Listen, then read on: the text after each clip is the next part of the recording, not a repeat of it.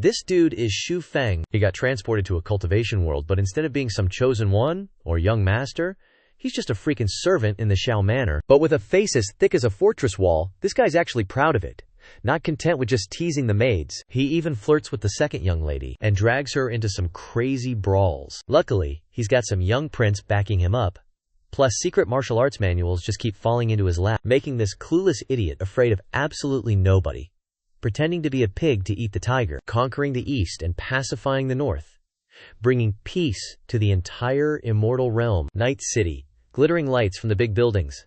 A young man named Xu Feng, face flushed, walking and muttering to himself. Could it be? I used up all my luck from the past 20 years back then. He remembered the moment he paled when he heard the doctor's announcement. Your condition isn't incurable. You just need to maintain a positive mental state. A bolt of lightning flashed across the sky, and Xu Feng immediately felt annoyed. Damn it, it's gonna rain. He quickened his pace on the quiet street. Suddenly, an old man sitting in the corner called out to him. Young man, it's gonna rain. Come here and take shelter. Xu Feng turned his head, surprised to see the old man wandering around outside, even though it was already dark, and kindly reminded him. You should go home too, the old man replied calmly. Wait a little longer. I used to sell stuff on the sidewalk until 2 a.m. It's not time to go home yet. Xu Feng approached him, muttering to himself. Spend a little money, so the old man can go home early. He looks so pitiful. Who wants to sit selling stuff on the sidewalk until night? He picked up a pair of flip-flops from the old man's stall and pulled out a bill, saying, I'll buy these. The old man looked at the denomination of the bill and said, Young man, this is such a big bill. I don't have any change. How about you pay me next time? Xu Feng smirked playfully. It's okay. I'll just take a few more pairs of flip-flops, then it'll be enough. In his heart, he thought, I'll stick a few brand labels on them when I get back, and those rotten friends of mine will definitely fight to buy them. The old man still hesitated and didn't want to accept. It's still way too much, he suddenly noticed, and an idea popped into his head. His gaze went towards a piece of stone lying in the corner. Got it. Xu Feng pointed at it and bargained. Old man, how about you sell me this stone? Then it will be exactly $100. The old man pushed up his glasses, examined it carefully, and said, But the thing is, this stone is from an abandoned old house. I just randomly picked it up. Without waiting for him to continue, he picked it up and left, turning back to say, Just like this then, you should hurry home early. The old man still held the bill, not knowing what to do. Young man, a lightning bolt struck, making the small building flash slightly. Xu Feng rubbed his eyes and looked closely again. A car was blocking the alleyway, and in front of it, there was a sign prohibiting cars from parking. He was a little tipsy. Damn infuriating stone, you play hide and seek in the neighborhood every day? Wait till I, your daddy, smash you to pieces in a bit so you don't blind me again? Xu Feng quietly stepped into the dark room, and a voice suddenly rose, startling him. You're home early today. Before his eyes was a pink-haired girl named Lin Ji, and he blurted out, You, then composed himself and pretended to threaten. It's so late, why are you running to my place? Aren't you afraid I'll do something to you? You, Lin Ji bristled outwardly and scolded. What nonsense. But she's blushing like a maiden. It's not like we have to get married, right? So what's up? She noticed the thing in his hand and asked curiously, What are you doing with that rock? Xu Feng dropped the flip-flops in his hand with a thud and pushed open the balcony door. Lin Ji was startled and tried to stop him. Are you crazy? It's about to pour. He stood in the rain, chasing her away. Hurry up and go, or else that Zhao Yilin will bring people to my place again, she said weakly. I don't want to go home today, Xu Feng replied calmly. Then suit yourself. He soaked in the rain, recalling his life. My parents are gone, and the Lin family has always taken care of me, but my body won't last much longer.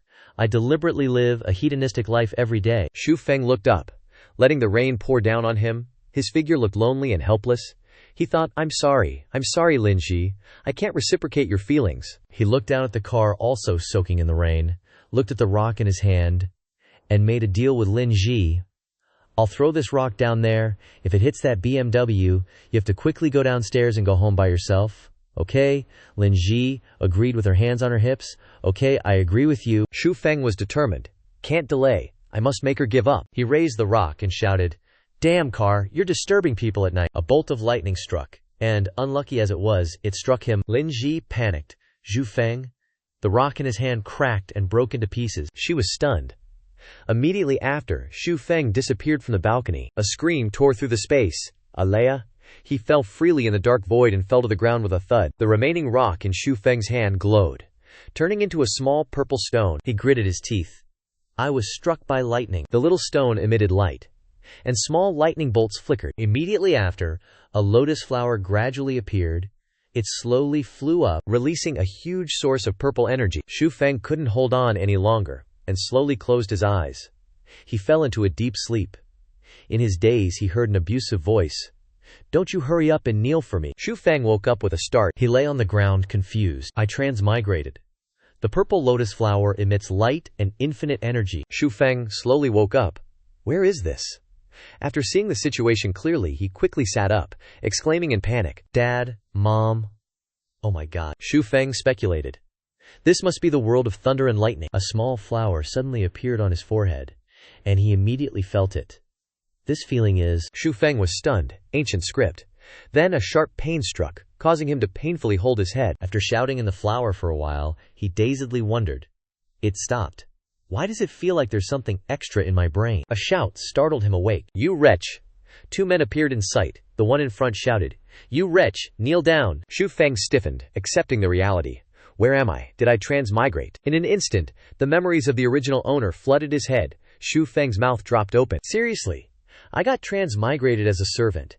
And get this, my soul just cringed remembering the OG body peeping on a girl undressing by the water, like some creepy stalker. Xu Feng's face paled as he muttered. Sneaking a peek at the maids is one thing, but the victim was a high-born young miss. He blushed, resting his chin in his hand, admiring her. I wouldn't be able to resist such a beauty either, see? This kid actually has good taste. A dude with a dark expression blocked the young lady, yelling, Where are you looking, you dog servant? Kneel down? Xu Feng frowned, thinking, this guy's definitely one of those young masters from the novels, just as annoying as those BMW drivers. After thinking, he grumbled, Why did I transmigrate? As a servant, I want to be a young master from a powerful family too. Xu Feng imagined himself being awesome, surrounded by girls falling all over him, living a carefree life. That's the life. He pushed himself up. Then, with his hands behind his head, he asked menacingly, Who are you calling a dog servant? That one sentence totally petrified everyone present. Xiao Lu, the Xiao family's young master, stood in a corner, speechless, thinking, This Xu Feng guy, I remember him being super timid. He always gets bullied in the manor and follows all the rules. Why does he suddenly have the guts to talk back to Liu Wei? The man, infuriated by Xu Feng's words, pointed at him and cursed. I'm talking about you, you dog servant. Kneel down for me. How dare a piece of trash like you talk back to me? Xu Feng was just as annoyed, retorting, Why would I be afraid of you? I grew up as a top-notch modern youth, the kind who takes pictures riding tigers. He started arguing unreasonably. You say I peeped at you, so what did I see? Do you young masters and ladies just like to bully people because you have numbers, disregarding our families? The young lady stammered shyly. These, Li Wei, shaking with anger, charged forward. What if I don't consider you people? Li Heishuan stopped him, saying, Li Wei, stop. Xu Feng, with a pale face, breathed a sigh of relief.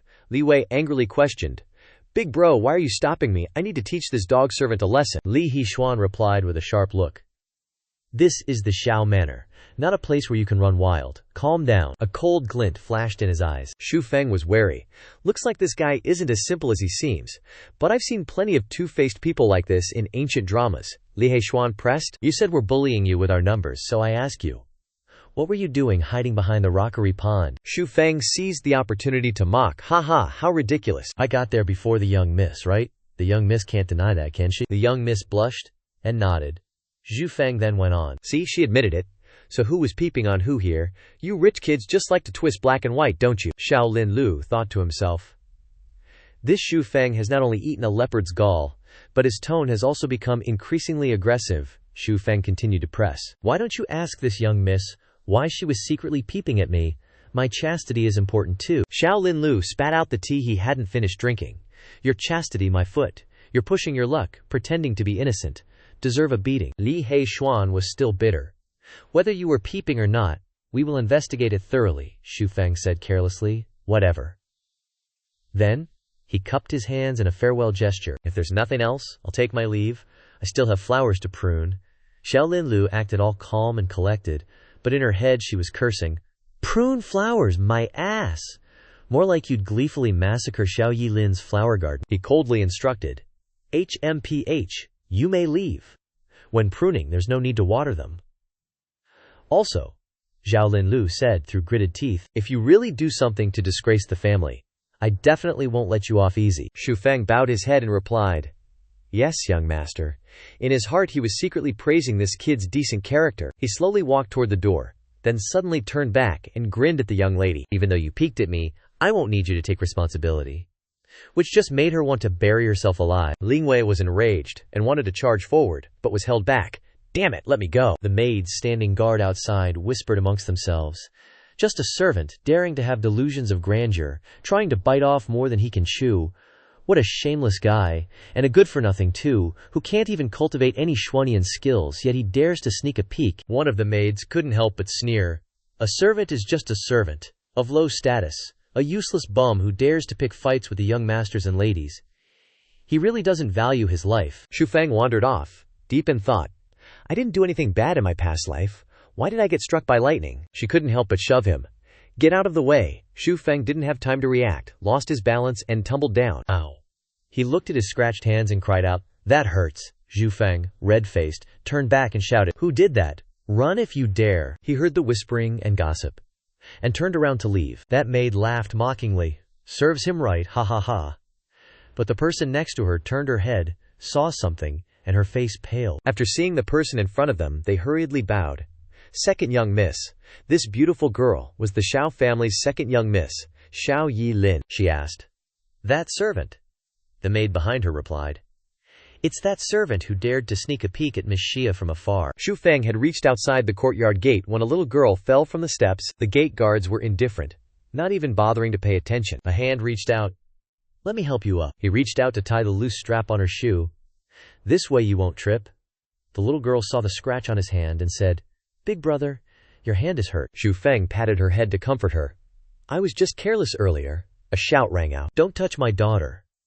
A woman walked over, picked up the little girl, and before leaving, didn't forget to mock. Stay away from him, be careful he doesn't lead you astray. He frowned unhappily and turned to leave. Forget it, it's hard to be a good person. Suddenly, a voice stopped him. Wait.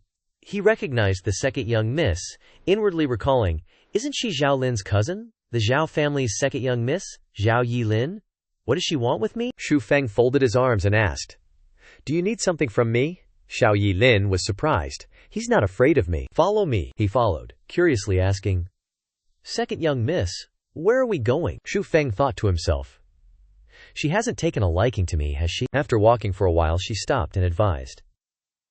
If you don't want to get beaten up by Li Heishuan, you should run away quickly. He was surprised and confused. Second young miss, what are you talking about? She suddenly exclaimed anxiously. I'm saying, if you want to live, then run away quickly. Xiao Yi Lin stood opposite him, urging, You're no match for Li Heishuan. This person looks gentle on the outside, but he's extremely ruthless. Xu Feng, arms crossed, calmly replied, Run. Is that really the only way? Her face remained expressionless as she said, There is, but it's impossible for you, unless you become a Xuan cultivator, and a damn strong one at that, so strong that Li Heishuan wouldn't dare to mess with you. He pondered, thinking, Xuan cultivator. I seem to remember the memories of this body's former owner mentioning it. Xuan cultivators are mortals who rely on cultivating Xuan techniques to escape mortality. A Xuan cultivator, through water immersion, fire refinement, medicinal herbs, lightning strikes, and so on, all to temper the body, making their physique stronger, and cultivating Xuan techniques. Xu Feng clenched his fist, his heart full of determination. Looks like becoming a Xuan cultivator is the only choice. He cupped his hands and bowed politely, saying, Thank you for the reminder, second miss. But I don't want to just run away like this. Xiao Yi Lin felt like her words were wasted on deaf ears, so she turned away in a huff and said, You deserve to die. Xu Feng stood there alone, scratching his head. How can I become a Xuan cultivator? He sat on the boat drifting on the water's surface. The light from the lantern made the space warm. Xu Feng recalled that Li Heishuan was a Xuan cultivator with considerable strength. I have to surpass him in a short time, he mused. The only way to surpass him is to temper myself. Only lightning tribulation, the power of the lightning pool, also known as the power of quasi-heavenly punishment, is an extremely powerful method, but it's not easy to cultivate. Xu Feng frowned in worry. How can I reach Li Heishuan's level? He lay down on the boat, looked up at the sky, and sighed. And with this body, I don't even have a shred of Xuan cultivation. Heaven is too cruel. A small, five-petaled purple flower appeared between his eyebrows, emitting a soft light. Feng felt something was different, and sat up, holding his head. Why does it feel a bit hot? Am I getting sick? The small flower shone brighter and brighter, and the petals broke away, fluttering in the air. He lay on the giant flower, looking at the scene before him in confusion, thinking to himself, what the hell is going on? The morning sunlight shone down on the rooftops. A servant saw Feng appear, and raised his voice. Boy, you finally decided to come back? I thought you ran away in the night. Then, he pointed at his face and scolded. What are you looking at? Hurry up and go clean the latrines for me. Feng smiled and asked. Are you talking to me? He flared up and increased his volume. Are you deaf? This is the manner. If you don't clean the latrines, who will? He calmly said. Second miss has a painting lesson today, so I have to go teach her. I don't have time to clean the latrines. The servants were thunderstruck. He darkened his face. You think I'm an idiot? Feng asked, with an innocent look. Oh, so you're not? The servant felt like beating him up, so he swung his fist, intending to teach him a lesson. You're asking for it, he thought to himself. This little brat dares to defy my orders. Good. I'll take this opportunity to teach him a lesson, and see who dares to look down on me in the future. Feng's eyes lit up. He was surprised. What's this? He focused on observing the servant's movements, then became confused. Why is the speed so slow? The servant froze in place, in disbelief. He dodged it. People around him began to gossip. Someone without Shuyan cultivation actually dodged an attack from a peak third-rank Shuyan cultivator, so that's all there is to a third rank. Hearing those words, the servant's face turned pale. The servant, blood rushing to his head, swung his fist again. Die! After dodging the attacks a few times, Feng speculated. Sure enough, the speed is very slow. Is it possible that all attack speeds look this slow in my eyes? Awesome. Not wanting to play cat and mouse anymore, he swung his hand and sent him flying backward. The servant collapsed onto the ground, coughing up blood. No, it can't be. The other servants started gossiping again. Heavens, someone who hasn't even entered the ranks defeating a peak third-rank expert? What a joke. Feng was a little stunned. Is this my current strength? He gently touched his forehead. That encounter in that space before was so lucky. At that time he was sitting on a lotus flower, surrounded by a series of ancient characters. Feng was dumbfounded. Why can't I understand these ancient texts? They seem very similar to the mark in my memory. Wait, this is a bamboo book appearing before his eyes. Dao Xuan Scripture, he recalled. Based on the memories of this body, the Dao Xuan Scripture is a sacred scripture and treasure of the Huaxia Taoist sect. Once this cultivation method is cultivated to a certain level, it can transform an ordinary person into a master. It is an extremely magical treasure, turning bad into good, rigidity into flexibility, uselessness into usefulness. Anything is possible. Feng held the bamboo book in his hand, and immediately felt confident. With this thing, I can become a Xuan cultivator. He eagerly opened it.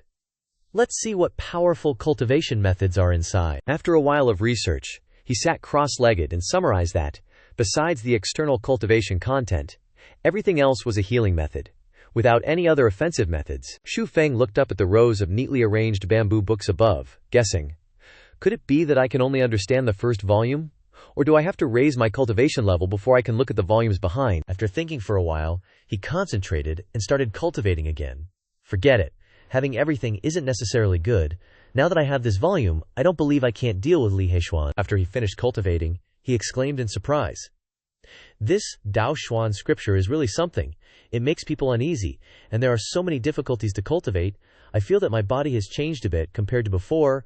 Let's try it out. A wave suddenly surged up. Feng struck the water's surface, causing 2 fish to be thrown up. He caught the droplets of water falling on him. Happily, its peak second rank. Now he stood in front of the servant, his face extremely serious. Now that I've become a Shuyan cultivator, I won't let others continue to bully me. The servant's face turned pale, and he asked in fear, You became a Shuyan cultivator when? Feng looked down at this eyesore, scaring him. So surprised, I just so happened to cultivate all night yesterday, and became a Xuan cultivator, just in time to use you to test my skills. He stepped 1 foot on the servant's chest, causing him to scream in horror like a pig being slaughtered. Aya! Feng glared. Serves you right. Then he stepped on his hand, asking, You said the toilet. Who exactly washes it? The servant caught on and hurriedly accepted the task.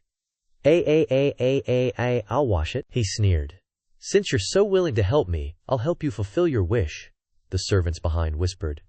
How shameless. They watched Feng walk away whistling, and then whispered to each other, How did this guy suddenly become so powerful, like he's become a completely different person? We shouldn't mess with him in the future. At the servant's residence, Feng pushed open the door and entered, feeling disgusted at the interior. Are you kidding me? He lamented. I've never lived in such a cramped place in my previous life. I didn't expect to live in such a terrible place in this life. Feng clenched his fist, determined to tell himself. It seems that I still need to upgrade my strength. Staying in a place that even my body can't stand, I'll get sick sooner or later. Also, he remembered Li Heishuan. This ticking time bomb has his sights set on the hardworking Feng, huh? He sat down again to cultivate. I must speed up to upgrade my strength. An enormous energy source surrounds his entire body. My current strength is peak 2nd rank. I must advance to 3rd rank. A purple beam of light continuously radiated boundless power. An hour later, Feng, basking in the afterglow, looked at his body and exclaimed with joy. I didn't expect to refine myself to the peak of the 3rd rank so quickly. Feng propped his chin, musing.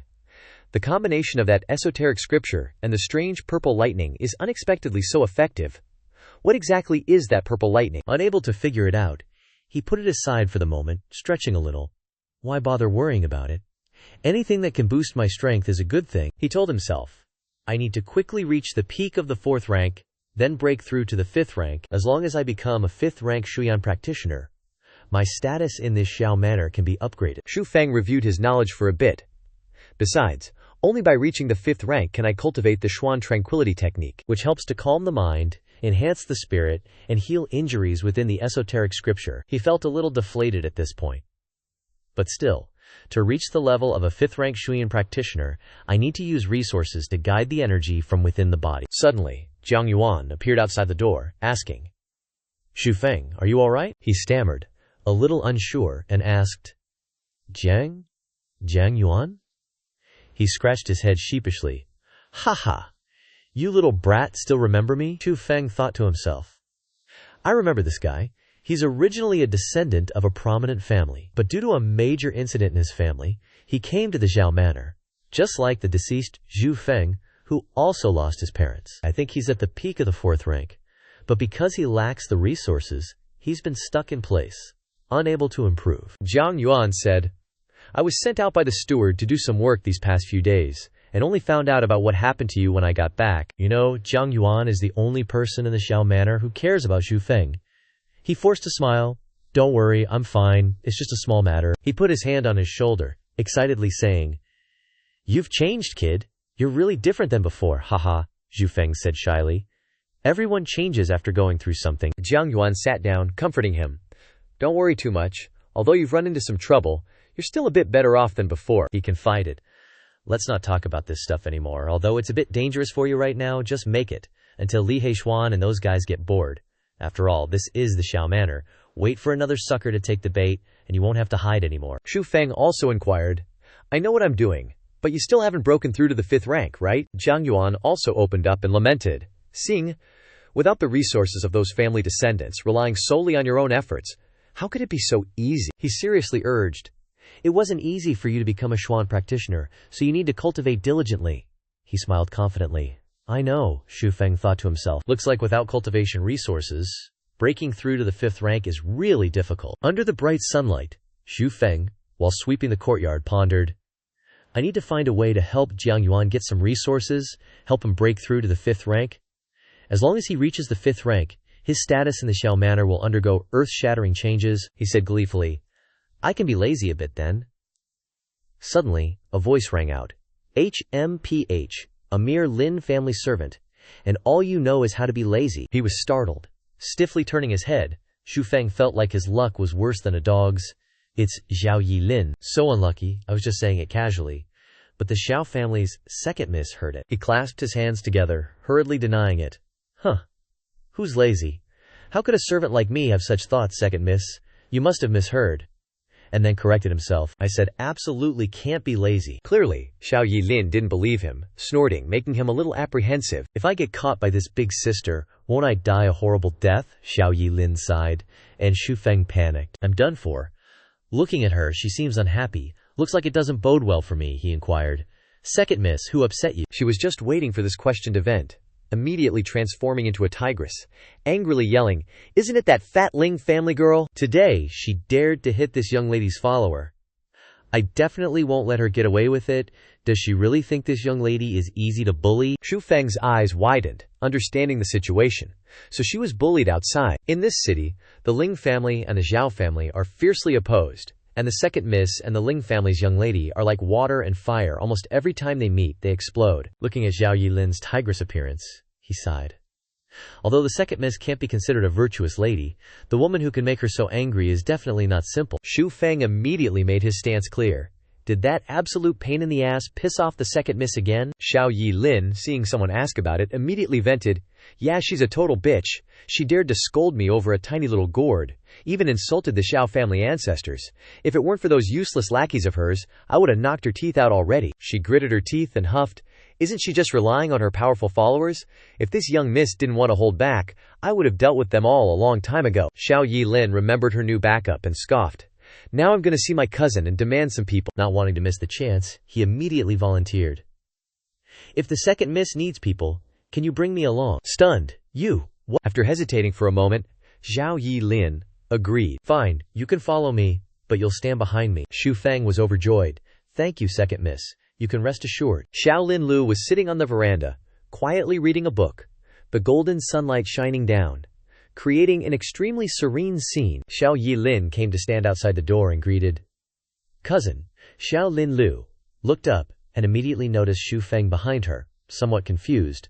Why is he with Yilin? She stepped forward, whining. Cousin, give me some 5th rank Zhuang cultivators. I want to teach that damn Linghua a lesson. He was surprised. What? 5th rank? After understanding the whole story, he immediately refused.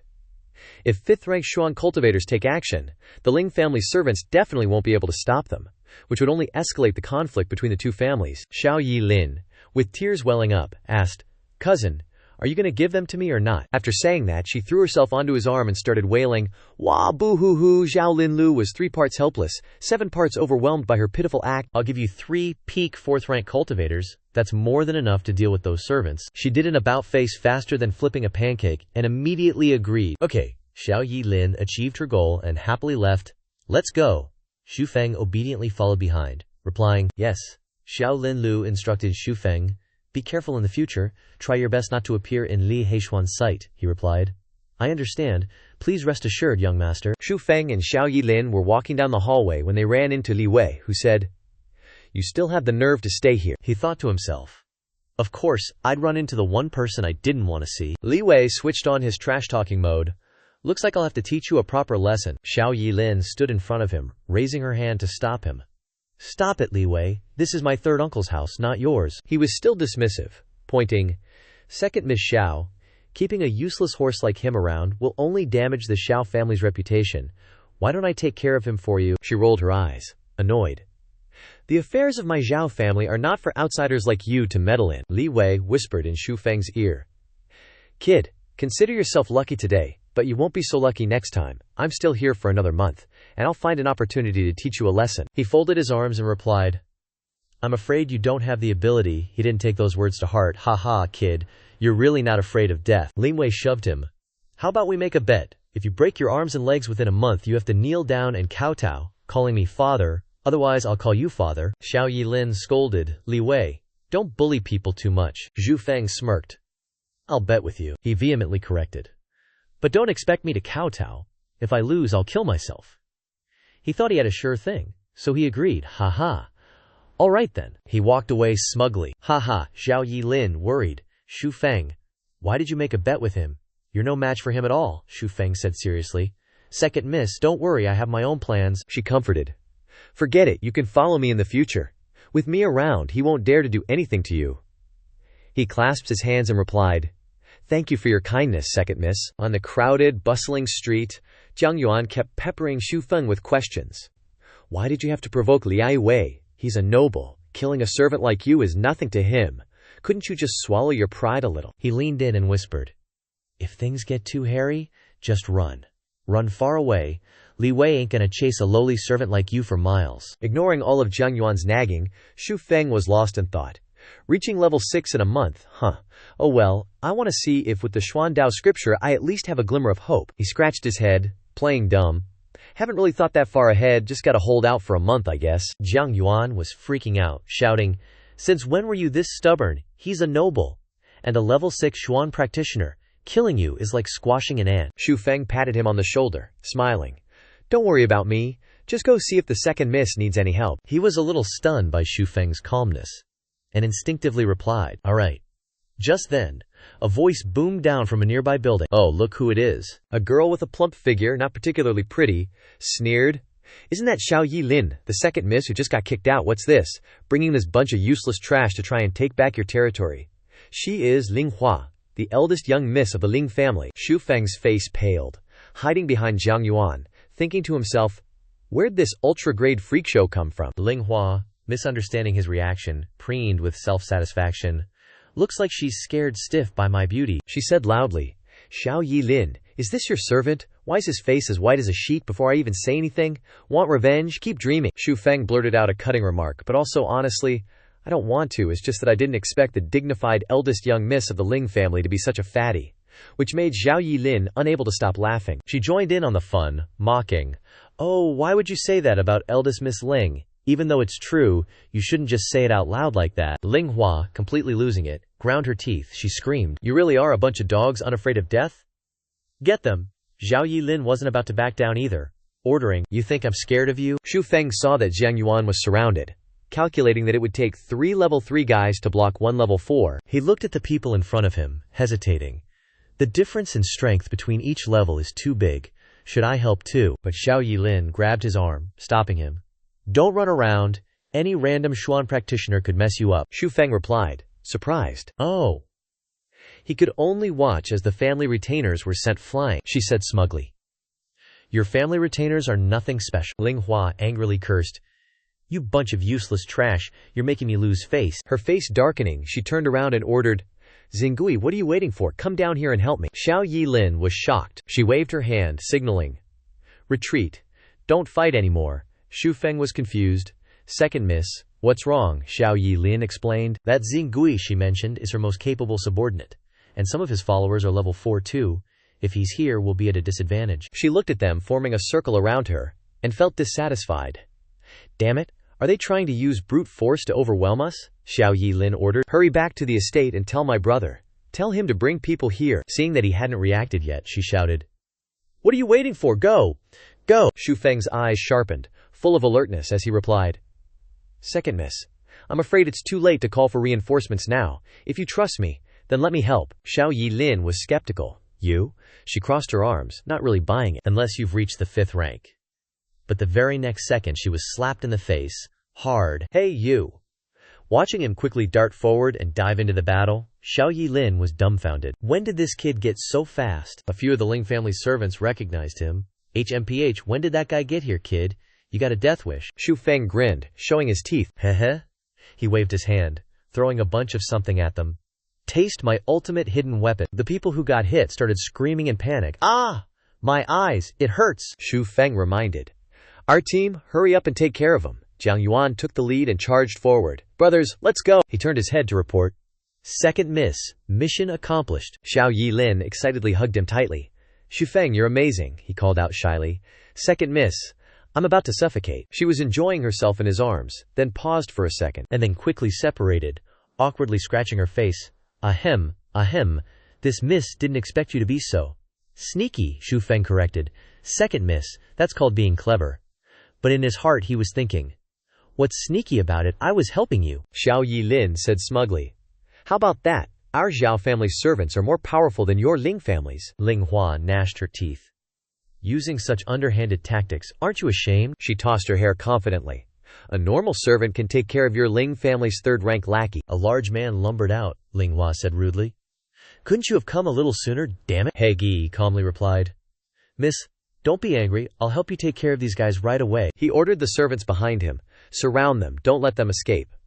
One of them respectfully replied. Yes, boss. They relied on their numbers to tightly surround Xu Feng's group. Xiao Yilin threatened. Hey Gui, you're getting bold, thinking you're hot stuff just because you're clinging to the Ling family? The Xiao family could crush you like a bug. Hey Guy's face darkened, and he said coldly. There's no helping it. Who told you to bully my master? Xu Feng suddenly burst out laughing. Ha ha ha. Ling Hua was annoyed. What are you laughing at? He pointed at him mockingly. I didn't expect the fatty's subordinate to also be a fatty. Xu Feng continued to mock. You better support your chubby master carefully. If you both fall and can't get up, that would be a disaster. If Linghua could still tolerate it, then the sky must be falling, she ordered. What are you waiting for? Hurry up and deal with them. He Gi mimics her teeth grinding. You want to die, he instructed. Sew up that kid's mouth. The servants, who were also itching to move, immediately obeyed. Yes, Jiang Yuan ran in front of him, protecting him. Let's see who dares to touch him. Xu Feng was touched. Jiang Yuan, you, Xiao Yilin also spoke up. He Gi, you try touching this miss, and I'll make sure you have nowhere to go in this town. He Gi replied sinisterly. You are the second miss of the Xiao family. Of course I wouldn't dare touch you. I'm just beating up your servants. He grinned wickedly. I'm sure Master Xiao won't mind, right? Beat them until they're crawling on the ground. The servants also rushed forward enthusiastically. Kill this bunch! Xu Feng looked at the chaotic battle in front of him and guessed. These guys are 4th-rank Xuan cultivators. Xiao Yilin was worried. Crap, we're screwed. They've got a few 4th-rank Shuyan practitioners and a whole lot of them. This is bad news for us. She shoves him, urging, Xu Feng, hurry and go find Zhao Lin Lu. Linghua is holding a grudge, immediately ordering, Hey Gui, take care of that little punk for me. He replies, got it. Hey Gui flies over, yelling, kid, today I'm gonna break your skinny little body. Xiao Yilin steps in front of him, shouting, you dare! He pales, calculated. Dealing with a few servants is one thing, but if I hurt the Zhao family's second miss, facing the wrath of 10th-rank Xuan practitioner Old Man Zhao, I'd be dead for sure. Damn it, He Gi. After thinking it over, even though he's furious, he has to hold back. After I deal with these other guys, you're next, Xu Feng. He snorts coldly, Jiang Yuan warns. Careful. A servant charges forward. Fatty, I've been putting up with you for too long. He's caught off guard, unable to stop it. Hey Gi, still pissed about before, seeing someone courting death. He's cold, his eyes sharp, gathers chi in his hand, and bam, lands a punch, sending the servant flying several meters, screaming, Ahag. He laughs arrogantly. 5th-rank Xuan practitioner, I broke through to 5th rank a few days ago. The fatty He Gi, with a face full of arrogance, opens his mouth and haughtily challenges, if you're so tough, all 4 of you come at me at once. The 4 of Jiang Yuan's side silently came to a mutual understanding. With each other, they were planning to join forces to fight He Gui. Without saying much more, all 4 people charged forward, some using brooms, some just rushed in. The entire space was filled with the sound of fighting. None of the 4 were able to fight the fatty, and he beat them all to the ground. He said haughtily to the remaining people, servants of the Xiao family can't even take a single blow. He Gui continued forward and reached Xu Feng. He rubbed his hands, prepared to beat him up. Fatty Linghua also blocked Xiao Yilin, letting her struggle to prevent her from coming. Do you dare, Linghua? What are you blocking me for with your fat head? Linghua was blocking Xiao Yilin, but still did not forget to call out to He Gui, hurry and make your move. I've blocked Xiao Yilin. Hurry and break the legs of that punk for me. He Gi glared at the young man in front of him and contemptuously said, Kid, let's see who will come to save you this time. Xu Feng could also feel the terrifying power of this guy, the power that a 5th-rank Xuan practitioner has, who can take down 3 4th-rank Xuan practitioners at the same time. He Gui, with an evil look in his eyes, rushes toward Xu Feng and plans to give him a punch. Kid, watch how I break your legs in one move. Xiao Yilin, on the other side, was struggling to find a way to escape from the fatty Linghua. She wanted to stop He Gui, but the fatty Linghua did not want to let her go. But Xu Feng was very calm. Because the speed was so slow, he couldn't help but wonder, is this the speed of a 5th-rank Xuan practitioner? Xu Feng thought to himself, why is it so slow like it's slow motion? That's why he dodged the punch of the fatty. This also made him dumbfounded and stunned. Instead of punching the person, He Gui lost his balance, and his punch directly shattered the railing. Xiao Yilin was also very shocked that Xu Feng was able to dodge a punch from a 5th-rank Xuan practitioner, while the fatty He Gi was also stunned. Not knowing what had happened, He Gi's expression changed, but he still arrogantly said, you little punk are quite nimble. Xu Feng also admitted it, and he also didn't forget to mock him, making him furious. I'm originally very nimble, especially compared to a fatty like you who can only fall down and can't stand up. The fatty was so angry that he jumped up and punched again, after being humiliated by Xu Feng. But this time Xu Feng dodged again. He Gi lost his balance again and punched down on the arena floor, causing it to shatter. The fatty Linghua was so angry that she fanned herself, while Xiao Yilin looked surprised. Avoiding it once is luck, but avoiding it twice in a row is not simply luck anymore. The fatty shouted angrily at He Gui, you, as a 5th-rank Xuan practitioner, are using so much effort just to deal with a punk. He Gui was fuming. That damn brat is making me lose face again. He roared, ripped his shirt open and yelled, "You've got it coming, kid!" Xiao Yilin was worried sick for Xu Feng. That's some serious power. If this keeps up, Xu Feng's gonna be in trouble. He Gui charged, yelling in Xu Feng's face.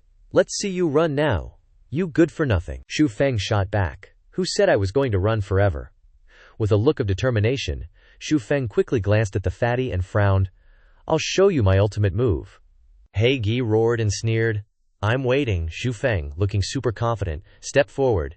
"Taste my hidden weapon." And with that, he tossed a handful right into He Gui's eyes, catching him totally off guard. The powder got in his eyes, and the fatty wailed like a baby. "My eyes, it hurts, it hurts." Seeing this, Ling Hua went ballistic and cursed, "You useless piece of crap." Xiao Yilin, witnessing the whole thing, was beyond grateful and couldn't help but hug Xu Feng tightly, ignoring Ling Hua's grinding teeth. "Xu Feng, you're amazing." Xiao Yilin seized the opportunity and told Xu Feng. "Finish off the fatty," Xu Feng agreed. "At your service, milady." Xu Feng watched the fatty flailing around and couldn't help but grin. He Gui, after being played dirty, was pissed and shouted, "You're asking for it." Suddenly, Xu Feng, holding a brick, jumped behind He Gui, confidently showing off his new move. "There's always someone better. Someone with more tricks. Behold my invincible brick." Fatty, even though his eyes were useless, he could still hear the sound behind him. He yelled, "You wanna die?" He swung a punch, but Xu Feng quickly dodged it. Xu Feng held the brick, aiming perfectly, with precision. The brick landed right on the fatty's head, and he face-planted. He Gui's lackeys were about to charge, but Xu Feng raised his hand to stop them. He ordered authoritatively, "Stop right there." As he spoke, Xu Feng raised his foot, threatening to stomp on He Gui's head. "If you guys take one more step, I'm stomping down. Who knows if he'll survive?" One of them had to stop them. "Hey, don't be rash, everyone. Fall back." At this moment, Xiao Yilin proudly hugged Xu Feng, looking overjoyed, and exclaimed, "Xu Feng is too awesome. How did you become a Xuan cultivator in just a few days?" Xu Feng was a little embarrassed by the hug, and he reminded her, "Milady, everyone's watching," including Ling Hua, who was fuming. Xiao Yilin immediately became very proper and said to Ling Hua, "What do you think? My family's awesome, right?" Still not satisfied, she went over to the fatty, stomped on him, and yelled, "That'll teach you to bully my family's servant, you son of a bitch." The Jiang Yuan crew helped each other up. Jiang Yuan looked at Xu Feng with a strange look, wondering, is this really the weak Xu Feng who was always bullied?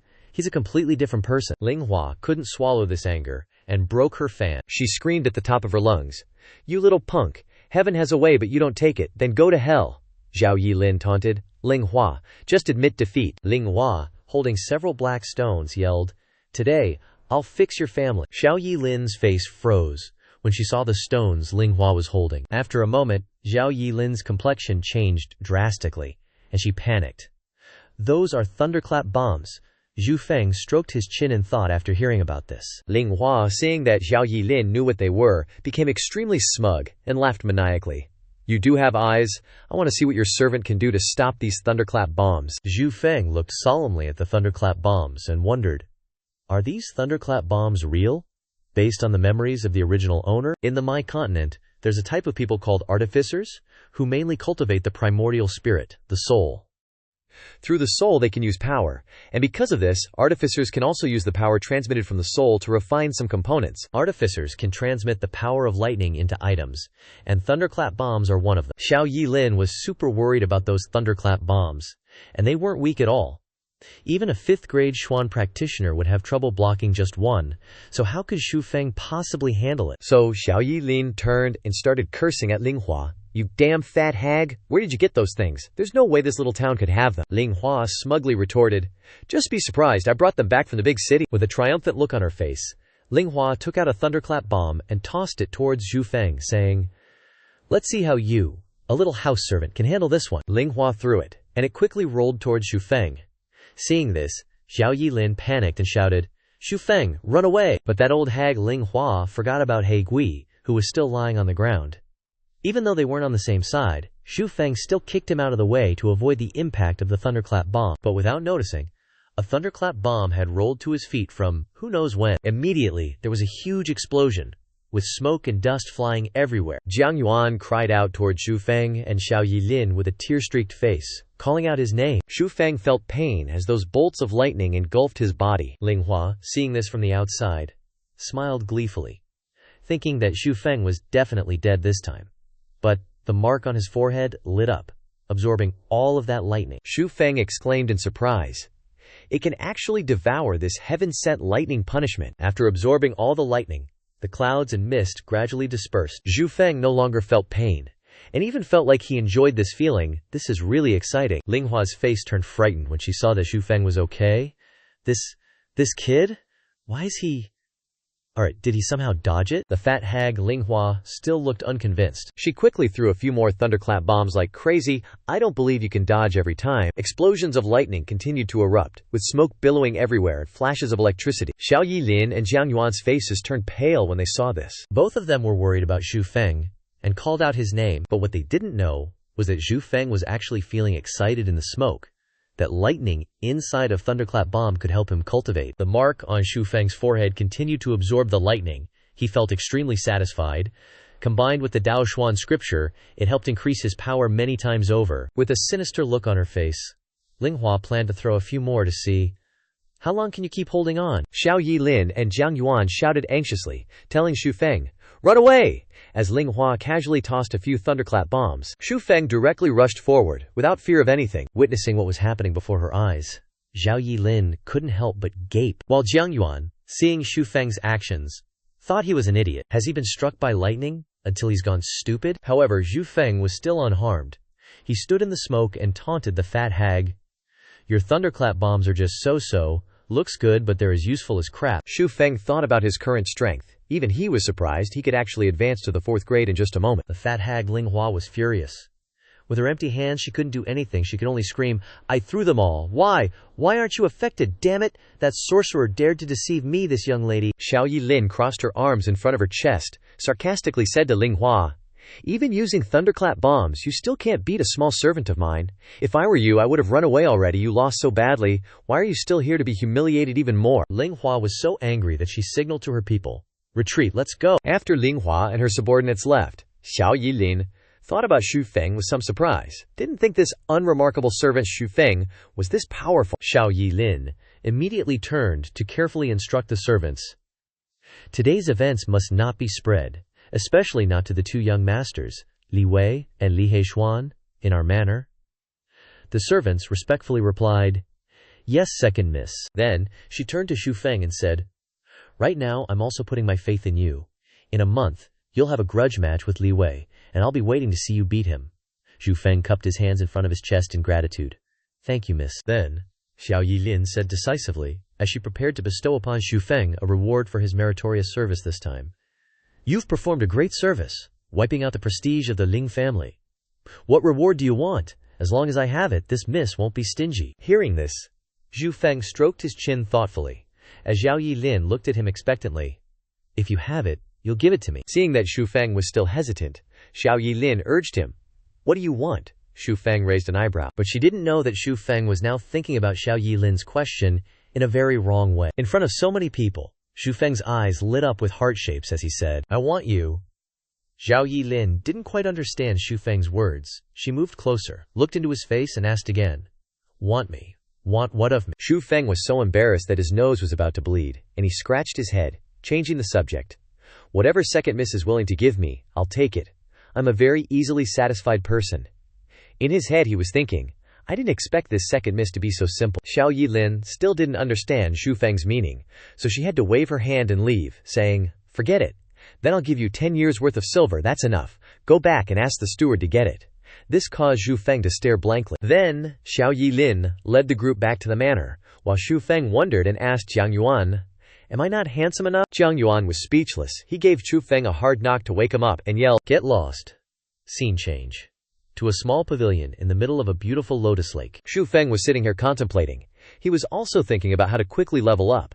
Although he had luckily defeated Black Ghoul, he still had to think of a way to quickly enter the 5th rank. At this moment, a man in black was walking towards Xu Feng. Xu Feng happily greeted him. The man was 3rd steward. The man in front of Xu Feng was named Liu Kei. He was the 3rd steward of the Xiao Manor, and a 5th rank Xuan practitioner. He sternly asked Xu Feng, "You're Xu Feng, the one the second miss wants to reward with 10 years worth of silver?" Xu Feng confirmed that it was him. "That's right. I wonder if 3rd steward has any instructions." But 3rd steward replied to Xu Feng with an unfriendly and unhappy look. "HMPH, I really don't know what the miss sees in you. A servant who sneaks peeks at women bathing like you should be beaten to death. Feng didn't pay any attention to what third steward said. He just held out his hand, indicating the amount of money he was rewarded with. This little matter doesn't need the steward to worry about. Surely the steward is here to bring me the silver. At this time, third steward changed his expression and said to Feng, "You can be valued by the second miss. You must have some skill. I, as the third steward, also have the duty to inspect the cultivation of the servants. You should show me what you've got." Feng became serious, as if he understood everything. His eyes became dangerous, and he replied, "It's not because Li Wei ordered you to come, is it?" Feng said mockingly to the steward Liu Qi, "Being from the Zhao family but dealing with people from the Zhao family for someone else. If this gets to the ears of the second miss and the young master, I wonder how you'll be dealt with." As if struck where it hurt, Liu Qi shouted loudly, as if to clarify that he was innocent. "Don't talk nonsense. I'm the third steward. Can't I discipline a servant? If I don't punish you today, you'll get out of hand and won't respect the young master and miss anymore." Feng also replied to him with a contemptuous expression and said, "Of course I don't have the miss and young master in my eyes." This answer made third steward cough up blood, but he couldn't do anything about it. Then he praised the young master to the ninth heaven. "But the young master and miss are placed in my heart for reverence. They are the light of the party in my heart, the guiding light, the high mountain to look up to." Liu Ke was very angry when he heard Feng's series of words. He shouted and swung his fist, wanting to fight Feng. "Take this, kid!" Seeing the way he was wielding his martial arts towards him, Feng dodged, but in his heart he thought, "He wants to break my hand. He must have been instructed by Li Wei." Liu Ke missed, but pretended to be embarrassed. He said loudly to Feng, "Not bad, you can actually dodge a punch from this steward. You have some skill." Feng thought to himself with a serious expression. He secretly speculated about what third steward was thinking. It seems that Li Wei must have asked him to deal with me, probably gave him a lot of benefits. Otherwise, how could he dare to risk being punished by Zhao Lin? Liu Ke punched again, but this time Feng dodged again. He punched again towards Feng, who jumped up to avoid it. But he didn't expect that Feng could dodge 3 times in a row. This made Liu Qi a little scared. "You could avoid 3 punches from me in a row. It seems you have some strength. At first, when someone rumored that you became a Xuan practitioner, I didn't believe it. Now it seems that you pretended to be weak, to deceive a lot of people before." He changed his tone and said with a sinister voice, "Kid, taste the Xiao family's fist technique that old master Lin taught me." Then he prepared to make his next move. Feng looked at Liu Kang and thought to himself, "The Xiao family's fist technique can't be dodged anymore. I have to go all out." Old Liu threw a punch straight at Feng. Feng, not one to back down, returned the punch right back at him. The 2 fists collided, causing a massive explosion. Feng went flying out of the lotus pond, while that Liu Kega guy was pushed back quite a distance. Liu Ken's expression turned a bit more wary. He actually made him take a step back. Looks like he underestimated this kid. Feng, who blocked the attack barehanded, felt a bit of pain in his hand. He kept shaking it to ease the discomfort. "Almost got my hand crippled by this old geezer. Just one level of difference, but the gap is this huge." That Liu Qi dude didn't give up and charged forward to attack Feng again, but Feng casually dodged another one. Liu Kei's punches were so powerful that they caused the water to surge up in fierce waves, and he planned to take this opportunity to fight Feng in mid-air. Their punches collided again, creating a loud boom in the sky. After exchanging blows with Liu Qi directly, Feng flew even higher. He landed on a nearby rooftop, sitting down to strategize on how to fight the guy. His hand was already swollen and red, so Feng knew he had to conserve his strength. His current power level wasn't enough to fight him. Liu Ke looked up at Feng, standing arrogantly and taunting him. "This manager will teach you what it means to be an obedient servant." Hearing that, Feng scoffed and looked at him smugly. "Manager Liu, take a look behind you." Liu Ke turned around as Feng said, and his expression immediately turned shocked, because behind him were none other than Zhao Lin Lu and Zhao Yi Lin. He seemed panicked inside, but he tried to appear calm and said to Feng, "Consider yourself lucky today. But can you escape today and escape tomorrow?" Feng jumped down from the roof and called out Liu Ke's name. He said to him with a confident and brave voice, "If you have the guts, wait for me for half a month. Half a month after my injury heals, we'll have a duel. That way, even if you kill me, the young master and young miss won't blame you." Liu Ke looked at Feng with a puzzled expression. He probably thought he was crazy to challenge him like that. Zhao Lin Lu came over from behind and asked, confused, "What are you two doing?" Liu Ke respectfully clasped his hands before the young master and young miss, using the opportunity to fabricate a story. Young master, as a manager I have the responsibility to check on the servant's cultivation. I heard Xu Feng has become a Xuan practitioner, and I was so happy that I wanted to spar with him. Liu Ke turned to Xu Feng, saying as if he was putting all the blame on him. But I got a little carried away and made Xu Feng angry at me, so he requested a duel with me in a month. I had no choice but to accept Xu Feng's challenge. Hearing this, Xu Feng thought he was such a two-faced bastard. Xiaolin Lu seemed unconvinced and asked Xu Feng if everything was true. Xu Feng didn't argue with Liu Ke and confirmed it. What Manager Liu said is correct. Please come to judge the matter when the time comes, young master. Xiaolin Lu was quite surprised with Xu Feng and told him about third manager's level. He's a 5th grade Xuan practitioner. Have you thought this through? Xu Feng replied firmly. Thank you, young master. I've made my decision. Xiao Yilin, hearing this, yelled, pointing at Xu Feng and scolding, What are you being stupid about again? Xu Feng simply clasped his hands and replied calmly, Young miss, there are servants in the Xiao family working for others. If I don't cooperate with him, it would be disrespectful. Hearing what Xu Feng said, Xiao Yilin seemed to realize that he was hinting at Liu Ke being a traitor, listening to outsiders. She thought to herself, what? Could it be that someone ordered third manager to deal with Xu Feng? Xiao Lulin didn't seem to care too much. He just turned around and urged his sister, Let's go back, Yilin, let's just ignore it if they've already decided. 3 days had passed. At that time, Xu Feng was wandering in the forest, thinking about how to increase his level to the 5th grade. It's been 3 days, and there's no way to reach the 5th grade. The only way is to go behind the mountain to hunt beasts, and see if he can use external pressure to force out the internal potential. Maybe he will learn how to grasp his power. A wild boar was just killed by Xu Feng, but he was still not satisfied because the way he used to train was too simple. It seems that daggers are not helpful in cultivation. Only by fighting with beasts can potential be forced out. Looking behind a tree, Xu Feng saw a prey that was a bear. This made him become interested. Xu Feng rushed up. You want to fist fight that bear? Seriously, you're unbelievable, you little hellion. The bear roared furiously, its eyes turning bloodshot. One punch from that beast, and Xu Feng went flying sky high. Then Xu Feng bounced backward. Lucky for him, a rock stopped his fall. Even though he got smacked, Xu Feng was actually stoked. Man, this feels awesome. The bear, having whacked its enemy, was all smug, licking its paw like it had just won a medal. But Xu Feng is one persistent dude. When the bear was about to leave, he chased after it to taunt it some more. Get back here, you mangy mutt. This time, just like before, Xu Feng got launched 100 meters into the air. An hour passed.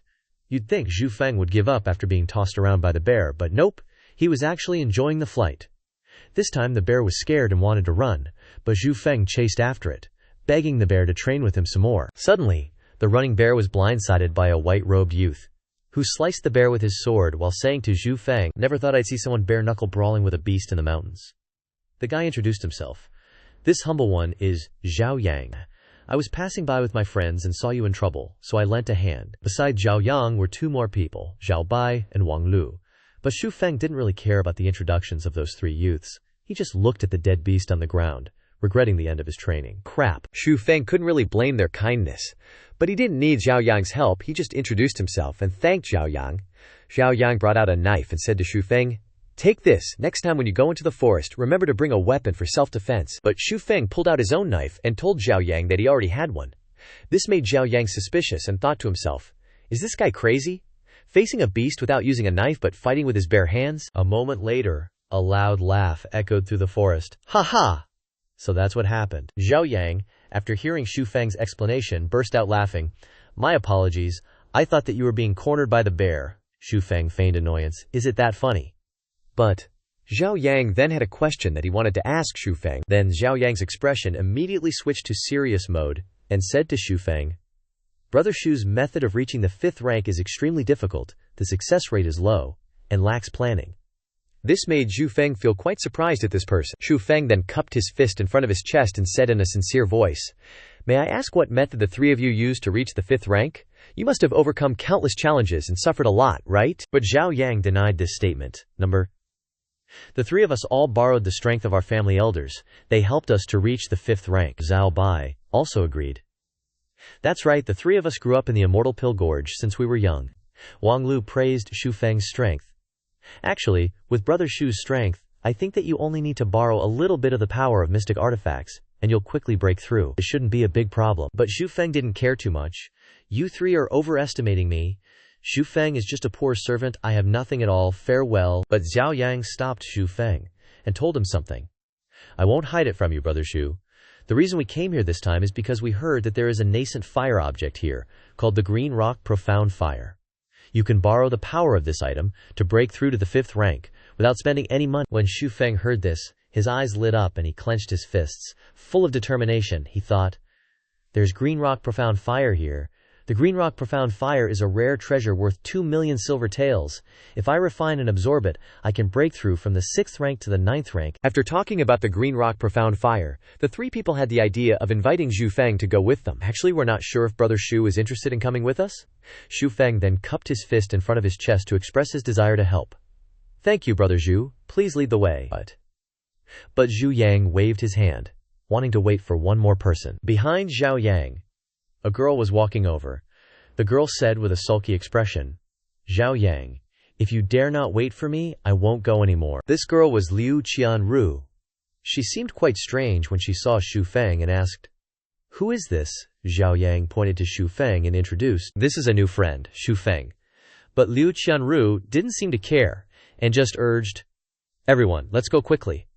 This made Xu Feng clearly feel that he was being ignored. When Liu Qianru saw Xu Feng staring at her as if she was very strange, she angrily turned around and scolded him.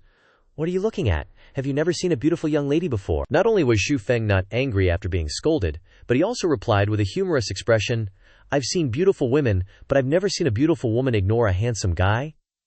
His words made the other three have 3 dots appear above their heads. Liu Qianru crossed her arms and questioned, "Where's the handsome guy? You're not talking about yourself, are you?" Then she burst out laughing, thinking that Xu Feng was a funny person. "Zhu Yang, this new friend of yours is quite the comedian."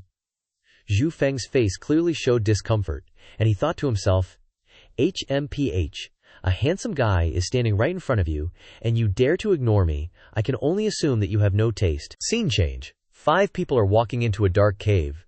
Zhu Yang pointed forward. "That's the cave." Then he instructed Xu Feng, "Brother Xu, the cave is up ahead. Remember to be careful after you enter. Perhaps we won't be able to care for you." After saying that, they immediately took off, and Xu Feng didn't even have time to stop them. "Wait, there's a swamp ahead. Don't go over there." Zhu Yang didn't seem to believe Xu Feng's words. Brother Xu is really joking. How can there be a swamp in such deep mountains?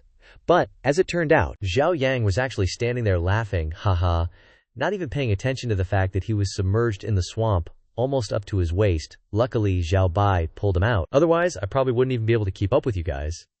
Liu Qianru was also pretty surprised that Xu Feng knew there was a swamp ahead. Xu Feng picked up a blade of grass nearby and explained patiently, "The grass growing here looks different from the regular grass we see on the mountain. It's all water grass. This is probably a small swamp formed by water flowing down from the mountain ponds and lakes." As he spoke, Xu Feng glanced up at Liu Qianru, noticing she was paying attention to him. He secretly rejoiced. "Finally, she's looking at me." Zhao Yang looked annoyed and complained about the difficulties ahead. "Damn it, I didn't expect it to be a swamp. It's so far it'll be tough to cross. Looks like we're gonna have to spend a few hundred silvers to get across." At that moment, an idea popped into Xu Feng's head. He said to everyone, "I have a way to cross, but I don't know if you guys dare to try it." Zhu Yang was surprised and asked, "How is that possible? You can't get through this without spending money." Xu Feng didn't immediately answer Zhao Yang's question. Instead, he asked, "Hey, Zhao bro, can I borrow your sword for a sec?" Sure, Xu Feng took the borrowed sword and immediately found some logs nearby and started chopping them up. As he chopped the wood, Xu Feng kept praising, "This sword is so good, it's definitely top-notch stuff." Little did he know that Zhu Yang's heart was breaking as he watched his precious sword being abused like that. Since it wasn't his stuff, he didn't feel the pain at all, using his golden silk soft sword as a wood-chopping knife. After chopping the wood into small planks, Xu Feng returned the sword to Zhao Yang, who hugged it and cried in mourning. Causing Wang Lu to comfort him, Zhao Bai looked at the wooden planks and suspiciously asked Xu Feng, "What's this for? You don't plan on crossing with these, do you?" To prove his point, Xu Feng used rope to tie a plank to his foot. "I'll show you guys how it's done. Later you guys can follow my lead and cross over." Before leaving, Xu Feng politely invited Liu Qianru to join him. But she looked down on his idea and challenged him, "Cross over first, then we'll talk." Once he was sure he was steady on the plank, Xu Feng even grabbed a stick to use as a pole and said, "All right, everyone watch carefully." Then Xu Feng took off like a shot. "YOLO, here I come." Xu Feng pulled further and further away, his back getting further and further away. in Xu Feng's way, until finally all 5 of them made it into the cave. Wang Lu, while walking, affirmed confidently, "There's 6 yang profound fire in this cave, trust me. There's definitely 6 yang profound fire here.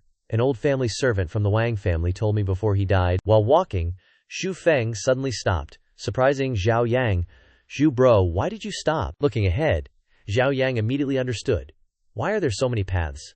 Which one do we take now? Xu Feng thought for a moment, then pointed to a path and said, "Let's go this way."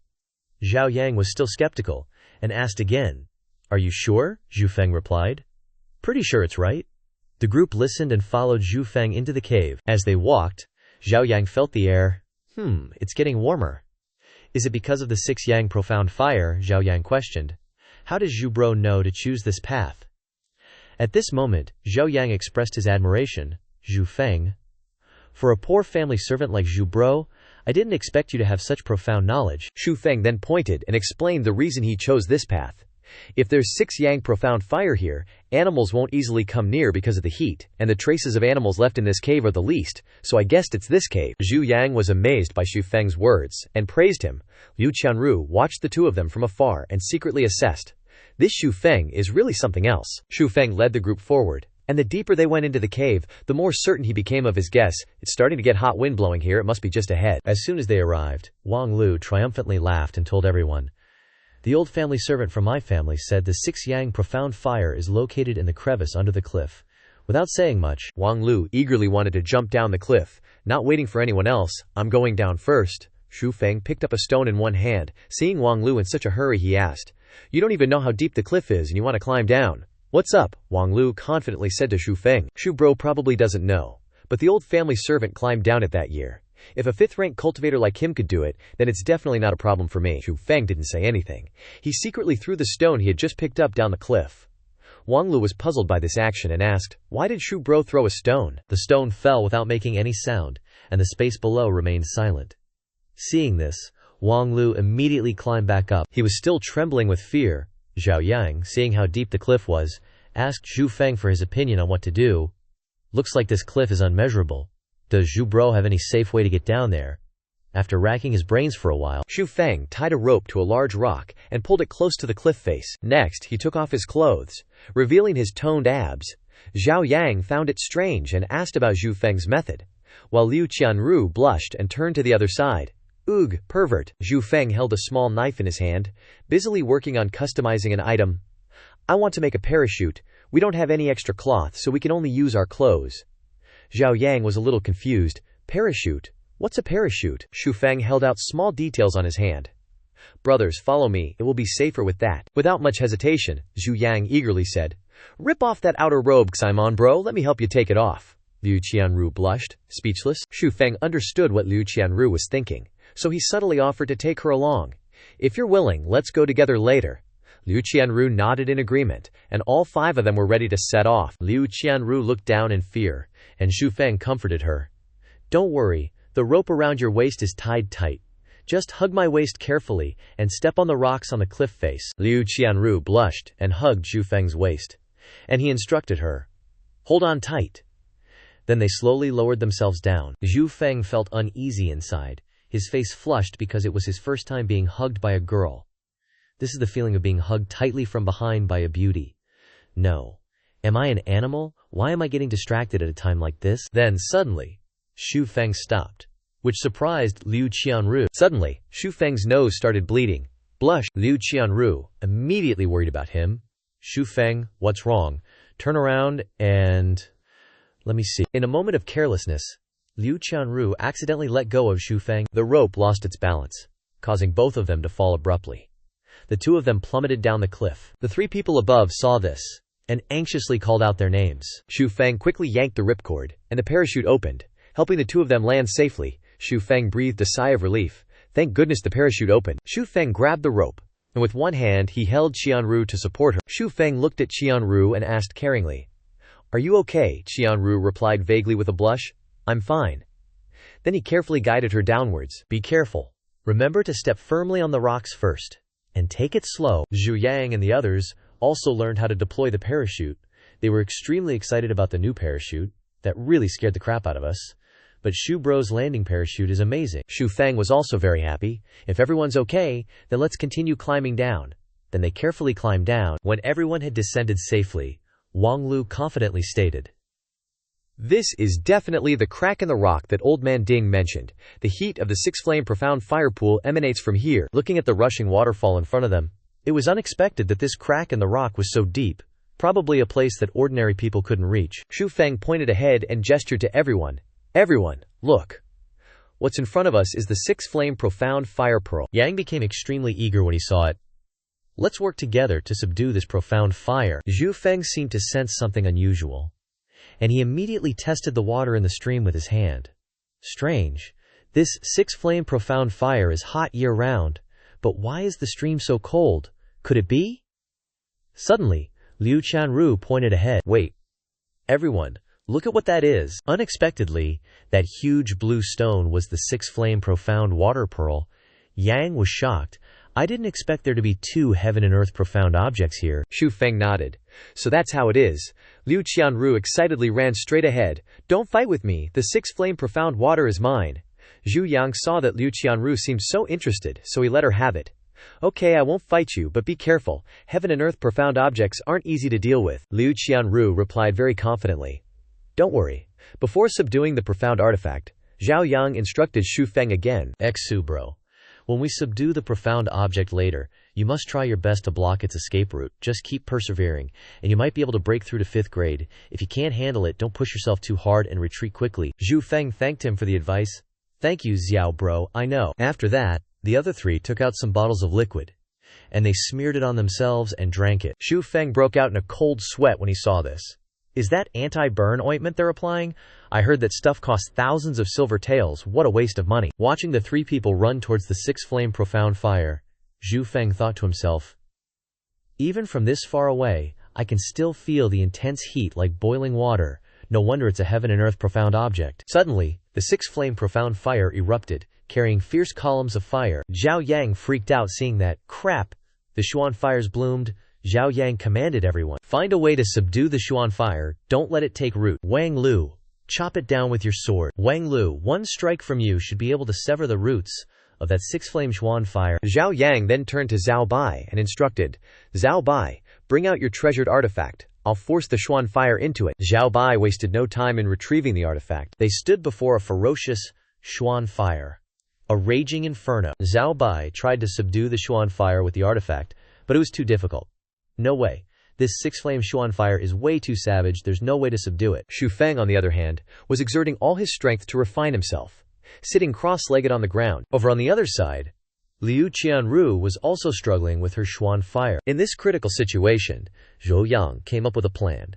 "Liu Qianru, lure the Xuan water over here so the water can neutralize the fire, otherwise we won't be able to subdue these two Xuan objects." Liu Qianru tricked them into bumping into each other, using her skills to guide the two Xuan items. The six-flame Xuan fire and six-flame Xuan water lunged at each other to neutralize. Shu Feng, shirtless and dripping with sweat, was still happy, because he was about to reach his goal. "Great, just guide this power and control it for a few more minutes, and I can advance to the 5th rank." Liu Qianru and Zhao Yang worked together to collect the six-flame Xuan fire and six-flame Xuan water into their treasured artifacts. Zhao Yang shouted loudly, "This is the moment!"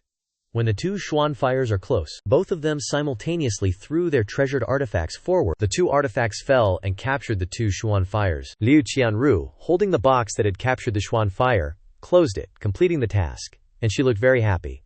Finally, it's done. But Liu Qianru accidentally left a small gap, which gave the six-flame Xuan water a chance to escape and attack her. Zhao Bai, who was next to Shu Feng, saw the danger and shouted, "Qianru, be careful!" But it was too late. The six-flame Xuan water had already escaped.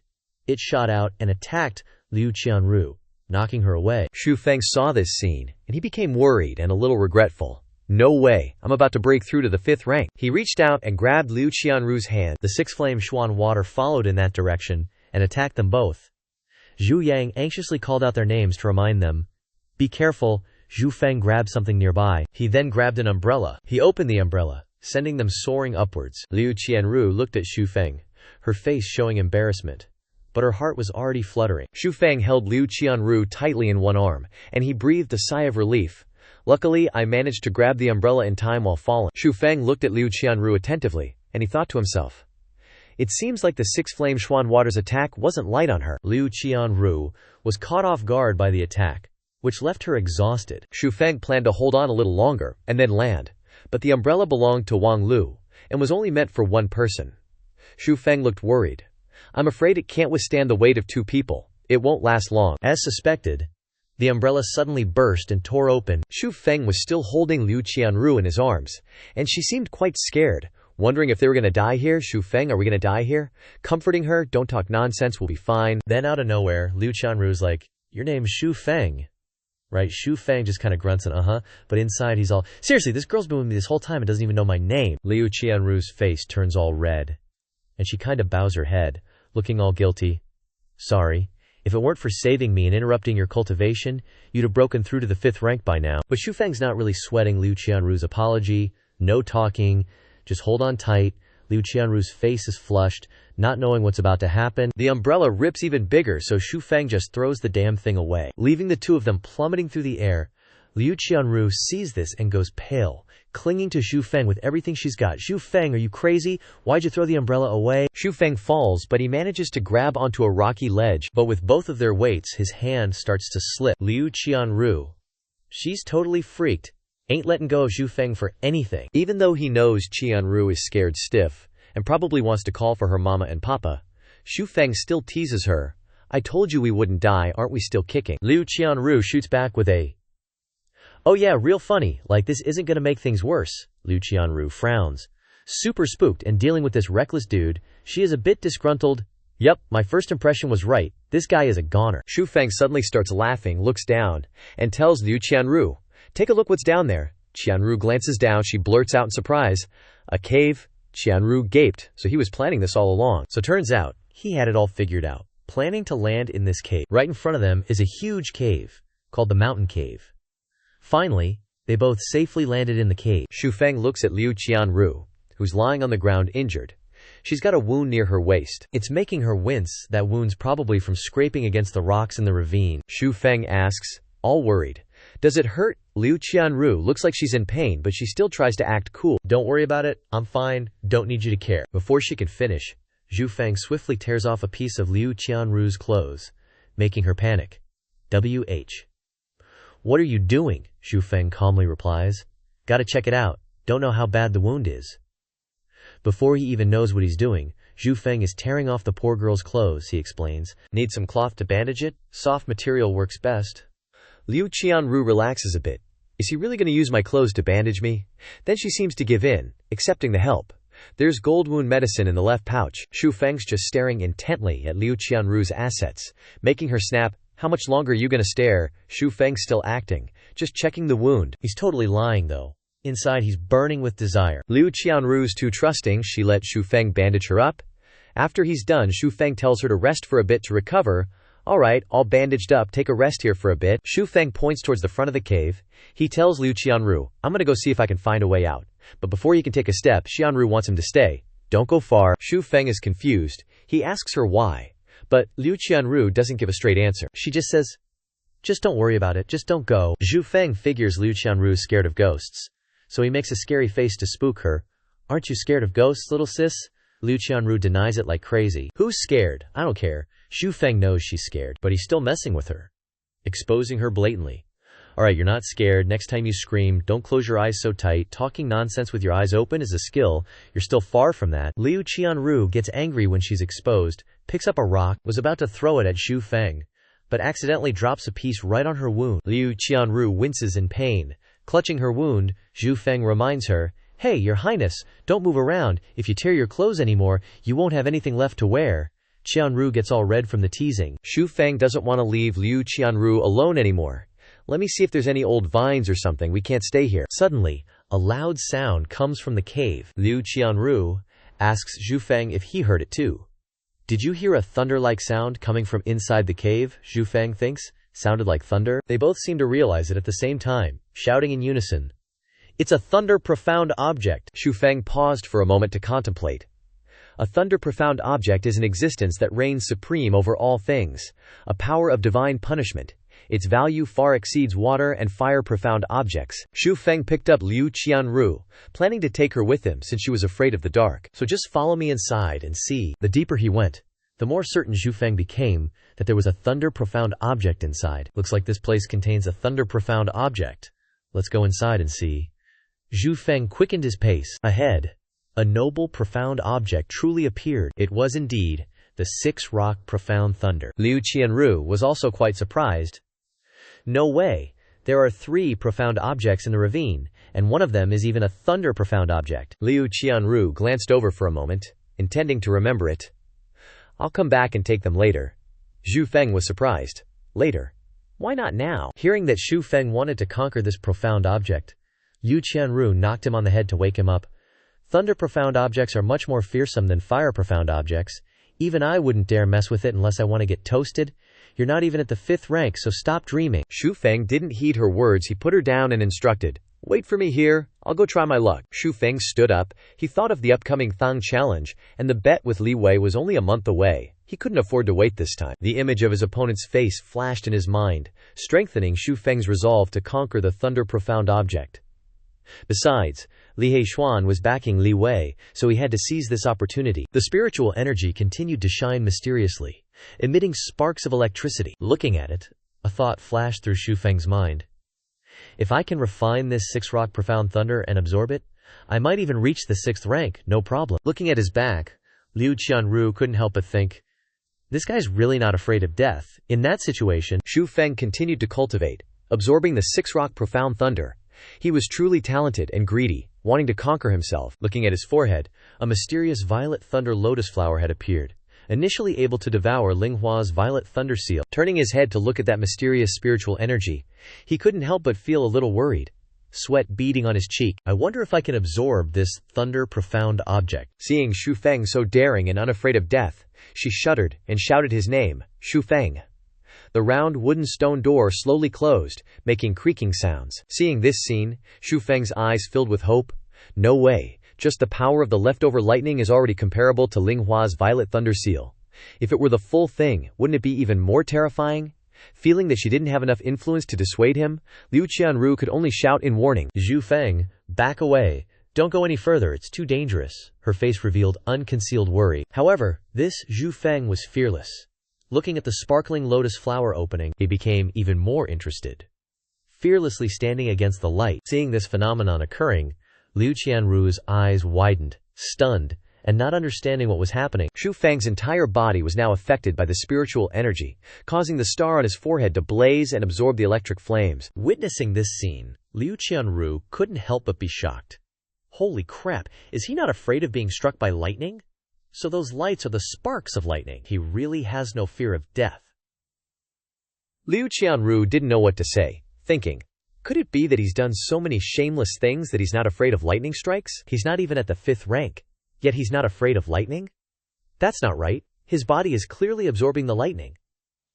She was truly amazed by Xu Feng's courage. She didn't think that a person like him could withstand the devastating power of lightning.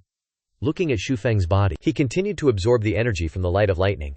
Within himself, he felt himself sensing spiritual energy, having broken through to the 5th rank. The previously fat, green circle had now exploded even larger, becoming even clearer, worthy of being a thunder-profound object, so domineering. All I wanted was just 5th grade stuff, but hey, who doesn't get greedy? In Xu Feng's head, those greedy eyes are spinning. Gotta tame this thunder thingy. Reaching out, he touches it real slow, not giving a damn. He's thinking, whoa, lightning's moving to my hand by itself. How cooperative. Looks like he's feeling himself after all that he's pulled off. Dude's fearless now. He pokes around the circle of lightning energy, and it's all BZZT BZZT sounds. Liu Qianru sees him and freaks out. Totally panicking, she yells, Xu Feng, you're insane. Trying to tame heavenly earth mysterious thunder with your bare hands. You got a death wish or what? Ignoring her nagging, Xu Feng keeps going, grabbing the heavenly earth mysterious thunder in that mystical circle with his bare hands. Then bam!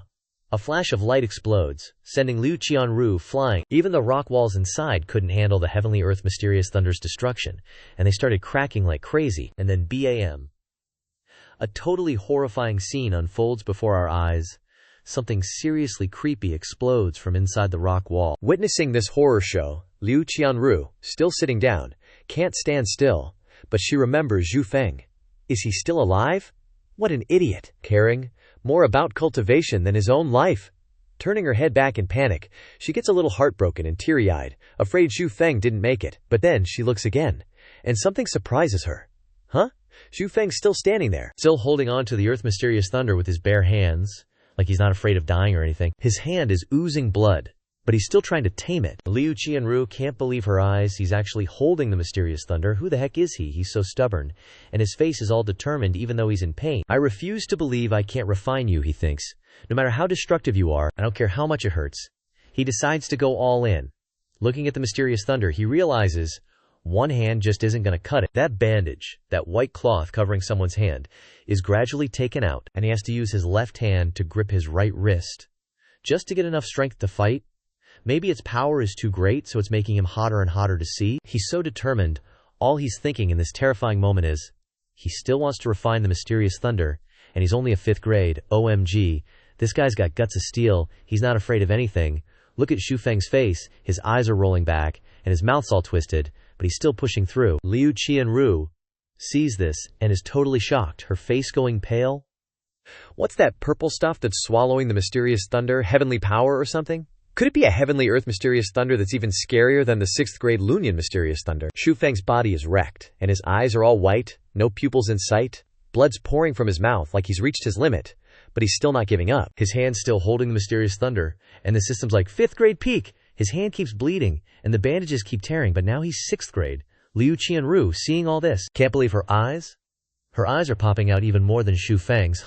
Already 6th grade peak, no kidding. Heavenly Earth Mysterious Thunder's a beast. It helped Xu Feng break through straight from 4th grade to 6th grade peak. By now, he's almost completely out of juice.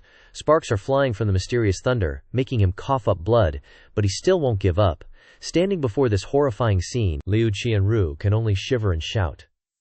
That purple lightning can just suck up the Lunian mysterious thunder. It's even sucking up all the stubbornness. On the screen now, only 2 round eyes are visible.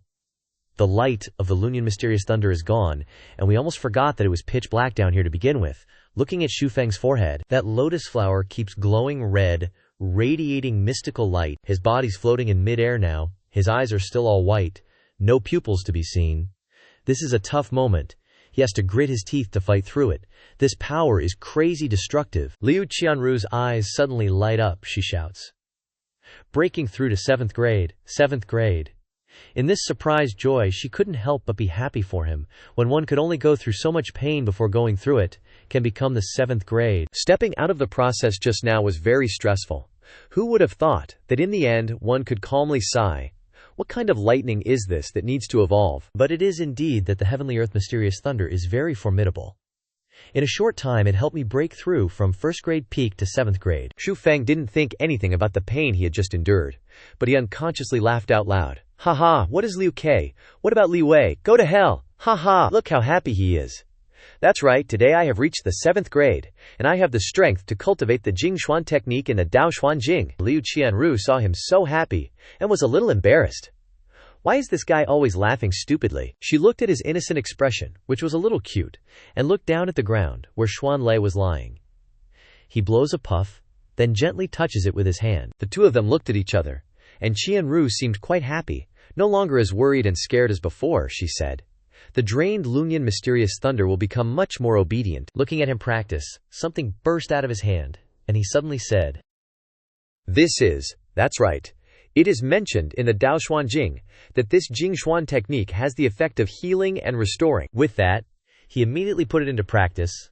Who knows how he's using it? Phew. Picking it up, he couldn't help but laugh heartily. Ha ha, the wound is starting to heal. This purification art is amazing. It might be beyond your imagination. Liu Qianru was extremely surprised and exclaimed, Xu Feng, you're a mage.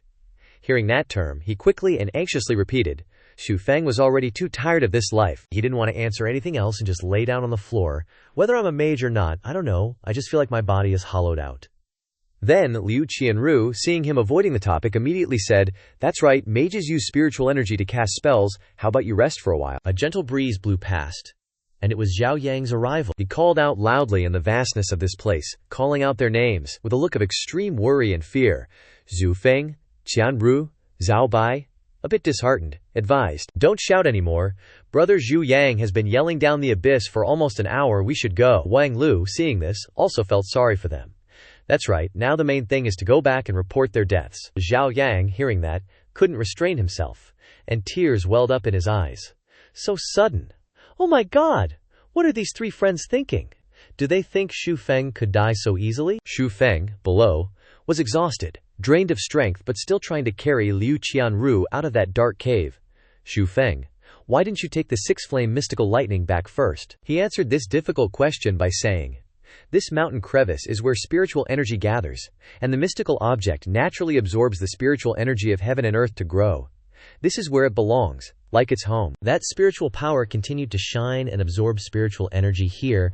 Qianru unconsciously asked about Xu Feng's background. By the way, Xu Feng, where is your hometown? Xu Feng didn't give a lengthy answer, just repeating one sentence. In a very faraway place. After finally stepping outside, seeing the sun shining with the light of hope, Qianru excitedly shouted, Xu Feng, we're out! Looking down at the lush green trees outside the cave, it turned out to be such a deep mountain forest, and who knows how long it would take to get out. Time slipped away. Half a month later, at the grand courtyard of the Xiao Manor, everyone was gathered, and there was an announcement. That little brat Xu Feng has been missing for more than 10 days. Could he have run away? Someone from the crowd below shouted, Third manager is a 5th-rank Zhuan practitioner. If he didn't run, is he really courting death? He lowered his head and gently said to everyone, Young master, it seems that little brat has run away. Should we send people to find him and beat him to death with whips as a warning? Seeing this guy looking down on Xu Feng like that, the second Miss Xiao jumped up. Xu Feng was released by me. Do you want to hit me too? Seeing the second Miss Xiao like that, he could only say softly, This humble one wouldn't dare. Xiao Linlu, in a very calm posture, sighed and said, If Xu Feng has run away, then pass the order down. Seeing his face looking a bit unconvinced, the second Miss Xiao couldn't help but glare at him. Brother, if you see him, bring him back to the Xiao family for punishment. The young master's order has been issued, he could only accept it. Thank you, young master. I have long seen that this Xu Feng is a traitor. Before he could finish speaking, a loud voice suddenly came from behind, very familiar. Is that so? Actually, our super cute and awesome Xu Feng has returned and is very swaggering, and you actually saw through it. I'm so impressed. I just went back to take a bath and change into clean clothes, so I was late. I didn't expect to be falsely accused like this. Liu Kang, seeing Xu Feng, shouted, Xu Feng. There was cheering in the crowd. He's back. Zhao Yilin and Zhao Linlu also came to watch. Zhao Yilin excitedly called out Xu Feng's name. Liu Ke and Xu Feng were about to fight on the arena. Someone pulled some people in the crowd and said, He actually dares to challenge the third manager? I think he's tired of living. Xu Feng then greeted everyone. Young master, second miss, I'm back. Xiao Yilin laughed loudly. Xu Feng, I knew I didn't misjudge you, Xiao Linlu sighed. If you're back, then let's begin. Below the stage were Li Heishuan and Li Wei, but Xu Feng still smiled triumphantly. You can't kill me, now I'll cripple your limbs first. Li Wei sneered. Don't worry, I will make you wish you were dead. Xu Feng's next action made Liu Ke and many others not understand what was going on. Xu Feng smiled faintly. Be gentle. I'm afraid of pain. Liu Ke smiled triumphantly. You can rest assured. Liu Ke used strength from his arm and shouted loudly, his eyes gradually turning white. I'll be gentle, Xu Feng smiled confidently. No problem. Xu Feng and Liu Ke used strength from their arms facing each other. Thud. On Liu Ke's side was red power, and on Xu Feng's side was the power of gold. The two powers collided loudly. Immediately, Liu Ke was defeated. Liu Qin was sent flying away. Smashing a large section of the wall, Liu Qin's scream echoed throughout the arena. Just one punch from Xu Feng was enough to knock down Liu Ke. Li Wei and Li Heishuan were totally caught off guard. The audience erupted. No way, Xu Feng actually defeated third manager.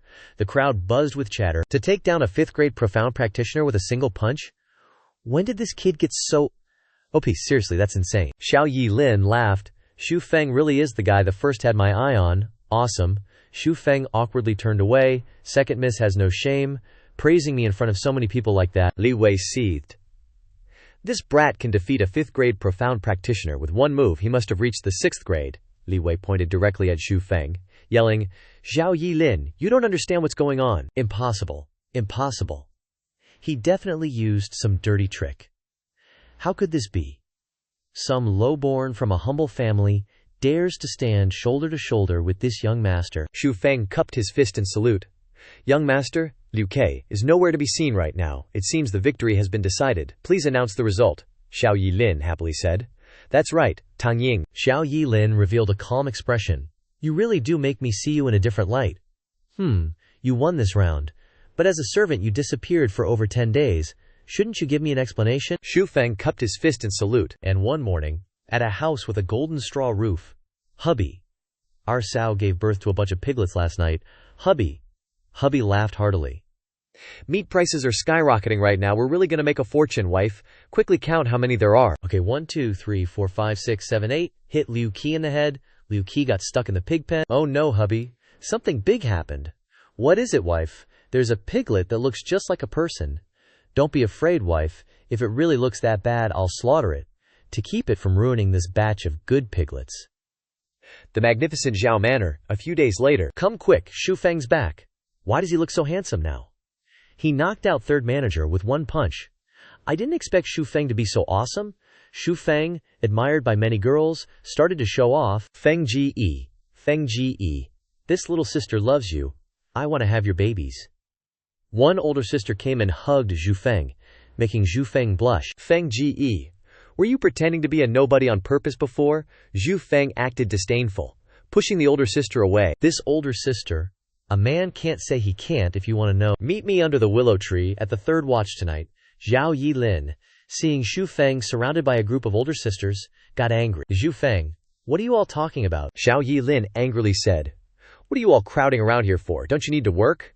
The older sisters ran away, leaving Xiao Yilin furious with Xu Feng. Xu Feng immediately saluted. Second miss, do you need something from me? Xiao Yilin immediately became happy again. Xu Feng, tell me, have I been good to you? Xu Feng was surprised, and immediately crossed his arms over his chest, sweating. Second miss, what do you want to do? I'm scared, I'm doomed. This expression of the second miss. Could it be that she's taken a liking to my looks? Do I really need to follow her? Xu Feng and Xiao Yilin were talking under a tree. Xiao Yilin angrily said, Don't do that. Am I that scary? Put your hands down. Xu Feng was filled with questions. Why? Xiao Yilin put on a cute face, making Xu Feng afraid. That's more like it. I'm giving you an order. You're not allowed to disobey. Okay, Xu Feng went into a thinking state. This girl's tastes aren't that extreme, are they? Xu Feng immediately compromised. What kind of order? Xiao Yilin immediately became happy. You agree with me first. Okay, I won't resist. Xiao Yilin then started to speak. Based on your current strength, my second uncle is definitely looking for you, and then he'll let you take over the position of third manager. Xu Feng's eyes lit up. Mei, is that not appropriate? Xu Feng laughed loudly. Xiao Yilin immediately turned around and pointed directly at Xu Feng. That's right, so my order is that you have to refuse him. Xu Feng was shocked. Xiao Yilin patted Xu Feng's shoulder triumphantly. Don't worry, even though you won't be third manager, from now on you'll be Ms. Gun's person. Don't worry. Xu Feng looked unwilling. Xiao Yilin patted Xu Feng's shoulder. Follow me and you'll live a life of luxury. Do whatever you want, Xu Feng fearfully said. I'm afraid of her brother. Sun Ba walked behind them. Cough, cough. Sun Ba was an old man with a white beard. Xu Feng, the master, is calling for you. Xu Feng was shocked. This guy's name is Sun Ba, a senior retainer of the Xiao Manor, with a cultivation base reaching the 9th rank. He's only one rank below Old Master Xiao, making him a rare powerhouse in the town. Xiao Yilin waved goodbye, super cheerfully. Go on, my second uncle's calling you. Xiao Yilin laughed. Xu Feng is both strong and smart. Let's see what tricks that Ling Hua can pull off. Now Xu Feng then bowed to Sun Ba. Xu Feng greets elder son.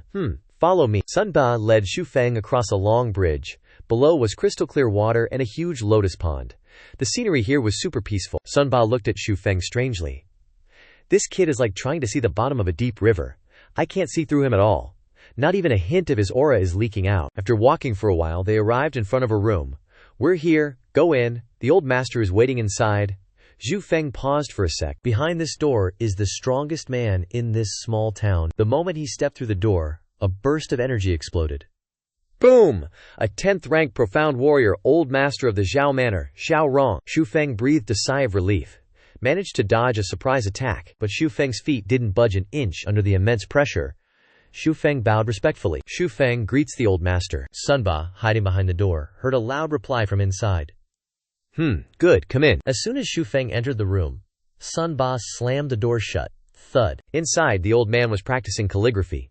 No surprise, he came from a noble background. His temperament is nothing like your average servant. Inside the room was Zhao Rong, a 10th-rank profound warrior, with a serious look on his face. If it weren't for what happened yesterday, I wouldn't have thought that the descendant of the once great Zhu family would be working as a servant in my Zhao family. Xu Feng was surprised. A pity, Xu Feng immediately explained. My Xu family has declined. There's nothing to regret, it's just the echoes of our ancestors. Old Master Zhao laughed heartily. Haha. Just the echoes of our ancestors. Well said. A true man should be like that. Yesterday, you easily defeated Liu Kena. I reckon you're probably at the 6th rank. With virtue comes position. From today on, you'll be the 3rd manager of the Xiao Manor. Xu Feng immediately knelt down, bowing. Old master, can I refuse? Xiao Rong, a 10th-rank profound warrior, was stunned by these words. Old Zhao Rong was furious, his face turning purple. Still holding his calligraphy brush, his face contorted as he roared, "Say that again!" Seeing his expression, Xu Feng was just as shaken. His face fell, bowing his head and replying. Just the aura of a 10th-rank profound warrior is already this scary, he continued. Thank you for the old master's consideration, but this humble servant is lazy and can't even manage himself, so I wouldn't dare to dream of becoming the 3rd manager. Seeing Xu Feng so quickly refuse his offer, Xiao Rong felt a little unhappy. You should think carefully, he said with a sharp look in his eyes. Xu Feng stuck to his point and reaffirmed, Yes sir, I just hope the old master can give me some light tasks to do. Outwardly he said this, but in his mind he was secretly complaining. Second miss, you've really screwed me over. Thought he'd get angry, who knew the situation would reverse, and he'd be overjoyed, stroking his beard and laughing, ha ha ha, not bad, Yi Lin told you to refuse, didn't she? Xu Feng was like, what's going on? He just stood there dumbfounded, not catching on. Seeing that the kid didn't understand, Xiao Rong explained. She came to find me earlier, wanting me to hand you over to her. I said I'd wait for you to choose. After all, no one refuses to improve their status. Before meeting this kid, Xu Feng, that's what he secretly thought. But the reality was far from his expectations. I didn't expect you to actually refuse. The old master stroked his beard, closed his eyes, and with a calm demeanor, gave him a sincere compliment. Not bad at all, he added. As it was Xu Feng's choice, he wouldn't make things difficult for him. He also didn't force him to do anything. He could only turn his thoughts back to his daughter, feeling a bit sad, and wiping away tears with his sleeve as he spoke. This old man can only ask you. That little rascal fears neither heaven nor earth. If you follow her, advising her more will put my mind at ease. Hearing this, Xu Feng said nothing more, and bowed his head in respect. Yes, old master. Hearing this, the great master was also relieved to entrust his daughter to him. But he was still a little sad to be separated from his darling daughter, whom he had always doted on since she was little. The father understood the girl's personality best, and he continued to instruct. Just don't let her do anything too big. He wasn't afraid of anyone bullying his daughter, because she was bolder than a tiger. Leaving the daughter issue aside, he picked up the calligraphy brush and started writing a few strokes, swoosh, and continued to instruct Xu Feng. There's a big difference between a 5th rank and 4th rank profound warrior. A 5th rank warrior already has some strength. If you've reached the 5th rank, your treatment at the Xiao Manor from now on will be according to the standards of a manager. After speaking for a while, he finally waved his hand. Go on, that girl must be getting impatient. Xu Feng had no choice but to listen. Thank you, old master. Leaving the great master's office, Xu Feng was in a cheerful mood, humming and skipping along, looking quite full of life. Meanwhile, the old master was sitting and writing, pondering with some concern. To rise in such a short time, and yet I can't see through him at all. No wonder Shaolin Lu thinks so highly of him. Tell Shaolin Lu to look after him, and not let those 2 Li family brats harm him. The gray-bearded old man bowed his head, listening to the great master's instructions. Yes, master. Turns out he'd been sketching a calligraphy painting, and now he was admiring it. He gave himself some words of praise. Not bad.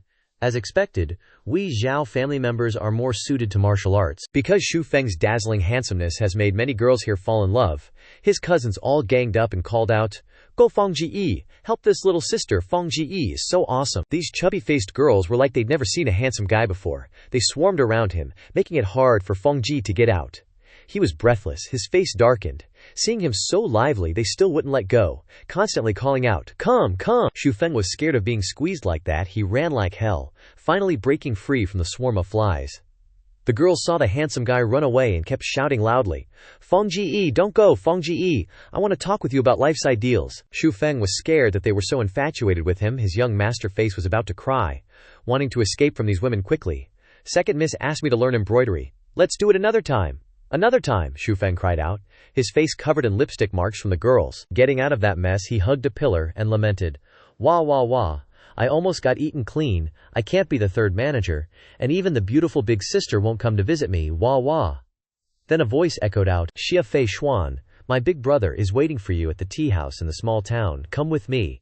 Xu Feng turned his face, listening to the situation. Xia Fei Xuan, that name sounds familiar. The girl Xia Fei Xuan felt annoyed that he kept urging her to go, when she didn't want to at all. She frowned. "Speak clearly, I'm not going." But the subordinate was still determined. He also raised his voice and shouted, "My big brother is waiting for you there. It won't be good if you don't go." Xu Feng hid behind the tree, listening to everything, his face showing joy. "Oh, I remember. It's her, the beautiful big sister that I saw everything." Fei Xuan ignored what the subordinate said. She still kept her own ideas. "That's your business, it has nothing to do with me," he continued.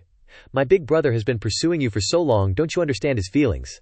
Furthermore, wasn't it Big Brother who helped you solve the trouble that time?" This stubborn girl was not subdued by those reasons, and said, "He didn't help me, he just didn't want other men to get close to me, otherwise why would he hunt down and kill a servant?" Watching the two of them argue, the subordinate continued to state his big brother's reasons. "That servant had evil intentions, it's best to kill him." The young lady replied, "What you want to do with him doesn't concern me. I just need you not to bother me anymore. I will not accept your big brother." Hearing these words from the girl, the subordinate was really angry. He even dared to point his finger straight at her face and shout loudly, "Xia Fei Xuan, you really don't know what's good for you. Whether you want to go or not, you have to go today." Then, he couldn't hold back anymore and stepped forward, grabbing the girl's wrist and pulling her away. He forced the girl against the wall, angrily shouting, "You are just a poor noble lady. Don't think too highly of yourself." Xia Fei Xuan was still just a young girl. Her heart was still very fragile. Hearing such insulting words from a man, she couldn't hold back her tears. He continued to say, "To be honest, if you weren't so beautiful, I wouldn't even look at you." He wasn't finished, he continued. "My big brother has a good temper, speaks gently to you. But I'm not like that. I like your cold beauty. The more you resist, the more I like it." He began to threaten, "If I can't hold back later, you know what will happen." Xia Fei Xuan weakly and fearfully replied, "Li Wei, if you continue like this, I'll scream." That Li Wei was still shameless. "I want to see who dares to interfere in this young master's affairs. Scream, scream louder. Even if you scream your throat raw, no one will come to save you." Just as he finished speaking, the young man Xu Feng couldn't stand it anymore and rushed out, intending to be a hero to save the beauty. "You beast, let go of that girl." Li Wei was surprised to see him. "You little brat, I didn't come looking for you. How dare you interfere in this young master's business?" Xu Feng wasn't afraid of these nonsense words. "Ayo, what a pity. It's a pity you didn't go to act in movies. It's such a pity to not play the villain." Li Wei was angry when he heard that and was even more annoyed by him. His face wrinkled. "What do you mean acting in movies? I don't know what you're talking about. This young master has only heard of smashing garlic." Xu Feng jumped up and said, "So you can only blame yourself for playing the villain too well, making me unable to restrain myself from wanting to be a hero." Xu Feng imagined the battle between the hero and the villain and said, "The villain and the hero fighting, usually the hero will win, and especially the plot of the hero saving the beauty next. Let's go." After saying that, the two of them, one young master, one Xu Feng, rushed into a fight. Xu Feng attacked first, punching him hard. Because it hurt so much, Li Wei had to admit one thing. This kid is indeed a 6th rank. He refused to admit defeat. But because of his competitive nature, he continued, "The stronger you are, the more I want to destroy you. I'm really afraid that one day you'll surpass me. By then it won't be easy to deal with you." Xu Feng chuckled awkwardly, looking pleased with himself. "Don't worry, I'll definitely surpass you," he continued, riding the momentum. "I'm already higher grade than you, but gotta keep my grade 7 strength under wraps, you know? Still waters run deep." Li Wei was like that, so I gotta be careful of his big bro, Li Hei Xuan. Li Wei couldn't take it anymore and charged forward. "You wanna die?" A pretty decent fight broke out between them, each with their own style and unique power, no two alike. Young Miss Xia Fei Xuan, witnessing this, fearfully retreated, covering her face and sobbing. After getting into the fight, Li Wei realized something. Grade 6 peak? How is that even possible? Seeing his surprise, Xu Feng put on a slightly smug expression. "You ain't seen nothing yet." He still wasn't giving up, nor was he scared. HMPH. "So what if you're grade 6 peak? You're still just a servant?" he scoffed. "Do you even have a mystic skill?" Hearing those words, Xia Fei Xuan snapped to attention. A mystic skill. But Xu Feng was totally clueless, wondering what that even was, his mind filled with question marks. Mystic skill. Never heard of it. Li Wei. Still burning with anger. Damn servant. Feel the power of this young master's mystic skill. With that, he made his move. A dazzling golden beast appeared on the screen, almost blinding. Raging bull fist. Go to hell. Xu Feng's eyes widened. Clueless. Bam. Seeing Li Wei's attack, he finally realized, this is a mystic skill. If I didn't have grade 7 strength, I'd be a goner. That was dangerous. The destructive power was terrifying, almost impossible to dodge. Li Wei pressed his advantage. Hee. This young master will break your arms. Seeing him so smug, Xu Feng couldn't take it anymore. Looks like he had no choice but to go all out. A series of new moves emerged.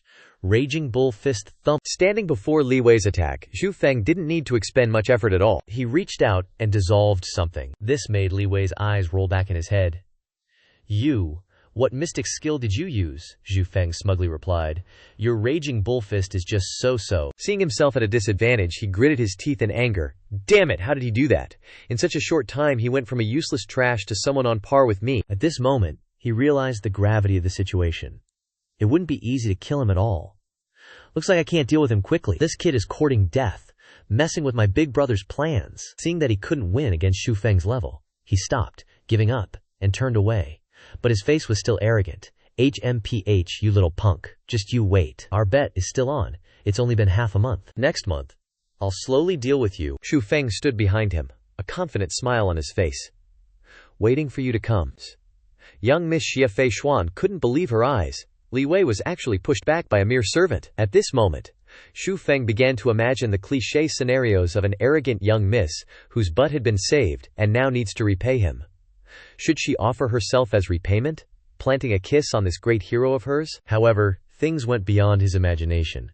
This girl was anything but simple. Even though he had just saved her, she didn't give him any face at all and kicked him straight in the crotch, causing him immense pain, his face darkening. Who knew a seemingly weak young miss could be so insidious?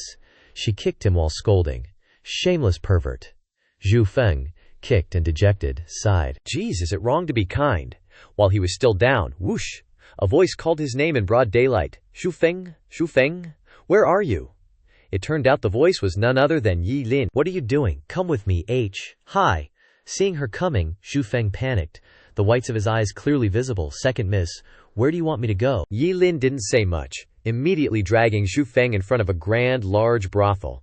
Seeing the imposing building before him, Xu Feng kept asking, Second miss, what are we doing here? Yi Lin replied. A low-grade mystic skill of the Xuan class appeared in the tea house up ahead. You've reached grade 5, so I'm thinking of finding a way to get it for you. Hearing this, Xu Feng was extremely surprised and asked again, Low-grade Xuan class? Yi Lin continued.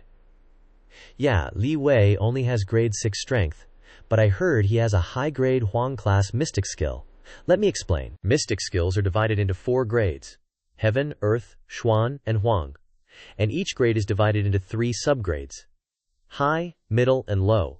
Mystic skills greatly enhance a cultivator's strength. Raging Bull Fist is only Huang grade, but it already has 80% of my grade 7 strength. Their voices echoed. Let's go inside. We don't know if we can get it, but we have to try. Don't worry, with me here no one will dare bully you. The two stepped inside. The scene before her was like a whole new world of wealth and status. She couldn't help but exclaim, So lively, I didn't expect so many people at the tea house today. This is going to be a bit tricky. Lin Lu walked in and saw her brother, Zhao Lin Lu, casually sipping tea. But a dude like him being here was pretty normal, so the one who was most surprised wasn't the young Miss Lin Lu, but her own bro. Zhao Lin Lu was like, Yi Lin, what are you doing here? Yi Lin crossed her arms and retorted fiercely, If you can come, can't this young miss come? I'll come whenever I want. Yi Lin saw Xu Feng just standing there like a statue and called out, Xu Feng, come sit with us. The guy scratched his head sheepishly and said, Okay. This whole scene was accidentally witnessed by Li Heishuan, who happened to be passing by. A voice yelling and scolding followed by footsteps walking away resounded from outside. Get out! Is this a place you can just waltz into? Yi Lin, pissed at being kicked out, yelled back, What's it to you? This young miss can bring whoever she wants. You're the one who should be getting lost. Li Wei was fuming. The oh-so-melodramatic Li Heishuan started fake crying, putting on a pitiful face. Zhao second miss is mistaken. My Li family and your Zhao family have been friends for generations. Of course, I wouldn't want to make things difficult for you, but with so many people here today, do you think they'd want to be friends with a servant? Yi Lin couldn't stand his cheap shots and insults, so she snapped back, Li Heishuan, so what if this young miss wants to be friends with him? Are you trying to kick me out too? Everyone outside, smelling drama, started chiming in.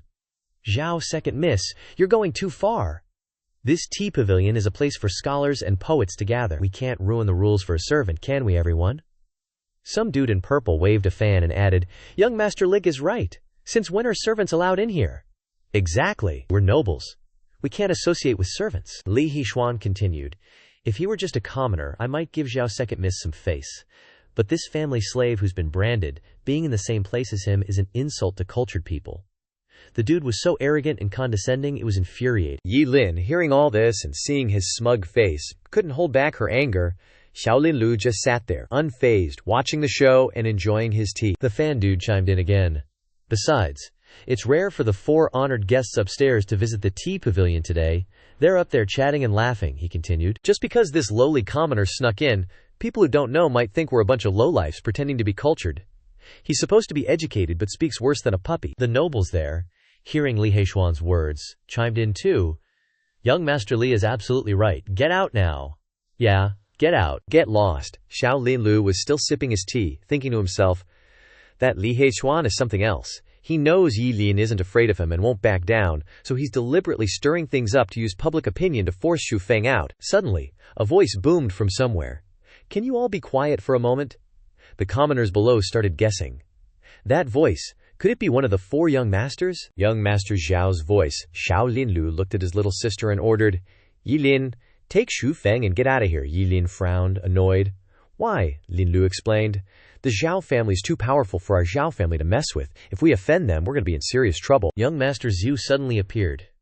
It's too late to leave now. Xu Feng saw the 2 of them and was like, oh, it's these guys. Young Master Zhao calmly poured tea. Although I, Li Mao, have been friends with the Xiao family for generations, this shameless thing you've done this time has offended young Master Zhao. I, Li Mao, am afraid I can't help you. That's all I'll say. You all have to figure it out yourselves, young Master Li said loftily. It's just that the Xiao family is ignorant and deserves to be punished. Young Master Zhu, don't worry, I'll kick out this lowly slave right away. However, young Master Zhao ignored him and spoke gently to the Xiao family. Xiao second miss, please make way. I won't make things difficult for you. Yi Lin was held back but still shouted, let me go, I won't let you hurt Xu Feng. The nobles started gossiping immediately, looking down on young Master Zhu so much. Those young noble masters, we don't even have to think to know how tragic this family slave's fate will be. Haha, don't say any more, I can already imagine it. Li Wei was delighted and laughed secretly. Haha, truly, heaven is watching what people do. The heavens never forgive anyone.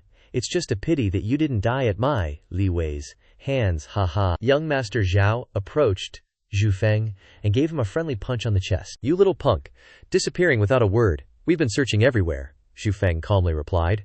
I had a bet to settle, so I left in a hurry. Young Master Zhu sat down and poured wine. If it's about settling a bet, that's understandable. Then, after drinking this cup of wine, we're still brothers, haha, deep brotherhood, so drink it all in one go. Yi Lin was speechless, surprised that they knew each other and were actually close. The white-haired guy with young Master Zhu happily added, Shu bro, there's something you don't know. After you guys fell off the cliff, Zhu bro stood on the edge yelling for a whole hour and wouldn't leave. Just for that friendship alone, this wine deserves a penalty. Young Master Zhu laughed and waved his hands. Don't say anything, it's all in the wine, Zhu Feng replied, tormenting me like this just so I'd drink this cup of wine. Li Heishuan, seeing them sitting together drinking and having a good time, was furious. How could this be? What kind of luck did this kid stumble into?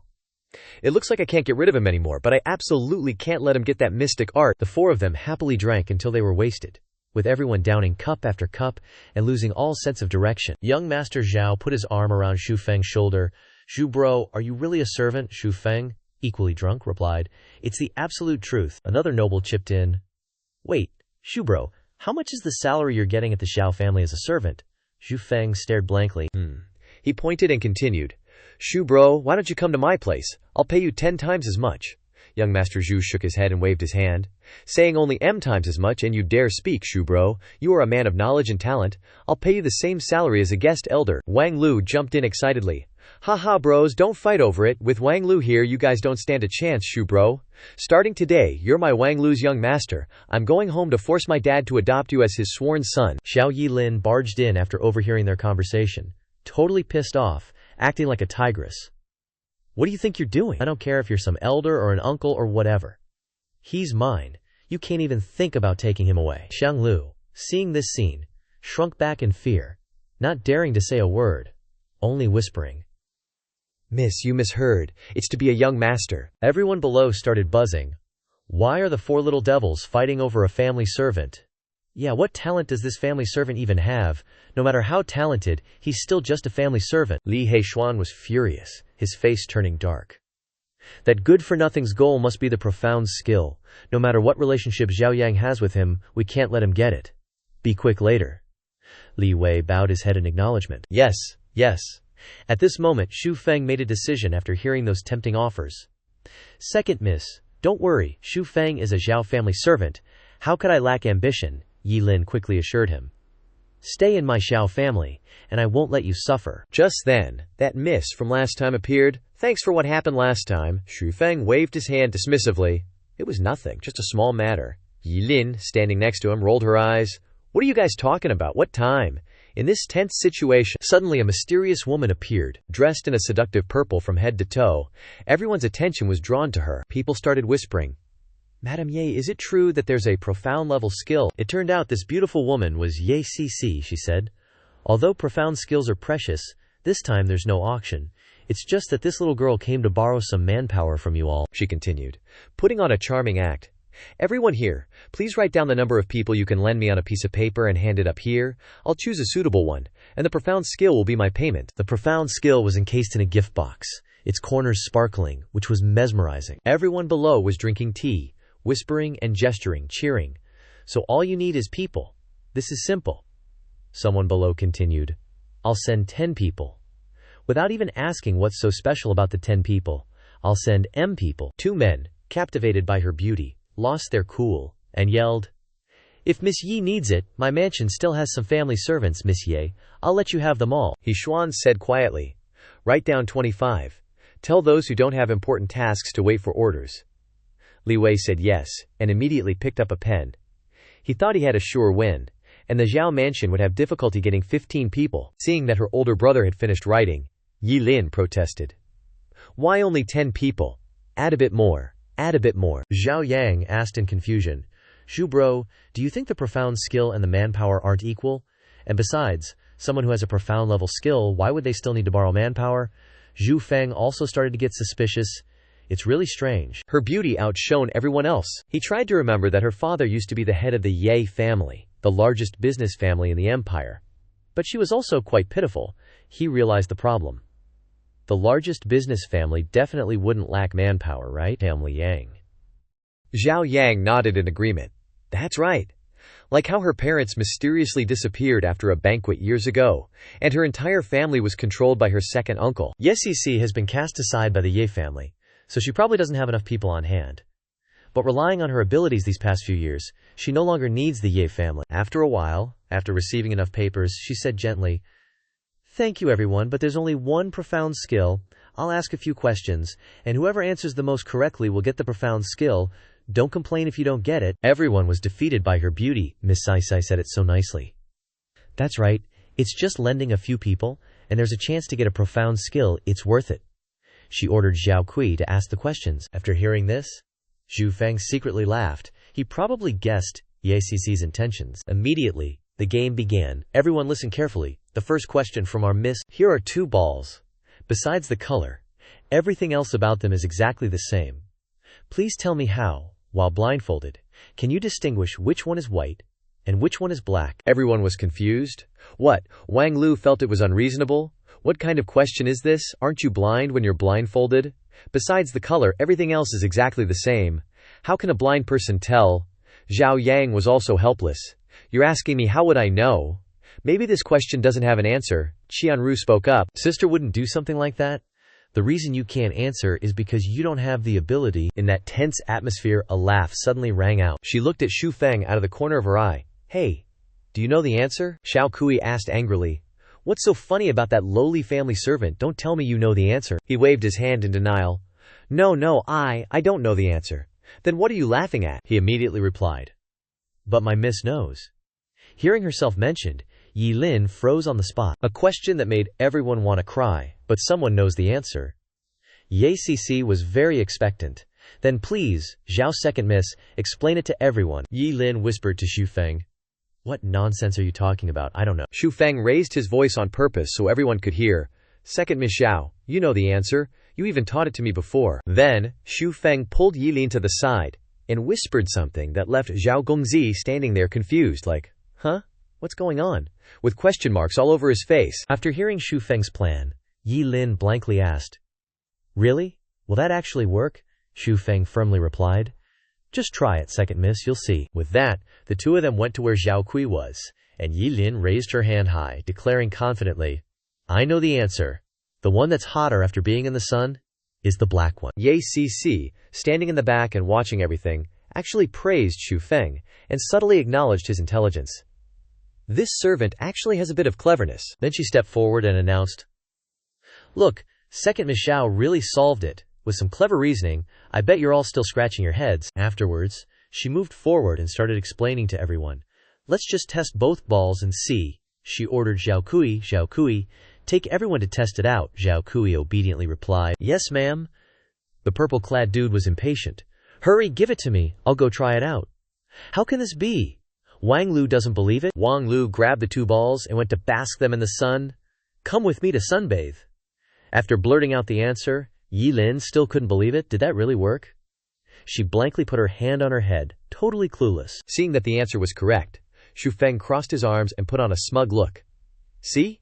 You gotta believe in yourself, second miss." Yi Lin glared at him. "Isn't that answer what you told me?" Ye Cc thought to herself, not only did he not need my hints, but his answer speed is too fast. Ye Cc discussed with Zhao Kui, go last later, okay?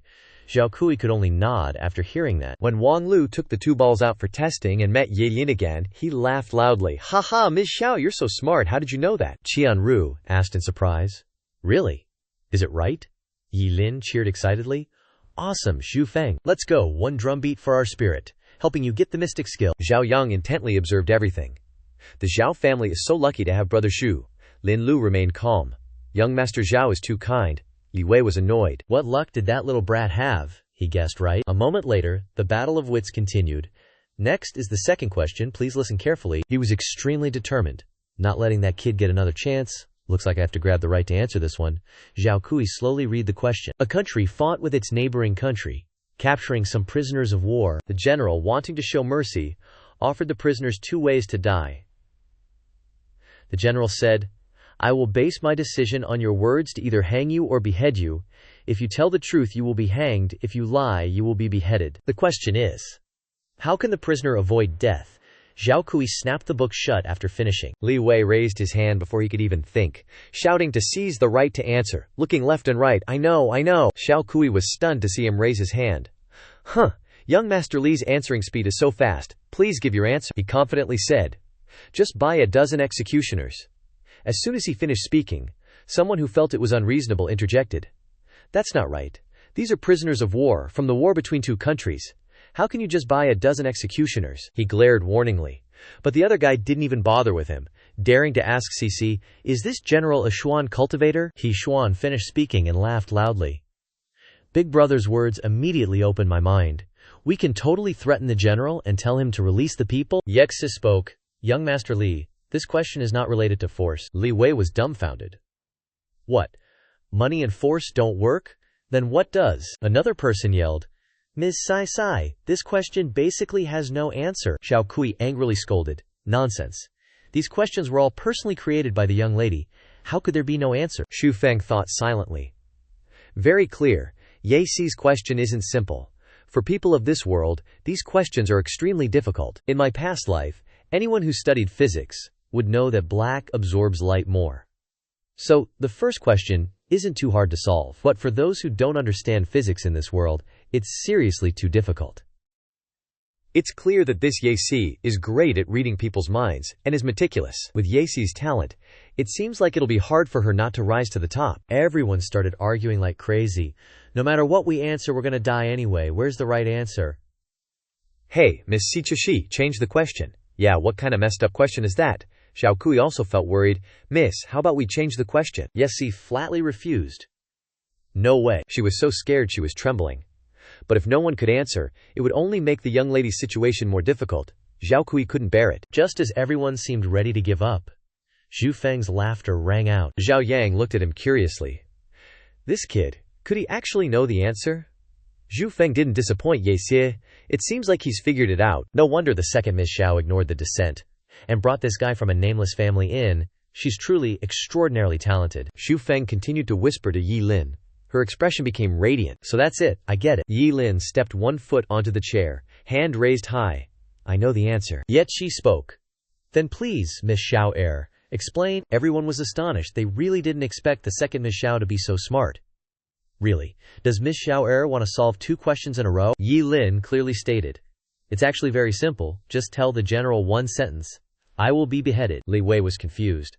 What does that mean? I don't understand. Everyone turned their gaze towards her. This, Zhao Yang clapped his hands in admiration. Amazing! Truly amazing! Xu Feng calmly said.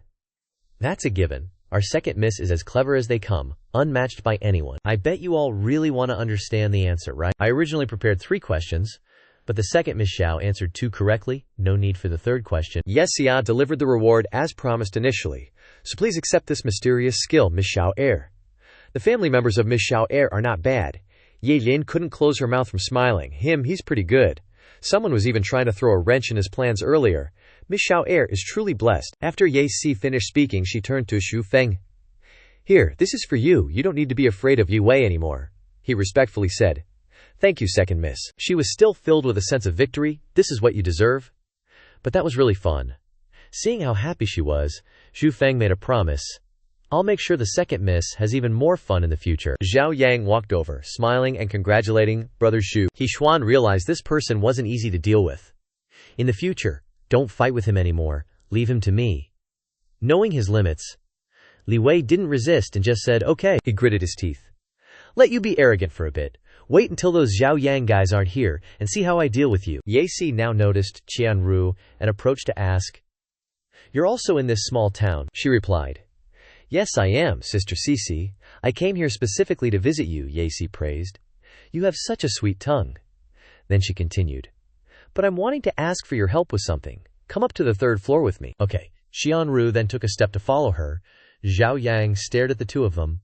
They know each other, Wang Lu blankly said. I don't know either. Ye Si led her into a closed room on the 3rd floor of the tea house. Qianru panicked and asked, Sister Cici, who is this person?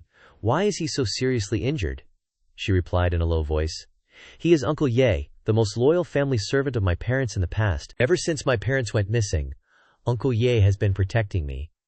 Without him, my situation in the Ye family would be even more difficult. Sister Qianru, you're a water-type magician and proficient in healing. Do you have a way to save him? She concentrated on observing the wounds. I can heal him, but it seems like there's a stream of poisonous power in his body, eroding him every second. Ye Si's expression turned serious. It's black lightning. It's the poison condensed in the body of an extremely terrifying spirit beast. Qianru suddenly remembered. I don't have a way, but there's someone downstairs who can heal him, she eagerly asked. Who is it? Yi Lin got a ton of praise. Respect, respect. Zhao second Mrs. answer is truly amazing. Wang Lu quietly asked Zhao Yang. What was Miss Xiao's answer just now? Why would being beheaded allow one to escape death? Zhao Yang suddenly yelled, Wang Lu, are you stupid? Saying the truth gets you hanged, lying gets you beheaded? He awkwardly stopped. Hey, keep it down. It's not like I don't get it. Zhao Yang slowly asked back. Think about it. Is saying you'll be beheaded a truth or a lie? Wang Lu focused. The truth. No, wait, a lie. Upstairs at the 3rd floor of Tea Pavilion, Ye Si seriously asked. Even so, is he really better than me? Tianrui honestly said. Right now, I can't unleash magic as effectively as him, and what's more, the most important reason, Ye Uncle's black lightning? He might actually have a way. Upon hearing this news, Ye Si called Xu Feng up. He thought she was waiting for him because of that thing, and excitedly ran over, not even bothering to walk. Wouldn't want to keep CCG waiting, right? Hey, CCG? I'm here. Zhao Yang, seeing this from behind, was totally confused about what was going on. Xu Feng's eyes had turned into two hearts. Which room is CCG's boudoir, after all? He poked a hole in the paper window with his index finger to peek. Hee, I think I see CCG's back. As he was peeking, a giant figure suddenly appeared outside the door, named Yehu. A really solid back. He had no idea the back belonged to a man. Inside the room, Yexi was very unhappy. Yehu. Without my order, how dare you step into the third floor? He approached. Ye uncle, that old geezer on the bed was seriously injured by that beast. Now he's only got one breath left. You think you can still threaten me, huh? She angrily shouted. Yehu, don't go too far. He looked scornful. You think you're still the young miss? This time, if you don't complete the madam's task, the madam ordered me to deal with you. Although the madam told me to supervise you, in reality it's to hinder you. But if you please me, make me happy. Maybe. Yexi couldn't stand hearing those vulgar words, and shouted, Yehu's name, he shamelessly asked. Thought it through yet? She tried to suppress her anger and warned, even if my second aunt wants to punish me, she needs a reason. You're being insubordinate, you're getting too cocky. Alright. I'll see how long you can stay stubborn. As soon as he finished speaking, Yehu pushed the door open. His fierce gaze swept over Xu Feng, and then he stepped away. She yelled, Get lost! He quietly spoke, It's me, Xu Feng, you've come. Her voice couldn't hide the emotion. He hurried over. CCG, take your hand away. It'll feel better if you put a towel on it for a bit. CCG, if you have any grievances, you can tell me. She quickly snatched the towel. It's nothing, just some trivial family matters. He could tell with one glance that, with CG's alluring charisma, troubles probably came every day. But the fact that it could make CCG sad meant it probably wasn't a small problem. Yexi couldn't help but laugh. What does a little brat like you know about alluring charisma? He seized the opportunity to flatter. Alluring charisma is a phrase to describe CCG. She calmed her emotions and got down to business.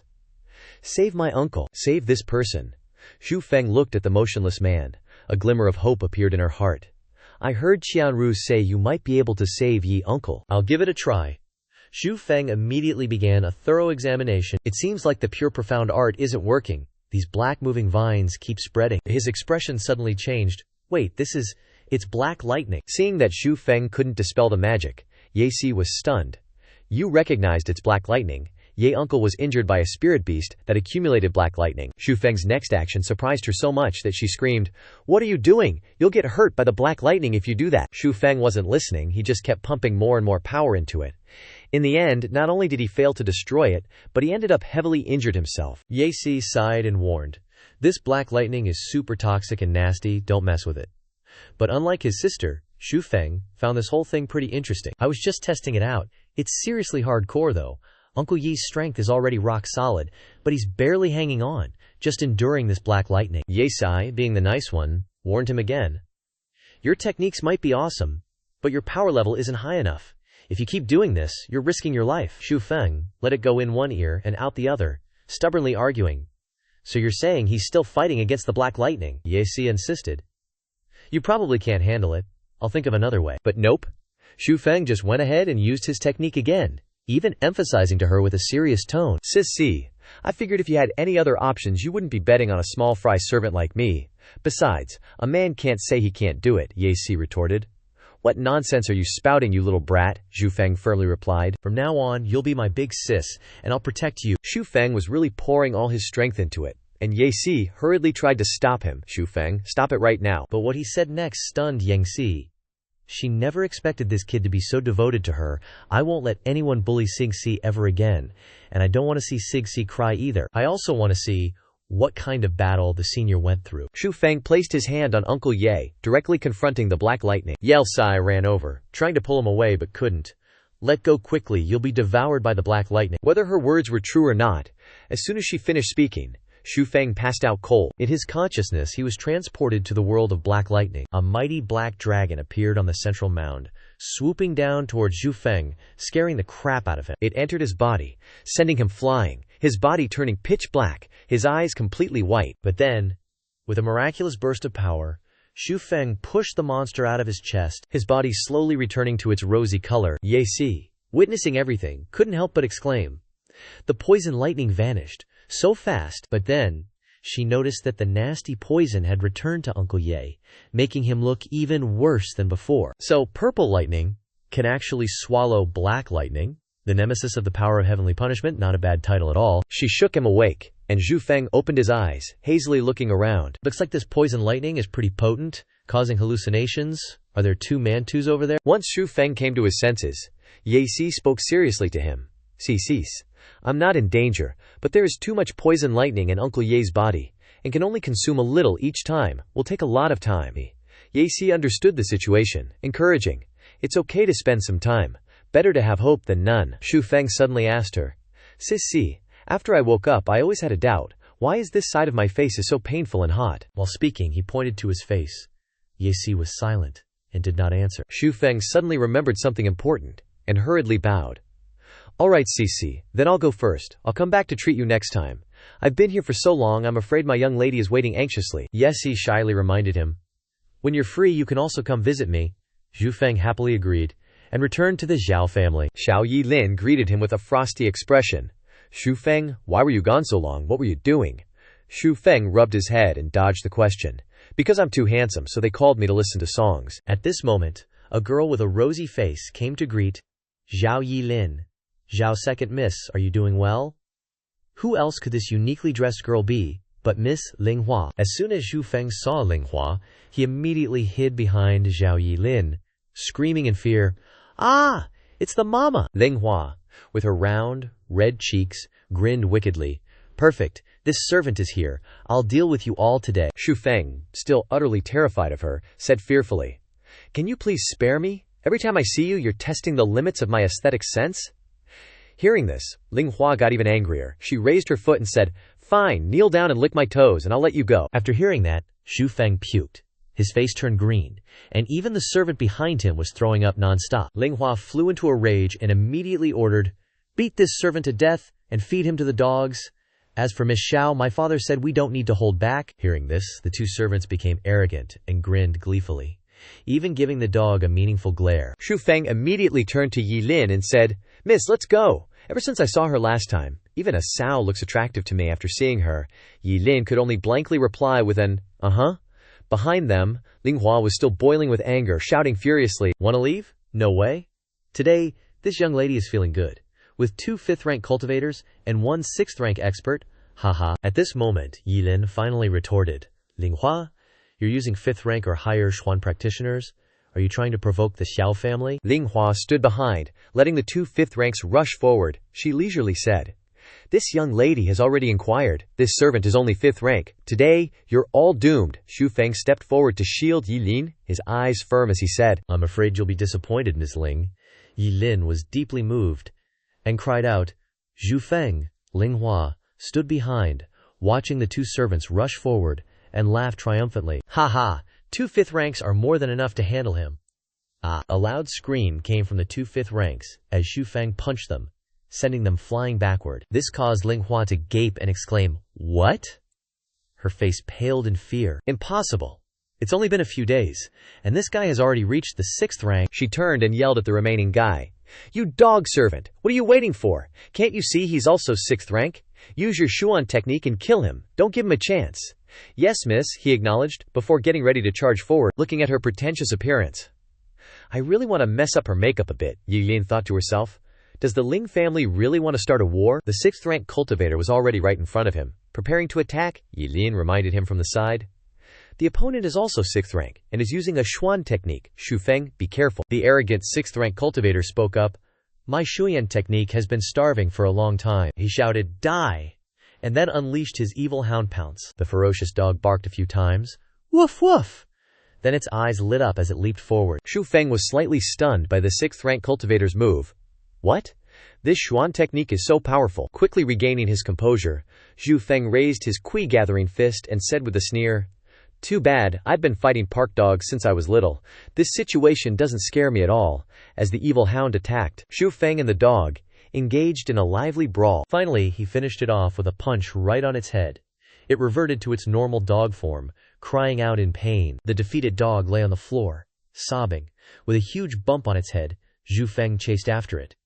Still want to run? Deserves a beating. The sixth-rank cultivator gaped and shouted, Wang Kai. He picked up the pitifully beaten dog and turned to scold Xu Feng. Do you have any compassion? You hit Wang Kai even though he was just standing there. Xu Feng scratched his head, embarrassed, and said, Sorry, my bad, I saw it wanted to run, so I had to act. He angrily retorted. Your dog fighting skills are not only terrible but also very skillful. Wang Kai would definitely be scared after seeing that. He turned to another direction, fiercely raising his fist as he spoke, and charged forward. If you're going to be so brutal, then don't blame me. Xu Feng blankly wondered what was happening, while Yilin was standing dazed like a statue. Without understanding what was going on, with a bang, Xu Feng hurriedly rushed to take a hit for Yilin. Xu Feng had a huge hole in his back. Yilin was so worried that she cried and kept calling out, Xu Feng, are you okay?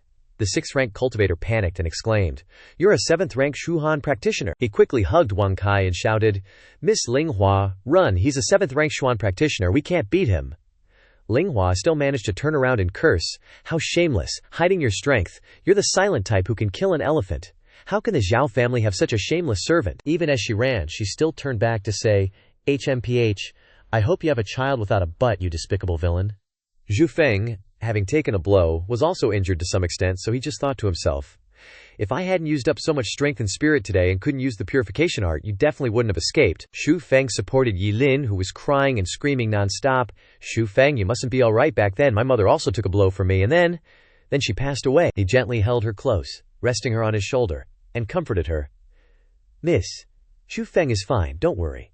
For your mother's sake, you should live well, shouldn't you? Yilin was on the verge of tears, whimpering. My mom said the same thing, that she'd be watching over me from heaven. Xu Feng, why? Why did you take that hit for me just now? Xu Feng just grinned, looking a little bashful. Weren't you super curious about that? Artistic performance? Kaimon, how could I let you get hurt before I even got to teach you? Then the two of them linked arms, walking and laughing their heads off. So, are you going to teach me today? Isn't today a little too soon? It's fine, let's just do it today. A furious shout echoed from a private mansion. Xu Feng, you are the absolute worst. The door slammed shut, and Xu Feng was chased out by the person inside. Get out! He tried to defend himself. You're so ungrateful. You were the one who wanted to learn in the first place. Who knows what Xu Feng taught Yilin, but she was fuming, yelling at him. You're so despicable, teasing even this young miss. You're exactly what Li Wei said you were, just a damn servant. Inside, Yilin was blushing and covering her mouth, embarrassed as hell. Kicked out, Xu Feng sat down and muttered to himself. Man, the second young miss is just too much. Gotta cool my head for a sec. This water feels nice and refreshing, but it smells kinda weird. Suddenly, he pulled out a book with a gleeful grin. That's right, I haven't even checked out this mystic skill yet. It was a book with the name Li Feng Quan written on it. As Xu Feng read the book's contents, he thought to himself, maybe because of that botched attempt to pass on the Dao Xuan Jing, I can actually understand this whole mystic skill manual. His gaze sharpened in concentration. Li Feng Quan, a low-grade mystic skill. Its specialty is lightning-fast punching speed. When cultivated to its peak, your punches will howl like the wind, catching your opponent completely off guard. Xu Feng went to a spot by the water and threw a punch to test its speed. Just as expected, this Li Feng Quan really gave a massive boost to his punching power. The next morning, the sounds of training could be heard from the waterfall, as Xu Feng was focused on his practice. Suddenly, a voice called out to him, Xu Feng, Xu Feng. He saw Yilin calling him and asked, What's up, Xiaoji? She told him, Come with me, my second uncle is looking for you. As they walked, he asked her, You didn't say anything to the Lao Yi, did you? I told him everything you did to me. A loud reaction was heard. What? From inside, a thud could be heard. Xu Feng, you're here, you've finally come to the study. Yilin covered her face in embarrassment while angrily scolding him. What nonsense are you spouting, second uncle? Is asking you about how Linghua's group ambushed us yesterday. Xu Feng, looking all suave and cool, teased her. Xiaoji, Xu Feng is an honest man. You shouldn't force an honest man like this. Yilin's second uncle pressed him. What art are you talking about? Xu Feng was so startled he turned pale with fright. Only then did he get serious, bowing to admit his fault. Nothing, sir. Everything the Xiaoji said is absolutely true. The Ling clan really went too far. Hearing this, Xiao Rong flew into a rage. The Ling clan is getting bolder by the day. Pass down my orders. Tell all the Xiao clan's businesses to beef up their security. Fu Shu immediately complied. Yes, Lao Ye. After ordering Fu Shu, he turned to give Yilin more instructions. Yilin, it's best if you don't go out for a while, she replied defiantly. I'm not scared. I've got Xu Feng, Xiaorong continued gravely. That's right, Xu Feng. I heard from Yilin that you've reached the 7th grade. Xu Feng cupped his hands and bowed, asking, I wonder if Lao Ye has any prescriptions that can help with controlling one's power? He was secretly hoping to get some prescriptions to help Jiang Yuan break through to the 5th grade. Xiao Rong generously instructed, I'll have Ah Fu get you 3 top-grade prescriptions later. From now on, just stick with Yilin. You don't need to do anything else. Hearing this, Xu Feng respectfully obeyed. Rest assured, Lao Ye, this humble one will definitely protect the heir Xiaoji well. As soon as he stepped outside, he ran into Fu Shu and Lin Lu. Lin Lu spoke up, Xu Feng, want to learn a thing or two from Fu Shu? I know you want to settle the score with Li Wei's gang yourself. You broke through to the 7th grade in less than 2 months. That's one hell of a comeback, so your control over your power is probably still shaky. Xu Feng played dumb. Xiao Ye, what are you talking about? Lin Lu pointed over to where Fu Shu was standing and said, Fu Shu is at the peak of the 7th grade. That's why I'm asking. Do you want to learn a thing or two from him? He immediately bowed and cupped his hands. I would be honored to learn. Please, Fu Shu, I ask for your guidance. Fu Shu also bowed, following Lin Lu's command. If the Xiao Yi has spoken, this old servant will naturally not refuse. Xu Feng and Fu Shu stood in the middle of the courtyard, getting ready to face off. Everyone in the mansion gathered around to watch. Someone in the crowd whispered, This Xu Feng dares to take on the 2nd steward. The 2nd steward is a peak 7th grade expert. Yi Lin had also come to watch, standing next to Lin Lu, who said to Fu Shu, don't hold back, or else this will be meaningless. Fu Shu naturally complied. Yes, Xiao Ye, Xiao Rong, who was also there, turned to give instructions to Xiao Lin. Tomorrow, I'll have those families who promised to lend a hand to Yesisi head over there. They'll set off tomorrow, he replied. Yes, father, Xiao Rong cut him off, his voice deepening. Hold on a second, let's see. Xu Feng's skills first. Uncle Fu began to circulate his energy. His face suddenly turned icy, and thumps, thumps, thumps echoed powerfully. He circulated his qi, moving his body. A blue circle gathered right behind him, and the thumping sounds grew even louder. Xu Feng recognized it immediately. Such a strong wind palm. A blue sphere that Uncle Fu gathered was about to be unleashed, and the surging power rushed forward like a raging storm, heading straight towards where Xu Feng was standing. The next day, Xianxia said with a worried expression, Is this really all right? Or Cici? She continued, I'll arrange for you to go tomorrow. You just finished healing Uncle Ye's wounds. But Xu Feng still smiled at her and said, I told you, it's fine. Xu Feng was totally showing off to her. Don't worry, healing Uncle Yi didn't affect my strength at all. On the surface, that's what he said. But in reality, he was thinking, the black lightning I absorbed while healing actually helped me improve my strength. Xu Feng turned to say goodbye to the Zhao family. We should be there soon. I'm going down first. Cici had a sad look in her eyes, lost in thought, and not saying anything. After saying goodbye to Cici, Xu Feng walked and thought, that's right, Cici said this spiritual beast was originally raised by a powerhouse, and after that powerhouse fell, it ran away. His eyes looked far away, and he raised his hand, looking thoughtful like an old man. Within its body, there's an earth-grade spell sealed by that powerhouse. Cici said if I can kill it, that earth-grade spell will be a huge benefit to me. He concentrated, scratching his head as he walked, continuing to think. But Cici clearly knows this is a plot that her second aunt deliberately set up to kill Uncle Ye. But she can't resist at all. It seems the Ye family really doesn't want to let her off. What should I do? Suddenly, a strange foot appeared. Someone was stepping in. HMPH. Xu Feng quickly noticed someone was appearing. It was Ye Hu who showed up, and he said arrogantly, Kid, we meet again. He stood in a fighting stance, building up qi to attack Xu Feng. Xu Feng also used his strength to defend, quickly blocking one of Yehu's attacks. But perhaps his strength was too great. This guy, Xu Feng, was stunned while defending. Then, boom, he was knocked flying far away, but he quickly regained his balance. Yehu spoke up, saying, Kid, I'm warning you. You better not interfere in the affairs of our mansion, or you won't be able to foresee the consequences. Xu Feng had suffered a minor injury. He raised his hand to wipe away a little blood from the corner of his mouth, and he replied, What's wrong? Is the great Yi family afraid of a small family servant like me? You can't scare me. Your kick wasn't that strong anyway. He was talking tough, but in his heart, Xu Feng realized this Yehu was a 9th rank peak. Yehu prepared for another attack, saying, It's true it's not strong, but for guys like you, Xu Feng didn't react at all at this moment, preparing to withstand his next attack. Yehu fiercely used a move with one hand, ready to strike, and as he rushed forward he said, Even if there are hundreds or thousands of you, I can handle them easily. Suddenly Xu Feng raised his hand to stop him, and he said, Wait! Yehu immediately laughed smugly. Hehe, a small family servant has finally succumbed to the threat. But Xu Feng just coldly replied, Sorry, I've never been threatened before.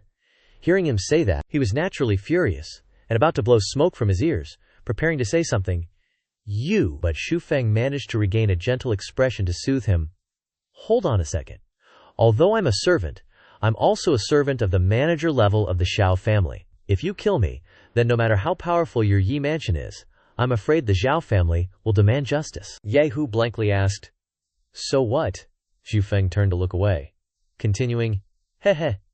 The Ye mansion probably doesn't lack a servant like you. They'll push you out as a scapegoat to quell the Xiao family's anger. Pretty normal. Seeing that he seemed a little shaken, Xu Feng continued to speak, leading him by the nose. But, I'll give you a chance. We'll make a bet. 1 month. Within 1 month you can't monitor Ye CC. 1 month later we'll hold a lei tai. Yehu pointed at him, laughing and saying, Haha kid, you're really bold. But Xu Feng managed to continue his words. You understand what I mean? Holding a lei tai? Then no matter what the result is, the Xiao family won't be able to interfere. Hearing him say that, Yenghu also agreed with the proposal. If you want to die so badly, then I accept your challenge, Xu Feng. His face was injured. His expression was a bit down, but his eyes were extremely determined, saying, Rest assured, I won't let you down. Xu Feng walked towards the door where the sunlight was shining. The dazzling light shone on him, and he stood as if radiating a halo. Greetings rang out. Hey Feng Ji. A group of people below, carrying crossbows and arrows on their backs, said in unison, Please give us your instructions, Feng Ji. Xu Feng stood high above, asking, Is everything ready? A voice below replied, Ready. He suddenly turned around when he heard someone say, Who are you? The crowd below started gossiping. Also from the Xiao family. So, just family members. For a second I was wondering which young master was acting so mighty. That's right. Ignoring the crowd's contempt, Xu Feng scratched his head and said, People often misunderstand me like that. Scene change. The group had arrived at their destination. Cici worriedly advised, You can't, this pit is very deep. The arrows won't reach. We should lure the black snake out first. But Xu Feng had no intention of doing that, he retorted. Who said I wanted to shoot it? You? Cici didn't understand him, so she asked. Xu Feng stared intently at a certain spot, saying, Aim right here. And the moment it pokes its head out, fire all the arrows at once. I don't believe we can't hurt it. Hearing this, Cici hesitated again. How is that possible? This black snake is very cunning. How could it possibly show itself? Especially since it was seriously injured by Uncle Ye. It will be even harder to get it to come out. He then put on a carefree demeanor, teasing her. Could it be that CCG doesn't have a way? He pointed to his face, saying, Hi, I kind of forgot. If CCG kisses me, I'll definitely remember. CC asked, half believing, half doubting. You have a way? Her face flushed with embarrassment, and she scolded Xu Feng playfully. Ahem, what time is it for this kind of stuff? I'll owe you one. Wait until you lure it out, and this young lady will reward you. This part made him feel like he was being scammed, but he agreed anyway. All right then, Xu Feng stepped forward to command the crowd. He said, Everyone, do as I say. Then he pointed to the lake and added, Except for the Zhao family members, everyone else stand in a high place and aim at the lake with your bows. He also instructed those responsible for shooting arrows to remember to apply poison to the arrowheads. One arrogant guy didn't want to listen, and he spoke up in protest. Why should we listen to him? I'm not afraid of heaven or earth. Even if I get beaten to death, I won't listen to him. Another guy next to him chimed in, That's right, why should we listen to him? Cici immediately stepped forward, pointing her finger at those people, saying, From now on, you all listen to Xu Feng. It's true that no one can get past the beauty test. As soon as Cici spoke up, the group immediately obeyed. Yes, we wouldn't dare disobey. Cici was puzzled when she heard Xu Feng's order. Start pouring all the quicklime into the lake. Everyone said yes, and quickly followed suit. A considerable amount of quicklime was poured into the lake under his command. This quicklime could completely destroy the water source, and when the quicklime falls into the water source is mixed with quicklime.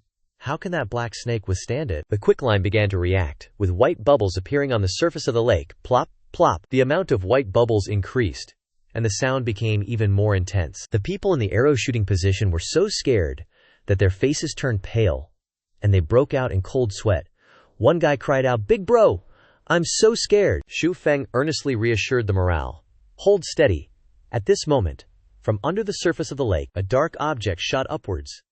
The black snake had appeared. Its eyes were bloodshot, and it opened its mouth to reveal sharp fangs. The black snake spewed a force at the archers, causing them to panic.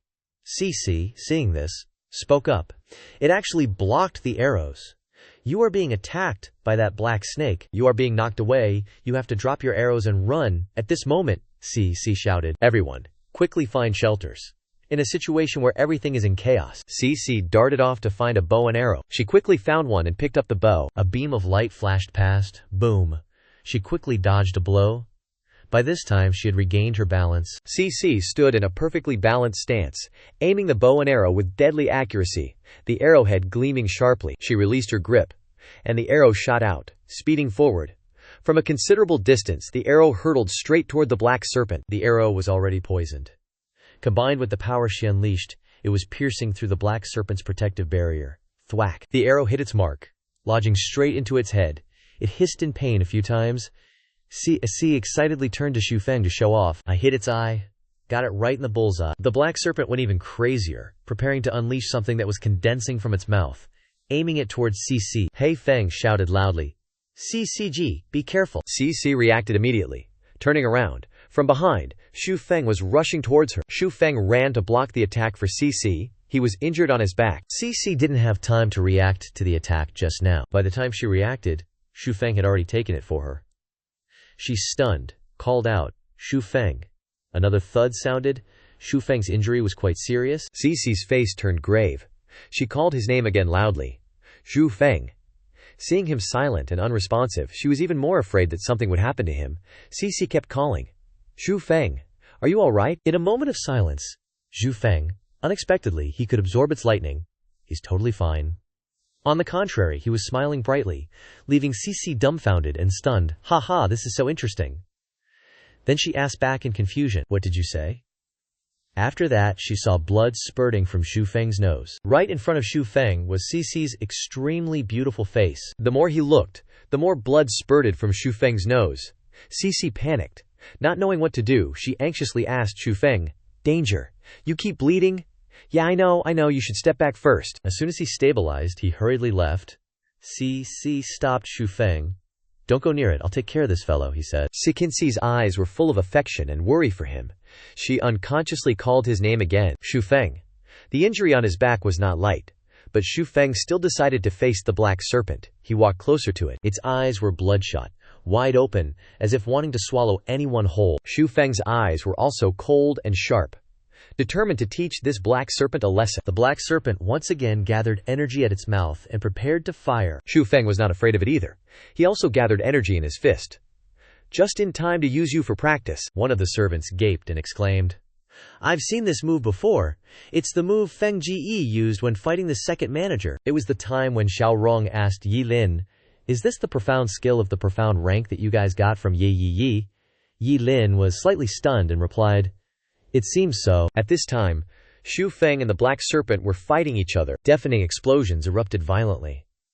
Suddenly, Xu Feng's face changed. Just as he turned his head to look, he didn't have time to react. He was hit by the black serpent's tail, lost his balance, and flew backward. He was knocked down. Several thuds sounded as he landed, while the black serpent's tail was still swaggering. CC exclaimed in fear, calling his name, Xu Feng. You fell all the way down, and where you landed even has a big hole now. You're still okay, and get up, sighing. Looks like you sneaky bastard, you know how to ambush people. Although I'm slightly injured, my expression is still good, he says. But I absorbed your lightning, which filled my whole body with power, haha. The black snake goes berserk again, opening its mouth wide as if it wants to swallow you whole. Its tail is rustling, getting ready to strike. Wham, the tail comes crashing down. Xu Feng manages to dodge it, leaping out of the way and teasing it. Stop struggling. Xu Feng lands safely on the ground, saying to the black snake, Be a good snake and surrender. The black snake is already somewhat seriously injured, with blood still flowing non-stop from one of its eyes because of CC's arrow from earlier. He says to it, You were already seriously injured by Uncle Ye. Plus, with your eye shot, there's no way you're escaping today. At this moment, Xu Feng already has a knife hidden behind his back. The black snake turns to leave, and you chase after it, asking. Trying to run, Xu Feng jumps onto its back, slashing a wound on the black snake's body with the knife, and bright red blood splatters out. Cici, standing below, worries about you, and shouts, Xu Feng, come back, don't try to be tough with it. The two evil-looking servants immediately add fuel to the fire, one saying, Don't shout anymore, Xu Feng is already dead, I'm telling you, even the gods can't save him. The other continues, "That's right, water is a snake's advantage, and even if he doesn't get bitten to death, he'll drown." Hearing those two fanning the flames, Cici becomes even more worried about Zhu Feng. But in another scene, Zhu Feng is actually gaining the upper hand, riding on the black snake, with its blood spurting out from your knife. The dagger goes straight into the black snake's head, and Zhu Feng thinks gleefully, "Ha, black lightning of this intensity is perfect for devouring." The black snake thrashes violently. You're still standing on it, controlling it, and the more it struggles, the more you enjoy it. Beast, give me more. Suddenly, Zhu Feng's body undergoes a transformation, and a 5-pointed mark lights up between his eyebrows. Zhu Feng rejoices inwardly. Ha, already at 7th grade high stage so quickly. Suddenly, things don't seem so good, and Zhu Feng frowns. Crap, it's tied around me. Once again, Zhu Feng continues to exert strength, stabbing the knife straight into the black snake to make it release his body. The mark on his forehead is still glowing, but his expression is getting worse and worse. Can't escape. Continuing like this will only get tighter and tighter. This is bad. With the strong water pressure, can Zhu Feng escape? Cici and the servants who followed to catch the black snake are waiting. Someone gossips. The entire lake is full of black lightning. Now I'm afraid Zhu Feng is frozen to death. Another says, Miss Cici, half a Xinchen has passed. He's probably already drowned down there. Cici is agitated and looks down at the lake, shouting Zhu Feng's name in fright. The servants say to each other, Zhu Feng is dead. Everyone quickly grab your weapons and shoot arrows into the lake. Arrows are shot into the lake like rain. Zhu Feng, who is fighting with the black snake under the lake, sees many arrows being shot down, and he frowns unhappily. The servants up there, he curses inwardly. Idiots! The lake is so deep these arrows won't even hurt the black snake. However, Zhu Feng catches an arrow, and he thinks, this arrow is poisoned. Useful. Back above the lake, a servant comes to report. Sister C, all the arrows have been shot. There's no more movement under the lake. Ordinary people can't fight against the cultivation of that black snake. Let's retreat. At this time, Cici seems to have completely lost all belief and hope that Zhu Feng is still alive. She says softly, all right, and turns to leave. The evil-looking guy sneers, haha, but I have to say, your Zhao Mansion servants are just like this. Suddenly, there's a loud splash behind them.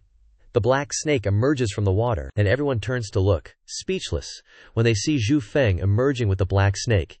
His knife is stabbed straight into its body. The two evil-looking guys panic. He's not dead? Is that guy a demon?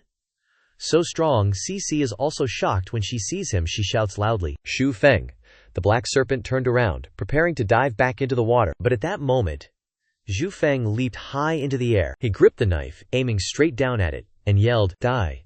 Zhu Feng gritted his teeth and stabbed downwards with all his might. The black serpent roared in pain. Those two sneaky-faced guys watched him fight the serpent, dumbfounded, their faces turning green. One of them exclaimed, this guy is freakishly strong. A loud crash echoed as the black serpent's massive body quickly fell into the water, astonishing everyone. After a moment, the water returned to its tranquil state. The Xiao Manor folks happily celebrated together. See, that's what I call the strongest family retainer of the Xiao Manor, one person said, subtly mocking the other, who was left speechless and embarrassed. I don't even want to acknowledge you commoners. Don't look down on us Xiao Manor's retainers in the future. Zhu Feng then landed another fierce blow. Immediately his figure shone brightly. He quickly used his knife to cut open the black serpent, searching its body. Black lightning, I have to find the black lightning. The black robe's mystical object, he slashed, rummaging through its insides while enduring the underwater pressure. The life or death arena in a month. I'm counting on you. Suddenly, Zhu Feng spotted a round object surrounded by a mysterious blue glow. HMPH this is. He picked up the blue pill, examining it closely, realizing it was an Earth-grade magical technique within the seal. Just then, abruptly, Zhu Feng panicked as the pill in his hand emitted a golden light, linking to the mark on his forehead. Strange symbols appeared on the golden light. Zhu Feng was suspended in mid-air, enveloped by a mysterious power, as if a new force had been unlocked. Zhu Feng, trying to hold his breath and withstand the underwater pressure, thought this senior actually used their magical technique as a guide, allowing someone to directly achieve and master the spell. Yes. Overjoyed, he laughed out loud. But water rushed into his mouth, causing him to choke. Damn it! I got too excited and forgot I was underwater. Zhu Feng quickly covered his mouth, searching for a way to swim upwards. I need to surface and breathe, ASAP. Strangely, after awakening, the surroundings were so chaotic, and there were crackling sounds coming from near the black serpent. Zhu Feng then noticed something odd, and he said, HMPH, No wonder I couldn't find the inner core. So it was hiding a wisp of energy, trying to self-destruct its beast core. He immediately swam towards it, determined to stop the self-destruction. Approaching the black serpent, Zhu Feng hesitated a bit. The black lightning is too powerful. Luckily, this black serpent was already severely injured. Otherwise, I'd be in deep trouble. As he touched it, trouble struck again. He struggled to hold his breath. Crap, I'm being sucked in by the black lightning. Humans have a limit underwater, and Zhu Feng had been submerged for too long. Unable to hold his breath any longer, he choked on water, his face turning pale. Above, Cici was still waiting for him, calling out, "Zhu Feng, hurry up." One of the family retainers said to her, "Miss Cici, it's too dangerous there, please come back." Suddenly, Cici saw bubbles rising from the water and immediately ordered the others. "Quick, go help him. Zhu Feng is surfacing." As Zhu Feng emerged, the people above exclaimed, "Look at his face. It's all purple. He must have frozen to death, damn it." Those two sneaky-faced guys chimed in. "The black serpent hasn't appeared. It must be seriously injured and hiding. Well, Zhu Feng can be considered a hero for dying this way." Cici looked incredibly worried, both concerned for Zhu Feng and scolding him. "You idiot, why did you even jump in?" The two beside her urged her to return quickly. "Miss Cici, let's go back quickly, or something might happen." The other added, "That's right, I still have an old mother and…" cough cough. It was the sound of choking on water. Zhu Feng, coughing, woke up. He was still thinking, "Killing this beast is not easy. I almost drowned." He rode the black serpent, rising to the surface, shocking the two sneaky-faced guys. Zhu Feng quickly stashed the black lightning he had found into his robe, feeling thrilled with his loot. The black lightning beast core, even stronger than the six-rock mysterious lightning, is finally mine. He looked at everyone and flashed a bright smile as if nothing had happened. Cici's problem is solved. Haha, Zhu Feng deserves the title of King of Durability. He quickly kicked off the rock, leaping upwards. Cici saw him and called out again, overjoyed, "Zhu Feng." She grabbed his arms, asking with a mix of joy and worry, "Where are you hurt?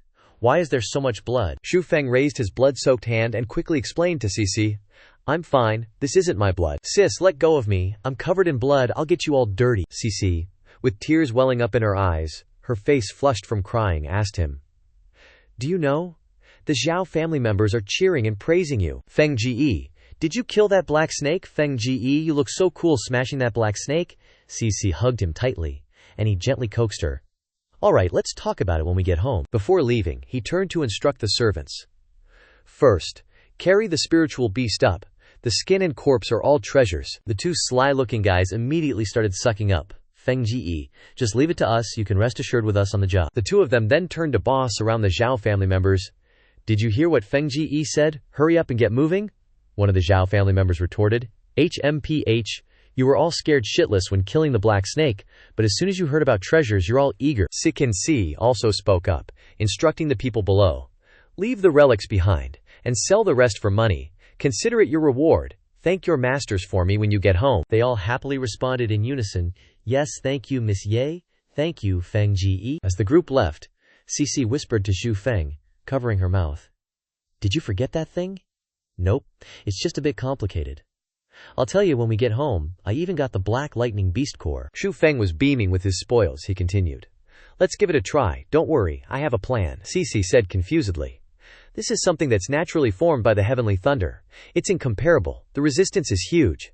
It's good that you have a plan." Cici was both angry and concerned. "You've become a freaking blood person. I'll help you take care of it when we get home," Zhu Feng said casually. "Help me take care of it? He. Cici's face turned red with embarrassment. "Don't think nonsense," Zhu Feng continued to tease her. "Wait, you still owe me a reward?"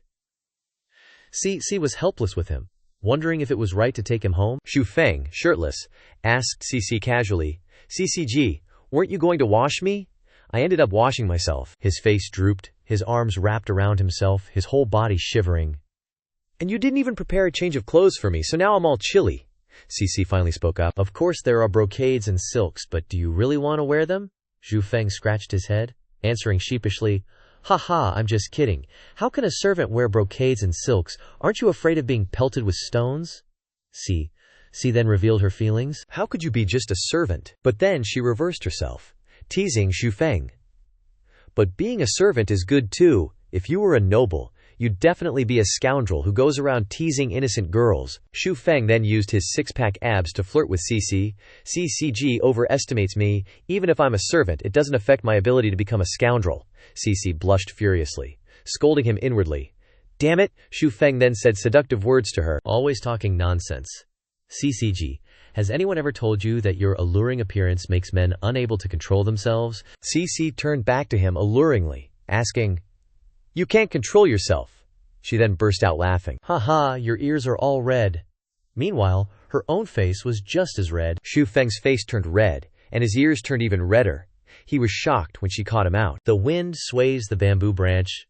Oh no, what kind of branch is this? I don't even know. At this moment, Xu Feng and Cici were sitting drinking tea and chatting together. Cici asked him, When are you planning to devour the black lightning devouring beast core? Xu Feng leisurely sipped his tea, answering, I don't dare to devour it for the time being. I'll try when I reach the 8th rank. Cici looked out the door with a distant gaze. She said thoughtfully, I might have to leave this small town. Xu Feng reacted strongly upon hearing her, slamming the teacup on the table, asking, Why? Cici replied sadly, The ink snake is already in hand. Yi Hu will definitely urge me to return. I can't delay it for much longer. Hearing her mention that name, Xu Feng calmed down, saying casually, Yehu, haha, maybe he won't urge you this time. Cici seemed surprised. Wondering why she wouldn't be urged to return, she asked again. Did you do something? Xu Feng said innocently to her. CCG, I once said that I would protect you. Just leave the future matters to me with peace of mind. Although she was a little sad just now, when she heard Xu Feng's confident words, Cici relaxed her face a little. While speaking, Xu Feng switched to another topic. CCG, don't you think it's getting late? Shouldn't we be getting ready for bed? Cici immediately stood up, turned and left, instructing him as she left. Yes, you should rest early. You've been tired all day. I'll go first. Xu Feng didn't have time to say anything more, and when he stood up, she was already gone. Hey, why did you leave already? Don't go. Duan Yi Lin appeared. She happily turned around and called his name. Xu Feng, Yi Lin, ran back towards him. Nope. She dashed towards Xu Feng, reaching out to pinch his cheeks. Overjoyed and worried at the same time, she whined to Xu Feng. Haha, you're back. You went snake hunting without me. You definitely have to take me out to play today, promise. Feng was naturally agreeable. He promised to take her out next time. But Yi Lin, still pinching his cheeks, insisted, I want to go today. Xu Feng's ears turned red from her pinching, and his nose was flushed with embarrassment. He finally said, Second miss, please get down. Yi Lin stubbornly refused. You take me out to play first. The two were in this pose, filled with unspoken affection, surrounded by a rosy aura of love. Everyone's faces were flushed, and Xu Feng finally spoke. But how can we go out to play like this? Letting go of Xu Feng, Yi Lin mentioned the place she wanted to go. I've heard many servants say that a troupe of Bian Lian performers came to Northtown recently, he blankly asked. Northtown. Suddenly remembering something, Xu Feng reminded her. Second miss, Northtown is Ling family's territory, and the Zhao family and Ling family are at war. Yi Lin immediately turned fiercely and snapped at him. Who am I afraid of with you here?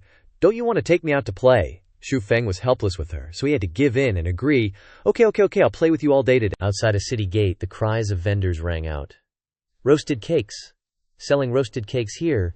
Xu Feng's voice could be heard saying, Second miss, this town is so lively. A carrier pigeon arrived. After reading the contents of the letter, which stated, Zhao's second miss came to Northtown today, accompanied by a family servant. The person holding the letter spoke.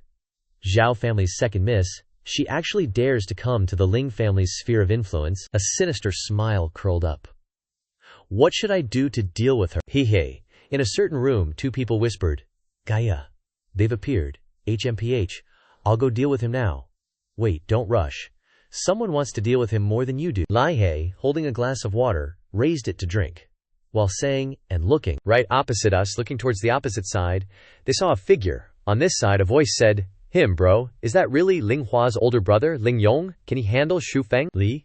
He smirked and said, Don't worry, Ling Yong is the #1 expert of the younger generation in this small town. Li Wei looked towards the opposite side and naively asked, Then how does he compare to you, bro? Li. He raised his glass to drink, and casually replied, This Ling Yong's strength has reached the 8th rank, and he once luckily won a move against Xiao Lin. Although he's not as good as me, it would take some effort to deal with him. But if you want to cripple that lowly slave, then this Ling Yong should be able to handle him. Haha.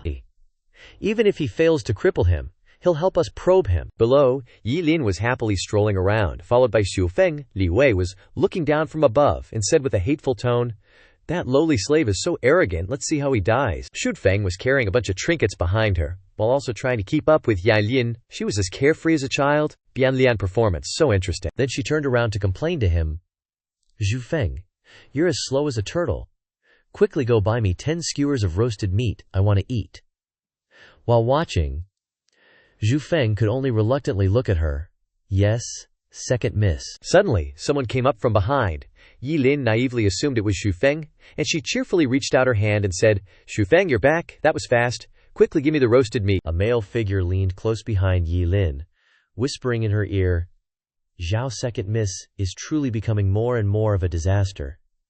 Yilin finally realized that this wasn't Xu Feng. That person continued to say in her ear, "Xiao second miss has come to my Ling family's territory, so I have to fulfill my duty as the host. How about coming to my house and we can compose poetry together?" Hearing this, Yilin realized in surprise that it was Ling Yong. On this side, Xu Feng, who went to buy roasted meat for Yilin, who was waiting impatiently, said, "Boss, can you hurry up a bit? I'm in a hurry. Almost done. Almost done. Last step." Xu Feng watched him make the roasted meat and casually asked, "Boss, your armpits must be quite salty, right?" The big, fat boss making the roasted meat replied, "Kid, you don't understand. This is my secret technique." In the distance, 2 family servants were talking to each other. "Hurry up, Ling Yong is harming young women again." Xu Feng heard this, and he knew immediately that it was true. But this time, he dared to lay a hand on Zhao second miss. The boss called out, "Hey kid, you haven't paid." Xu Feng grabbed the skewers of roasted meat and ran quickly to Yilin's place. "Second miss, wait for me." On Yilin's side, she was somewhat frightened by Ling Yong, but still spoke up. "Ling Yong, if you dare touch me, aren't you afraid of my Xiao family's anger?" Ling Yong still had that leisurely look. "You tell me what I dare, Xiao second miss." He pressed Yilin against a tree, causing her to panic and shout. "Don't touch me, you smelly hooligan," Ling Yong arrogantly replied. "Let me tell you, there's no woman that this Ling Yong can't touch." A snap of fingers rang out. "I say you wouldn't dare." A slap, smacking straight into Ling Yong's face. He picked it up and was extremely angry. "Ah, Meng, chicken butt." Xu Feng, carrying the skewers of roasted meat, ran over and used them to smack Ling Yong in the face. He leisurely said to him, "That's right, freshly roasted." Ling Yong spun around, pissed off, and snapped, "Who the hell do you think you are, trying to start something with me?" Xu Feng shot back with a smirk. "Young Master Ling, you're nothing like your sister, Ling Hua. You sure you're really their kid?" Yilin, standing on the side, just cracked up. Ling Yong couldn't take it anymore. He clenched his fists, which started glowing with intense heat, and snarled, "You're asking to die?" Yilin immediately stepped in, playing the part of a beauty saving the hero, even though she couldn't fight to save her life.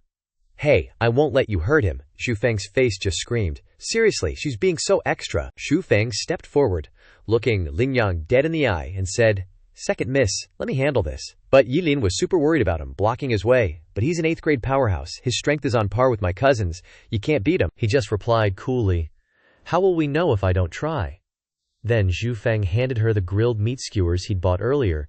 "Here, your skewers." After that, Xu Feng turned and walked forward, leaving a stunned Yilin staring at his back. Xu Feng prepared to use his newly acquired art, saying playfully, "I just happened to stumble upon a new technique a few days ago. I guess you'll do for testing its power."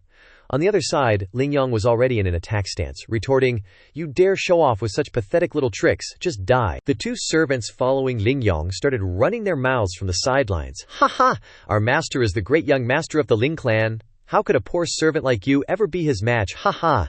There's no cure for overestimating yourself." Xu Feng began to use his art, gathering power in his right hand as he leaped into the air to attack. Well, this is a bit embarrassing for everyone. A shard of blue ice, like the tip of a sword, shot out from his hand, the sharp arrowhead flying straight towards Ling Yong.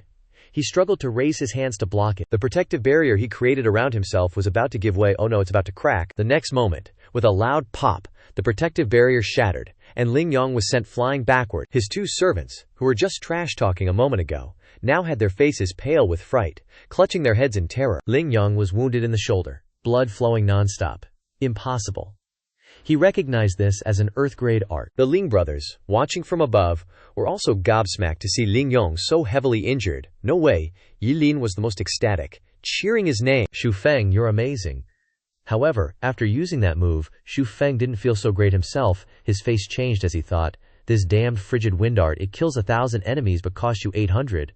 My head feels like it's about to explode. Li Heishuan seemed to have figured something out. He chuckled and said, haha, so that's how it is, Li Wei. Let's go back and prepare. Li Wei, confused, asked, what? Why are we going back? Are we going to help? Ling Yong? Li Heishuan just replied coldly, no need. We've scouted out what we needed to. Ling Yong clutched his injured arm, asking in pain, An Earth-grade art? Have you already achieved spirit infusion? Impossible. He looked at Xu Feng judgmentally. That's not right. Only after reaching the 10th grade Qi realm can one reach the spirit infusion realm. You're not even at the 8th grade. How can you use an Earth grade art? You need spiritual ki to use it. Xu Feng, ever the smartass, provoked him. Well, sorry about that, but I just can. Is this all the #1 young prodigy has got? Outwardly he was cocky, but inwardly he thought, looks like it's all thanks to the Dao Xuan Sutra that I was lucky enough to pull that off. Yi Lin, munching on her meat skewers on the side, cheered Xu Feng on. Hurry up and use your art to kill him. Go on, hurry up. Xu Feng was still assessing the situation while Yi Lin kept making a ruckus. Man, this girl is surprisingly bloodthirsty. If I could still fight, would I just be standing here talking crap? Lucky for me, he can't move either, or I'd be screwed. Despite his injuries, Ling Yong was as arrogant as ever. Even though I can't move, have you all forgotten where this is? He arrogantly ordered his servants. Tie up that woman and take her away. As for the man, either he dies, or you do. To Ling Yong's utter shock, his servants were suddenly sent flying, and a voice rang out. Ling Yong, you dare touch Ying Lin and see what happens? It was Xiao Lin Lu. He had just taken out all of the Ling clan servants and said with a cold expression, Ling Yong, you even dare to bully Ying Lin? It seems your Ling clan really wants to go to war with my Xiao clan. The cavalry had finally arrived. Only then did Xu Feng allow himself to collapse. Yi Lin rushed over and caught him, calling out worriedly, Xu Feng, are you okay? Xiao Lin Lu was furious that he had dared to mess with Yin Lin and questioned him. Ling Yong, aren't you supposed to be Xiao Zhen's #1 prodigy? Today, I'll see just how strong you really are. Yi Lin, on the other side, heard Xiao Lin Lu's question and, while cradling a worried Xu Feng, spoke up. That's not right, cousin. Ling Yang has already been seriously injured by Xu Feng. Xiao Lin Lu turned back in astonishment and asked, what? Realizing his weakened state against Xu Feng's attacker, Ling Yang got a little scared and tried to bargain. Xiao Lin Lu, if you've got the guts, let's have our showdown in a few days. But Xiao Lin Lu wasn't having it. I'm in a good mood today, and I really feel like a fight with you. His face turned cold. But he offered him an out. But if you beg for your life, I'll spare you. The two lackeys following him immediately felt intimidated too, whispering behind that low-life young master Ling Yong's back. True gold fears no fire. My main man isn't taking any losses here. Ling Yong gritted his teeth, his face flushed with anger, and just cursed, damn it. On the second day, at noon, a servant and a maid from the Xiao family were chatting. About Xu Feng, the servant said. It's been a whole day and night. Feng Ji still hasn't woken up. The maid, who was carrying a tray of dishes, also said, that's right, the second miss has been watching over him all day. I'm preparing to take breakfast to the second miss now. The servant boy told the girl. Let me tell you, Feng Ji is really amazing, the girl curiously asked. What exactly happened? He began to whisper to the girl. I heard that Feng Ji is not only a Xuan cultivator but also a mage. Yesterday, with just one move, he seriously injured Ling Yong. Who is Ling Yong, do you know him? Hearing this, the girl was so shocked that she covered her mouth to avoid screaming. Inside the room, Yi Lin was sitting and watching over Xu Feng, so much that she was dozing off, with the maid beside her. At this moment, Xu Feng had woken up, and he weakly asked, Miss, why am I here? Yi Lin was overjoyed to see him awake. Xu Feng, you're finally awake. Yi Lin acted cute and obedient, letting the maid behind her chatter on and on about her. That's right, you, a servant, were unconscious and lying on our miss's bed, and you even had our miss stay by your side all night. What do you say to that? Xu Feng thought about this offense and timidly said, a servant seducing the miss, I'm afraid he'll be dunked in a pig cage. Yi Yin then pointed at his face and teased. So, you're not afraid of being dunked in a pig cage, he said, sweating profusely, and she teased him again. Immediately, Xu Feng stretched and sat up straight as if he hadn't been injured at all, and even said, I'm not afraid, I'm just seeing if the second miss will give me a chance. She angrily turned her face away and scolded, You rascal! I won't give a rascal like you a chance, HMPH. She shyly threatened him. If you dare to have any ideas about me, I'll tell my second uncle, and have him catch you and dunk you in a pig cage. Xu Feng moved closer to her, flirtatiously teasing. Isn't the second miss a little too fierce? I can discuss it with the old man a little. She happily turned around as if wanting to hug him, and asked, Discuss what? Xu Feng, A servant who had just entered the room saw such a passionate scene and was at a loss for words. Jiang Yuan interrupted, calling out, "Yes, second miss." Xu Feng, seeing him, asked, "You've reached the 5th rank." Jiang Yuan also excitedly replied, "Yeah, 5th rank peak." I'm now the 3rd manager. But how did you do it? Injuring Ling Yang with one move, and even making him beg the young master. He flared his nostrils and kept talking. "You can achieve it through practice, as long as you insist on doing 100 sit-ups and 100 push-ups every day." Jiang Yuan was full of determination. Push-ups. That powerful Jiang Yuan came to announce a very important matter, and he said, "That's right, second miss. There's also an important matter. Li Heishuan has already arranged the Lei Tai and specifically requested a duel with Xu Feng." What? Yi Lin exclaimed in shock. At this time, Xiao Rong stepped forward and asked, "Young Master Heishuan, are you sure you want to set up a Lei Tai to duel with my family's servant, Xu Feng?" He replied without thinking, without hesitation, "That's right. I hope old Master Xiao will agree." Lin Lu expressed dissatisfaction and spoke up for him. "Yesterday, Xu Feng exhausted his strength to protect my younger sister. He just woke up. And now you want to duel with him? Isn't that just trying to push him to his death?" Heishuan acted arrogantly and said, "Young Master Xiao Lian's words are wrong. I heard that the esteemed family's servant, Xu Feng, is both a Xuan cultivator and a mage, and can also use earth-grade spells. I just want to compete with him, and I know when to stop." His younger brother Li Wei also excitedly chimed in. That's right, it's just a competition." Heishuan's voice suddenly lowered, and he said with disdain, "Besides, he's just a lowly servant. I'm lowering myself to compete with him fairly. Is that not allowed?" Xiao Rong suddenly said decisively, "Okay." His expression turned serious. Lin Lu was stunned when he heard this and called out, "Father!" He tried to stop him, but it was too late. Li Wei laughed triumphantly. "Haha, Xu Feng is dead for sure," Heishuan arrogantly said. "HMPH, he's just a lowly servant who doesn't know his place. Even if I suffer a little injury today, I will cripple you. Li Heishuan set up a Lei Tai and wants to duel with me." Xu Feng was a little dazed when he heard someone else tell him. Yi Lin became furious when she heard this. Xu Feng just woke up and that rascal is setting up a Lei Tai, HMPH. So shameless. Realizing that the situation wasn't so simple, he turned and asked, "Things aren't that simple. Does he know about me and Ling Yang yesterday?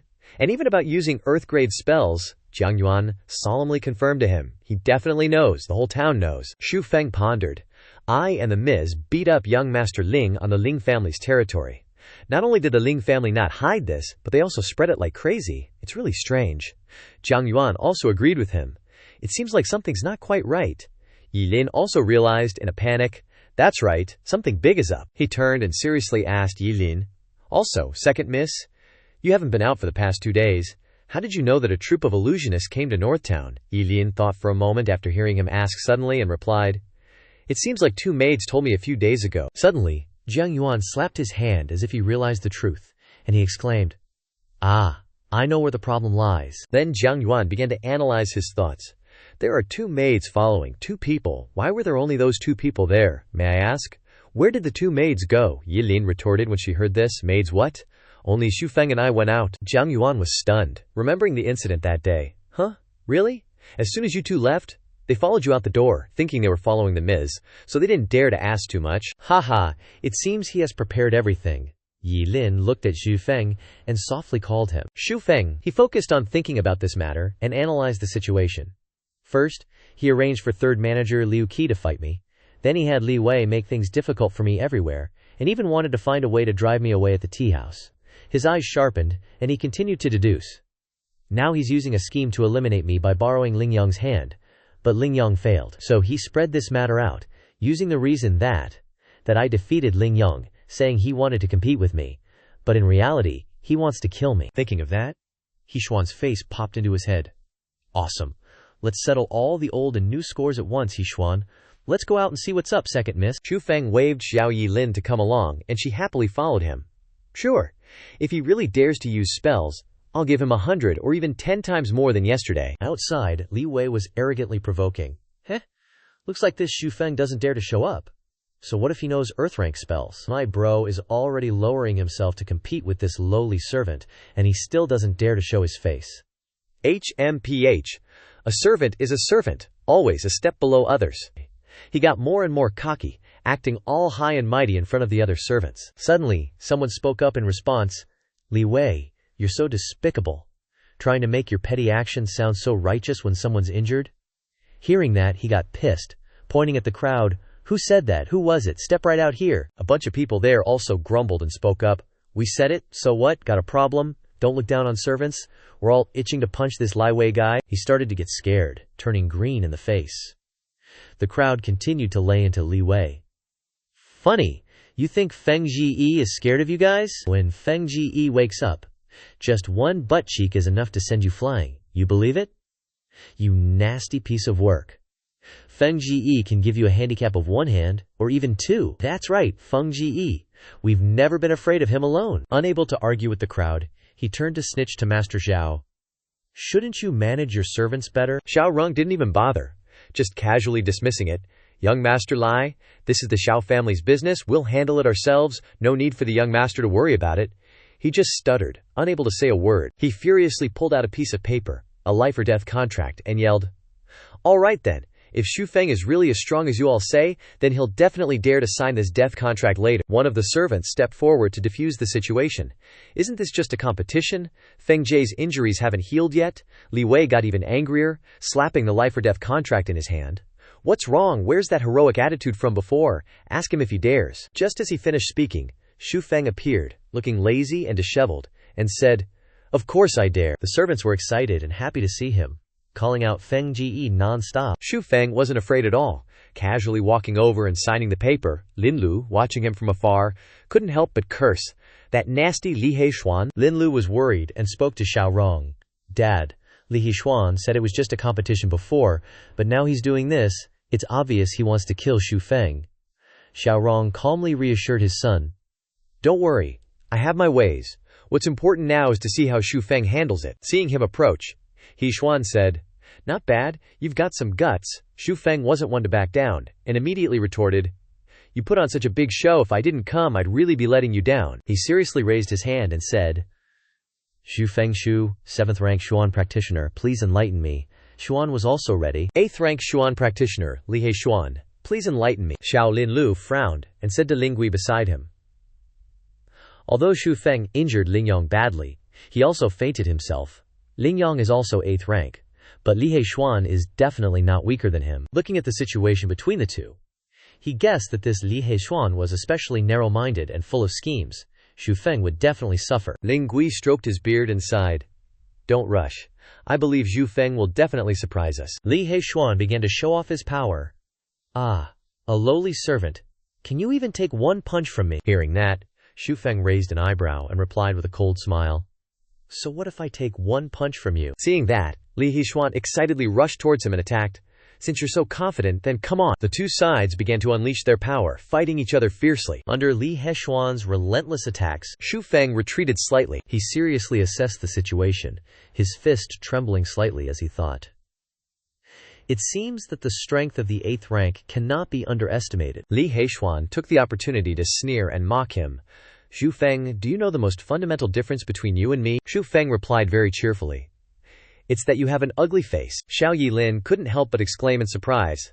Huh, is he joking? Xiao Linlu frowned and replied, No, he's probably serious. Li Heishuan, displeased, closed his fan and warned, Xu Feng, HMPH, you're just good at arguing, arrogant to the extreme. From the moment we were born, our identities were destined to be different. Once you're a servant, your sons and grandsons are destined to be slaves. Xu Feng wasn't scared at all, and he burst out laughing. Li Heishuan's face flushed red, and he charged forward furiously.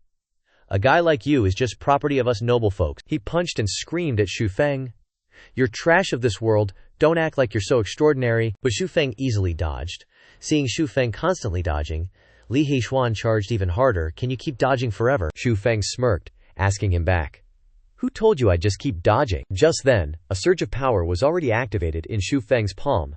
Li Heishuan also noticed this. A counterattack from Xu Feng sent Li Heishuan flying backward. He was terrified by the powerful force unleashed from Xu Feng's fist. Li Heishuan shouted in panic, I blocked so many punches just now, and as soon as my strength drops, you bam, 1 punch, damn it you sneaky bastard, you're so despicable, shameless. Xu Feng raised an eyebrow, questioning him back. Despicable? In front of young master here, how dare I accept that? Isn't the term noble exclusively used by you, young master? Li Heishuan was enraged by him, and his killing intent flared up. He yelled, "You wanna die?" Xu Feng took momentum to jump. Dodging Li Heishuan's punches and kicks, he suddenly smirked sinisterly. HMPH. Two sharp hidden weapons appeared from his fan. Xiao Linlu quickly noticed it. He hurriedly shouted a warning. "Xu Feng, be careful." Li Heishuan directly swung his fan, decisively launching a sneak attack on Xu Feng. Blood flowed out. Xu Feng clutched his injured area, stepping back. "Ah," he exclaimed with a bit of emotion. "Using weapons to deal with a small servant like me. You really think highly of me?" Li Heishuan held his fan, replying smugly, "This is a fair duel. You can use weapons too, of course. You have to have weapons first, haha." Seeing this, Xiao Linlu couldn't help but curse. Li Heishuan is so despicable. Xiao Yilin beside him was also worried. "Xu Feng, don't fight him anymore." Xu Feng activated a surge of power. He smiled lightly, saying, "Thank you for your concern, young miss. I want to see if a noble like young Master Li here can kill a servant who has been registered into servitude like me." Li Heishuan then continued to attack. He yelled, "Seeking death." Seeing this, Xiao Yilin shouted a warning.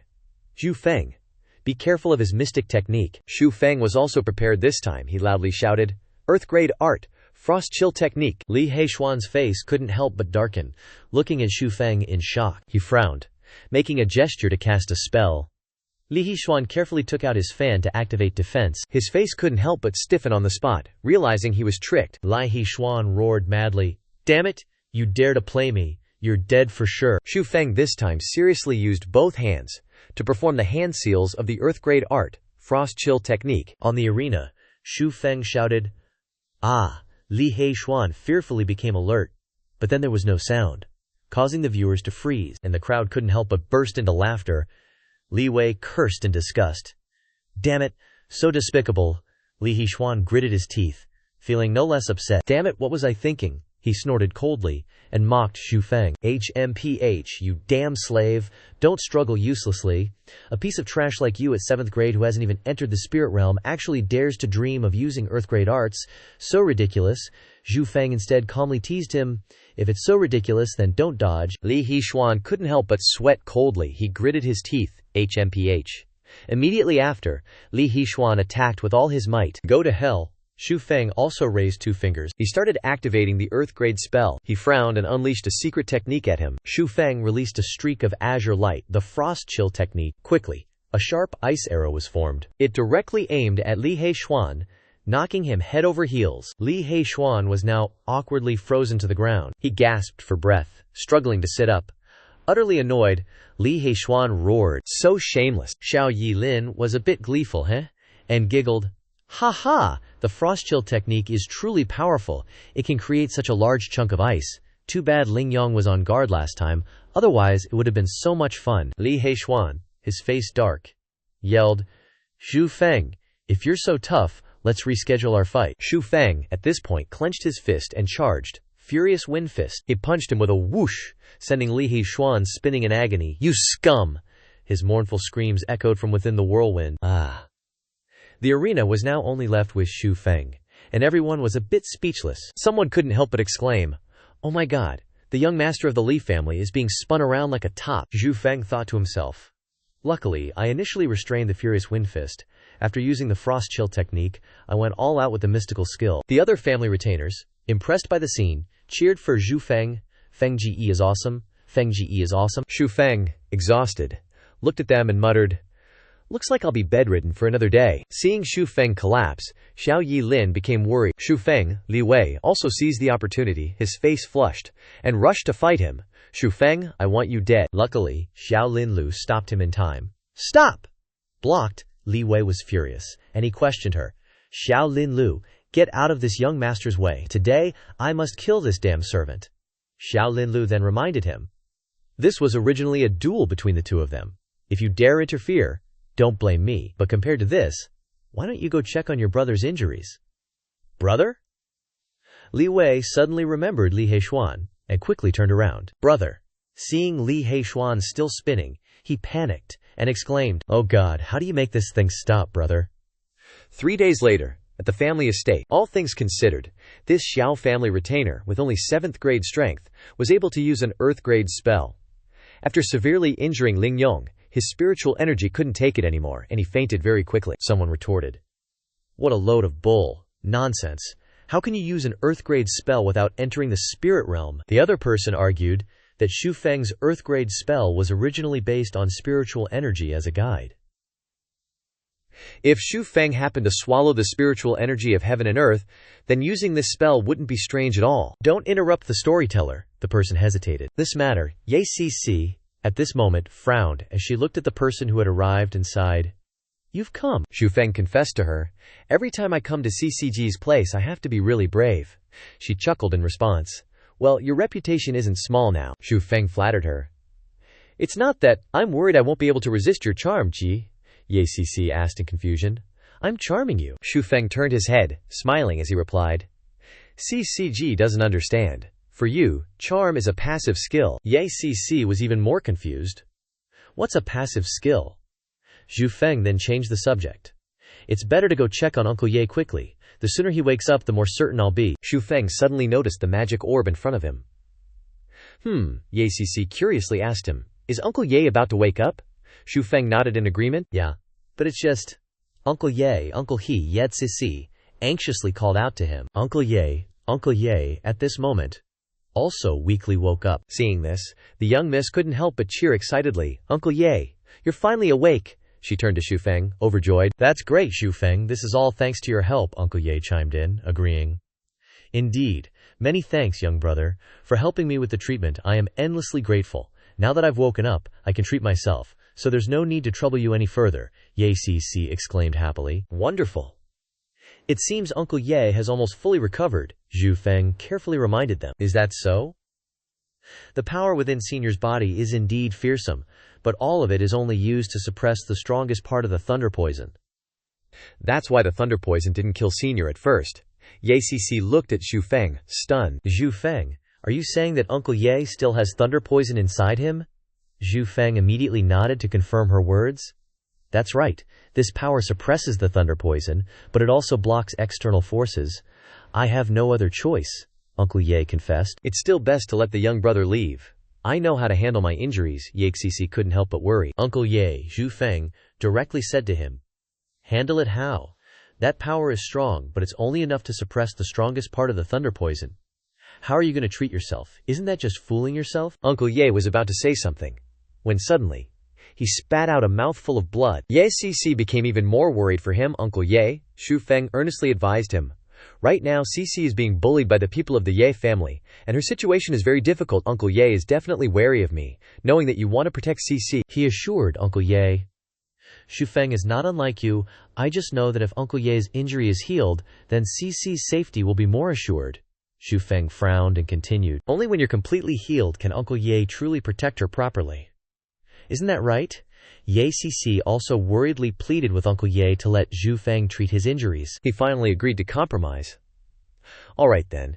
Xu Feng began using his power to treat Uncle Ye's injuries. He closed his eyes, and Jing Tian thought to himself, Uncle Ye has completely relaxed his defenses, even suppressing his instincts. A phantom gate appeared before Xu Feng at this moment.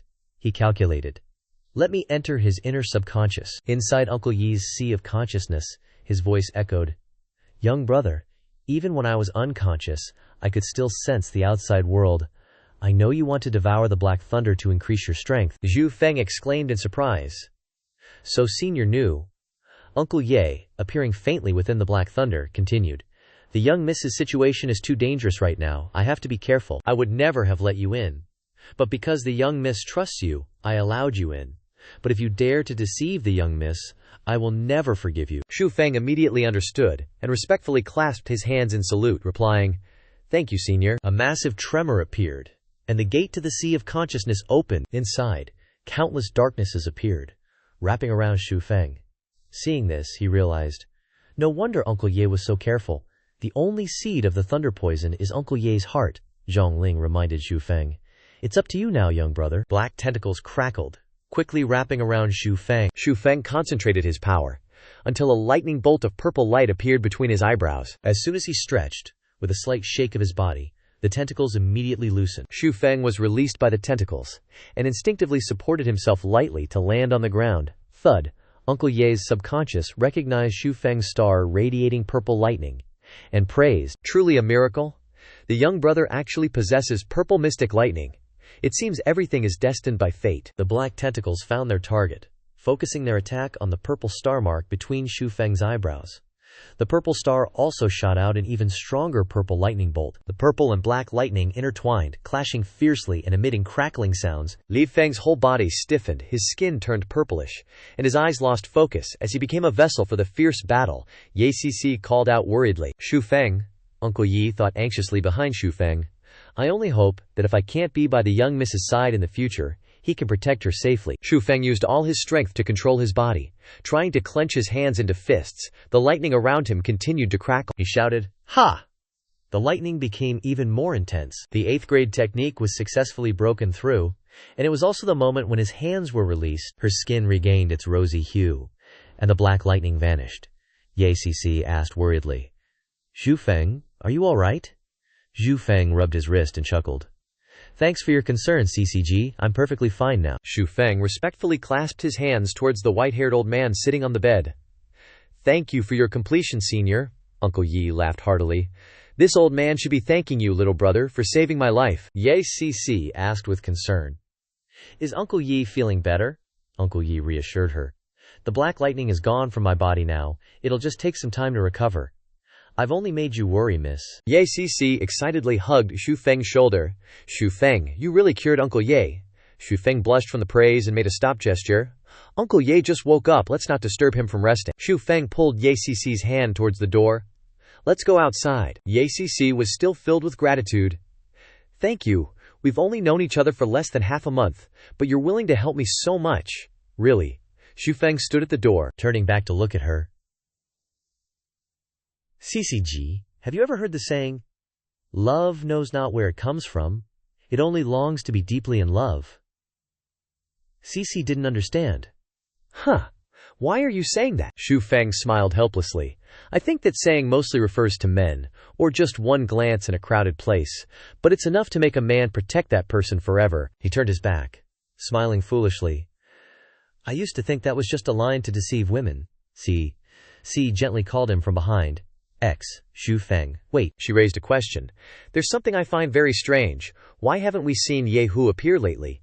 Even when we went to deal with the Black Serpent, he didn't show up to make things difficult," Xianxia said decisively. "Until you said that just now, I'm even more certain. Did you make some kind of agreement with Yehu to protect me?" Xu Feng scratched his head, laughing loudly. "As expected, nothing can be hidden from CCG. It's just that he won't bother you for a month. It's not considered a big deal." She frowned, loudly questioning, "What's the price you have to pay?" He showed no expression, answering, "There's no price. Just a fight with him after a few days." CC raised her voice, asking again, "What? A duel with Yehu? Are you crazy? Using this condition to exchange? If he wants to bother me, then just let him bother me." He didn't care, answering, "It's okay," Xu Feng explained. "Besides, if I didn't do that, he probably wouldn't let me enter Tranquil Abode," Xu Feng happily said with a smile. "Don't worry about these things. CCG should trust me, right?" CC frowned, reluctantly answering, "All right, don't do this again in the future?" Inwardly, she thought, "No matter what, I can't let anything happen to Xu Feng. If something really happens, I will absolutely not forgive Yehu." Xu Feng continued to reassure her. "Rest assured, CCG. Once I devour that black lightning beast pill, when I fight Yehu I can defeat him. Do you believe it?" She frowned, scolding. "Stop being so glib. You have to be careful when devouring this beast pill." Xu Feng turned around to prepare to leave, still not forgetting to smile. "Don't worry, CCG. I have a long life. I'll definitely be fine. It's getting late. I'll go back first." CC muttered the words he just said to herself, in her heart. "Love knows not where it comes from. It only longs to be deeply in love. Sorry, I can't answer you yet. It will hurt you." One bright morning, the dazzling sunlight shone through the roof tiles of the Xiao residence. Yi Lin waved her hand behind him, calling out, "Xu Feng." Yi Lin frowned, grumbling, "Why can't I see your shadow so early in the morning? Leaving your workstation without permission, do you want to have your salary deducted?" Xu Feng recognized that voice without even turning around. Second Miss Yi Lin approached him, sniffing, and then wrinkling her nose, pointing. "It's that scent again? You went to the tea house again, didn't you?" Xu Feng explained. "Yes, CCG had something important she needed my help with." Yi Lin crossed her arms, expressing a hostile attitude. "HMPH. What exactly do you need to help with that you have to go every day?" Xu Feng took out a small porcelain bottle with a ribbon tied to it, adorned with flowers from his robes. Second Miss, It just so happens that I saw this on the way back and it wasn't expensive, so I bought it. Here, this perfume is for you. As soon as Yinlin saw the porcelain bottle, she liked it and snatched it away. Seriously. What would daughters like us do with these things? I'll consider that you have good intentions. I won't deduct your salary this month. She put the porcelain bottle in her sleeve and enthusiastically invited Zhu Feng. Let's go out and play. I've been at home all these days, and I'm about to become a fool. Zhu Feng frowned, disagreeing. Last time, Ling Yang was severely injured. The relationship between the two families is even more tense. The two families are constantly fighting in town. The master was afraid that something would happen to you, so he ordered you to be confined, right? She whined and acted unreasonably. But I'm about to get sick from staying at home all the time, Zhu Feng gave in, having to indulge her. All right, what do you want me to do? Yi Lin jumped up and hugged him. Zhu Feng, I knew you were the best to me. Let's go have fun. Zhu Feng frowned with worry. Aren't you afraid of the Ling family? Yi Lin laughed cheerfully. HMPH, not scared. I have you to protect me. Yi Lin paused slightly, chewing on a melon seed as she corrected. No, we came to watch the show. He chuckled. That's right, there are so many factories in town, I'd be exhausted if I participated. She pretended to be serious, saying, the main characters don't just show up that easily. Zhu Feng burst out laughing.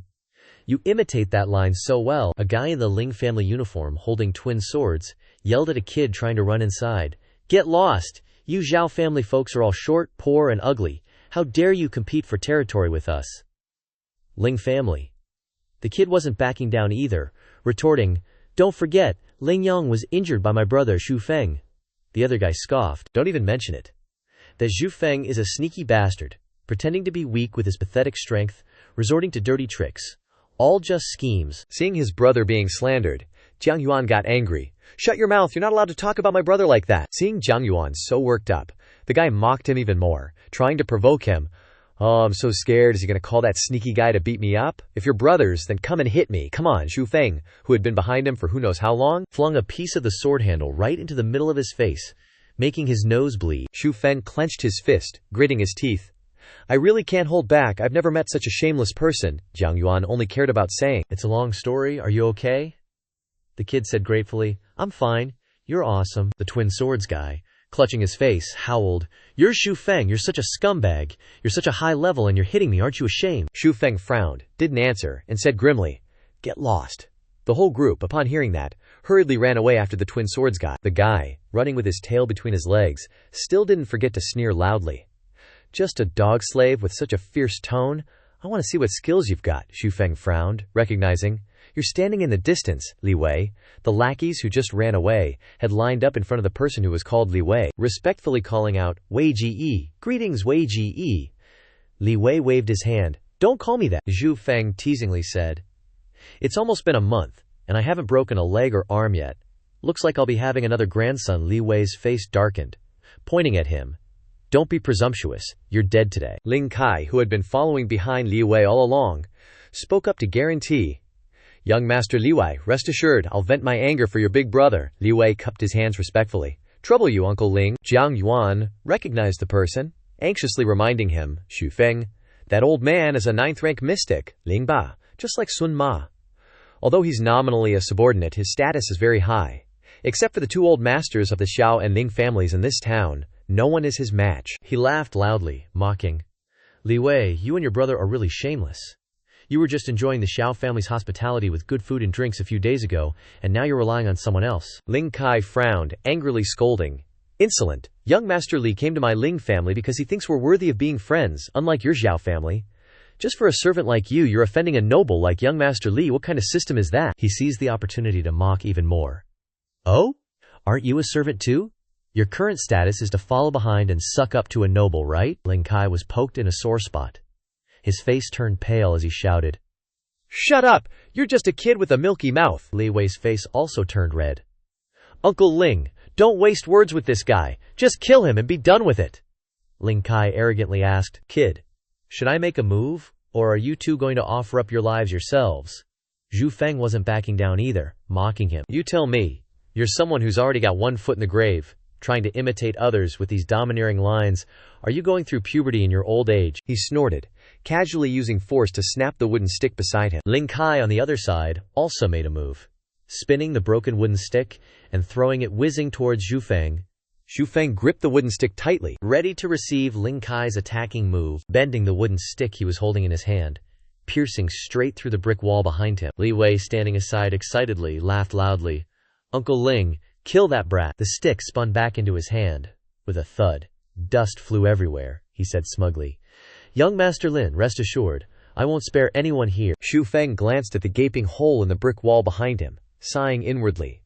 Couldn't block it at all. Didn't realize the gap between a Bao rank and a Ju rank was so huge. Riding the wave of his advantage, Ling Kai threatened, "Kid, don't resist in vain. If you surrender quietly, I'll just break your limbs." Xu Feng, determined not to give in, retorted with a sneer, "Think I'm stupid or what?" Ling Kai decisively leaped forward, charging towards Xu Feng, and yelled, "If that's how it's gonna be, don't blame this old man." Xu Feng gracefully hopped back, dodging Ling Kai's staff as it came crashing down. Ling Kai, sweating, grudgingly complimented, "You've got some skills, I'll give you that. No wonder the young master suffered at your hands." Li Wei, spectating, shouted in dissatisfaction, "Uncle Ling, don't waste words on him. Make this quick, Uncle Ling." Li Wei anxiously directed from the sidelines, "Use your mystic skills, and just off him already." Ling Kai channeled all his energy into a golden cyclone, surging with intense power. "Kid, the gap between our levels can't be closed with your little tricks of dodging here and there." Xu Feng looked at him, worriedly thinking, "He's using mystic skills." Ling Kai gripped his staff with both hands, ready to strike again. "See where you can run now."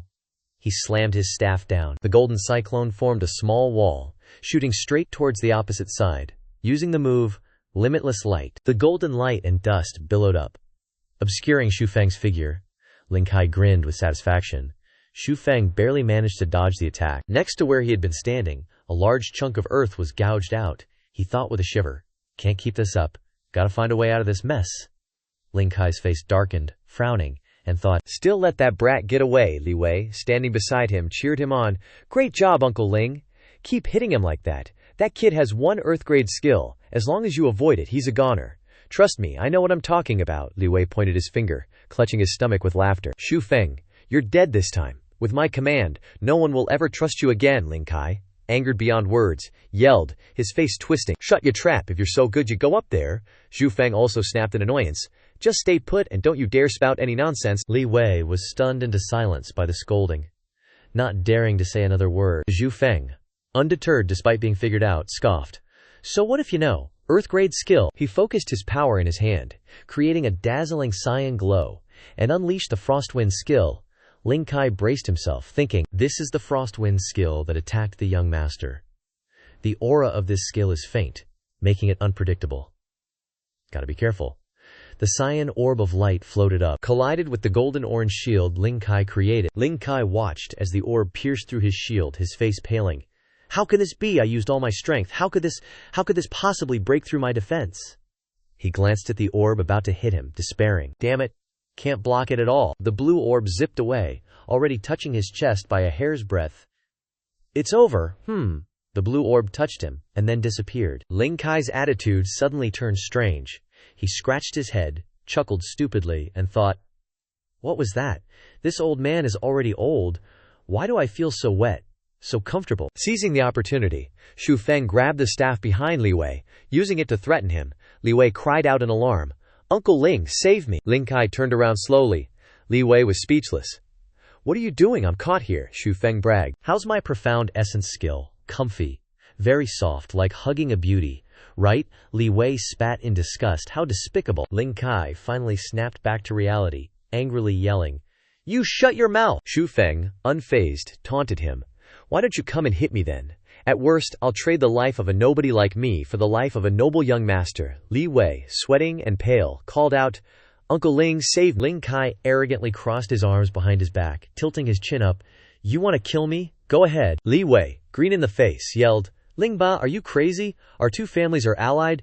You can't do this." Ling Kai suddenly changed direction, the staff in his hand whipping towards Jiang Yuan. Ling Kai threatened, "Then I'll kill this guy. If you're so tough, go ahead and kill young Master Lai." Xiao Feng wasn't backing down either, using his staff to pin Li Wei face down on the ground. "You really think I wouldn't dare kill Li Wei?" Ling Kai, though a bit pale, had no choice but to keep going, Fine, let's do it together. Li Wei, pinned to the ground, shouted angrily. Ling Kai, if I die, your Xiao family won't be able to shirk responsibility. You want to go against the Li family? Ling Kai tried his best to endure, his face turning green with each of Li Wei's insults. You're just a damn lackey. You don't have the right to make decisions for the Ling family. Ling Kai still calmly reassured Li Wei. Don't worry, young Master Li. We'll give old Master Li a satisfactory answer, Ling Kai declared grandly.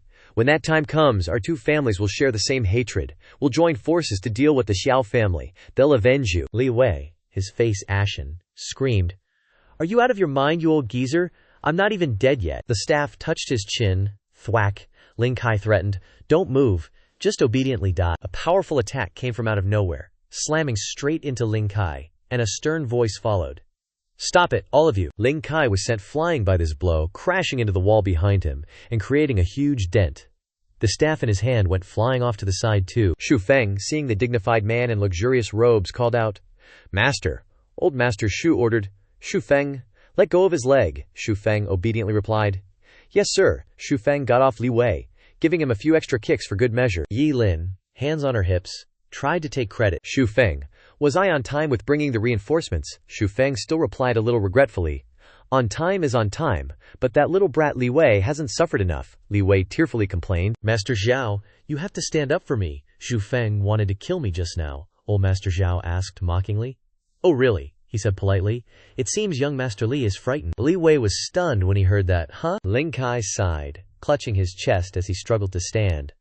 Old Master Xiao chastised Ling Kai. You rely on your 9th rank strength to bully these kids? Don't you feel ashamed? Ling Kai coughed, still trying to defend himself. Cough cough, old Master Xiao is being too harsh. Aren't you using your 10th rank strength to deal with me too? Old Master Xiao replied decisively. If that's what you say, then I'll kill you today, old Master Xiao said threateningly in a deep voice.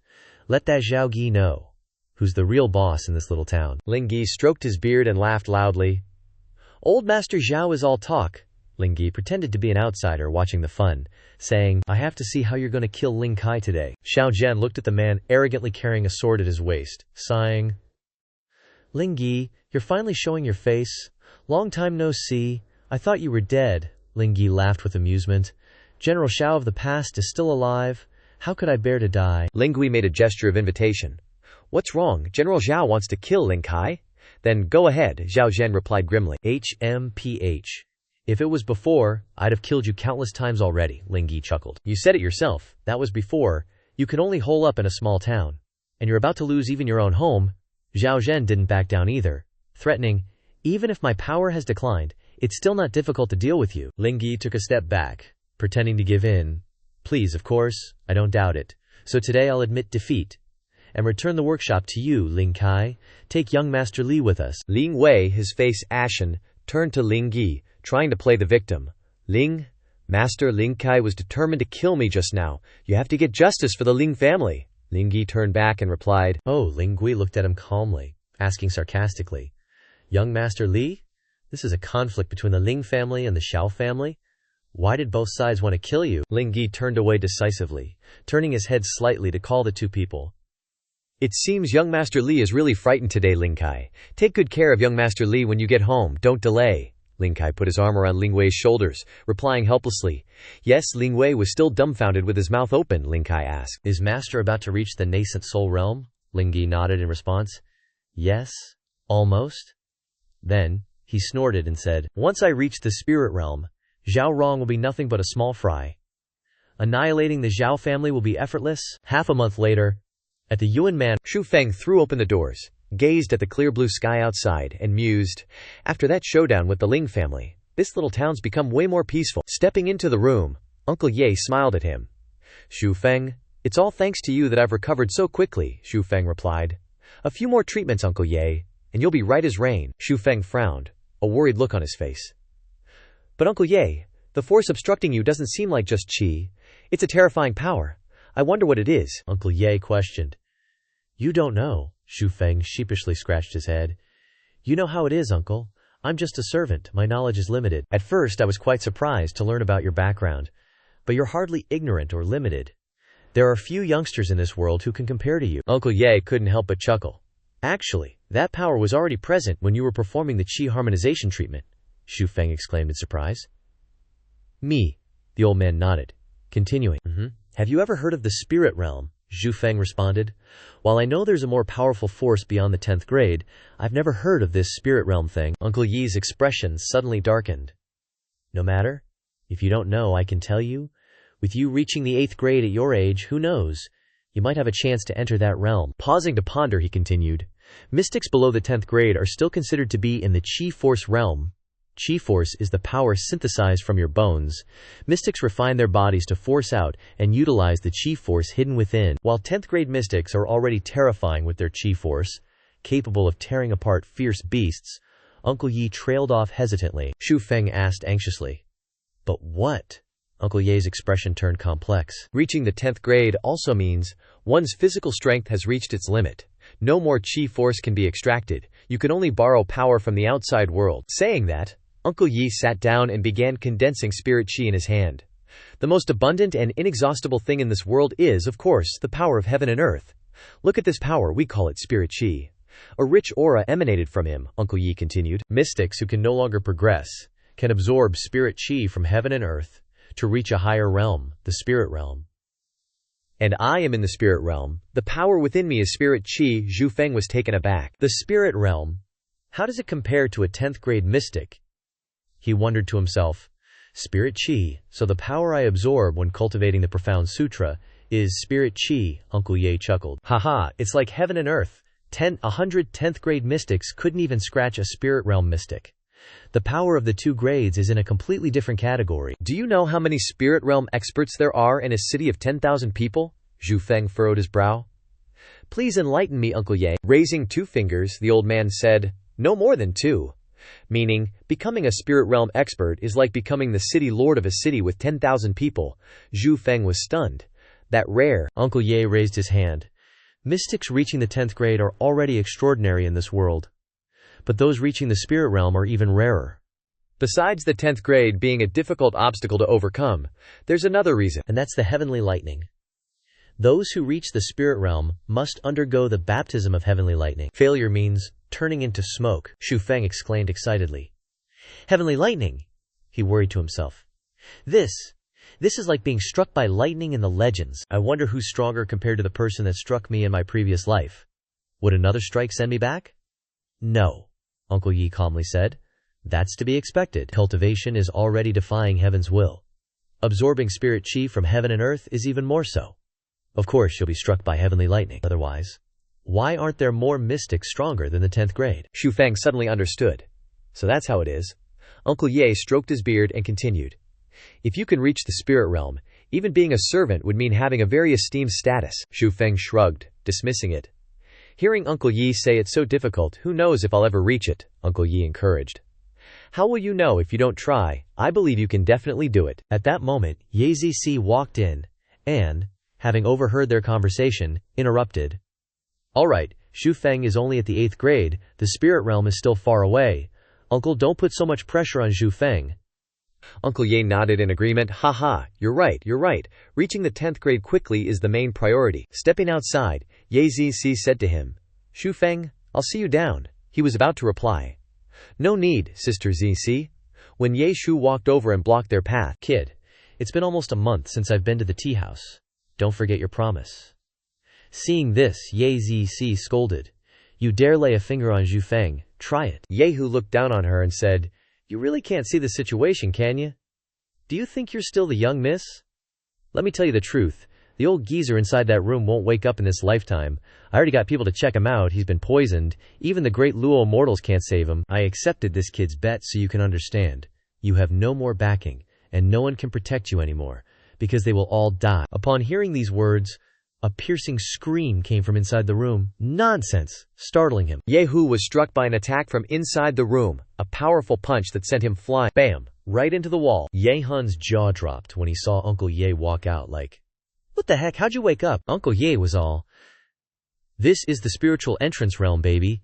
Even with just 30% of my power, dealing with a 9-rank peak dude is a piece of cake. Xu Feng, seeing this, was kind of freaked out, thinking, Damn, is the spiritual entrance realm really that scary? Yehu, mad as hell, yelled at Xu Feng. Hey kid, don't you forget our promise. Seeing that, Xu Feng stepped up, replying, I definitely won't go back on my word. I'll fight you soon enough. Yehu jumped down, leaving a big hole in the wall, and was like, Just then, Xianxia piped up, asking Xu Feng, You want to devour the Black Thunder Beast pill? Xu Feng replied, Even though Uncle Ye gave Yehu a beatdown, it doesn't replace our promise. As he said that, he pulled out a pill. I was going to devour it in a few days, but thinking about it, quickly increasing my strength is the only way to reduce being looked down upon. Xu Feng took out the pill and closed his eyes. A lotus flower appeared on his forehead, radiating light. Then Xu Feng sat on a huge lotus flower. His body surrounded by abundant spiritual energy.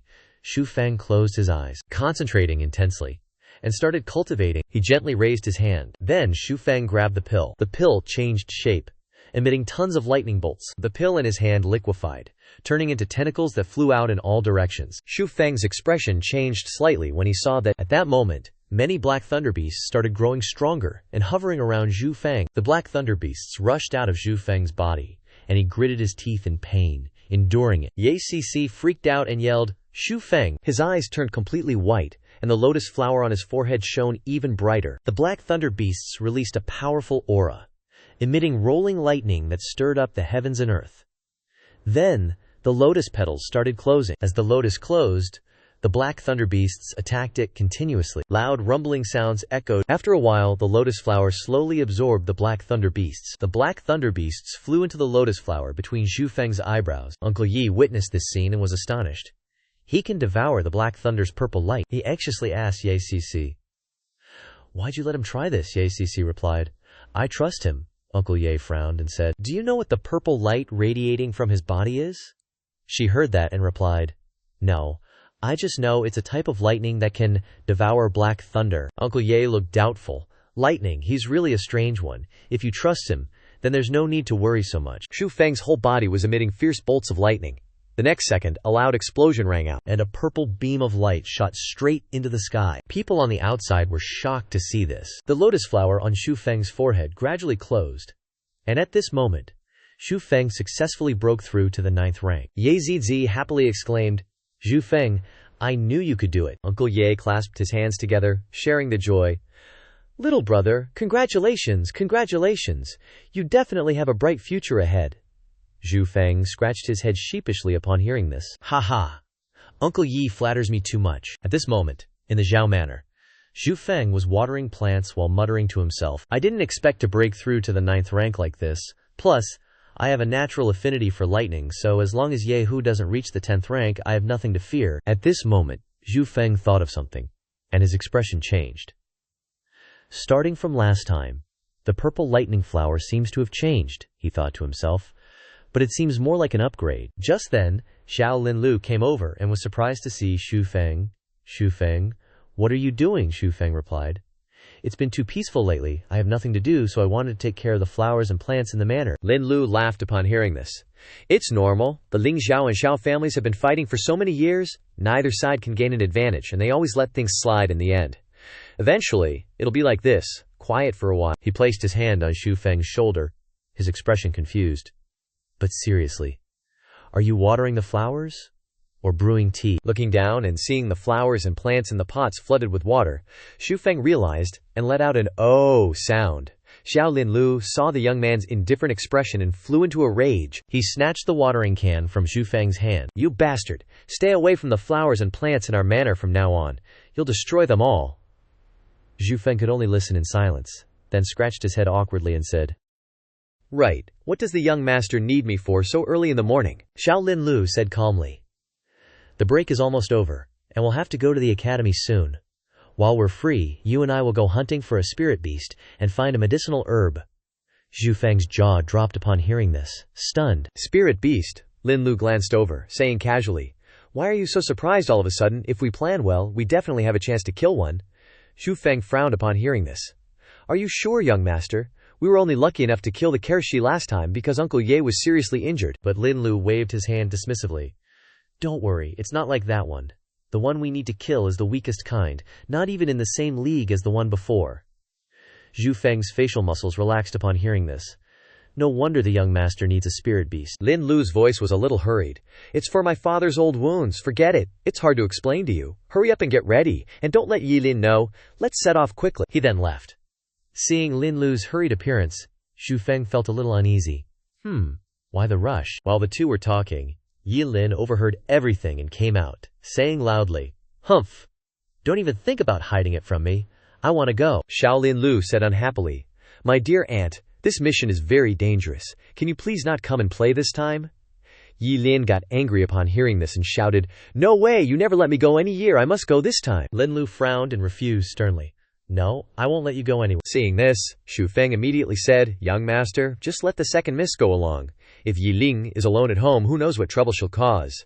Xiao Lin Lu was a little worried, but Xu Feng clasped his hands together and said, "Young master, rest assured, I will take good care of the Miss Ass, and won't let her encounter any danger." Lin Lu finally agreed after hearing this. "Let's decide on that then. You take care of her." Yi Lin happily jumped over and hugged Xu Feng. "Xu Feng, I knew you were the best to me." Xu Feng looked at her seriously. "I'm the second Miss's servant. Of course I have to think of the second Miss." "Yes," Yi Lin said after hearing this. "I don't see you as my servant." The mountains were stacked on top of each other as a group from the Xiao family, armed with weapons, headed forward. On their way to hunt a spirit beast, Xu Feng walked with Yi Lin. Following behind, he asked softly, "Miss, this time, it is led by Sun Ba. Why does the Xiao family take this spirit beast hunting so seriously?" Yi Lin explained upon hearing this. "Actually, second uncle used to be an expert in the entry spirit realm, and he was also a general of the empire. But later, during a battle with the enemy country, he was seriously injured by a general from the enemy country, causing him to be unable to condense the spiritual energy of heaven and earth, and his cultivation rapidly declined. And every so often, second uncle needs a spirit crystal and many kinds of medicine to suppress his injuries." Xu Feng finally understood after hearing this. So that's how it is. Sometimes spirit crystals will condense inside spirit beasts. No wonder even Sun Ba is taking action. While walking, Yi Lin bumped into Lin Lu's group and was startled.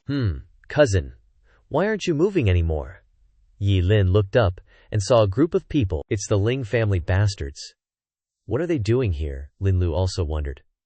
"What are the Ling family people doing here?" Xu Feng asked naively. "Do they know that the master needs a spirit crystal?" Lin Lu replied after hearing this.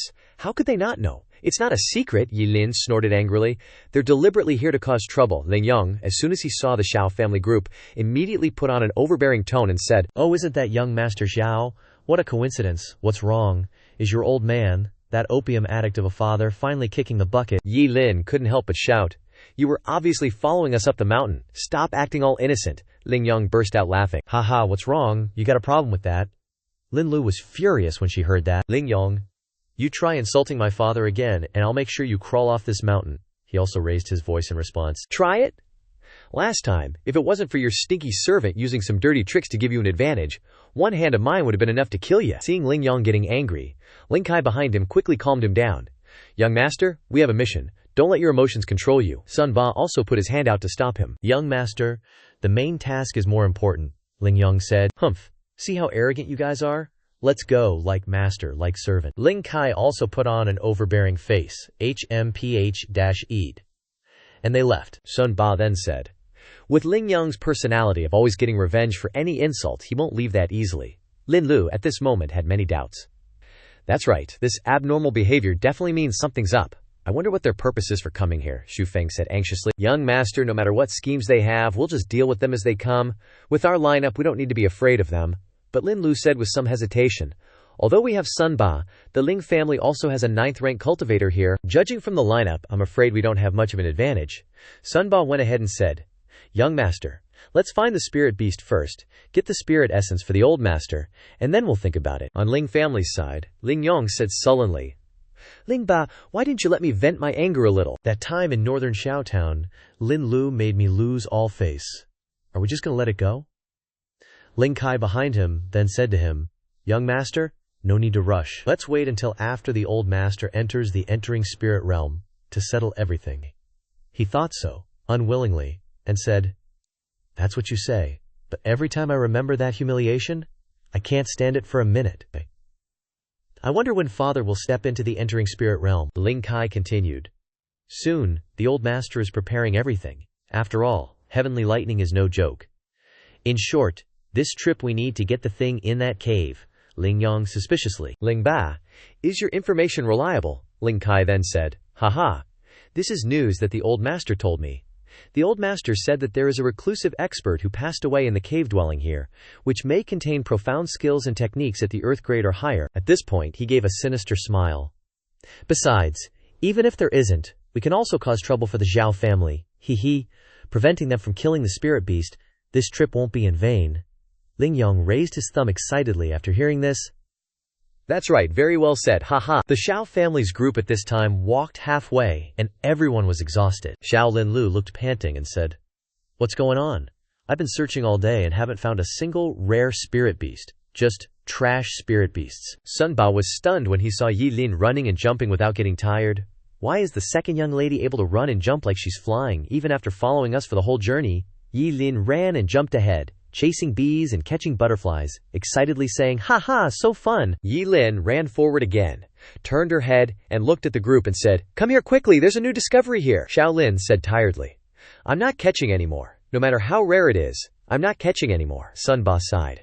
"Let's sell the spirit beasts we've hunted to get money, and we'll come again another day. This old skeleton of mine is about to break." Yi Lin, at this time, ran around wildly, shouting, "Not good, it's about to rush out," only to see something huge fly past Yi Lin, causing her to turn pale with fright. All three of them looked up, only to see a spirit essence deer running out. They were shocked when they saw this supreme spirit beast, spirit essence deer. Xiao Lin immediately ordered everyone, "Quick, don't let it get away." He shouted excitedly, "Surround it from the left and right, don't agitate it. After surrounding it, use arrows to attack it and severely injure it first, then we'll talk. Everyone hurry up and chase after it." A servant sighed upon seeing this. "How can we chase after it? What should we do with the spirit beasts we harvested earlier? They're too heavy." Sun Ba shouted when he saw this. "Throw them all away from me, don't just stand there, chase after it now." The next second, they each threw away the spirit beast they had just caught, and hurriedly chased after it. Yi Lin looked at Xu Feng regretfully and said, "Can you ask them to kill another spirit beast?" "That one's so beautiful," Xu Feng quickly said. "Second young lady, the danger level of this spirit beast is very low. If it were another spirit beast, I'm afraid the people of the Xiao family would lose their lives." "Second young lady, let's quickly follow over there, they're about to go far away." On Ling Yong's side, he looked at Ling Kai and asked, "Ling Ba, how long until we find the cave dwelling?" Ling Kai behind him said, "Young master, don't worry, it's probably almost here." At the same time, Xu Feng and Yi Lin accidentally caught this scene. Looking at his shady actions, Yi Lin blankly asked, "Xu Feng, what are you doing?" In front of them, the people of the Ling family were walking on the road. Yi Lin blurted out, "Oh, it's Ling Yong's group." In front, Ling Yong kept saying, "Damn it, if that cave dwelling doesn't have an earth-grade profound skill, I won't be able to stand Xiaolin's anger today." The two of them were stunned. A high-grade, earth-rank Zhuiyan skill. Xu Feng's lips curled up, thinking to himself, "If I had another high-grade earth-rank Xuan skill, I'd be almost guaranteed to win against Yehu." Seeing the cunning look on his face, Yi Lin whispered, "Xu Feng, are you planning to rob them?" Looking at her innocent face, Xu Feng thought, "Young miss, how can a persistent and crazy pursuit of knowledge be considered robbing?" He smiled at Yi Lin and said, "I'll wait for you here, be careful. It's okay if you can't get it, just don't get into a conflict with them." Xu Feng was a little worried and said, "Aren't you afraid to stay here alone?" Yi Lin pointed to a rock beside her and said, "I'm not afraid. I'll be there, and won't wander around, waiting for you to come back." But at this time, Xu Feng was still a little uneasy, but Yi Lin urged him when she saw this, "Okay, stop dawdling, go quickly." Xu Feng was silent for a while, and then he rushed away. Yi Lin looked at Xu Feng's back gradually disappearing, feeling a little sad in her heart. "I really want to go with you, but I'm even more afraid of dragging you down." The Ling family group had already arrived at the mountain crevice. Ling Yong said to everyone, "Young master, if we pass through this deep crevice, we should be almost there." "We will see how we find the cave. Speed up and search carefully for me. Whoever finds the cave entrance will be handsomely rewarded." At this time, Xu Feng was behind a tree, watching them. The Ling family servants were all excited and ran forward. "Ha, charge!" Xu Feng hid behind the tree and muttered, "It seems that the cave they're talking about is behind this deep crevice." Ling Kai turned to Ling Yong and said, "Young master, this won't do. There are many ferocious beasts in these deep mountains." "Acting like this, I'm afraid," Ling Yong said. "We haven't seen any spirit beasts along the way, let alone ferocious beasts. Uncle Ling is too worried." Ling Kai's face showed uneasiness. "That's exactly why it's even more frightening." The servants were now vying to rush forward. The one in the lead laughed loudly. "Ha, don't compete with me. Who can run faster than me? Who told you guys not to train usually?" At this moment, just as he rushed forward, a huge beast suddenly sprang out of nowhere. Both Ling Yong and Ling Kai's expressions changed instantly. The beast opened its mouth wide and swallowed the servant whole, causing a few others to panic and run away as fast as they could. "Run, it's a ferocious beast." Seeing this, Ling Kai immediately ordered, "Everyone, fall back, this is a spirit beast, use your bows and arrows, don't engage it head-on." But before they could attack, the beast rushed forward furiously, knocking the group flying. Snake, Ling Yong, was terrified by this scene. "Are you kidding me? I didn't come here to kill spirit beasts." "Big guy, I don't have time to play with you. If you want to play, go find the Zhao family," only to see the beast roar, causing tremors in all directions. At this time, in the distance, a servant ran over in a panic and said, "Young master, something bad has happened. A Xiao family servant just ran over there." Ling Yong was shocked when he heard this. What? Only to see Zhu Feng waving his hand and laughing loudly. "You guys take your time. I'll be one step ahead." Ling Yong's face turned pale when he saw him. "Zhu Feng, why is he here?" Then he roared angrily. "Kid, if you dare steal the Xuan skill from me, I'll kill you," Ling Kai said. "Young master, this spirit beast is unusually ferocious. We should retreat first." But Ling Yong had already lost his composure and roared, "Uncle Ling, he's trying to steal my Xuan skill. How can I be willing to let that happen?" Ling Kai reassured him. "Young master is too worried. There's no way the Xiao family would know about the Xuan skill," Ling Yong excitedly shouted. "Look at that monkey's hurry, he must already know," only to see Zhu Feng running ahead happily, shouting loudly, "High-grade, earth-rank Xuan skill, I'm coming." Ling Yong gritted his teeth. "Did you hear that? He's lost control." Then he rushed forward.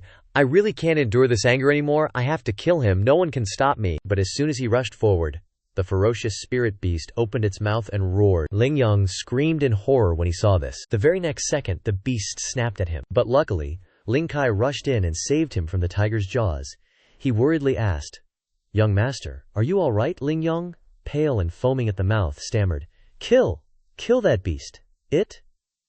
Hearing this, Ling Kai immediately turned and shouted orders, "Fire back with arrows." Instantly, the family servants all drew their bows towards the spirit beast. Zhu Feng was now running at full speed. He had to find the cave before they dealt with the spirit beast. A moment later, he stood before the cave entrance, whispering a relieved sigh. "Here it is. This was way too easy to find." After activating the mechanism, the door slowly lifted. Zhu Feng gradually entered, and there appeared a skeleton that had been dead for centuries. Zhu Feng looked at it and said, "Senior, you were full of righteousness. You must have been a true, upright man. If I wasn't in a hurry today, I would have offered you incense. But where is the earth-grade profound skill?" Zhu Feng rummaged through the jars around the skeleton, asking, "How strange. I've searched everywhere. Why can't I find it? Could it be—" "Forgive me, senior." Zhu Feng opened the box behind the skeleton, and sure enough, it contained many treasures. Zhu Feng quickly picked one up, exclaiming, "With spirit energy transmission, it really is an earth-grade profound skill." From outside the cave, Ling Yong's voice rang out, frantic, "Zhu Feng, I've come to take your life. I'm going to cut you into 100 pieces." Zhu Feng was stunned. "So fast? They found me already?" "Oh," he said, and used the mechanism to close the secret chamber. Seeing this, Ling Yong sneered. "So what if you close that stone door? You think I can't get inside? You're so naive. I'll show you how to catch a turtle in a jar. You're the jar, and you're the turtle." He charged forward furiously. "Die." His fist was crackling with fire. Ling Bao immediately stopped him. "Young master, calm down a bit. Don't lose your mind in anger." Unfortunately, he flew straight into the cave and punched a devastating blow, wrecking everything. Even more unfortunately, he missed, and Zhu Feng had already grabbed the treasure and ran away. Just as he escaped from the cave entrance, he was surrounded by the Ling family. Ling Yong groped around inside but found nothing. He howled, "Damn it! You cleaned the place out, leaving nothing for me." He rushed to the cave entrance, telling Ling Ba, "That brat stole everything from the cave. He even crushed the old senior's bones. He's utterly inhuman." Ling Ba then demanded, "Zhu Feng, kid, just listen to me, and I might spare your life today." Ling Yong roared, "No way, that brat must die." "Young master, our Ling family has suffered heavy casualties today.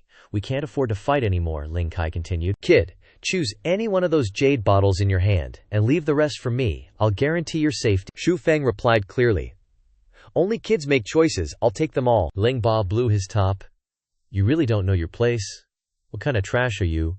Don't you even understand who I am?" Zhu Feng, fueled by his newfound power, charged forward. "Think you can stop me?" With a single punch, Zhu Feng easily broke free from the encirclement, leaving them dumbfounded as he made his escape. Ling Yong, enraged, roared, Ling Ba, why didn't you stop him? The old guy was still tripping over the power Zhu Feng had just displayed.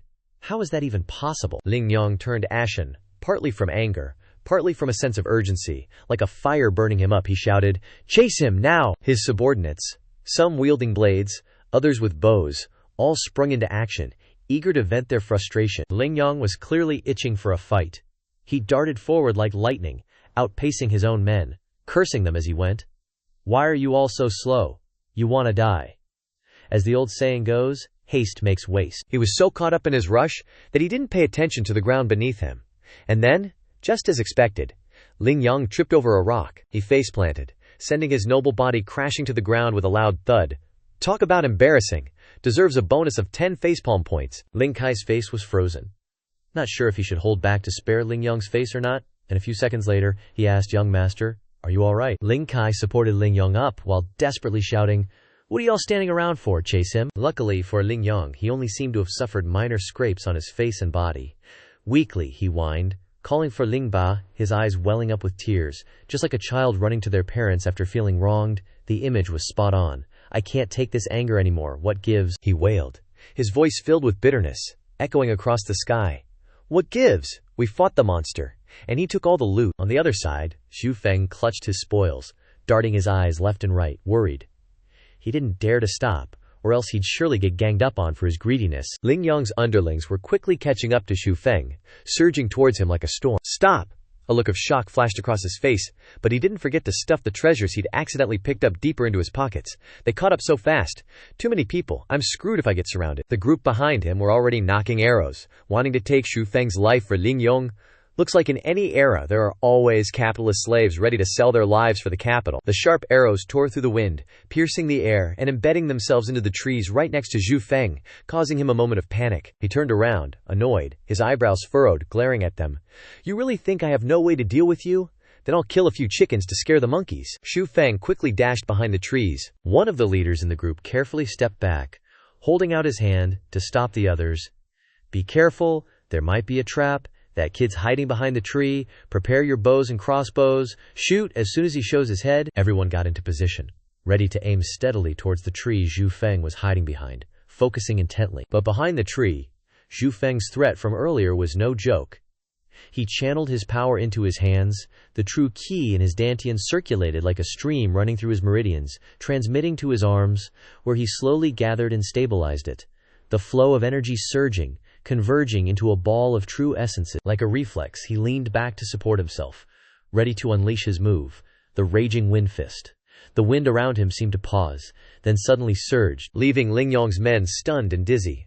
The wind slashed through the space, as if freezing everything before rushing forward again. The strong power was so strong that even behind a thick tree they can feel the true form of a strong man. Zhu Feng's fist pierced through the tree, creating a huge hole. The energy burst out, creating swirling vortexes, merging into the space, creating such great force that the entire bodies of those guys were sent flying, making them all look like a joke. Even if they shouted out loud in that vortex, it was useless. Ling Yong looked disgusted. But ultimately, that expression only hid a part of the fear that he didn't want to show.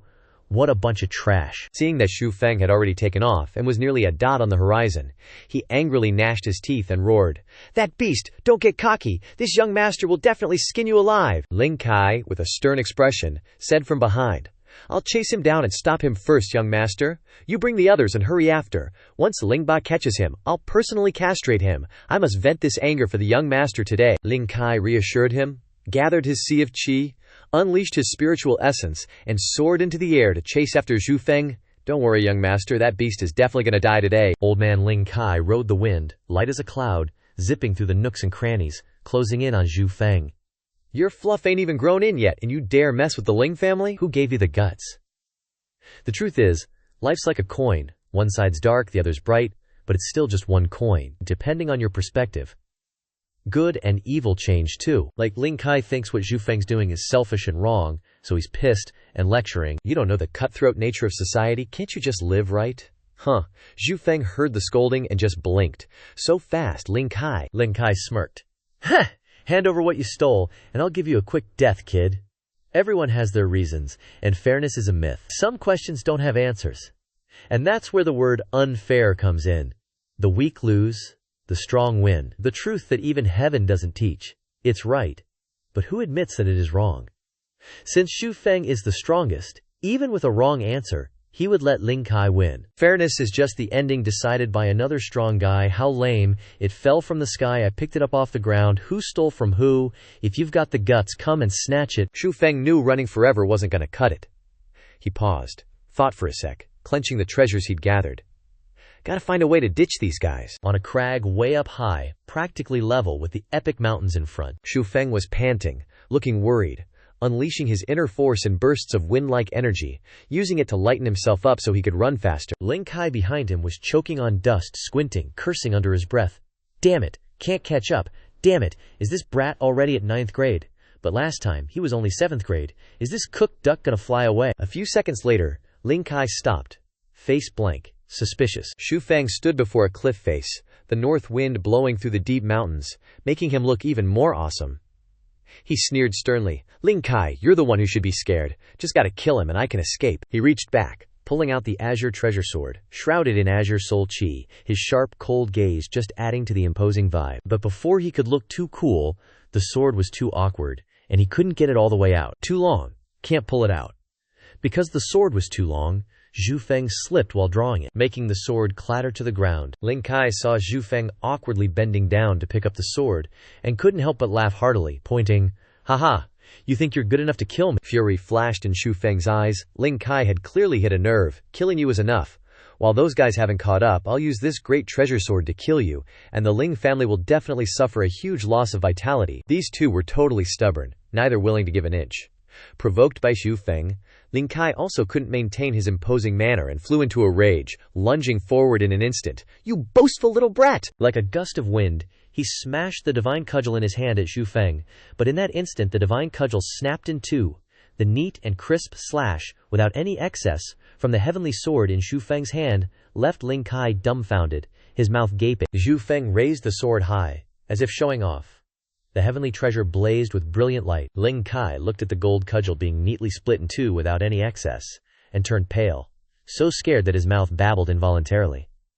That sword is so sharp." Just a few seconds later, he turned around abruptly, pointing his finger at Xu Feng, and the fear mixed with worry instantly turned into a hateful scheme.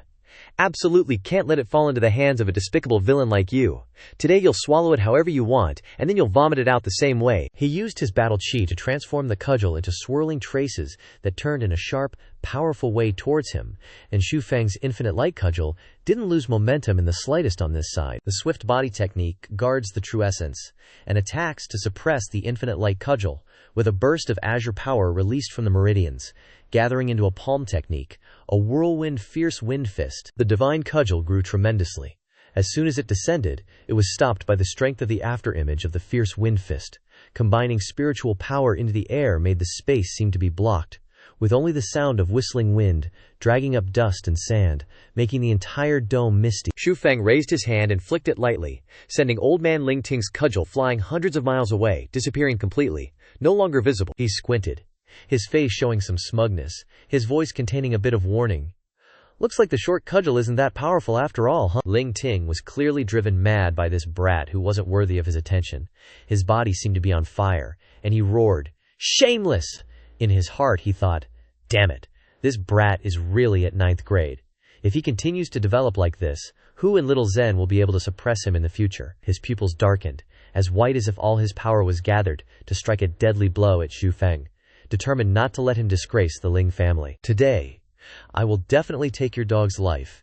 He must be given a fatal blow." Xu Feng threw the treasure sword he was holding, and as soon as it was released, it pierced through the ground. It was so sharp that it didn't need any spiritual power to activate it, and his body was guarding it. He exerted his power, leading the spiritual energy from the acupoints outside, creating a small sphere of power. On the other side, Ling Ting had jumped up and rushed forward, using the air to rush down quickly. In his mind, he seemed to have recognized Xu Feng's powerful chi veins, and quickly stopped. "It's over. It's an earth-grade spell." Xu Feng unleashed a palm strike, the wind chill art.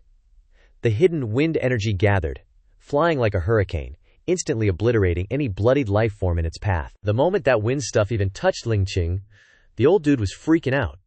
A cold chill went straight down his spine, like it was sucking all the heat right out of him. The parts of Ling Qing's body that got hit with Zhu Feng's windchill art were totally frozen, like he was chained up. He couldn't even hold on to his staff properly, screaming like a little girl. Crap. After feeling all smug about himself, Zhu Feng calmly picked up his sword from the ground, while Ling Qing, even though he was shaking like a leaf and stuttering like crazy, still had the nerve to be a smartass.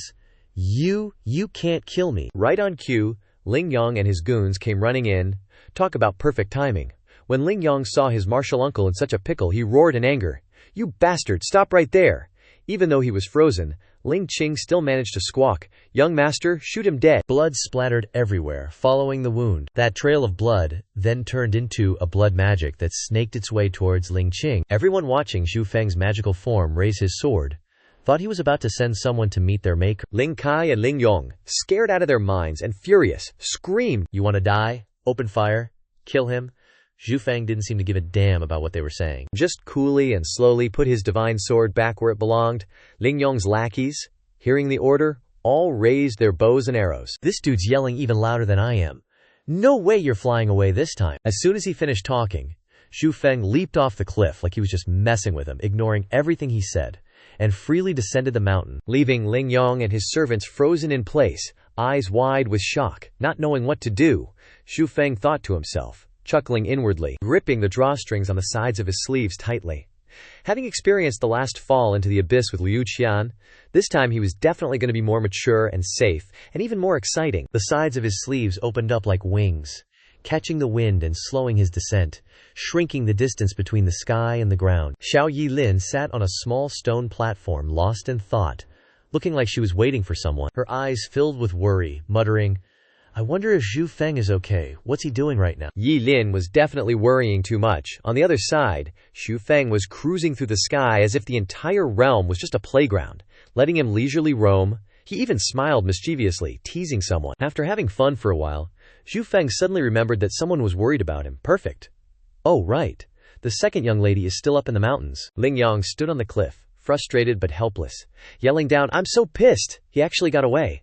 After observing carefully, the subordinate next to Ling Yang worriedly whispered into his ear, "Young master, look, that brat is flying back this way." Zhu Feng's body slowly rose, but then, for some reason, started to descend again. Unable to gain altitude, his face turned pale, seemingly losing control. Oh crap, the after effects of using that high-grade spell are kicking in again.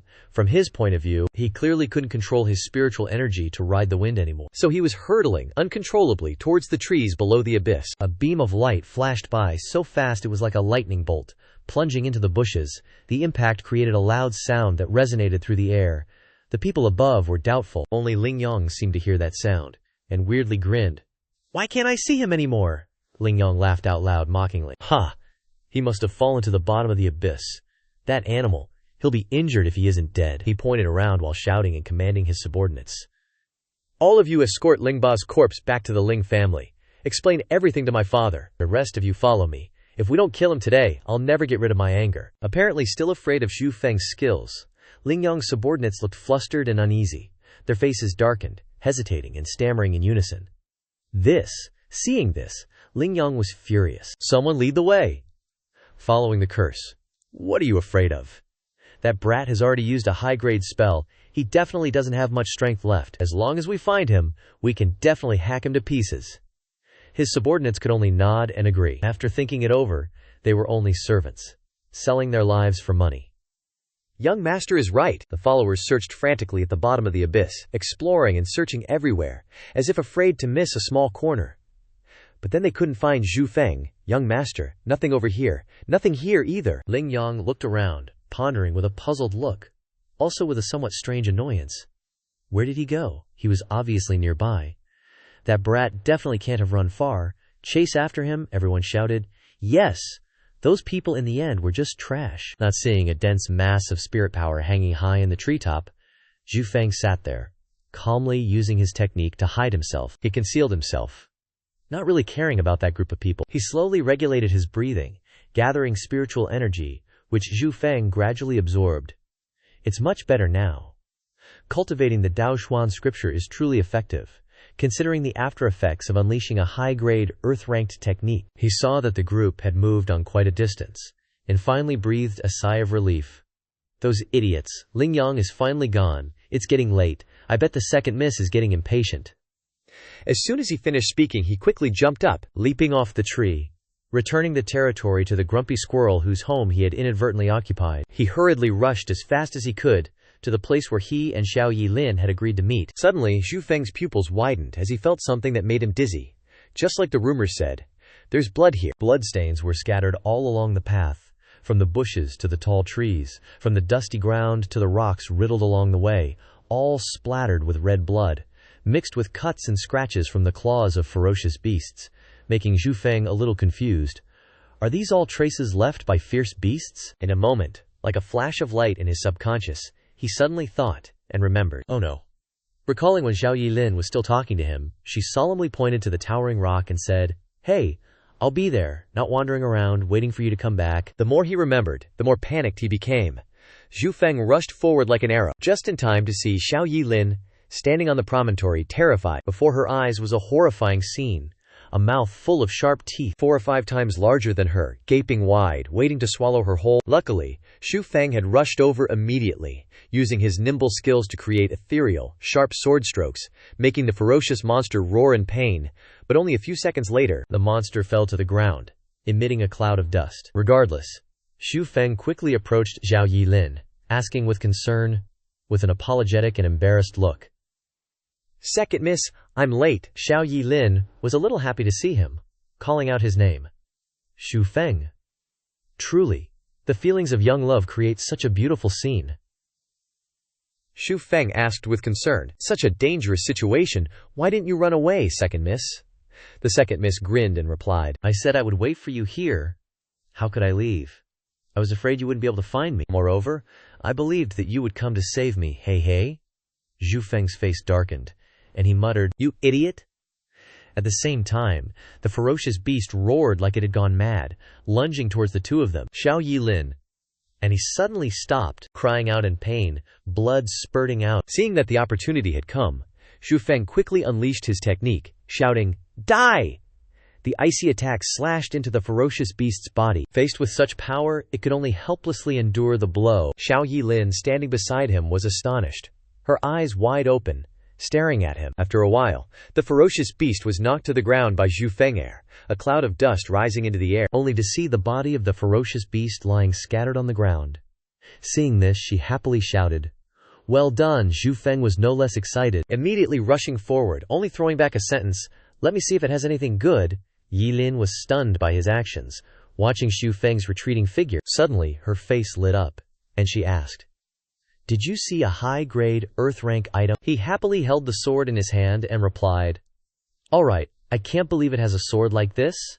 Hearing this, Xiao Yilin immediately pounced forward and happily said, "Give it to me." But immediately after, Xu Feng suddenly forcefully plunged the sword into the ferocious beast, slashing a line as the two of them stared intently at it. Hoping for an item to drop, a gemstone gradually appeared, and Yilin, with her vast and profound knowledge, said, "It seems to be spirit essence." Hearing this, Xu Feng quickly reaped the rewards, smiling as he looked at it. And she kept rambling, "I wonder if my brother got it." If he didn't, Xu Feng immediately turned around, flashing a bright, warm smile and said, "Here, I'll give it to you." Yilin didn't stand on ceremony and immediately reached out to take it, asking softly, "Really, should we gather with the group?" On the side of the group, Xiaolin Lu was listlessly walking forward when she ran into Xu Feng and Xiao Yi. She cheerfully waved and shouted, "Bro, I'm here." The guy next to her also exclaimed in surprise, "Young master." Xu Feng's face turned serious as he asked, "Young master, were you able to kill that demonic beast?" Xiaolin Lu replied wearily, "Only managed to kill 3, and it cost me some manpower, and none of them had spirit stones." Hearing this, Yiling couldn't hide his joy and took out the gem from before, proudly saying, "Haha, check it out, check it out." Xu Feng, his eyes lit up, and exclaimed in shock, "This is a spirit stone?" Xu Feng scratched his head sheepishly, explaining, "Just got lucky, we only found out when we ran into it." An old man also quickly came forward to appraise it.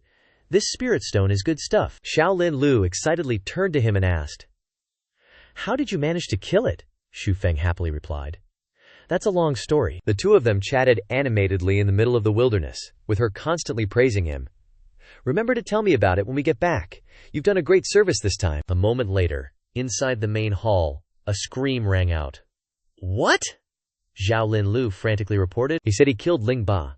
Xiao Rong couldn't believe his ears, his face turning pale with fear. Suddenly he yelled, Ling Bao's importance in the Ling family is enormous. How dare you do such a thing? The more she spoke, the more worried Linlu became, constantly shouting, a conflict is brewing, we're doomed. Xiao Rong suspiciously approached Xu Feng and asked, And you, if you could kill Ling Ba, you must be at the 9th rank now, right? He readily admitted, yes. The casual answer stunned Xiao Linlu, and then she happily exclaimed, Are you serious? Great. The old man beside her also laughed with joy. Our Zhao family has 2 9th ranks now. Excellent. But suddenly he seemed to realize something, hummed, and said in a daze. Then, the screaming echoed throughout the room. This guy killed Ling Ba, Dad. Prepare quickly, lest the Ling family seek revenge. And Xu Feng, you're forbidden from going out. Listen. Amidst the flurry of orders from the Xiao father and daughter, Xu Feng could only helplessly accept, yes, sir. An angry hand slammed down on the table, breaking it in half, and the glass of water spilled. Ling Yi closed his eyes, trying to calm down, and asked, Who exactly is this guy? Ling Yong quickly replied. His name is Xu Feng. He's the one who injured me before. The old man growled. They're taking us for a ride. All right, father. Everyone in the Ling family is ready. Today we must wipe out the Xiao family. But then the old man lowered his voice and pointed, saying, Let's wait a while. Huh. Wait, what did you say, father? Hearing this, he even more leisurely picked up his teacup and savored it, slowly saying, Keep a calm mind. Don't go looking for the Zhao family for revenge during this time. He became even more furious and roared, Father, that damn slave took away the profound skill from the cave dwelling and the medicinal guide that you need, and also, he killed Ling Ba. Ling Yi acted as if he didn't hear and took a sip of tea. Ling Yong, seeing his calm demeanor, couldn't help but ask, How can you endure this anger, father? As soon as he finished speaking, the teacup was immediately smashed down on the table, splashing water everywhere. Ling Gui finally couldn't hold back anymore and burst out. Shut up. Don't you understand my words? He stated firmly. I will begin closed-door cultivation. Everything will be dealt with after I come out. Step down. Ling Yong's face immediately turned black. Filled with so much hatred that he couldn't speak, he gritted his teeth. His eyes burned with hatred. He snorted softly and muttered, Dare to steal my profound skill. I can't endure this hatred anymore. I will make the Xiao family repay tenfold. In the blink of an eye, it was night. At the Zhao residence, laughter and chatter could be heard from Xu Feng's quarters. Earth rank, profound skill. He held the excellent sword in his hand, constantly marveling. The 7-kill severing sword has 7 moves. The power of each move will be stronger than the previous one when unleashed consecutively. But using Earth-grade mystic skills is still kinda pushing it for me right now. After the 3rd move, I'm totally spent, Xu Feng thought to himself while reading through the scriptures with his spiritual power. He sat back on the bed, starting to analyze things. But the Ling family has been so quiet lately, not making any moves for revenge. That's weird. Xu Feng's face hardened as he looked towards the doorway, as if realizing something. The wind's blowing, signaling a storm's coming. As soon as he said that, he immediately entered his dreamscape. A powerful surge of spiritual power radiated out, attracting the blooming flowers. Xu Feng calmly analyzed his thoughts. Last time, Uncle Yi said the difference between 10th grade and 9th grade is squeezing out every last drop of your strength to refine it. Once you hit 10th grade, you can break through into the spirit entry realm. And the biggest difference between spirit entry and chi power is Xu Feng's hand gently circulated spiritual energy, gathering spiritual power into a focal point, but still thinking about me.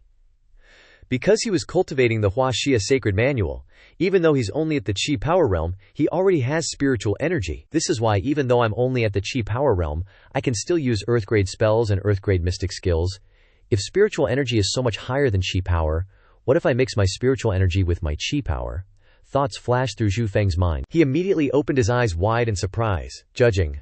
Could this be a breakthrough to 10th grade? It's a little dangerous, but who knows when the Ling family will take revenge. Leveling up is the top priority. In the blink of an eye, a lotus flower appeared, lifting Xu Feng's body high up. Then it created a shield around Xu Feng, securely protecting him from the powerful rays of spiritual energy flying towards him. They gently merged into the shield. Time quickly passed until the next morning. Jiang Yuan stood in front of Xu Feng's room, curiously peeking inside, muttering to himself, That's weird, how is Xu Feng leveling up so fast? Turns out, he looked super tired, with dark panda eyes. I watched him all night, and nothing special happened, just normal meditation. And he even dozed off a few times. Jiang Yuan gave up and quickly left. I really don't get how he levels up. So sleepy, going back to my room to sleep. At the same time, Xiao Linlu was walking over, startled by Jiang Yuan's voice. Suddenly, he turned his head, stunned, and exclaimed, "Huh, young master, how long have you been here?" Linlu frowned, annoyed. "I just got here, keep it down, let me—" In the end, it's only Ji Yuan, making him ponder thoughtfully. "Jiang Yuan, did you notice anything special?" The two of them looked at Xu Feng's back, starting to judge. "Young master, I noticed Xu Feng fell asleep. If not, how could we not feel any power radiating out? If you can level up like that, is there any justice in this world?" The stream of spiritual energy gradually surged. Surrounding him, the pages of the book flipped rapidly. Jiang Yuan and Xiao Linlu, with their dark circles under their eyes, watched intently. Is it getting windy? Just as expected. A huge source of power poured out, causing everything to be overturned, along with Xu Feng's screaming voice, "Breakthrough! 10th grade." The two people witnessed the terrifying scene before their eyes, stunned to the point where their eyes widened, constantly screaming, This, how is this possible? This is just completely unreasonable. This guy can level up even while sleeping." Xu Feng, inside the room, was refining his spiritual energy. Xu Feng threw a punch up. The spiritual energy mixed together, surrounding him. He retracted his fist back into his body, he thought. After combining the spiritual energy hidden in the purple lightning and my chi power together, I indeed had a breakthrough to 10th grade, he continued.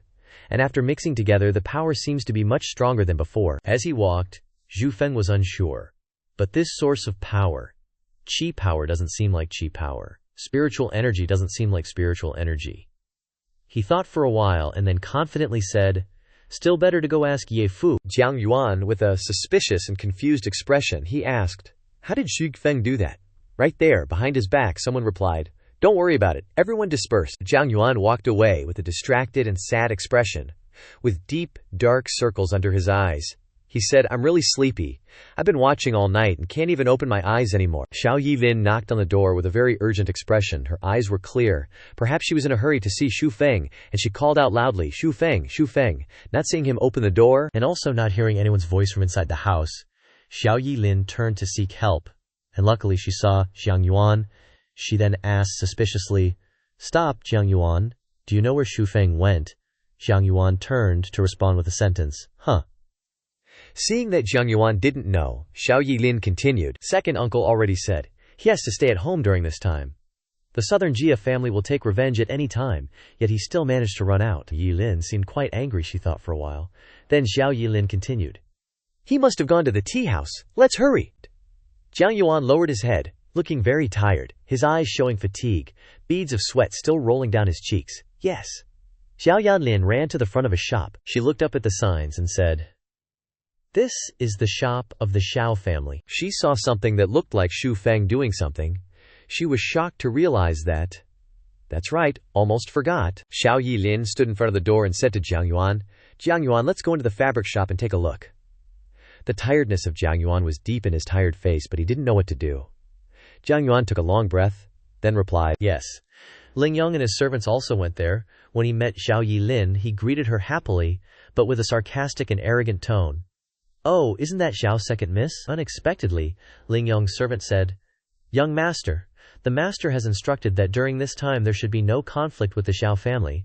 Please don't make things difficult for this humble servant." Ling Yong held a mask in his hand. He didn't care about the words of the servant. He asked the shop owner, "Shop owner, how much does this mask cost? I'll buy it." The shop owner replied, 2 Quan. Xiao Yilin was happy to have bought the colorful fabric she loved. She said, Hey, all done, let's go." Xu Feng was probably too tired. He had already collapsed some time ago, without anyone noticing, his face planted on the ground, his butt sticking straight up in the air. He was snoring loudly. With drool pooling all over the floor, Xiao Yilin found the scene annoying and groaned, then shouted, "What are you doing?" Hearing his young mistress's voice, he jumped up at a flash, continuing Xiao Yilin's sentence, "Young mistress, let's go." Greeting those right ahead along the road, Xiao Yilin was happy, and asked eagerly, "I wonder if Xu Feng will like this outfit." Ling Yong ordered his servants, he said, "You two go buy me some wine. Hurry up." They bowed their heads and replied in unison, "Yes." After the two left to buy wine, Ling Yong had an extremely bold thought. A mysterious smile crept across his face as he thought, "The Xiao family owes me, don't blame me for being ruthless." A strong wind whistled through the red lanterns on the roof. Fluttering wildly, it felt like something was wrong. Everyone looked up at the sky. Watching the winds whistling past, Xu Feng woke up with a start. opening his eyes and yelling, "Ah!" With a trail of drool on the ground, he called out, "Second young mistress." He jumped to his feet, suddenly realizing that the young mistress was no longer there. He was instantly terrified and worried, yelling, "We're doomed! The second young mistress is gone!" Amidst the surprise and confusion of everyone around, he ran like the wind, saying as he went, "Could the second young mistress have gone to the tea house alone?" But that wasn't the case. Xiao Yilin had been kidnapped by a masked man named Ling Yong. Ling Yong covered Xiao Yilin's mouth tightly and held her close. It was Difu village near the tea house. With the bright morning sun shining down, Ye Shu said to Xu Feng, "Don't worry, Xu Feng. Though your strength has changed, it's not a bad thing. In fact, your current power is stronger than a normal 10th rank." Ye Shu stroked his beard and said, "I believe it won't be long before you can enter the nascent soul realm." Xu Feng was happy to hear this, and then Shan brother scratched his head and said, Hey, I hope Ye Shu's words come true." Suddenly, Xu Feng rushed in and slammed the door open with a loud bang, asking in a panic, "Xu Feng, is the second young mistress here?" Xu Feng was surprised to hear this and asked, "Second young mistress?" Xu Feng hurriedly explained, "The second young mistress took me to find you, saying it's too dangerous for you to be out right now, so she wanted to bring you back." Xu Feng was still surprised and asked, "Then where is the second young mistress?" Xu Feng scratched his head and continued, "Halfway here, the second young mistress went into the Zhao family's shop to buy some things. After she came out, I wasn't paying attention, and then I couldn't find her." Sensing the unease, Xu Feng immediately replied, "Where is that shop? Take me there quickly." Xu Feng replied, "Yes." Xu Feng said, "Ye Shu, Cici sister, I have something to take care of.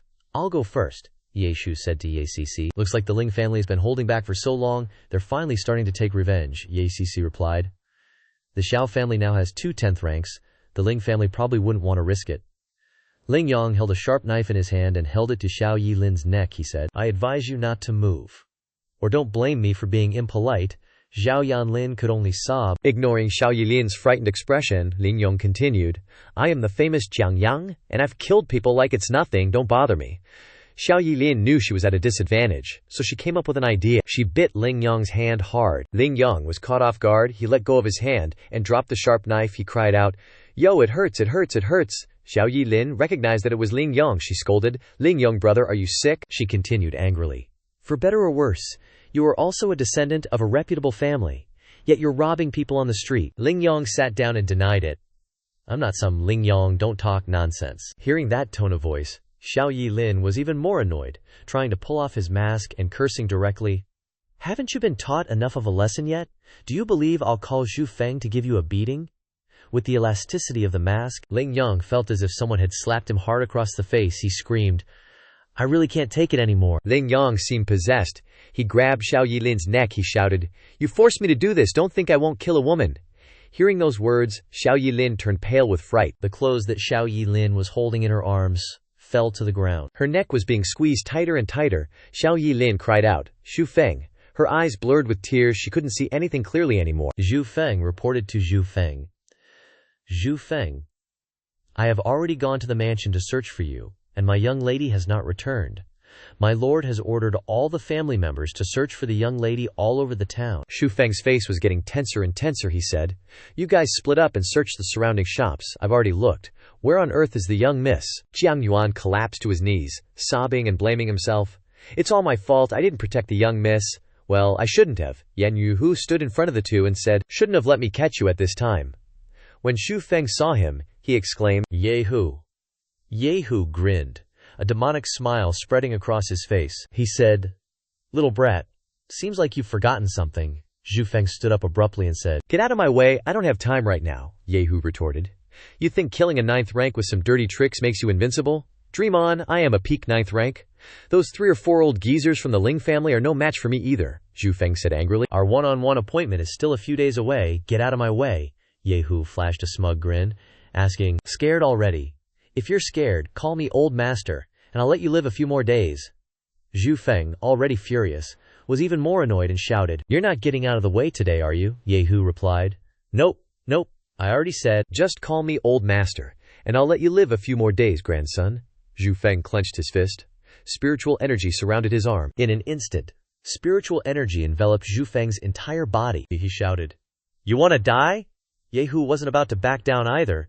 He raised his fist, crackling with golden spiritual energy. He continued, chanting a spell as he turned flowery peppercorns, useless crap. Not only that, he provoked. You really overestimate yourself. A sky-shattering kick, my ass. Xu Feng swiftly kicked Yehu in the face, causing him to lose his balance. Yehu still didn't understand what was happening. As he fell to the ground, he questioned and wondered, how is this possible?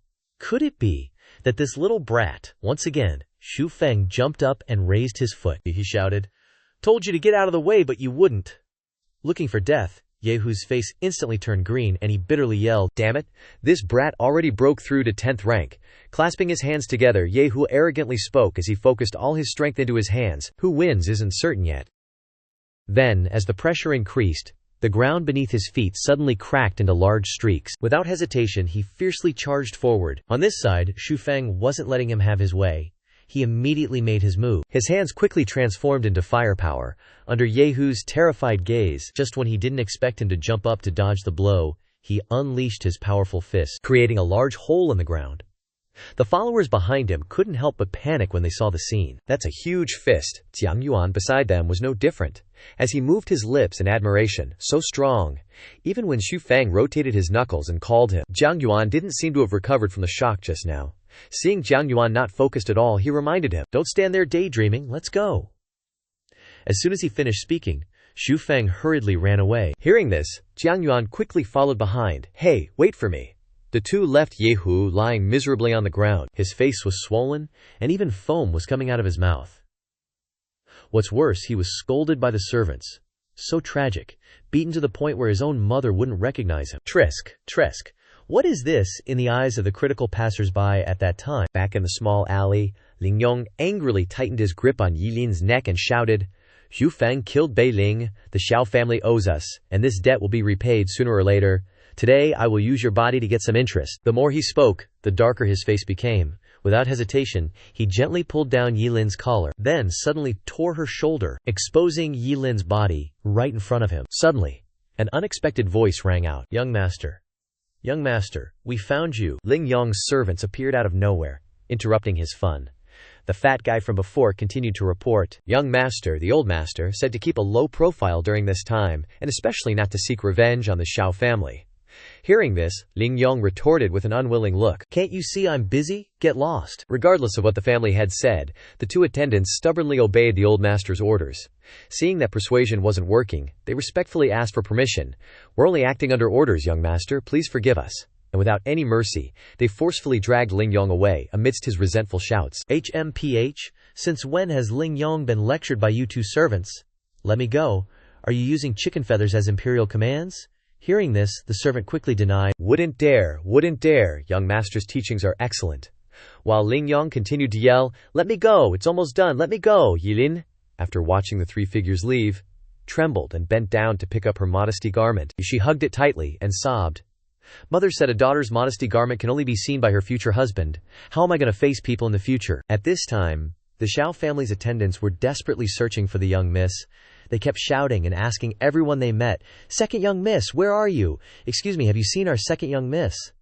But all they received were shakes of the head indicating they hadn't seen her. They were all so engrossed in their search that they overlooked the small alley at the end of the road.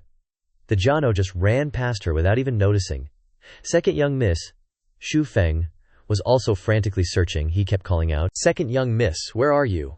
As he ran, he wondered, where could she be? Fragments of memories flashed through his mind.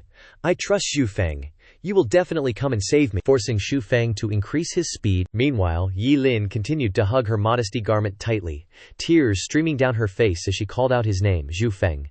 And when his feet stopped in front of the small alley, Xu Feng's face turned pale when he saw the figure of the trembling second young miss sitting in a corner. Seeing this, Xu Feng gently approached her, offering a handkerchief while comforting her.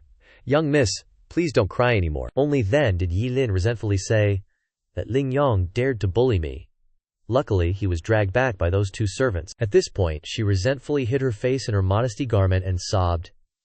He even dared to take off all my clothes and almost took my virginity. What am I going to do in the future? And you will definitely look at me with disdain and won't play with me anymore. These words stunned Xu Feng. With a gentle gesture, he patted Yilin's head and said, how could that be? I will always love and protect you, young miss, so please rest assured I will always be by your side. Hearing these comforting words, Yilin slowly raised her head, a glimmer of hope shining in her eyes as she asked, "Are you telling the truth?" In response to her question, Xu Feng gave a gentle smile and said, "Definitely." Hearing this, Yilin happily hugged him. "Thank you." Only Xu Feng's eyes burned with murderous intent as he resentfully said, "Rest assured, young miss, I will definitely avenge you." After returning to the family, Xiao Liu carefully took care of the second young miss, gently tucking her into bed. Outside, Xiao Rong anxiously asked, "Xiao Liu, how is my daughter?" Hearing this, Xiao Liu turned around to remind him, not forgetting to recount the second young miss's condition. "Please be quiet, young miss just fell asleep. Besides, ever since young miss returned last night, she has looked sad and seems to have a lot on her mind, and she keeps calling out Xu Feng's name."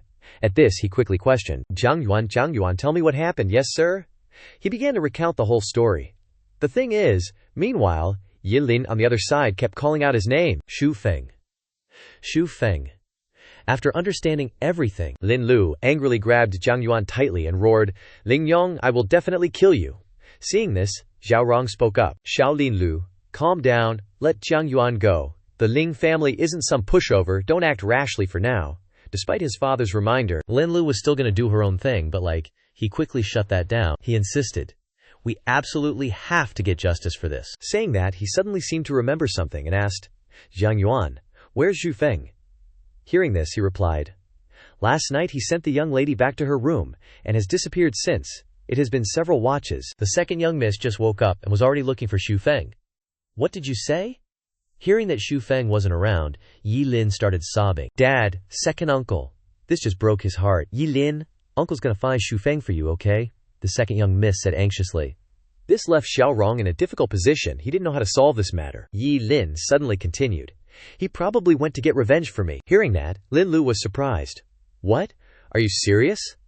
Only Xiao Rong calmly replied, "That's possible." Lin Lu didn't understand the situation before her. Xu Feng is just a handyman. Over here, Xiao Rong was super worried. He quickly ordered, "Jiang Yuan, spread the word. Everyone get ready. We're going to the Ling family. Mobilize all forces." He kept telling himself, "I'm definitely avenging my daughter. This debt, I will settle it all." At that moment, Xu Feng was standing in front of the Ling family manor. He was about to barge in when the lackey stopped him. "Hey you, stop right there. You can't just enter the Ling manor whenever you want." To these words, Xu Feng showed a face of total indifference and loudly proclaimed, "Get out of the way."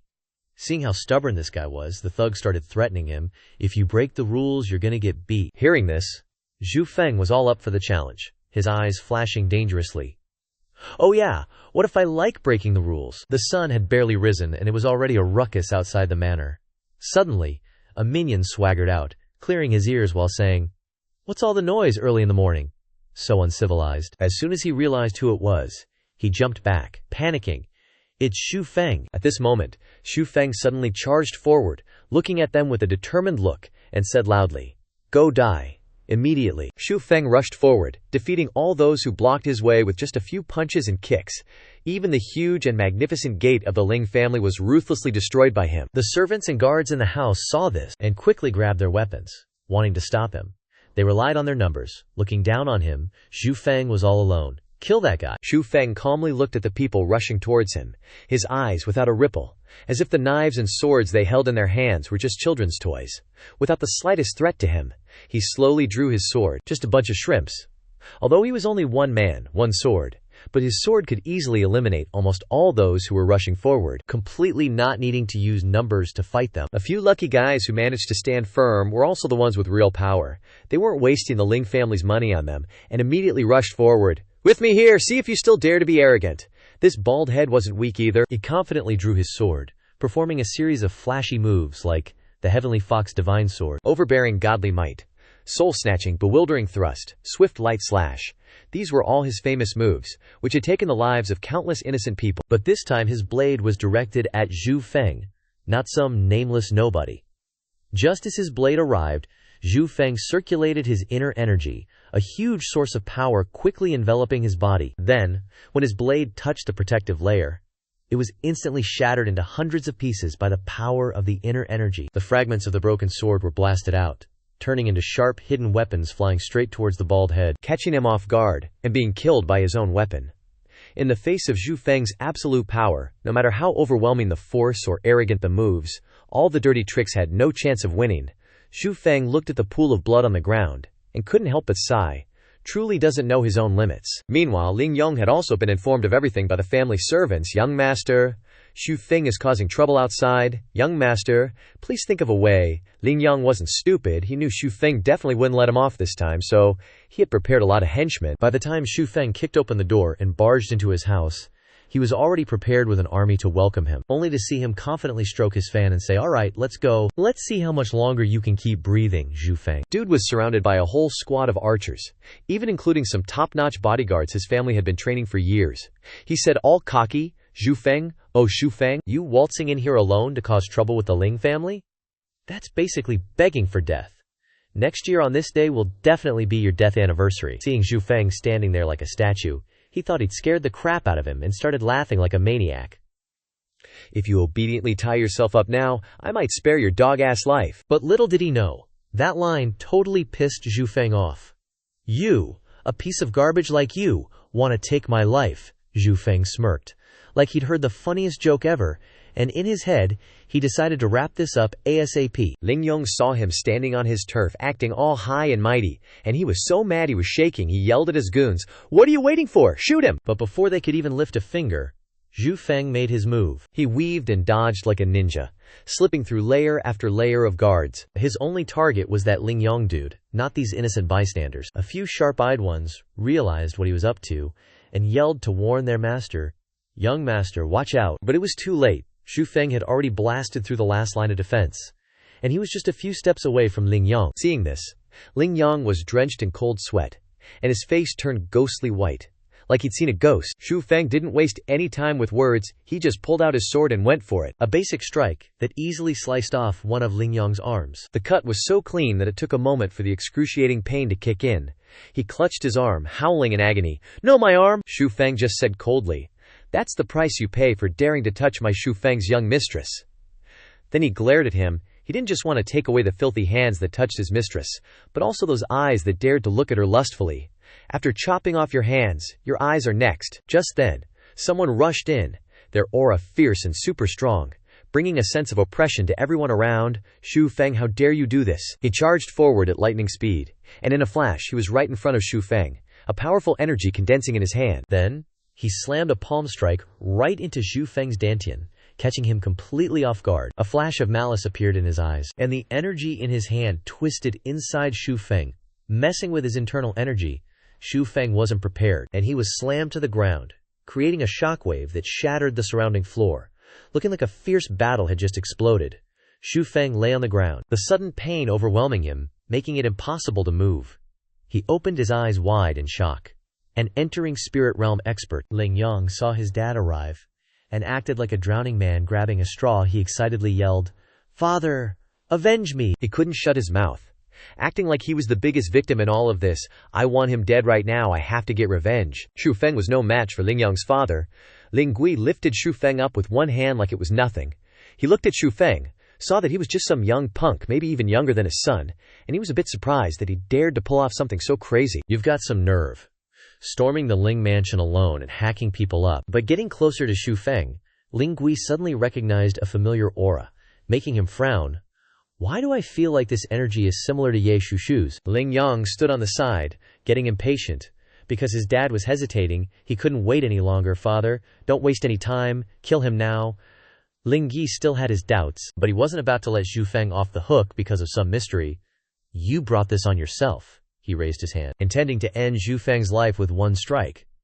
But the senses of an entering spirit realm expert made him feel a dangerous aura approaching. He immediately retreated, successfully dodging a sudden lightning strike. Xu Feng was also thrown aside. Then more lightning bolts struck at him, forcing him to retreat even further.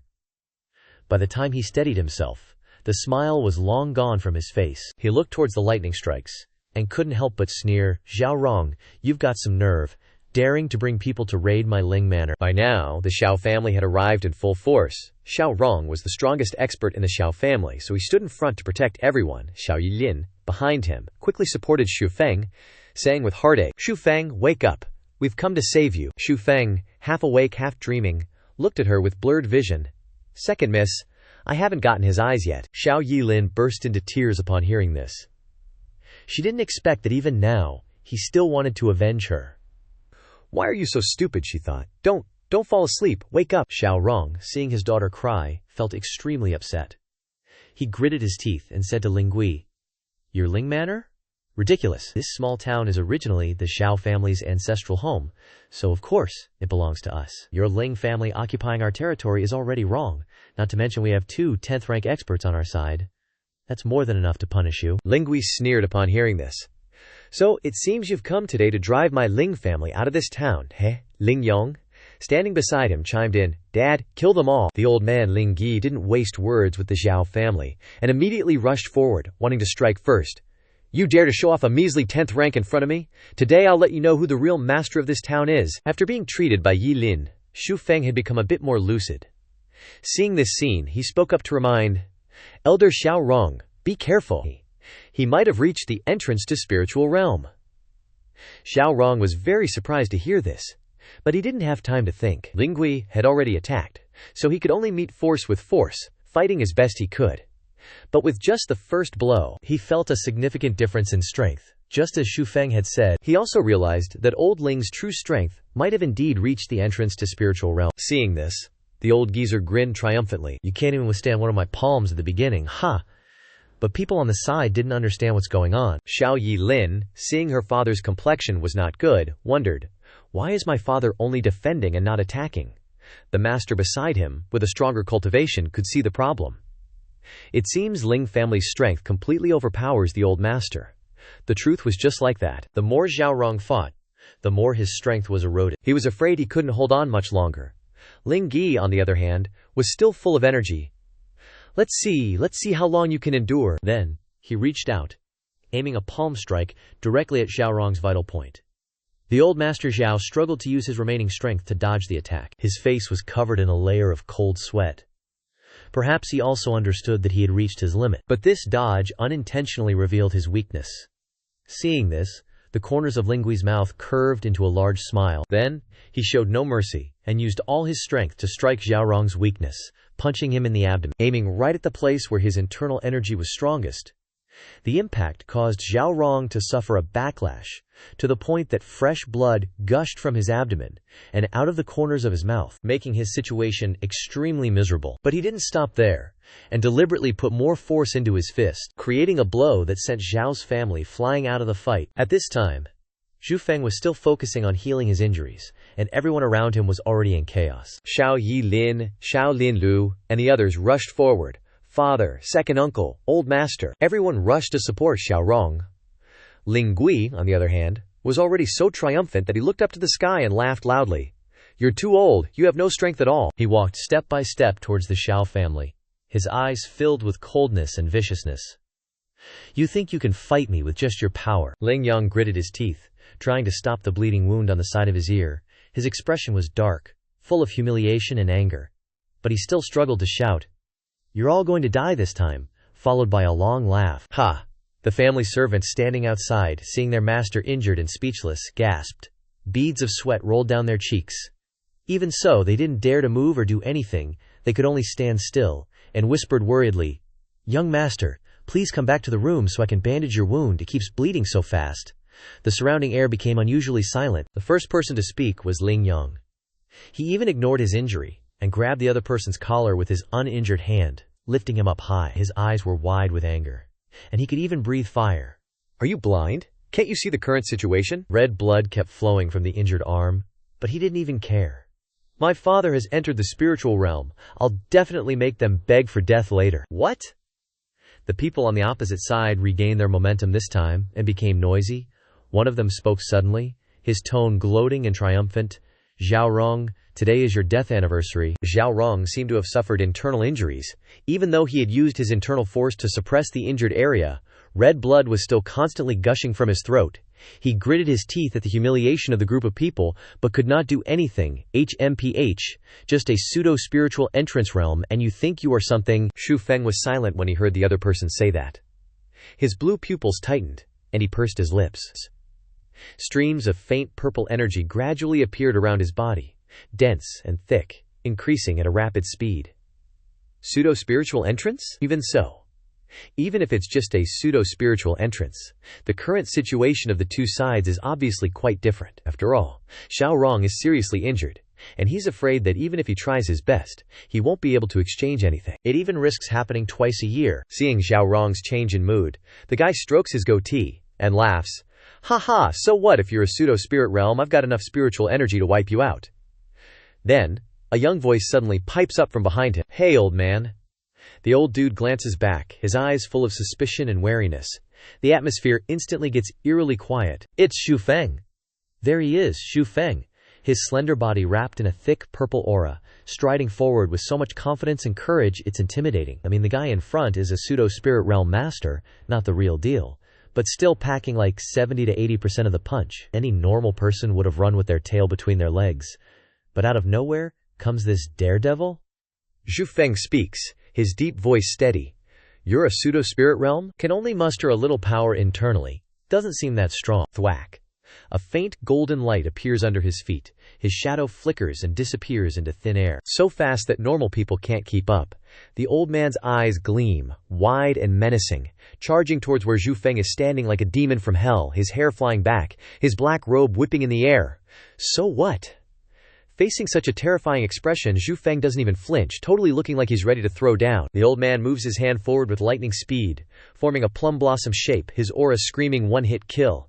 He's totally confident in his attack, and he sneers, "You're asking for death." Xiao Rong is shocked. His eyes wide, he rushes forward to stop Xu Feng, ignoring his worsening injuries.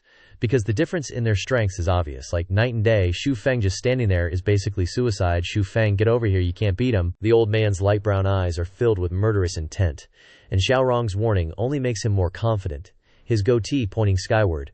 Overestimating yourself. But Xu Feng doesn't move an inch, watching the guy's attack get closer and closer, calmly thinking. Even if he can't see the movements clearly, the power gap between them is huge, but standing still and taking it is not an option.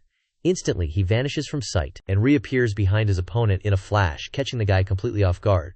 But it's enough time to buy. Xiao Rong and his disciples are stunned, eyes wide. They didn't think Xu Feng would actually dodge that killing move, and without a scratch, he just zooms with a bang, speed faster than a blink, cutting across the guy's body, his blue hair flying back.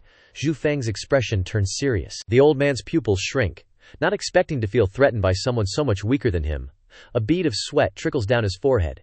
He grits his teeth and grabs the sword beside him with impossible speed. By the time anyone can react, Xu Feng has already changed his stance again. Ling Yong seems to realize something, and his expression turns grave. He yells out, "Son, be careful." Xiao Yilin's face changes instantly, her mouth gaping open, completely unprepared for this unpredictable turn of events, too shocked to even speak. Xiao Rong and the others look equally astonished, ignoring the blood at the corners of their mouths, all staring wide-eyed at the scene unfolding before them, totally in disbelief. Two faint purple rays appear, forming a huge X, aimed right at Ling Yong. Xu Feng moves so fast he couldn't react, and he can only watch as that strange purple light heads straight for his eyes. Two long streaks of blood appear beside his eyes. The guy's whole body trembles, completely clueless about what just happened. In a moment of carelessness, everything in front of him has turned pitch black. Beads of terrified sweat stream down his face, and he screams in pain, Ling Yong covering his eyes with his remaining hand. The heart-wrenching scream terrifies everyone nearby, and Ling Yong's body shakes. He's already lost an arm, and now even his eyes are gone. My eyes. Ling Yi goes totally nuts seeing this. His vision blurs, his expression contorting bizarrely, and the atmosphere around them gets eerily silent and oppressive. Xu Feng turns to look at his handiwork, showing absolutely no extra emotion, even somewhat innocently saying, "Now no one can see anything." Behind him, Ling Yong is still moaning in pain. The two images are bizarrely contrasting. Xiao Yilin didn't expect the guy to go this far, and she rushes forward, clearly sensing that Ling Gui is about to lose it completely. She's afraid Xu Feng won't make it back alive this time. "Xu Feng, run." Just as she feared, Ling Gui has completely lost his mind. His face is dark, unforgiving, and a blinding golden light appears in his palm, looking like a demon rising from hell. It seems like this attack is aimed right at Xu Feng's head, a one-hit kill. Xu Feng immediately backs away, using his hand and a fist to block the attack. Even with his advanced prep, he can't help but take a huge amount of pressure. and the two golden auras collide. This time Xu Feng seems much weaker, and his whole body is sent flying back. Xu Feng grips the sword tightly, trying to keep it from being flung out. Ling Gui, going even crazier, raises his hand. Unleashing a powerful force, Xu Feng quickly lands on his feet, bracing himself with one hand, struggling not to fall back, the surrounding dirt swirling around him, showing just how powerful Ling Gui is right now. Looking at the group opposite, the situation has never been more serious. Ling Yong was seriously injured, his fellow apprentices moving him away, leaving only Ling Yi standing in the arena, looking formidable, clearly ready to fight Xiao Rong and Xu Feng to the death. Suddenly his vision blurs from using so much power, and his body is affected. He growls, "Someone, take the young master back to his room." On the other side, Xu Feng seems to be seriously injured. He lowers his stance, and says in a deep voice, "Master, young master, please take second miss away. I'll hold Ling Yi back." Xiao Yilin starts crying, quickly raising her hand to stop him. "I'm not leaving. I can't leave you." Xiao Linlu's eyes widen. "What? You're holding back Ling Gui?" Even Xiao Rong's face darkens. "Xu Feng, now's not the time to show off." Only Jiang Yuan understood what the other person meant.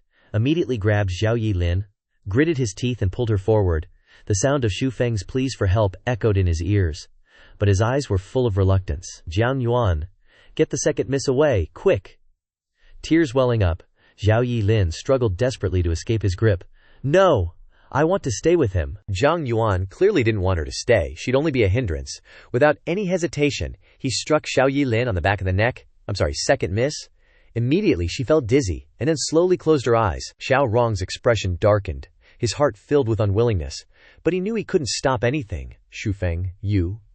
He lowered his head, responding with utmost seriousness. "Master, do we have another choice? Let me give it a shot." "Xu Feng, take care."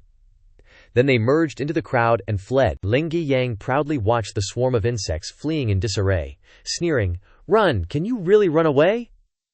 Then he waved his hand, ordering his subordinates to rush forward and capture them all, but they froze halfway through their charge. Blocking their path was none other than Xu Feng. He thought to himself, with Sun Ba covering them, no one else can pose a threat to them. I just need to make sure they get out of here safely, and also, they can't get close to them. After outlining a rough plan in his head, he quickly swung his sword to deal with each advancing pawn. Blood splattered everywhere. Watching his subordinates fall one by one before his sharp blade, Ling Gui threatened, "Boy, if you know what's good for you, get out of my way." He didn't answer, instead asking, "Don't you want revenge for your son?" Provoked, the old man drew his sword and said coldly, "Then I'll kill you first."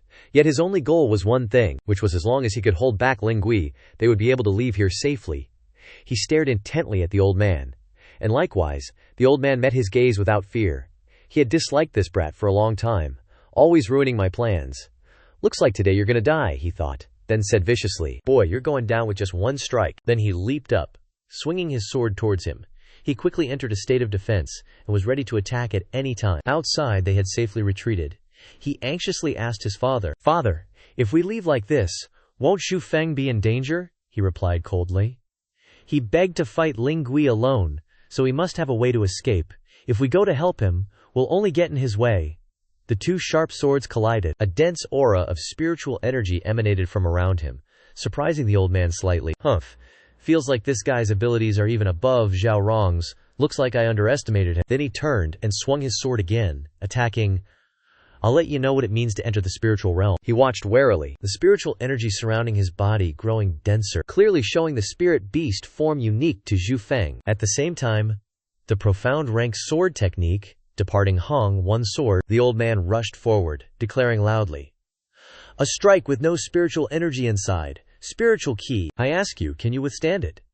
Then he slashed across the sky, cutting through even the dust and dirt. Countless fragments flew in all directions. The impact was so strong that the reverberations echoed beyond the small pavilion space. He nimbly moved through the chaos and fleeting illusions, blocked the old geezer's sword and dodged, spitting out a mouthful of blood. The old man couldn't believe his eyes. "What? Why do you have the aura of heaven and earth mystic lightning?" He chuckled mockingly a few times after steadying himself. Heh, the spiritual empowerment realm isn't all that impressive. Ha! But in his heart he was thinking, that old fart is probably safe by now. No point in fighting him. I might not even win. Slugging it out with him. Gotta find a chance to bolt. Sword at the ready. Ling Yi activated his inner power, creating an extremely powerful pressure. He shouted loudly, "Looks like I can't kill you without using my full spiritual power." Xu Feng finally raised his hand to signal, "Wait a sec, old-timer. If that's the case, Then allow me to do some warm-up exercises. Ling Gui immediately sneered at him.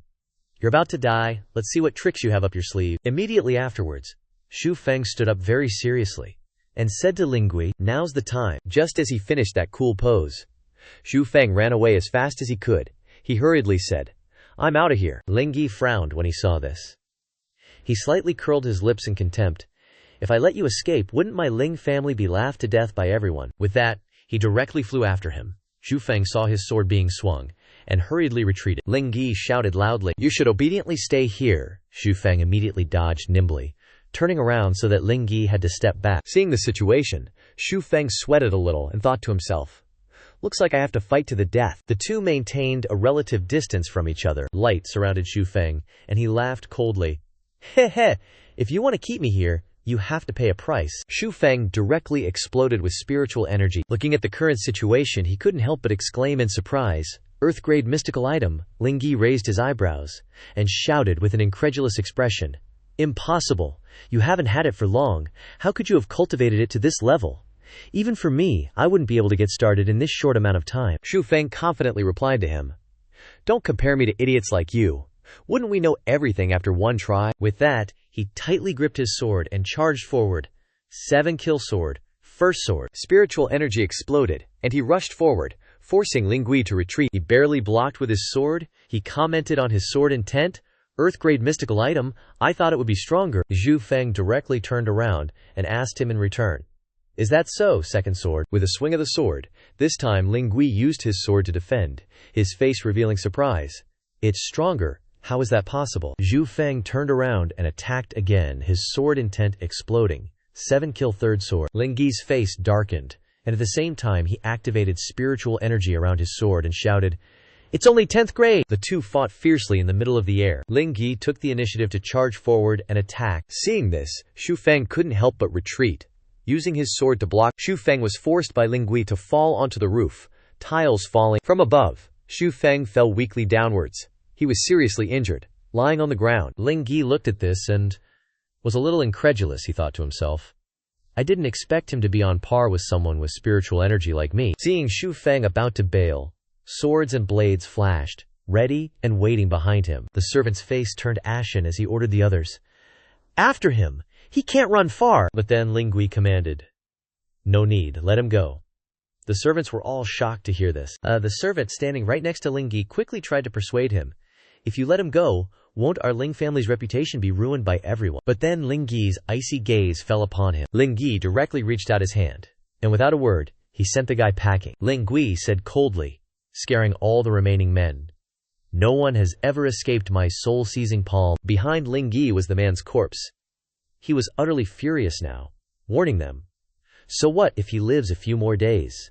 Afterwards, I will reclaim everything the Ling family lost. Meanwhile, Xu Feng was trudging along, blood dripping with his every step. Xu Feng cautiously looked back, clutching his wound, and thought to himself, It seems they're not chasing me anymore. Suddenly, a hand reached out. Xu Feng warily turned his head to look. Ye Cc gently touched his shoulder, shaking his dazed, soulless body awake, calling out as she did so, Xu Feng. It was clear that the recent battle had consumed too much spiritual energy within his body, leaving him utterly depleted and unable to stand. He involuntarily stumbled and fainted. Luckily, Ye Cc reacted quickly and caught his weakened body. In astonishment, "Oh, Xu Feng!" As she turned him around, she finally clearly saw the paleness, the gauntness, and the scattered bloodstains from his injuries that had appeared on his face at some point. That face made her heartbroken and so shocked that she cried out, "Xu Feng, are you all right?" Seeing his body show no reaction to her calls made Ye Cc even more distressed and scared. "Xu Feng, wake up, Xu Feng." His eyes blurred and he unconsciously sank into an illusion. Even as Ye Cc desperately tried to rouse him, after some time, Xu Feng finally came to. He didn't know how much time had passed, only that a few days later, that morning, at the Shaolin sect, Lu sat in his chair, pondering, but Xiao Yilin's intense gaze made him unable to focus, forcing him to speak up. Hello Yilin, you've been staring at me all morning and I haven't even offended you, have I?" Xiao Yilin's face was stern, her killing intent practically overflowing, like she wanted to lash out. She let out a fierce HMPH, as if she wanted to devour him. Seeing that she couldn't direct her annoyance at Shaolin Lu, she abruptly turned her gaze to Xiao Rong. Her voice filled with both worry and impatience. Second uncle, there's no news of Xu Feng at all. What should we do? Xiaorong sat there, still maintaining a dignified demeanor. But his face had already shown a hint of concern. The scouts have been out all morning. They should be back by now. Then he turned to Lin Lu and asked, have you finished arranging what I tasked you with? Being a responsible and charming person, it was no surprise when he calmly replied, it's all arranged. Bows and arrows are positioned all around the Xiao family's perimeter. The old steward's face had already darkened. Being a naturally pessimistic person, it was no wonder he was always so negative. With Ling Gi's Wei spirit entry realm, how can these bows and arrows threaten him? Xiaorong agreed. Indeed, once he wishes to enter the spirit entry realm, these bows and arrows are merely for show, the old man continued. It's a pity for Xu Feng, such a brilliant and talented young man, to block Ling Gi for us. Xiao Yilin became furious hearing such words, screaming without any sense, don't you dare say Xu Feng is dead. Xiaorong quickly scolded her, Yilin, don't be rude. Her anger was clearly visible on her face, making her second uncle, standing beside her, appear dumbfounded and helpless. And the steward, being scolded by the young lady, stood to the side, sobbing sadly, probably on the verge of tears. As if that wasn't enough, she snapped, anyone who says Xu Feng is dead is my enemy. Suddenly, a voice from outside reported good news, changing the angry atmosphere to a bright and joyful one, a 180-degree turn. Master, good news, good news! This made Xiao Yilin so impatient that she lunged forward and grabbed the servant's collar, her eyes like a demon's, urging him. Is Xu Feng still alive? Tell me now. He was so scared that he stammered, he. His awkwardness made her even more anxious. What happened to him exactly? Speak quickly or I'll catch you right now. His fear of Yilin seemed to spill off the screen. Xu Feng, he. Seeing this, Xiaorong felt helpless with his niece and quickly intervened. Yilin, let him go first, let him speak. Hearing that, she finally let go of him. Is Xu Feng okay? He replied. Xu Feng is still alive, second young miss, please rest assured. Just now, the Ling family sent news that Xu Feng has escaped from the Ling family. The whole town is discussing this now. Xiao Lin Lu was stunned, jumping to his feet. What? Liu Feng escaped? The intelligence servant continued. Master, I also heard that Brother Feng made the Ling family master spit blood before leaving. Hearing this, both of them were petrified, standing there in a daze, as if about to fall backward, eyes wide and mouths agape, unable to believe their own eyes. A few seconds later, Xiaorong finally regained his composure and asked, was Liu Feng injured? The intelligence servant replied, all we know is that after Brother Feng unleashed 3 sword moves he left. It probably wasn't too easy for him, otherwise he wouldn't need to run. Xiao Yilin clearly didn't care about anyone else. The only words her dreamy maiden's heart could hear were Xu Feng, and she brightly exclaimed, Xu Feng, I knew you'd be fine. She then became serious again. Second uncle, we can't just sit here and wait to die anymore. Xiaorong nodded in agreement. It seems we must find him before the Ling family does. As soon as the old man finished speaking, he issued a decree, his eyes filled with determination. Send down the order, if you see Xu Feng. Protect him with all your might, and bring him back to the Xiao family. The old steward understood. Yes, master, the old steward pondered. It's lucky we had Xu Feng this time. Otherwise, we wouldn't have known anything about Ling Gi breaking into the entering spirit realm, Xiaorong sighed. That's right, he bought us quite a bit of time to arrange things in the Xiao family. After speaking to the old steward, Xiaorong turned to Xiao Linlu and said, Oh right, Linlu, there's another important matter. Take Yilin to your grand uncle. It's also a good time for you to return to the academy. Linlu asked with a hint of suspicion. Then what about you, father? After Lingui reaches the entering spirit realm, no one will be able to stop him. Xiaorong's eyes burned with fiery determination, as if no one could shake his resolve. This small town is the Xiao family's ancestral land, and our ancestors said that, as long as the Xiao family still has descendants, we must leave a branch here, he explained gently. This is also why I returned here after I was seriously injured. No matter what, I will not leave. Xiao Lin Lu was worried. But still, knowing his son's worries, the father still chose to follow the ancestral teachings, as well as protect this bloodline. No buts. Ancestral instructions cannot be disobeyed. The Xiao family must have someone stay here. Your granduncle is out there fighting for the Xiao family, and right now I'm just a useless cripple. Only here do I have some use. Xiao Yilin also spoke up to reassure, wanting to ease the tension in the atmosphere a little. Second uncle, I've already asked my father to send people to help you. This chess game, only he knows who can be a pawn, hurriedly interrupting his niece's gentle reassurance. Your big brother won't make it in time. Moreover, if your big brother makes a move, The Ling family won't sit idly by, she questioned with a hint of anger, clearly because she felt that her uncle was belittling her life after all. It was just worry and concern. Don't tell me second uncle is just going to throw away his life like that. At worst, just give the Ling family the small town. Hearing this, his face darkened, angrily scolding her. Nonsense! Ancestral instructions cannot be easily disobeyed like that. I absolutely cannot leave. Hearing her second uncle say that, even if she was stubborn, she had to yield and admit defeat. At worst, we'll just snatch it back later. His eyes grew more and more firm. He couldn't leave, because the Xiao and Ling families had an agreement. As long as one of the two families withdraws from this small town, the remaining side would have everything. He sighed. Even though his life might wither away today, he still maintained a calm demeanor, as if he had foreseen his fate, and was ready to offer his seemingly worthless life to protect the prestige of the clan. Xiao Rong urged Xiao Lin. You all get going quickly, Sunbo. Take them away. The old steward had just opened his mouth. Master, when Xiao Rong patted him and interrupted.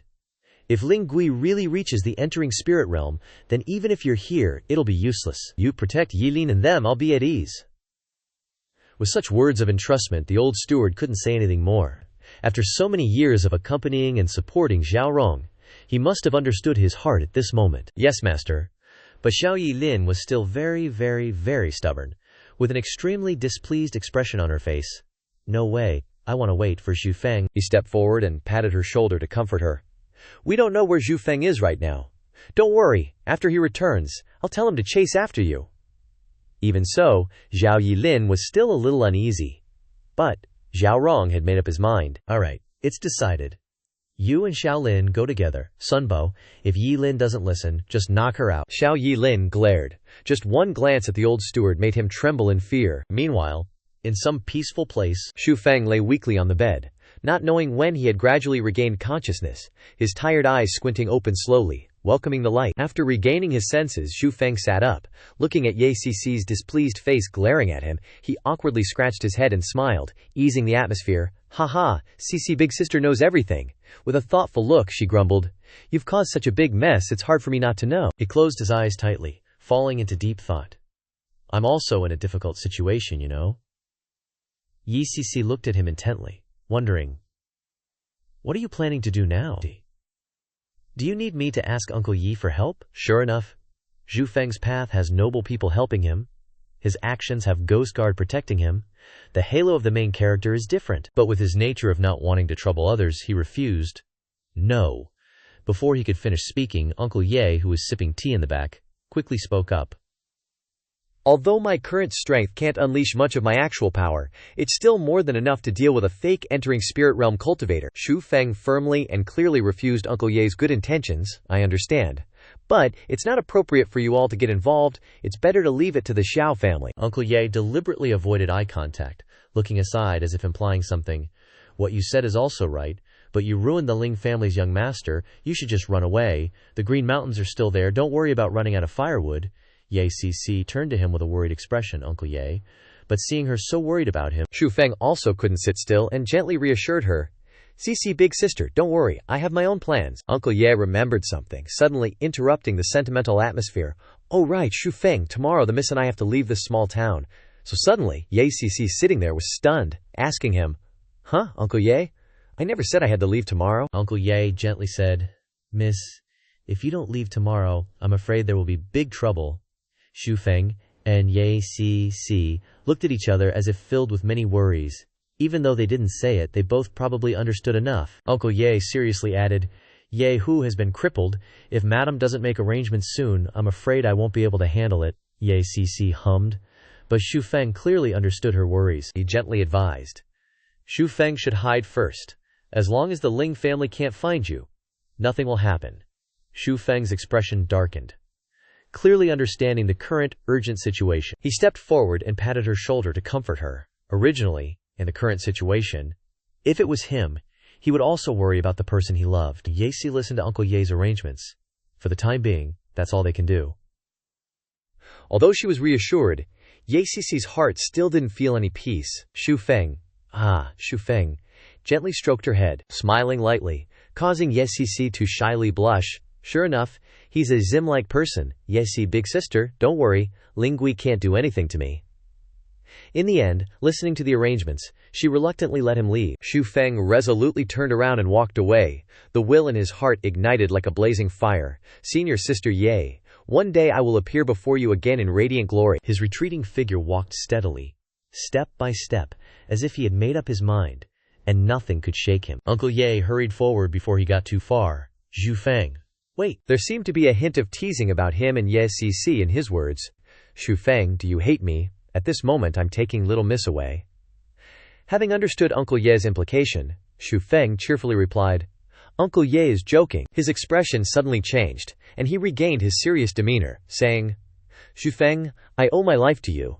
Originally, I should have risked my old life to charge into the Ling family. But the young Miss's identity is special. If we don't seize the time to return, the madam will hate her to death. Xu Feng looked at Uncle Ye with 3 parts coldness and 7 parts seriousness, feeling that even a refined person like Uncle Ye was stammering awkwardly because of his predicament, even if it was unfair to him. But Xu Feng's eyes brightened. He already knew, so he didn't blame him. Instead, he cheerfully and calmly replied, Uncle Ye, I understand. If it were me, I would make the same choice as Uncle Ye. He respectfully clasped his hands and bowed farewell to him. CC Senior Sister is in your care. His retreating figure receded. Not just a burning determination, that figure was also honor.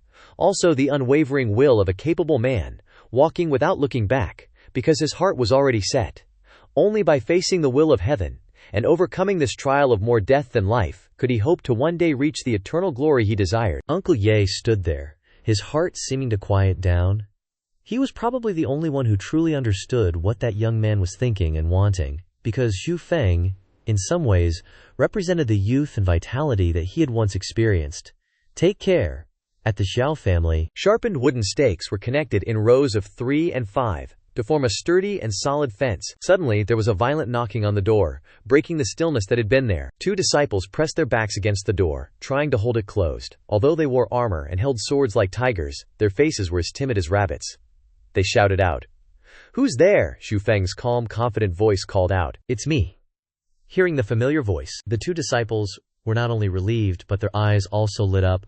Brother Feng, you're finally back. The 2 disciples were overjoyed and hurriedly opened the door to welcome him in, chattering excitedly as they walked. We're saved now, Xu Feng asked. Where are the master and everyone else? The master is waiting for Brother Feng in the living room. His face instantly showed joy. Before he even stepped inside, the disciple announced to Xiao Rong, Master, Xu Feng is back. Xiao Rong happily stepped forward, patting his shoulder and asking with concern, I knew you'd find a way to escape. Well done. Are you badly injured? Seeing Xiao Rong's concern, Xu Feng also beamed. It's nothing serious, I've recovered a lot. He laughed heartily, proud as if Xu Feng was a core disciple he had carefully nurtured. I, Xiao Rong, really didn't misjudge you. After a while, Xu Feng looked around, not seeing any familiar faces, and asked, Where are the young master and the second miss? The smile on his face vanished, and his voice dropped as he said, I told them to run. If Lingyi reaches the entering spirit realm, it will be hard to escape then. Knowing that Xiao Rong was a very calculating person, Xu Feng also felt reassured. That's for the best. Suddenly, his expression turned cold, and he solemnly instructed him, Xu Feng, this time, even with your abilities, you can't protect the Xiao family. The entering spirit realm is not something you and I can resist. You should run away quickly too, but I want to ask you a favor. He respectfully replied, showing all his respect and admiration. Master, although I am a servant, the second miss and the young master have never treated me arrogantly. Xiao Rong carefully instructed him as if Xu Feng were his own son. You crippled Ling Yang and Ling Gui hates you to the bone. Yi Lin and the others fled to the east. I hope you flee to the west. And let Ling Gui know. Xu Feng's face showed a clear look of concern, mysterious as if he had already calculated this move beforehand. That's exactly what I was thinking. Xu Feng deftly tied up his essential belongings into a bundle. He slung it over his shoulder, his eyes showing a few traces of reluctance. Xiao Rong stood there, touching his shoulder and earnestly instructing him before they parted. Xu Feng, we've always misjudged you. You are the true loyal servant of the Xiao family. But even if you run away, it will be very dangerous. So be careful. Xiao Rong knew that even if it was Xu Feng now, he might not be able to guarantee his escape, but he still sincerely hoped and advised him, take advantage of the time you have now and run as far as you can. Gripping the bundle tightly in his hand, his resolute eyes looked straight at Xiao Rong. He really wants to ascend, doesn't he? Before leaving, Master, can you tell me how to enter the entering spirit realm? He thought for a moment and said, The entering spirit realm is actually very simple. It's about converting the strength in your body into spiritual power, and then undergoing the heavenly lightning. You can enter the entering spirit realm. When a person gradually enters a state of meditation, the strength will follow the meridians, running throughout the body, forming a connected network, gradually gathering spiritual energy. Even so, after thinking about it for a moment, Xiaorong continued to say, It's very simple to say, but very difficult to do. First of all, not to mention the difficulty of converting strength into spiritual power, just the heavenly lightning strike alone is extremely dangerous. A moment of melancholy enveloped him. The more I talk about it, the more worried I get. Sigh, I'm just stabbing myself in the back. I just hope Ling Yi gets wiped out when the heavenly lightning strikes. Haha, why am I even telling you this stuff? Turns around and sulks away. Meanwhile, Xu Feng knew that this short reunion had to end. He respectfully bowed to Xiaorong. Then, elder, please take care. Even though he had given careful instructions, because he already considered Xu Feng his own grandson, he shouted after him as he left. Head west and don't look back, the sky is falling. The silence of the night only amplifies the gossiping of the Zhao family servants. Xu Feng ran away. Yeah, I saw him running west with my own eyes. The Zhao family is done for this time, really done. Over there, Xu Feng is trekking across mountains and streams, each step slowly hitting the water, causing it to splash. He's been walking for a long time, and now he seems utterly exhausted, only breathing heavily as he struggles to keep going. The damp air of the night, plus the fact that he's been walking for over half a day, has left him drained. He has no choice but to stop and pant. Even so, the will to avenge burns in his heart. Xu Feng can't bow his head, even if Lingui has 1 foot in the entry spirit realm. I still want to try. His pupils glowed brightly, in stark contrast to his body, which was on the verge of collapsing, as if truth had shown Xu Feng the way. He told himself that doing so was not only to defeat Ling Yi, but also a responsibility to his family. Before him now is a large waterfall, where the water rushes down, forming a clear lake. He gambled with himself, although the odds were definitely skewed. Success means protecting the Zhao family. Failure means the Zhao family perishes. Without missing a second, as soon as he entered the raging waterfall, he quickly adjusted his strength, tensing up and releasing a red aura, like a bloodstain on the lake. If there's no way to convert qi into spiritual power, then I'll just exhaust my qi first. Smart move. That's my boy. The waterfall where Xu Feng is about to advance is towering, as if piercing straight through the white clouds. His milky white six-pack abs were exposed, along with a raging source of qi that seemed ready to explode outward. The torrents of water falling from above created a powerful force, impacting Xu Feng's true essence in waves. The impact of the 100 Zhang waterfall is too strong, enough for me to exhaust all my qi. And now for a little question. Let the height difference of the waterfall, h, be 20 meters, divide the water flow rate, q, by 30 cubic meters per second. The density of the water, p, is 113 kilograms per cubic meter, and the speed at the top of the 100 Zhang stream, and after falling onto Xu Feng, is 0.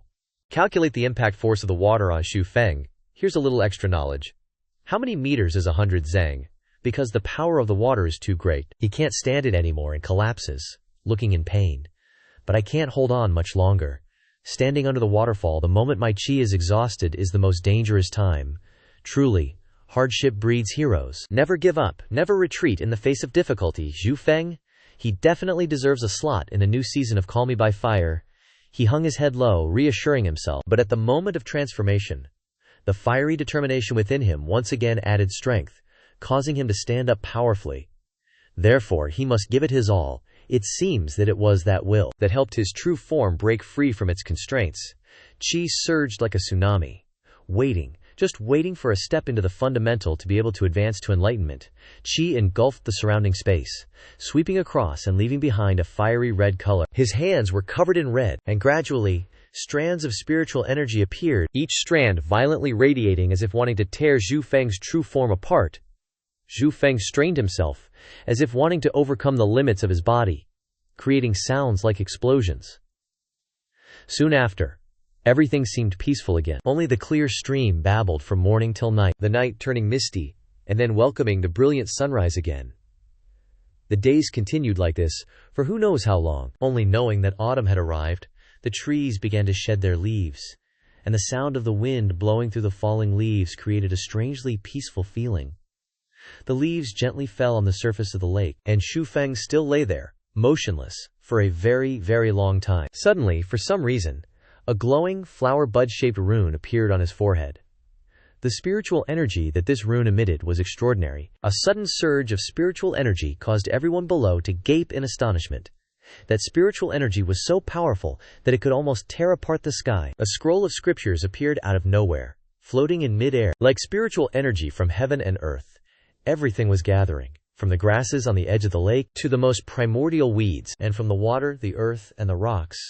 Vitality was also being transferred. All the spiritual energy gathered together, forming a large expanse in mid-air. The scroll of scriptures absorbed the rush of vitality and transmitted it throughout Xu Feng's body. His body seemed to be completely enveloped by that primordial spiritual energy, pure and clean. His body now looked fuller and more robust than before. This scene reminds me so much of the transformation scene in Sailor Moon. Clearly, he also felt that his body was undergoing a distinct transformation, even though he was still in a coma due to exhaustion after cultivation. Even so, Xu Feng unconsciously woke up with a start. At the Ling residence, dark clouds gathered, surrounding the sky. A bolt of lightning struck from the sky, creating loud rumbles. A golden dragon is spewing something from its mouth. Lightning strikes down relentlessly. The golden dragon coils around the pillar, surrounded by chains. A tornado whirls around the sky. The ground gradually cracks. Thunder roars continuously. Xiao Rong watches the scene and thinks to himself, "The third tribulation. He finally made it through." He frowns and says, "Looks like the Xiao family is really going to be destroyed in my hands." A subordinate enters and bows. "Master, should we?" he angrily shouts. "Shut up. Do you think Xiao Rong is the kind of person who's afraid of death?" Then Xiao Rong asks the subordinate, "How many days have Yi Lin and the others been gone?" He replies, "It's been about 7 or 8 days. They're probably far away by now." He turns and instructs the subordinate, "Keep an eye on them until they reach your master's place safely." The subordinate replies, "Understood." Light shines into the room. Everything is quiet, only their voices can be heard. Xiao Rong asks the subordinate, "Oh right, how's Xu Feng?" He replies. He rushed out the door, looking very anxious. He's probably already gone to his relatives. Xiao Rong looks up, then says, "That's good too. Our Xiao family owes him too much. You guys should run too. Whoever can escape, just go." His eyes show sadness. Sweat keeps pouring down. On the other side, Xu Feng is standing in the middle of the sea, thinking about something. "Even though I'm already at the 10th rank of peak realm, there's still chi power in my body. If I want to defeat Ling Gui, I have to enter the nascent soul realm." He picks up a golden pouch. "First, I have to convert all my chi power into spiritual power." Xu Feng opens the pouch. A source of energy radiates from his hands. He looks at the power source, very confused. "Damn it, how do I convert it?" Dark clouds gradually cover the sun. He looks up at the sky. Is it going to rain? An old uncle rushes past, shouting at him, "Kid, run away, this is a lightning zone. Be careful, you'll get struck by lightning and die." Hearing this, he's startled and says to himself, "Struck by lightning?" Xu Feng thinks of something. He confidently says, "That's right. How could I not think of getting struck by lightning?" The old uncle, hearing him say that, doesn't say much more. He panics and rushes home, thinking to himself, "Sigh, he's a lost cause." He sits down and begins to cast a spell. The energy sources surround him. A lightning bolt strikes Xu Feng's head. He exclaims happily, "That's so comfortable." At this moment, a man is holding a gray staff with many sharp thorns on it. He points in that direction and says, "Hurry over there. There must be a spirit beast advancing. It's already taken 2 lightning strikes. We're going to get rich this time." His subordinate looks very tired. Sweat keeps pouring down. "Boss, if it successfully advances, won't we all die?" The boss angrily slaps the subordinate on the head. He says angrily, "Are you stupid? Spirit beasts aren't like us. They have ways to defend against lightning tribulations. They only know how to resist. 8 or 9 out of 10 die. How much is the corpse of a spirit beast about to enter the nascent soul realm worth? Let's go." "There are already many people gathering to watch in front," the man says with a sinister smile. "I'm gonna get rich." The subordinate shouts, "Why are there so many people?" Now both of them realize it's not a spirit beast but a human. The man angrily hits the subordinate on the head with the staff, saying, "I saw it. What are you shouting for? Let's go over there." Both of them squeeze into the crowd. Everyone is talking excitedly. "This is insane. That's right, this person doesn't have any external help. He's just using his body to withstand the lightning tribulation." The lightning strikes gather around Xu Feng. Everyone shouts, "The third tribulation! All 3 tribulations have dissipated. Look, a nascent soul realm cultivator has appeared." A shout rings out, "Get out of here, go, go, go." These heavenly lightning bolts just kept crashing down, attracting everyone's attention. The 4th one. No way. How can someone breaking through to the spirit realm attract more than 3 heavenly lightning bolts? They started counting together. 5th one. Their faces were turning greener and greener as they watched the scene unfold. 6th one. Everyone freaked out when someone endured the 7th. That dude and his lackey were totally dejected, couldn't even cry, faces pale as ghosts. The lackey, face ashen, turned to the man and asked, "Is that even humanly possible?" A trickle of blood ran down to the ground. Feng looked up and said, "It's getting stronger and stronger. Not stopping, huh?" Bolts of lightning formed a huge ball in front of him. The 9th bolt crashed down right where Feng was sitting, shattering the nearby rocks into pieces. Feng was heavily injured by the 9th lightning bolt, lying motionless on the ground. Everyone around started gossiping. He tanked 8 heavenly lightning bolts with his bare body. Such a shame he died under the 9th. If he had some supplements, this kid wouldn't have ended up like this. The man turned to his lackey and said, "Go check if there's anything valuable left." The lackey looked at him in surprise and said, "Boss, you're already at the profound realm. Isn't that a bit much?" He angrily punched the lackey hard in the cheek, knocking out 2 of his teeth. "We're bandits. Have you ever seen a bandit who turns down money when he sees it?" A rose appeared, with a mysterious power inside. One of its petals slowly opened. The lackey saw this and shouted, "Boss, look!" They both stared at the flower with confused expressions. A pink light shone down to the ground, entering the forehead of Feng, who was lying on the ground. A rose symbol appeared, with Feng seemingly lying inside the flower. A voice echoed. News of the 3rd volume of the Dao Xuan Scripture. The rose symbol lit up, and the voice still echoed in his ears. Take the cultivation of spiritual energy as the primary focus. Unceasingly unlock the meridians, yet there is still the cultivation of the spirit body. Isn't the cultivation of the spirit soul sorcery? Feng opened his eyes, his face full of panic. This is... There were jars floating in the air. It is called the Hua Jia Dao technique, Fu Che. On the other side, a brown door suddenly flew over and slammed straight into the wall where Xiao Rong was standing. He frowned and said, "You've arrived." A man wearing a white robe, with a black cloak on the outside, walked towards Xiao Rong, followed by a troop of soldiers. "Oh, you actually have some guts, not running away." They stood right in the middle of Xiao Rong's courtyard. Xiao Rong's face darkened, his eyes clearly showing his displeasure. "Ancestral teachings. Dare not, will not. It's just that I didn't expect you to arrive so quickly." Ling Yi retorted, "HMPH. If it weren't for that brat, I would have wiped you out long ago." A subordinate behind him shouted, speaking to Ling Gui, "Lord, why waste words with him? Let us rush up and kill him." He raised his hand to silence the subordinate. His footsteps were getting closer to Xiao Rong. He glanced around Xiao Rong's residence with a sinister look and said, "Xiao Rong, in consideration that you were once in the entering spirit realm, will you take care of yourself? Or do you want me to help you?" Xiao Rong replied angrily. "There is only Xiao Rong fighting to the death. There is no Xiao Rong committing suicide." Ling Yi soared into the sky, a surge of golden energy radiating from his entire being. He declared, "If that's how it is, then I'll send you on your way." Witnessing Ling Yi's power, Xiao Rong was in utter panic, thinking to himself, "Is this nascent soul?" His whole body felt paralyzed, a suffocating sensation washing over him repeatedly. "Such a powerful aura. I can't breathe. Crap, I can't move." Golden rays of energy gradually enveloped Xiao Rong. Ling Gui then unleashed a more potent attack, using those rays to strike Xiao Rong, causing him to cough up blood. He continued to bombard Xiao Rong with those rays. Xiao Rong fell to the ground, looking up at Ling Gui. While casting his spell, Ling Gui said to him, "After being suppressed by you for so many years, it's time for you to experience a little taste of being suppressed." He flashed a sinister grin and told Xiao Rong, "But seeing you in your current state, I'm suddenly very happy." Ling Yi burst into laughter. "Ha ha! I've finally waited for this day." He confidently proclaimed to Xiao Rong, "Today, I'll take back everything I've lost." Xiao Rong's soldiers began to rush towards Ling Yi, but he casually cast a spell, HMPH, courting death. With a wave of his hand, he sent the soldiers flying into the air. Blood spurted from their bodies, followed by agonizing screams. One of them desperately called out Xiao Rong's name. "Master?" Xiao Rong frantically asked. "Didn't I tell you to run? Why did you come back?" They replied with difficulty, "Master, we just wanted to swear to protect you till death." Hearing the words from the soldiers' mouths, Ling Yi was filled with fury, his expression becoming terrifying. Unexpectedly, "It sounds quite touching. Xiao Rong, don't worry, I won't let you die so quickly. After so many years of rivalry, I'll let you watch the people of your Xiao family die first." He slowly drew his sword, sparks flying. The sound of Ling Yi's sword hacking down caused the Xiao family members to close their eyes and pass away one by one. Xiao Rong was utterly stunned. standing frozen in place. The ground was now littered with the corpses of those who had wholeheartedly protected Xiaorong, blood splattering everywhere. Ling Gui smiled contentedly as he looked at Xiaorong and mocked him. Now let's see who can save you. But before his smile could last, he suddenly noticed something. The smile on his lips gradually disappeared. Such a powerful aura. A figure emerged from the white smoke with immense dominance, Ling Gui exclaimed. This is... The guys behind him were startled and turned back. Xiaorong also widened his eyes in shock.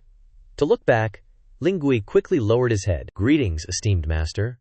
Ling Gui failed to welcome you from afar. The vague silhouette of the person appeared, the wind blowing strongly, and the clothes on his body also gradually appeared more clearly. Xiaorong was startled to recognize these clothes. He suddenly realized that these clothes were what Xiao Yilin wore before he died, unwilling to let go of it till the end. Hearing his voice, the man's eyes suddenly became sharper. He called out his name with respect, Xu Feng. But Ling Gui was horrified and in disbelief. Xu Feng, how is that possible? He flashed a sinister smile, radiating danger. Heh, nothing is impossible in this world. If you can achieve it, so can I, he thought. How can a family achieve nascent soul in such a short time? Xu Feng walked towards Xiaorong, placing his hand on his shoulder. Master, I'm sorry, I'm late. He looked at him and responded, No. He asked again. Xu Feng, you really made it to the spirit entry realm. The Xiao family is counting on you now. Ling Gui grinned smugly. You really surprised me. But so what if you reach the spirit entry realm? I'll still make you die. Xiaorong warned him. Xu Feng, be careful, he calmly replied. It's fine. Old master doesn't need to bother with mere mosquitoes. Ling Gui suddenly rushed towards him. Xu Feng only needed one hand to block the attack. He was bewildered. How is he blocking my attack so effortlessly? Xu Feng retorted with the taunt from just now. Adding to his bewilderment, Ling Gui struggled to resist, but his face still showed disbelief. Gritting his teeth, he insisted, This is impossible. Xu Feng chuckled. I told you, you're nothing but a mosquito. Ling Gui still tried to resist, continuing to attack. I don't believe you're really that strong. Xu Feng dashed towards him. People always have to suffer before they believe the truth. Ling Gui screamed, I don't believe it. You and I entered the spirit entry realm at the same time. There's no way there could be such a huge difference. Xu Feng said softly. If that's the case, then I'll fulfill your wish. A loud boom. Then dust flew up. Xu Feng grabbed his hand using force. Ling Gui's eyes widened. One hand gripped Ling Gui's hand, the other raised to strike, blood splattering everywhere. Ling Gui painfully tilted his head back. Xu Feng punched him, flying backwards. Unable to defend, Xu Feng used force and flew after him. Xu Feng's face gradually became terrifying. He gritted his teeth, flying up to deliver another painful blow. Ugh. Ling Gui lay sprawled on the ground. Thwack. The subordinates were bewildered, each of them gaping.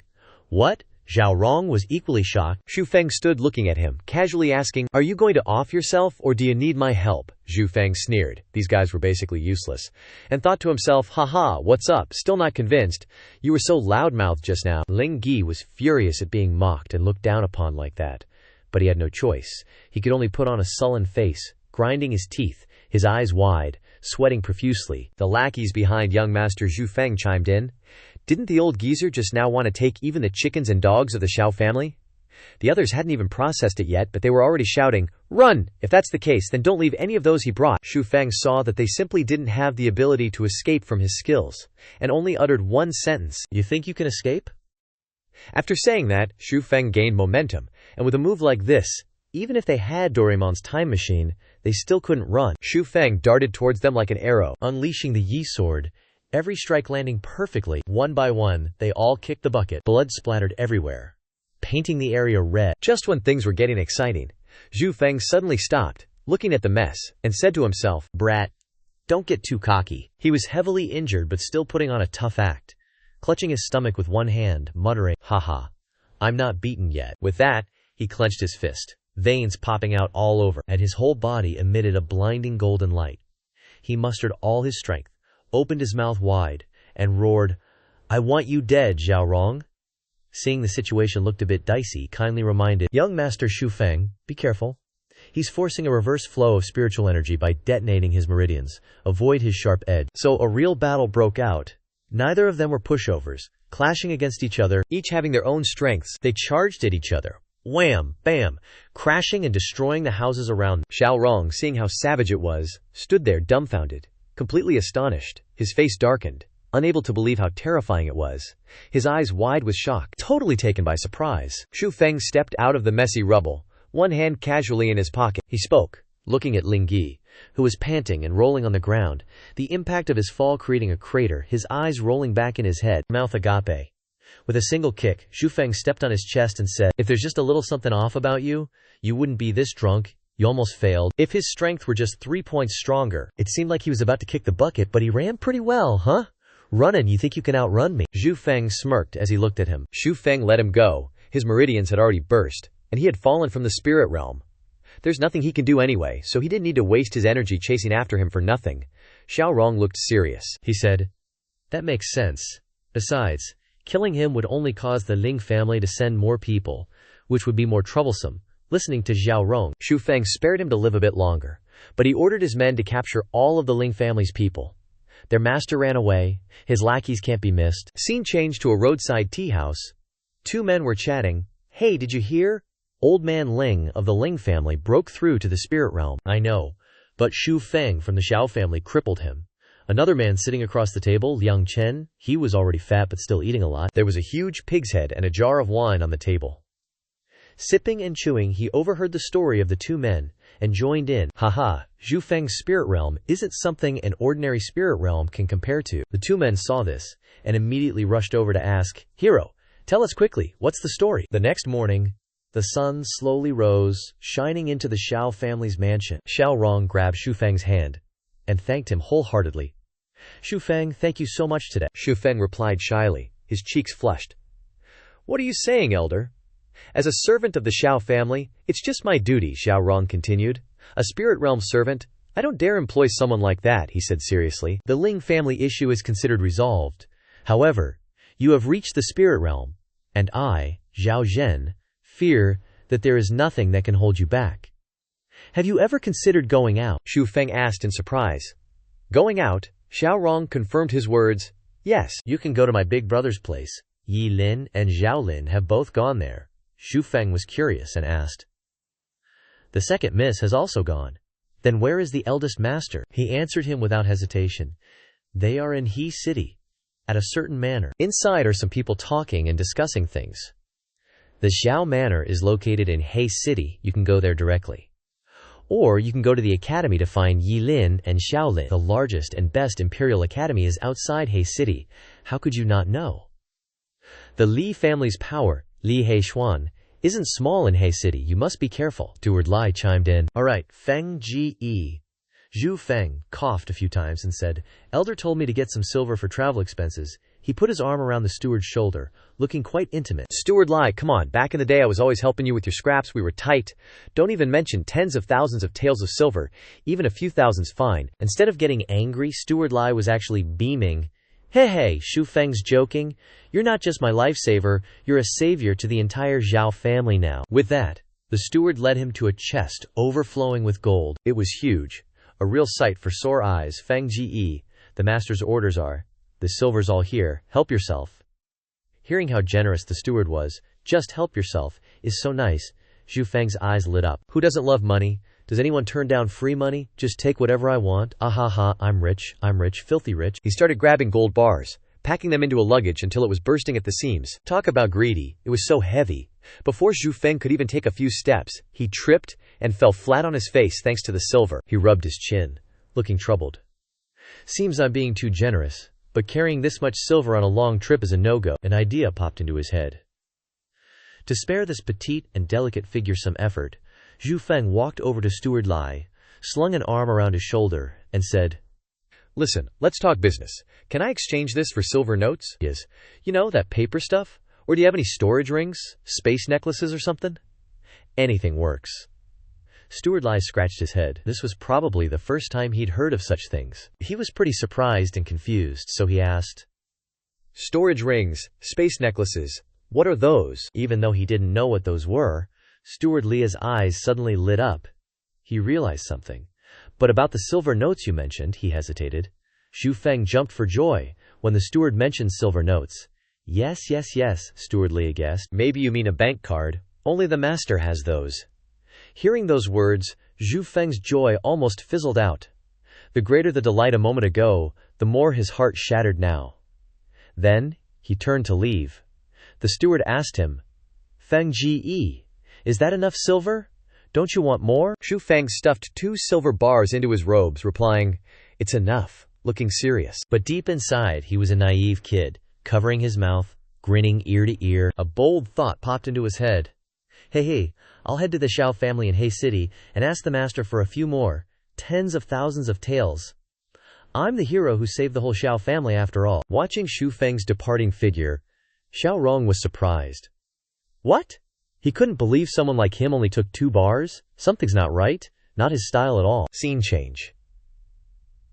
To a lush green field, Xu Feng's figure is visible from afar as he shakes soybeans from a branch. He walked along, complaining, "I didn't even get a good look at the Xia Hua Dao magic talisman last time. The road to He City is too boring, might as well take it out and study it a bit." No sooner said than done.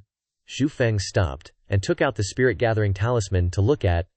By the looks of it, this talisman looks pretty familiar. He sat quietly on a cliff, watching the sunset and studying the spirit-gathering talisman. He had studied all the magic in the talisman relatively well. He felt not only was he not tired, but he was getting more and more energetic. With the 3 kinds of poison-dispelling talismans, this spirit-gathering talisman, I've become a dumb doctor myself. Just as he finished speaking, Xu Feng suddenly woke up because of a call near him. "Protect the young miss." It turned out that a group of people were traveling when they encountered a pack of wolves. Several guards tried their best to surround them.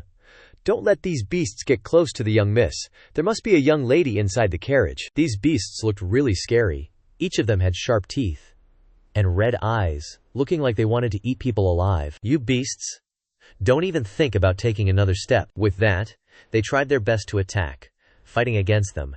"Kill all of these beasts for me." At this moment, a guard was in danger when the panther grinned and tried to attack. In the nick of time, just when he thought he was about to die, suddenly a rock came out of nowhere and knocked them down. What's going on behind the big cliff was Xu Feng. It turned out that he had just taken action to help the guard escape death.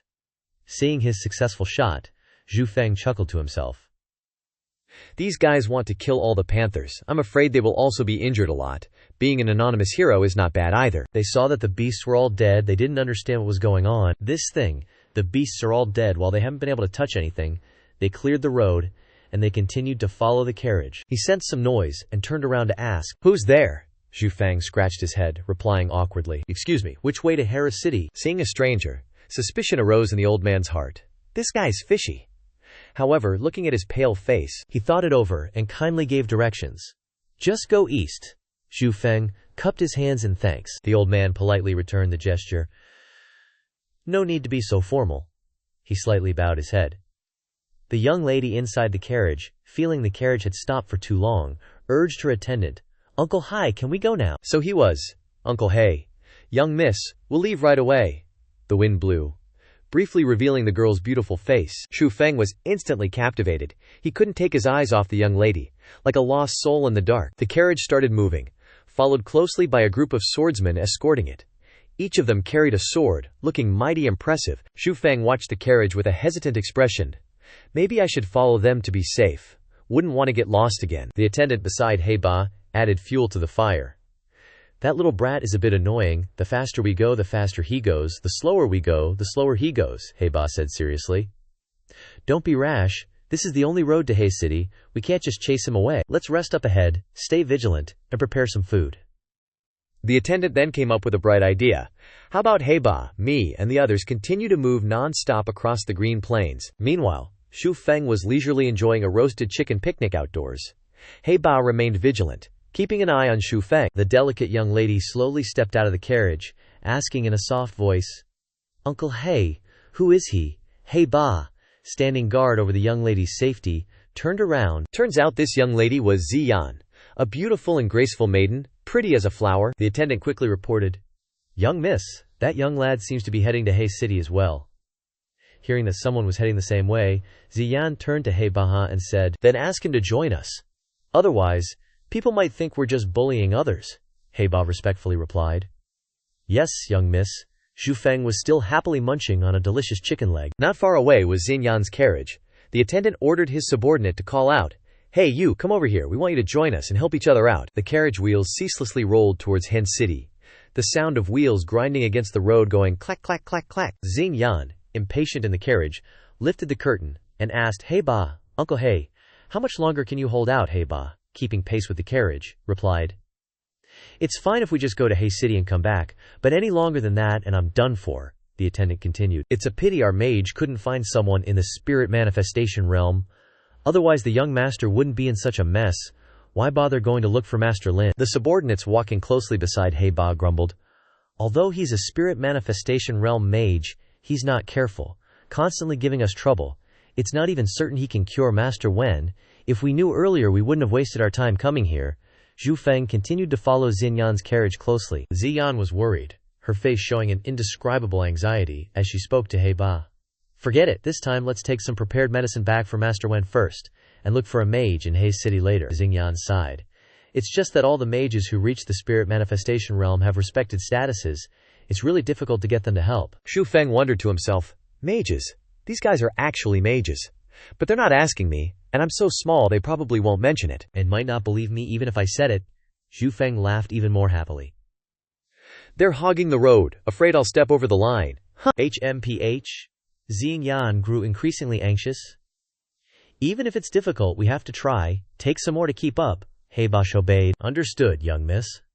Suddenly, a group of fierce-looking people rushed out in front, blocking the road. The leader roared, "This tree was planted by me, this road was opened by me.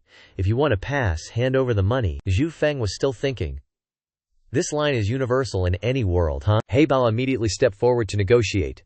"Esteemed sirs, I am the steward of the Zi family. Please, accept this offering, give the Zai family some face, and let us pass." Not only did they not yield, but they also flung the pile of silver aside. "I don't care if you're the Zi family, the Bai family, or the Tai Hong family. You think you can boss us around with this little bit of silver? Leave the carriage and belongings, and the rest of you can scram." Seeing their intense gazes made Uncle Hay feel uneasy. Why are they staring so intently at the carriage? "This isn't good," he then shouted loudly. "You're not bandits." The old guy was testing the waters. The leader immediately burst out laughing. "You know already, so why not just obediently do as we say? How about leaving your young miss with our master for a night? Wouldn't that be awesome? Whoever gets on the carriage first, this daddy will reward them with gold and silver." Uncle Hai immediately called on the guards to protect the young miss. Those thugs immediately realized they were surrounded by people at the spirit entry realm. Zhu Feng quickly created a protective formation, along with a shout, "Get lost!" The leader, looking shady, was still curious. Is this spirit pressure? Who's hiding in the shadows? His subordinate quickly made a suggestion. "Boss, he's at the spirit entry realm, let's run." Those guys had no choice but to shout and run away in a panic. Xingyan immediately assumed that someone was secretly helping them, and expressed her gratitude. "Thank you, senior. I wonder if Xian could meet you to express my thanks." But she waited and waited but didn't receive a response. Unexpectedly, Zhu Feng was watching her from afar. "Nice body. It's a pity she's wearing a veil. Who knows if it's a car crash? Or, on purpose." Xinyan quickly made a suggestion. "If senior doesn't want to show themselves, then we'll be leaving first." Everyone began to call each other to arrange the items on the carriage and set off. He saw Zhu Feng being clumsy, and immediately reminded him, "You don't even know how to tie the saddle." He could only comfort him. "Almost done, almost done." Xinyan, seeing this, spoke up in defense.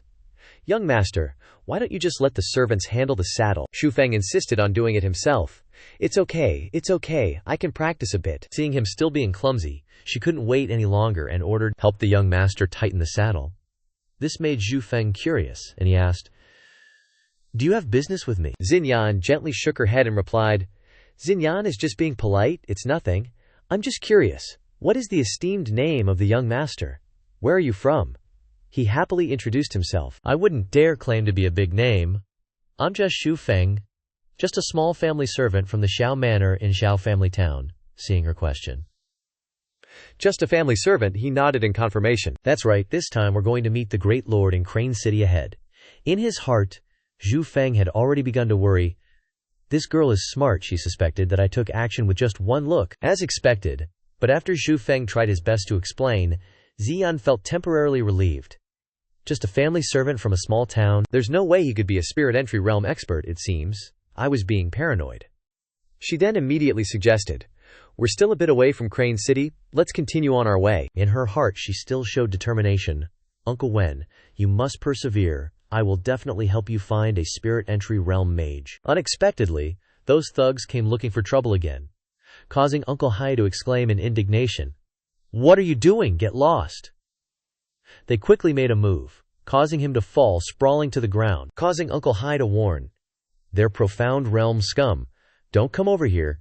Protect the young miss." The leader then also spoke out threateningly, "Old man, you're just a little bit of eyesight. If you don't want to die, get out of the way." Uncle Hai didn't show any fear and retorted, "As long as this old man is here, don't even think about getting close to the young miss, you band of robbers. Get out of the way." Even Xu Feng was surprised by their speed of attack. The leader quickly gained control of Ziyan and whispered in her ear, "This daddy thinks you're beautiful. Why don't you come back to our mountain fortress to talk about life?" Of course, she already refused him. This guy Li Heishuan has been using these despicable tricks over and over. Doesn't he fear my father will kill him? Even hearing that, he still arrogantly ordered, "I don't know what you're talking about. Today you have to come with me, and I'll spare these servants. If you don't come with me, I'll kill them all, and then come for you. Time's running out. Choose already." Uncle Haney immediately tried to stop her. "Miss, don't agree to him.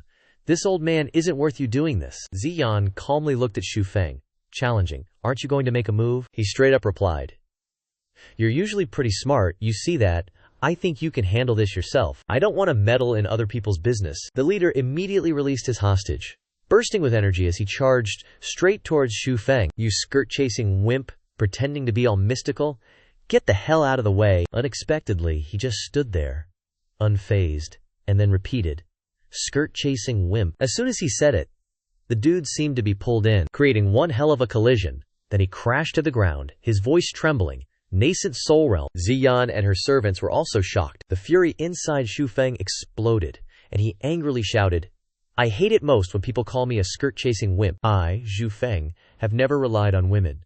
Do you want to die, or do you want to live?" They immediately surrendered. "Grandmaster, we were possessed by evil spirits. We didn't know a Grandmaster was here.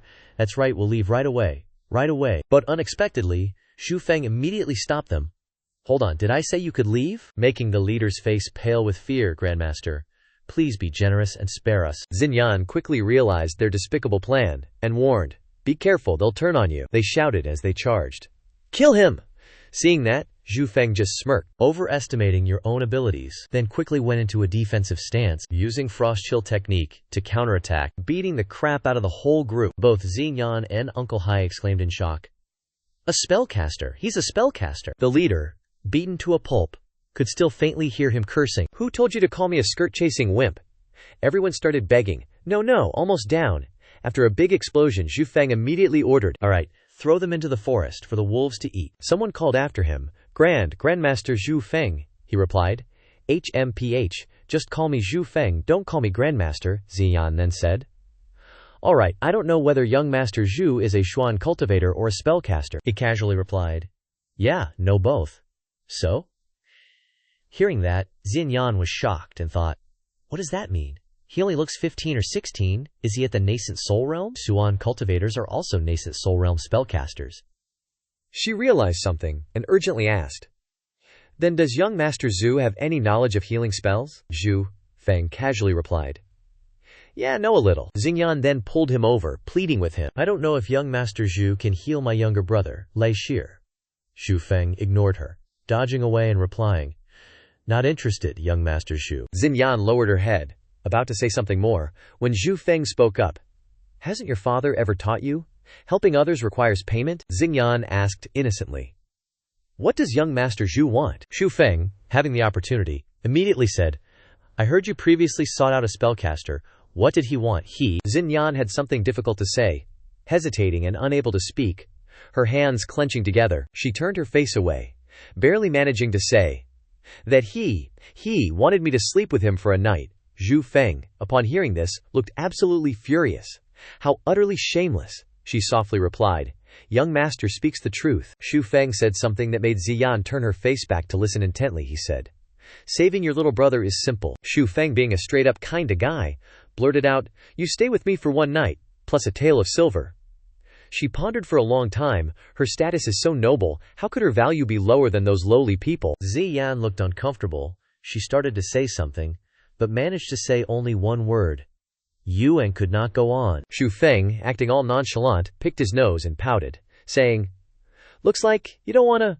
Oh well, never mind. Ziyan didn't want to say much, so she prepared to turn away, saying, In that case, I won't trouble young Master Shu anymore. Hey ba, let's go. Hey ba, who was lightly injured, turned back with a face full of disappointment and said, I thought you were a real man, but I didn't expect you to be this kind of person. As Xinyan turned to leave, suddenly a voice called out, Wait a minute, Zhu Feng, holding the horse's reins, smiled brightly at them and said, I did save you guys after all, so I'll take this horse as payment. Is that right, little horse? Turning around, she saw him chasing after them, shouting, Wait, I haven't gotten on the horse yet. Turns out the horse had run off without him, and he was quickly chasing after it, leaving the two of them standing there, watching. Xinyan, feeling a mix of sadness and disappointment, said, Are all cultivator experts just horn dogs?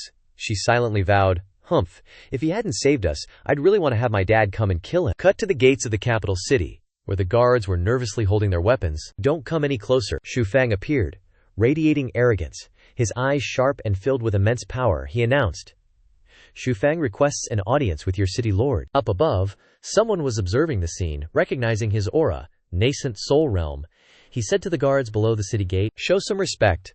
Quickly invite this honored guest into the city. Please, great master, suppress your aura. The person speaking from above the city was none other than the city lord of Xincheng, Xinchen.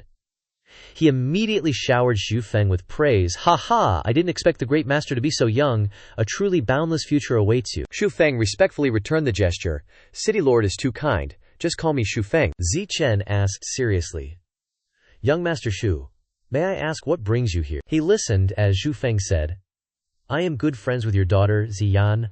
I've come this time because she needs my help. Hearing this, he thought to himself, a good friend of Ziyan needs help, and he's in the nascent soul realm. Zichen hurriedly asked him, You are a magician, so can you undo the evil energy poison? Xu Feng responded casually. I know a little. Zichen grunted once, and then pretended to cough a few times. He then asked, I wonder where my daughter is. Why don't I have her, and you return here? Xu Feng answered very fast with no script. Ms. Ziyan, worried about her brother's illness, urges me to come here, so I took one horse and came here in a hurry. I didn't expect to arrive a bit early, and they would arrive soon. He happily thought in his heart, Good for me, I came up with a reason. Zichen was a little confused by what he heard. This reason is a bit strange. Xu Feng smiled at the city lord. Oh right, Ms. Xinyan's horse is at the city gate. Please have someone take care of it. Now, I'll go and remove the evil energy poison from Ms. Xinyan's little brother. City Lord Zichen was silent, but was thinking. Just trust him. There is no other way now.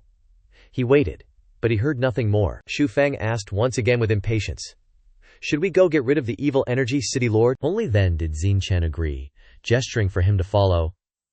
Ah yes, please follow me, young Master Xu. Please trouble the young master by going to a certain place inside the city. There was a voice from the City Lord. Lead Xu Feng here. A room appeared, and he said, This is Zim Bowen's room. Bowen was affected by a kind of evil air, and was lying unconscious on a hospital bed. Xu Feng walked towards the hospital bed, and Zichen reminded him, Young Master Xu, be careful, there's evil energy in Borcher's body. As Xu Feng reached out, ready to touch Bowen, the guy suddenly yelled, Careful. Suddenly, Zinchen's face changed faster than you can say cultivation. Like he'd seen a ghost. Xu Feng touched Bowen and, using his technique, instantly forced the miasma out. Poof! Zichen, looking worried, jumped in. How is it? Does Xu Gongzi have a way to treat him? Xu Feng wasn't super sure himself, his face kinda fell. Can give it a shot, but... Senior, back away a few zang and hold your breath for a sec. This is all for your son, ya know. The guy actually listened to Xu Feng and backed off, watching him work his magic. He thought to himself, not bad.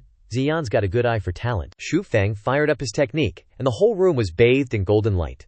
He was totally focused on his incantation. Zichen took one look and shouted, That's an ancient technique. Then, Xu Feng pointed and unleashed his technique at Bowen, chanting, Expel miasma technique? Begone. Outside, the sun was shining all bright and cheerful on the roof. Ziwen was still lying unconscious, but his complexion had improved a bit. Xu Feng was still hard at work, blasting away the miasma from Bowen's body. Zichen watched with a bead of sweat trickling down his forehead. This technique has got to be Earth-grade peak, maybe even heaven-grade. And what's more, this is definitely a lost ancient technique. Suddenly, a few coughs broke the silence. Cough, cough. Zichen rushed over. Bowen, Xu Feng, who'd managed to dispel some of the miasma, grinned at him. "Senior, check him out. See if there's any miasma left in the young master's body," he thought to himself. Well, duh. It's a lost ancient technique. Zichen grabbed his son's hand, giving him the once-over like Xu Feng told him to. After that, he cupped his fist and bowed his head with full of gratitude. "Thank you, Gongzi, for saving him. It really opened my eyes to see the world. Half of the miasma in Yun Er's body is gone already." Xu Feng chuckled politely. "No need for thanks, Senior. I am good friends with Ms. Ziyan, after all. If you feel bad about it, you could always throw a few rare treasures my way." Wink, wink. City Lord Zichen was like a deer in headlights, frozen and speechless. But Xu Feng was already frowning, and then he continued. "There's still a bit of miasma hanging around the young master. I can't stay in Xian City for long, and I can't just rush the job, so I'm afraid it might come back." Zichen looked all worried again. "Then what should we do?" Of course, Xu Feng had a plan. He confidently raised a hand and said, "Haha, no need to worry. My techniques have a way to make it through Fujian. I can whip up a few talismans for the young master, use one a day, and he'll be totally fine." Zichen reacted like he'd been zapped. Talismans. You know how to make talismans. That's a skill only talisman masters know, and even they can't all make them. Talismans are rare treasures. It is something that the Empire's high-ranking officials, the royal class, know. He scratched his nose, turned to him and asked, "So I really do know how, Zichen went back into deep thought. He thought of so many things in his mind. Talismans are also known as scrolls of the gods. You can't see them ordinarily. Yet the young man in front of me said casually that he knows how to make talismans. Heavens, what kind of identity is this young man?" Xu Feng interrupted his chain of thoughts. "Senior, that snapped him back to reality, and he finally managed. Then, I'll trouble Zhu Gongzi." Xu Feng immediately laid out his conditions. "Actually, it's not that hard, but I'm missing a few items. Can't make them without those." He held up 3 fingers, representing the 3 things he needed: cinnabar, jade, 1,000-year redwood, and underworld spring spiritual water. Zichen was speechless for a moment. Xu Feng turned to him. "What? You got him or not?" Zichen looked a little awkward and said, "Xu Gongzi, you jest. How could a small city lord like me have those things?" Xu Feng said, as if he didn't know how precious those items are. "Are they that rare?" "Right." He then changed the materials a little. Then, a little jade, 100-year red wood, and some spiritual energy, spiritual water. All good quality. Do you have them, city lord? This time Zichen could barely get it. He said, "Jade is not a problem. Centennial red wood and spiritual water are a bit difficult, but there are still a bit that I can make it through. How much does Gongzi need?" He didn't even think about it. Just answered, "The more the better. This is for the young master." "In that case, I will go and get ready." With that, Zichen quickly left to prepare the things he requested, leaving Xu Feng alone, who enthusiastically said, "Go ahead, I will take good care of the young master." After Zichen had left, Xu Feng burst out laughing. He, using a powerful Taoist technique with 2 releases of spiritual energy earlier was entirely enough to drive out the miasma already. Might as well get a few talismans for my own use. A moment later, City Lord Zichen's voice rang out. "Xu Gongzi, the things you need are all ready." He staggered in with a sack over his shoulder, then gasped, My son's already healed, he's awake." Zibo Wen was all healthy, awake, and looking much better, even calling out, "Father!" Xu Feng pointed at him and faked a cough. Cough, cough.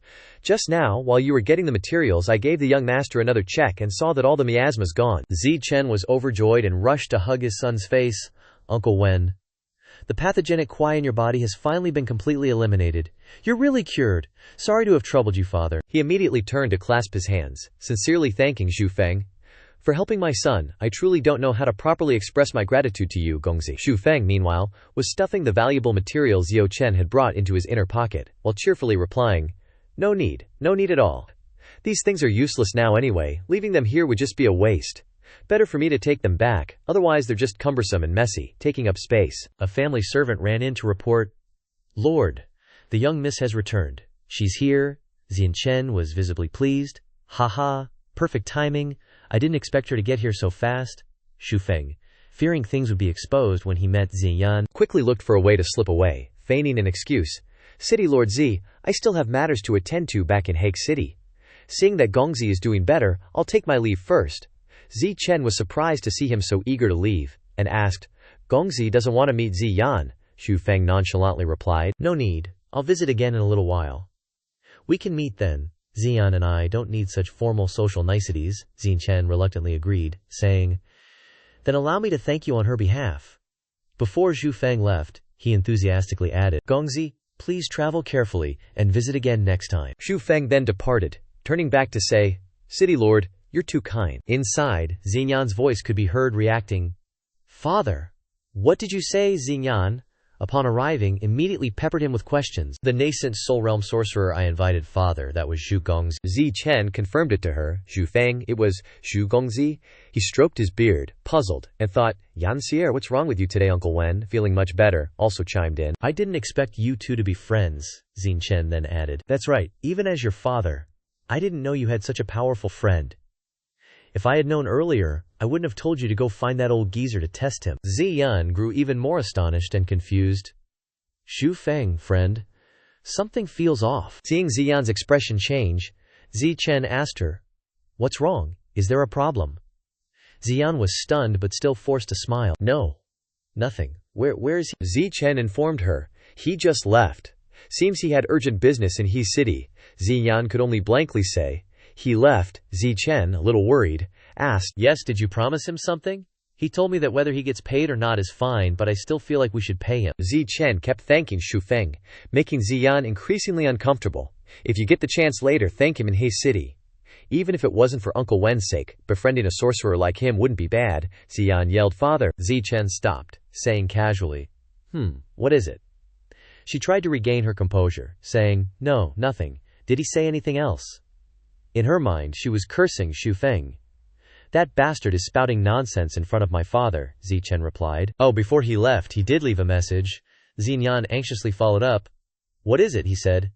Zi Chen cleared his throat. His voice deepened, as he clearly stated, if the feelings are true, what need is there to care about one day or another? Xinyan desperately wanted to jump into the Yellow River to clear her name.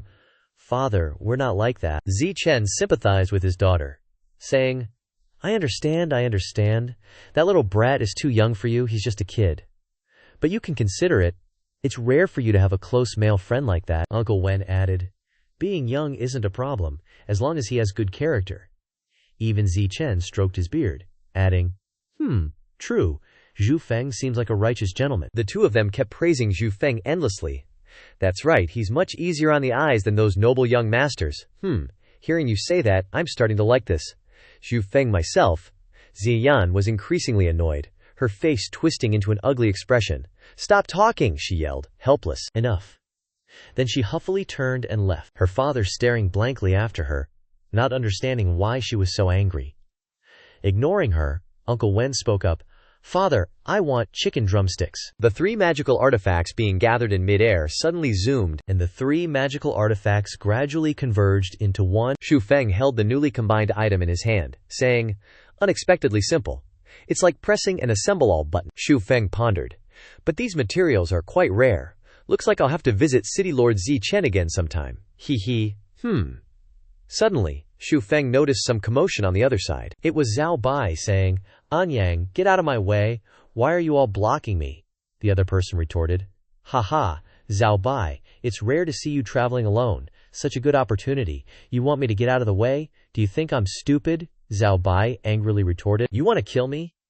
Do you think Zhao Yang will spare you? Anyang puffed out his chest, all arrogant, and was like, whether Zhao Yang lets me off the hook or not, I don't know, but if you die, the Zhao family is definitely going to be in chaos. He kept going, totally full of himself. If the Zhao family falls apart, the Zhao family will be messed up too. Then you guys will be too busy saving your own skins to bother with me. He smirked, waved his hand like he was some big shot, and yelled, Get IM! Hack our young master Zhao into pieces. The family goons following Anyang charged at Zhao Bai, screaming as they attacked. Give us your life! Zhao Bai was so freaked out he went pale. Crap, I can't fight four dudes at once. The four goons swarmed him, attacking Zhao Bai at the same time. Two blades were coming straight for him. He was caught completely off guard. Things were getting real dangerous. Suddenly, bam! The goons were taken out hella quick. Dust flew everywhere, and as it settled, Zhao Bai squinted and saw it was Xu Feng. He showed up looking super cool, saving Zhao Bai's butt just in the nick of time. The air got even thicker with tension. Xu Feng stared down the guys in front of him, not even blinking. Zhao Bai, all bruised and beat, asked, Xu Feng, what are you doing here? Xu Feng casually replied, I sensed you were in trouble, so I went out of my way to come rescue you. Zhao Bai couldn't help but smile, saying, Yeah, good bro, but they're probably 6th rank profound warriors or something. No joke, we gotta be careful. Xu Feng just smirked, pluffed, small fries. Where are Zhao Yang and the others anyway? Zhao Bai raised an eyebrow. You want to know about Liu Qianshu, don't you? Seeing that he had been seen through, Xu Feng gave an awkward laugh. Heh. Then, Zhao Bai slowly continued, I had some stuff to take care of, so I stayed behind. The other three went to He City first. What are you doing here? Hearing this, Xu Feng hurriedly replied, I was just fretting over not being able to find my way to He City. Now that's great, let's go. Zhao Bai smiled and nodded, and they just left. Only An Yang, who witnessed the conversation, was furiously yelling, Hey, you want to just leave after you're done here? Am I invisible? So angry he was about to burst, he yelled at his goons, Chop them down for me. Seeing this, Zhao Bai shouted a warning to Xu Feng. But Xu Feng, instead of being scared, casually walked towards them, one by one. He used his cold freeze art to hit their pressure points, turning them into giant ice sculptures. Zhao Bai was just standing there, totally speechless. Then it hit him, and he grinned, Haha, Xu Feng, you reached the entry spirit realm. Xu Feng was all smug. I was trying to keep it low-key, but people just won't let me. An Yang, hearing this, was a little freaked out. Entry spirit realm cultivator. But then his attitude did a 180, and he wasn't scared anymore. He snarled, So what? He's just a newbie in the entry spirit realm. An Kui, stop that kid for me. As soon as he gave the order, a beam of light appeared. It zipped across the sky, and when it landed, a dark figure slowly stepped out. Just looking at the demonic energy swirling around him, you knew this dude was no joke. An Kui, seeing Xu Feng's cocky attitude, said, Being arrogant like that after only reaching the entry spirit realm? You should know there is always someone better. An Yang, seeing the second heaven profound warrior, yelled his name, An Kui. Then Zhao Bai shouted the name. An Kui. Xu Feng was confused. Seeing he didn't get it, Zhao Bai quickly warned him. Xu Feng, be careful, he's a second heaven profound warrior. Don't fight him head on, let's find a way to escape.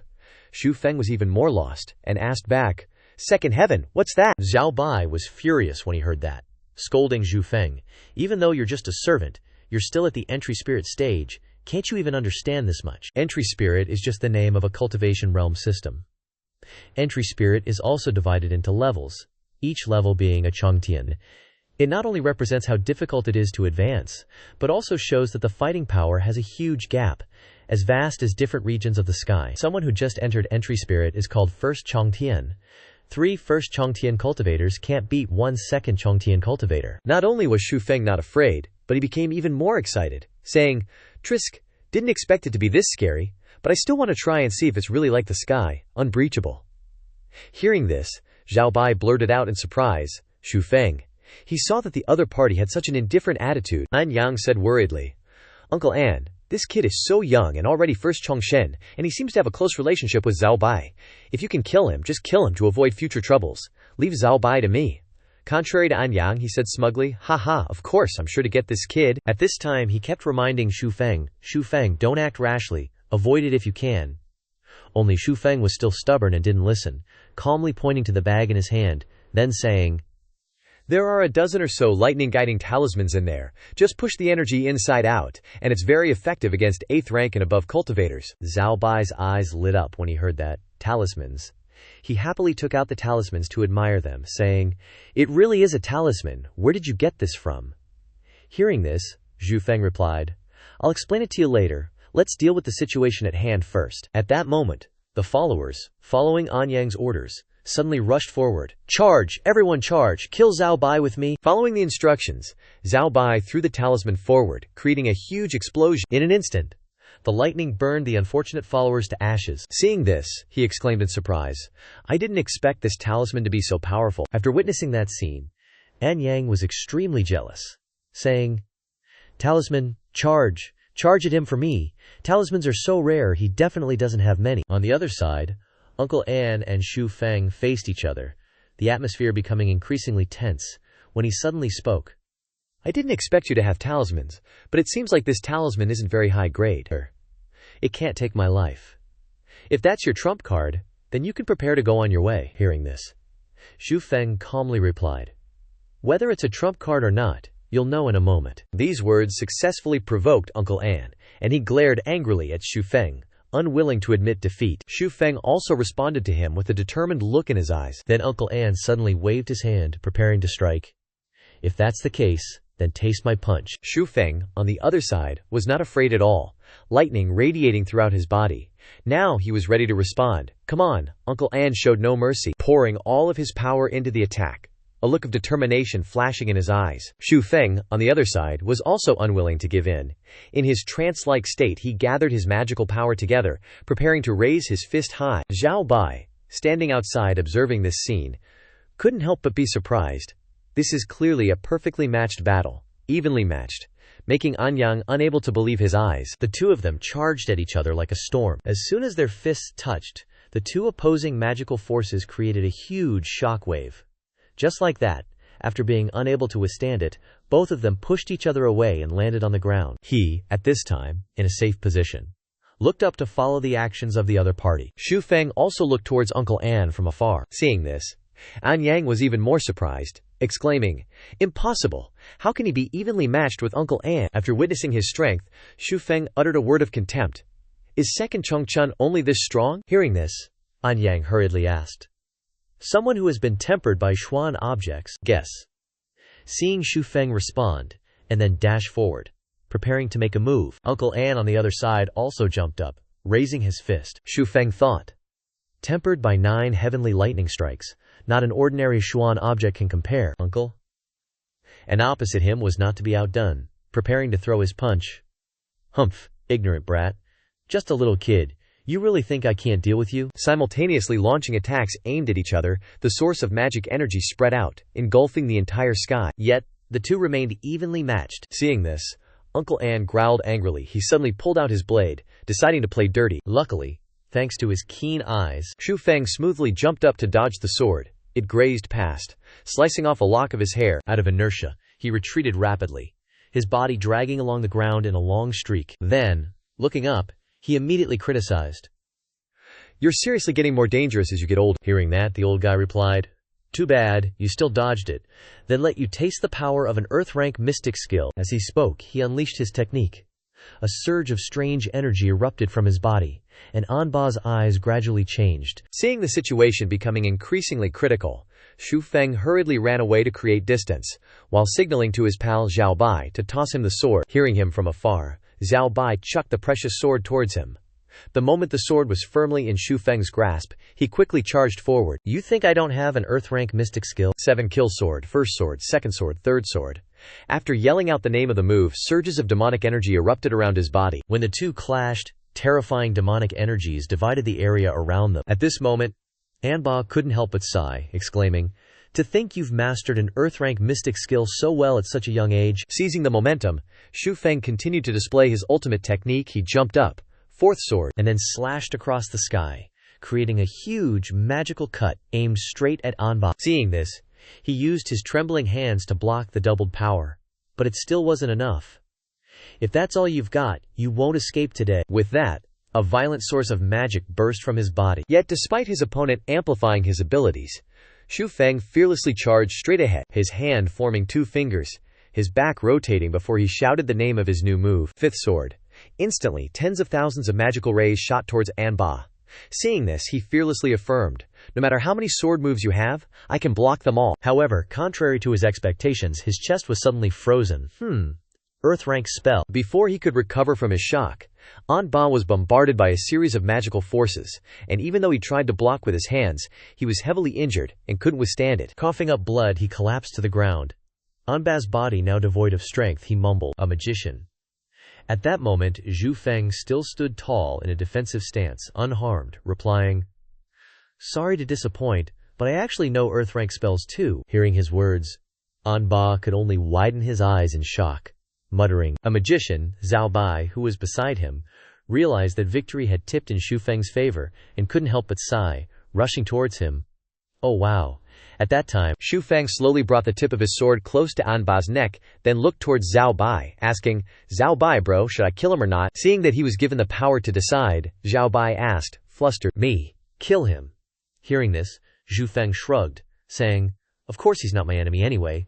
What does it have to do with me? Gripping the sword tightly with trembling hands, Xiao Bai nervously looked at the enemy before him, unable to stop himself from thinking, Holy crap, he beat the crap out of this guy earlier and now he says he's not his enemy. Thinking of this, he raised his sword and shouted loudly, preparing to deliver a finishing blow. Atia! Despite his fierce appearance, Xiao Bai couldn't bring himself to strike. The sword landed beside his trembling figure. Get lost. No matter what schemes the An family has, we'll be waiting and watching. Seeing him act like that, Xu Feng burst out laughing. Haha, I knew you wouldn't kill him. Hearing this, Xiao Bai quickly retorted, Ah, you clearly knew I wouldn't kill him, and you still gave me the sword. You're too much, Xu Feng, bro. Then, he suddenly sighed, advising, the matters involved here are too complicated. Plus, I have a way to deal with An Yang. Oh yeah, Shu bro, you're planning to go to Hay City, right? Hearing this, Xu Feng replied, the young master and second young miss are returning to Hay City. I have no choice but to follow. Understanding his intentions, Xiao Bai continued to ask, then why not meet with Xiao Yilin and Xiao Linlu? Seeing this, Xu Feng quickly replied, something happened to the Xiao family. They left first. You're going to Hay City too. Lead the way.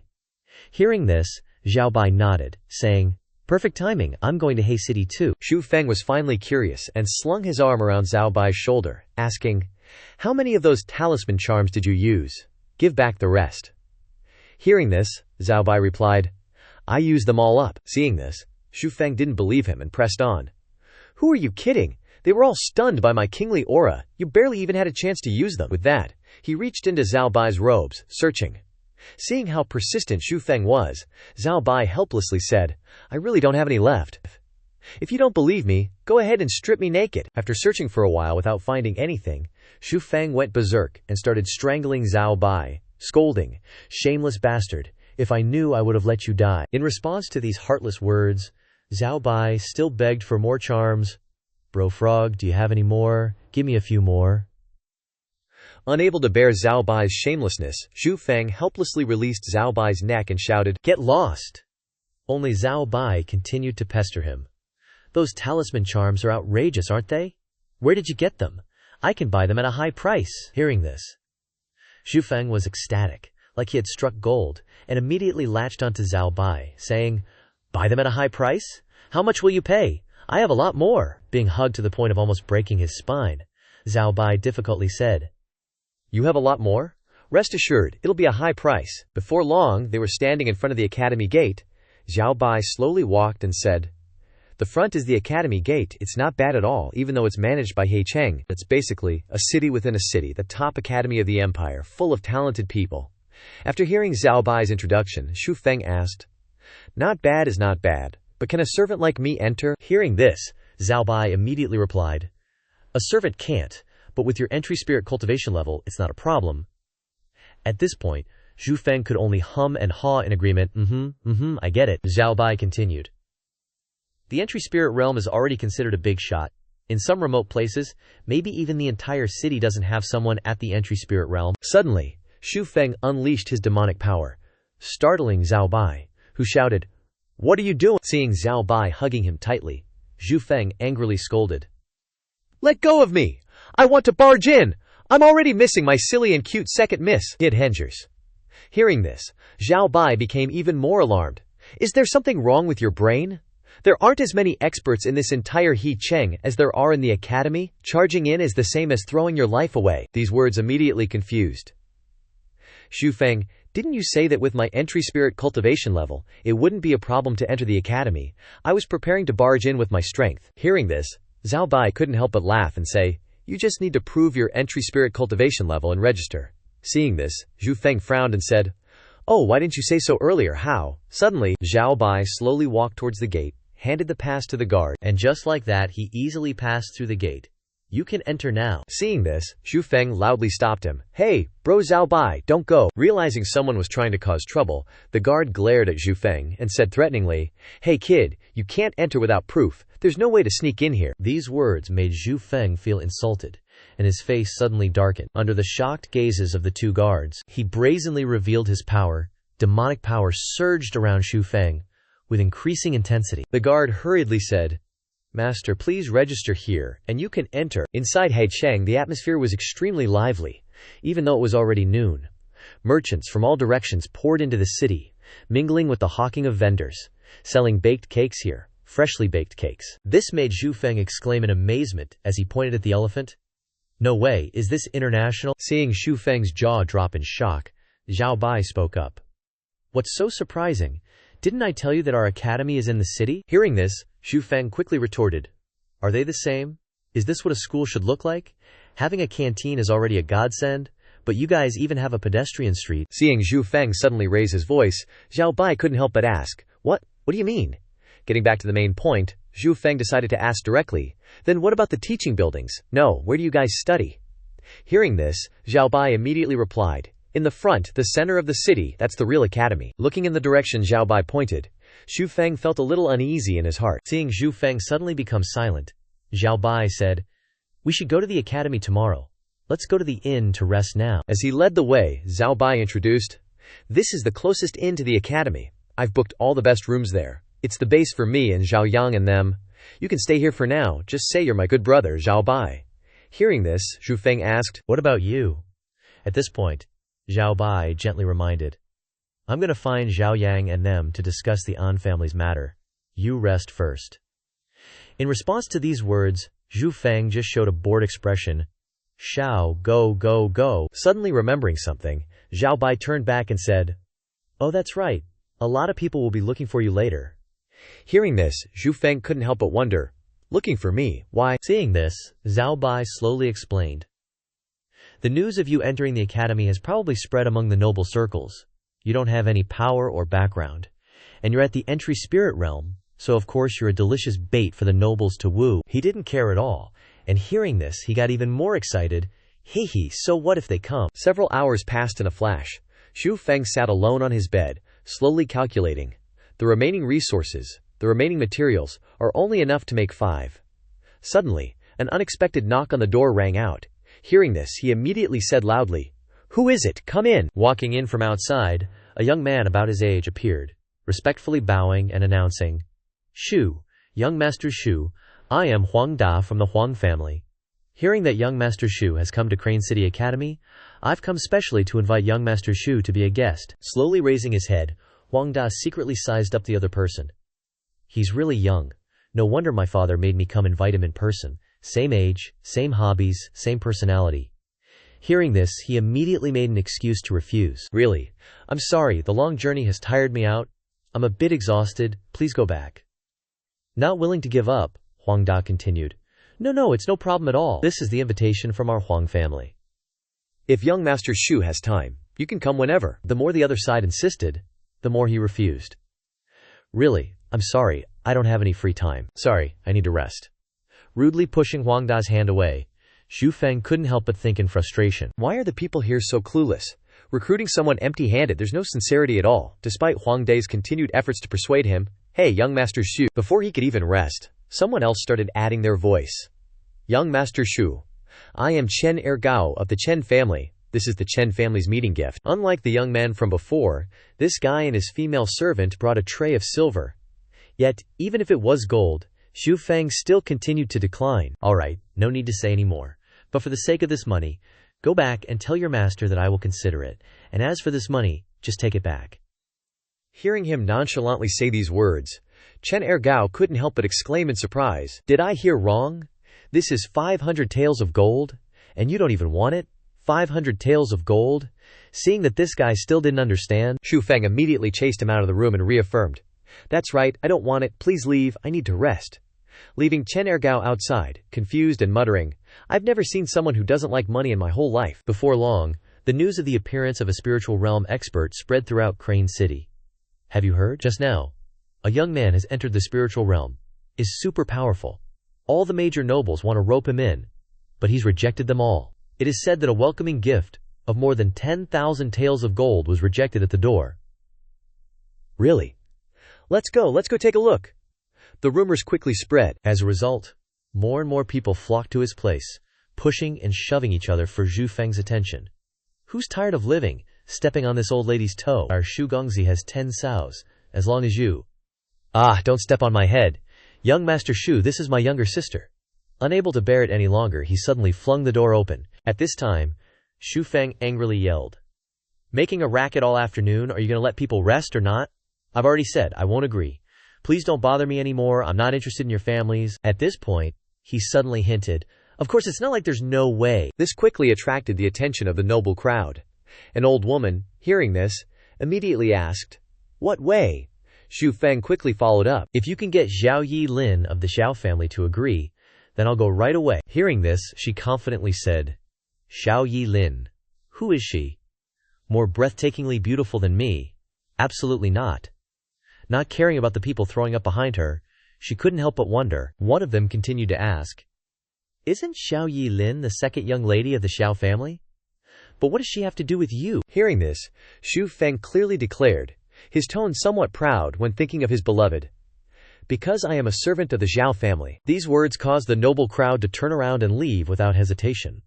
And what's worse, they even uttered a few mocking remarks. Everyone was disappointed with Xu Feng's true identity. No way! I didn't expect him to be a servant. Is he a lowly person? I thought he was a noble young master. Let's go. I didn't expect him to be a lowly person. Ah, what a pity. Only he silently endured, without saying a word.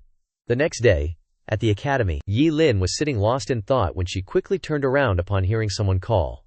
Yilin, Yilin. Seeing this, she immediately asked, What's wrong, classmate? The girl hearing this continued, You have a servant named Xu Feng, right? Not expecting her friend to know him, Yilin couldn't help but wonder, How do you know Xu Feng? At this point, she finally announced, He's come to our academy. Then, she recounted everything to Xiao Lin. He's really your servant? But your servant is really silly, revealing his servant status in front of the nobles yesterday. Chisk, chisk, chisk. With his spiritual realm cultivation, he could have developed smoothly. But it's a pity he admitted to being lowly. This is a bit unbelievable. Those nobles who rely on their high status definitely won't say much to a lowly person. What a pity, Yilin. What's wrong? Why are you crying? Hearing these words, Yilin's tears suddenly flowed out, and even she didn't understand why she suddenly felt so sad, only knowing that upon realizing her friend's concern, she quickly wiped away her tears and replied, I'm fine. Without hesitation, Yilin just left like that. Seeing this, her friend immediately asked, Yilin, where are you going? In her haste, she only managed to say, I have to go find him, and then just disappeared. At that time, Xu Feng was wandering around the city, looking for some information about her. As he walked, he wondered, why is inquiring about the second young lady such a pain? If I'd known, I would have left the house a little later, waited for Xiao Bai and them to come over. Suddenly seeing someone he could ask, he quickly ran over to start a conversation. Handsome, can I ask about something? Hearing that, the pretty boy couldn't help but be delighted, and turned around to ask, Haha, bro. Your pretty boy sounds so affectionate. Your eyes are definitely sharp. So what you want to know? Xu Feng almost cried out at his appearance. Better than nothing. He then tentatively asked, Friend, I just want to hear some news about Xiao Yilin. Hearing this, he immediately replied, The whole academy knows Xiao Yilin, and you don't. What a waste of a man you are. Forget it. Just because you have good taste, I'll tell you. Xiao Yilin is the academy's goddess, the dream girl of countless guys. As he spoke, he moved closer, his nose hairs slightly twitching. Although she is a young lady from a noble family, she is very special among those ladies. Stubborn but not domineering, headstrong but very understanding, truly a beauty inside and out. At this point, the guy gently pinched Xu Feng's shoulder and released it. Hearing this, he immediately thought about getting rid of this pervert's hand after getting a good wife. Hey, if you have something to say, just say it. Why are you touching my butt? Seeing this, the pretty boy explained, I'm so sorry, I saw such a beautiful lady, and I couldn't help myself. Then he put his arm around Xu Feng's shoulder and led him away, babbling non-stop. Let's talk somewhere else, kid. If you want to pursue her, even if you line up, you'd be lining up at the academy's front gate. That legendary woman is not for the likes of us. But it seems like someone has a pretty good chance. But Xiao Yilin finds him annoying. And the person the pretty boy is talking about is none other than Li Hai. Everywhere he goes, women surround him with praise. Li Hai, I love you. My God is so handsome. Through the pretty boy's story, Xu Feng had long been waiting for Li Hai to pass by. When he was about to arrive, Xu Feng leaned off the tree and said hello. Excuse me, can you take me to see Xiao Yilin? Seeing this, he replied, Do I know you? Xu Feng, upon hearing this, spewed out all his information. But I know you, Li Hai of the high class, the most handsome man in the academy, pursuing Yilin, and also Yilin's teacher for a certain subject. At this point, Li Hai frowned slightly, glanced at him, and asked, So, are you looking for a fight? Seeing that the other party seemed tense, Xu Feng quickly explained, No.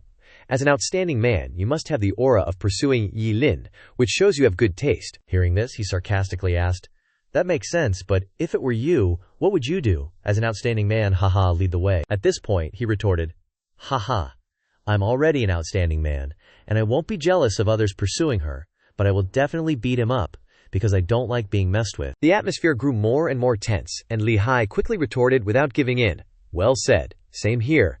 Zhu Feng also chimed in. Aren't you a hypocrite? At this time, the wind started to blow a little harder. Letting the cool wind brush past his skin, Li Hai firmly declared. After beating you up, I'll go back and teach Yi Lin. Zhu Feng also retorted. Without backing down, I also think it's not right to go see her empty-handed, so you'll be my gift. The battle between the two of them quickly came to an end. As soon as Zhu Feng launched his move, Li Hai immediately took the full impact, staggering as he tried to stand up. He was now exhausted. Seeing that his strength was so weak, Zhu Feng reminded him. You don't have a single scratch on you. You should still use all your strength. The entry spirit realm is no threat to me. Hearing this, Li Hai asked in confusion. You're also in the entry spirit realm. Are you not from the academy? Realizing that something was wrong, Li Hai looked up at him. Seeing that the other party was so surprised, he calmly replied, I never said I was from the academy, but I heard that second Miss Xiao doesn't like you very much, but you keep clinging to her, so I came to do a few things for her. At that moment, the crowd suddenly burst into commotion. Xiao Yilin is here. Hearing this, he looked towards them. Hearing this, Li Hai became even more energetic and rushed towards Zhu Feng, saying, Then I will use all my strength. In contrast to his aggressive attitude, he calmly made a move. Stop here. Zhu Feng's strength was completely overwhelming. In the battle, a terrifying surge of power descended, tearing apart the sky. Looking at the drops of blood falling on the floor, he could no longer exert any strength, and he couldn't even open his eyes. Lightning art magician Zhu Feng, who was unscathed, turned around and said, You should lie there obediently first. Hearing this, he widened his eyes in fear. The crowd watching the fight started discussing. He defeated someone in the entry spirit realm with just one move. How terrifying. What is this kid's background? At that moment, seeing a familiar figure, Yi Lin called out his name, Zhu Feng. Hearing the call, he quickly went to the young lady, his face full of joy, and said, Second miss, I'm here. Seeing his face, Yi Lin felt a pang in her heart, images of their separation flashing through her mind. When Zhu Feng gently comforted her, How could that be? I'll never hate the second miss. I don't care about any of that, as long as the second miss is happy. Then he told Jiang Yuan to take her away. Jiang Yuan, quickly take the second miss away, despite her screaming, No, I want to be by your side. Or when Zhu Feng, with a determined look in his eyes, bid her farewell. Second miss, take care. At this point, Yi Lin burst into tears and rushed towards Zhu Feng, and in his surprised gaze, she hugged him tightly. Yi Lin whispered his name, Zhu Feng, to which Zhu Feng replied, From now on, I'll continue to be the young lady's servant, chasing away all the flies and mosquitoes for you. Hearing this, Yi Lin happily nodded, and they gazed at each other with affection. Then, breaking the romantic moment, she immediately dragged him away. Let's go see Zhao Lin Ge. He's been worried sick these past few days. Witnessing this scene, the surrounding people couldn't help but gossip. Ge, I think I can hear the sound of hearts breaking. Don't daydream, they don't even care about entering spirit realm. Wait, Li Hai's voice suddenly rang out. He loudly asked him, Zhu Feng, are you the family servant that's been causing such a stir among the noble circles? Hearing that, Zhu Feng immediately responded, That's me. Upon hearing this, the crowd of onlookers couldn't help but be surprised, with some even flashing a glimmer of hope. That servant is from a lower social class. Doesn't that mean we still have a chance? Only Li Hai was filled with resentment, wiping away the bloodstains on his face and saying, I won't give up on Xiao Yilin, not a chance. Seeing his determination, Zhu Feng calmly said, Go ahead and try. Not satisfied, Li Hai confidently shouted, No matter what, I will defeat you. Only Zhu Feng indifferently said, I'll be waiting for you, and then quickly left, leaving him with a bitter expression. I can't believe I've fallen so low that I have to compete with a family servant. Unbelievable. Zhu Feng and Yi Lin strolled leisurely down the deserted street. Zhu Feng, her call immediately attracted his attention. Hesitating for a moment, she finally asked, Second uncle, am I okay? Hearing this, Zhu Feng replied, It's okay, old man Ling's cultivation is ruined. He can't enter the entering spirit realm for the rest of his life. At this point, Yi Lin paused slightly and quickly asked, How did you do that? Only Zhu Feng calmly replied, Well, that's why I'm a bit late. Seeing her suddenly stop, Zhu Feng couldn't help but look at her with surprise, at which point her eyes trembled slightly, and she asked in a worried tone, Zhu Feng, if you don't enter the entering spirit realm, won't you die? Seeing this, he gently reached out and wiped away her tears, reassuring her, Silly, didn't I already make it? If second miss wants to repay me, you could offer yourself in return. At this point, Xu Feng felt a little awkward when he made these suggestions, immediately angering Yi Lin. Without hesitation, she slapped the opportunistic guy in the face. "Hey, don't talk nonsense, I am your second miss." "Xu Feng, go ask second uncle to burn that contract of servitude, okay?" Hearing her say that, even though he had just received a painful blow to his cheek, he was a little reluctant to say, Not finished, Yi Lin continued. But from now on, you must be my attendant. You can't ignore me. Hearing this, Xu Feng replied with some confusion.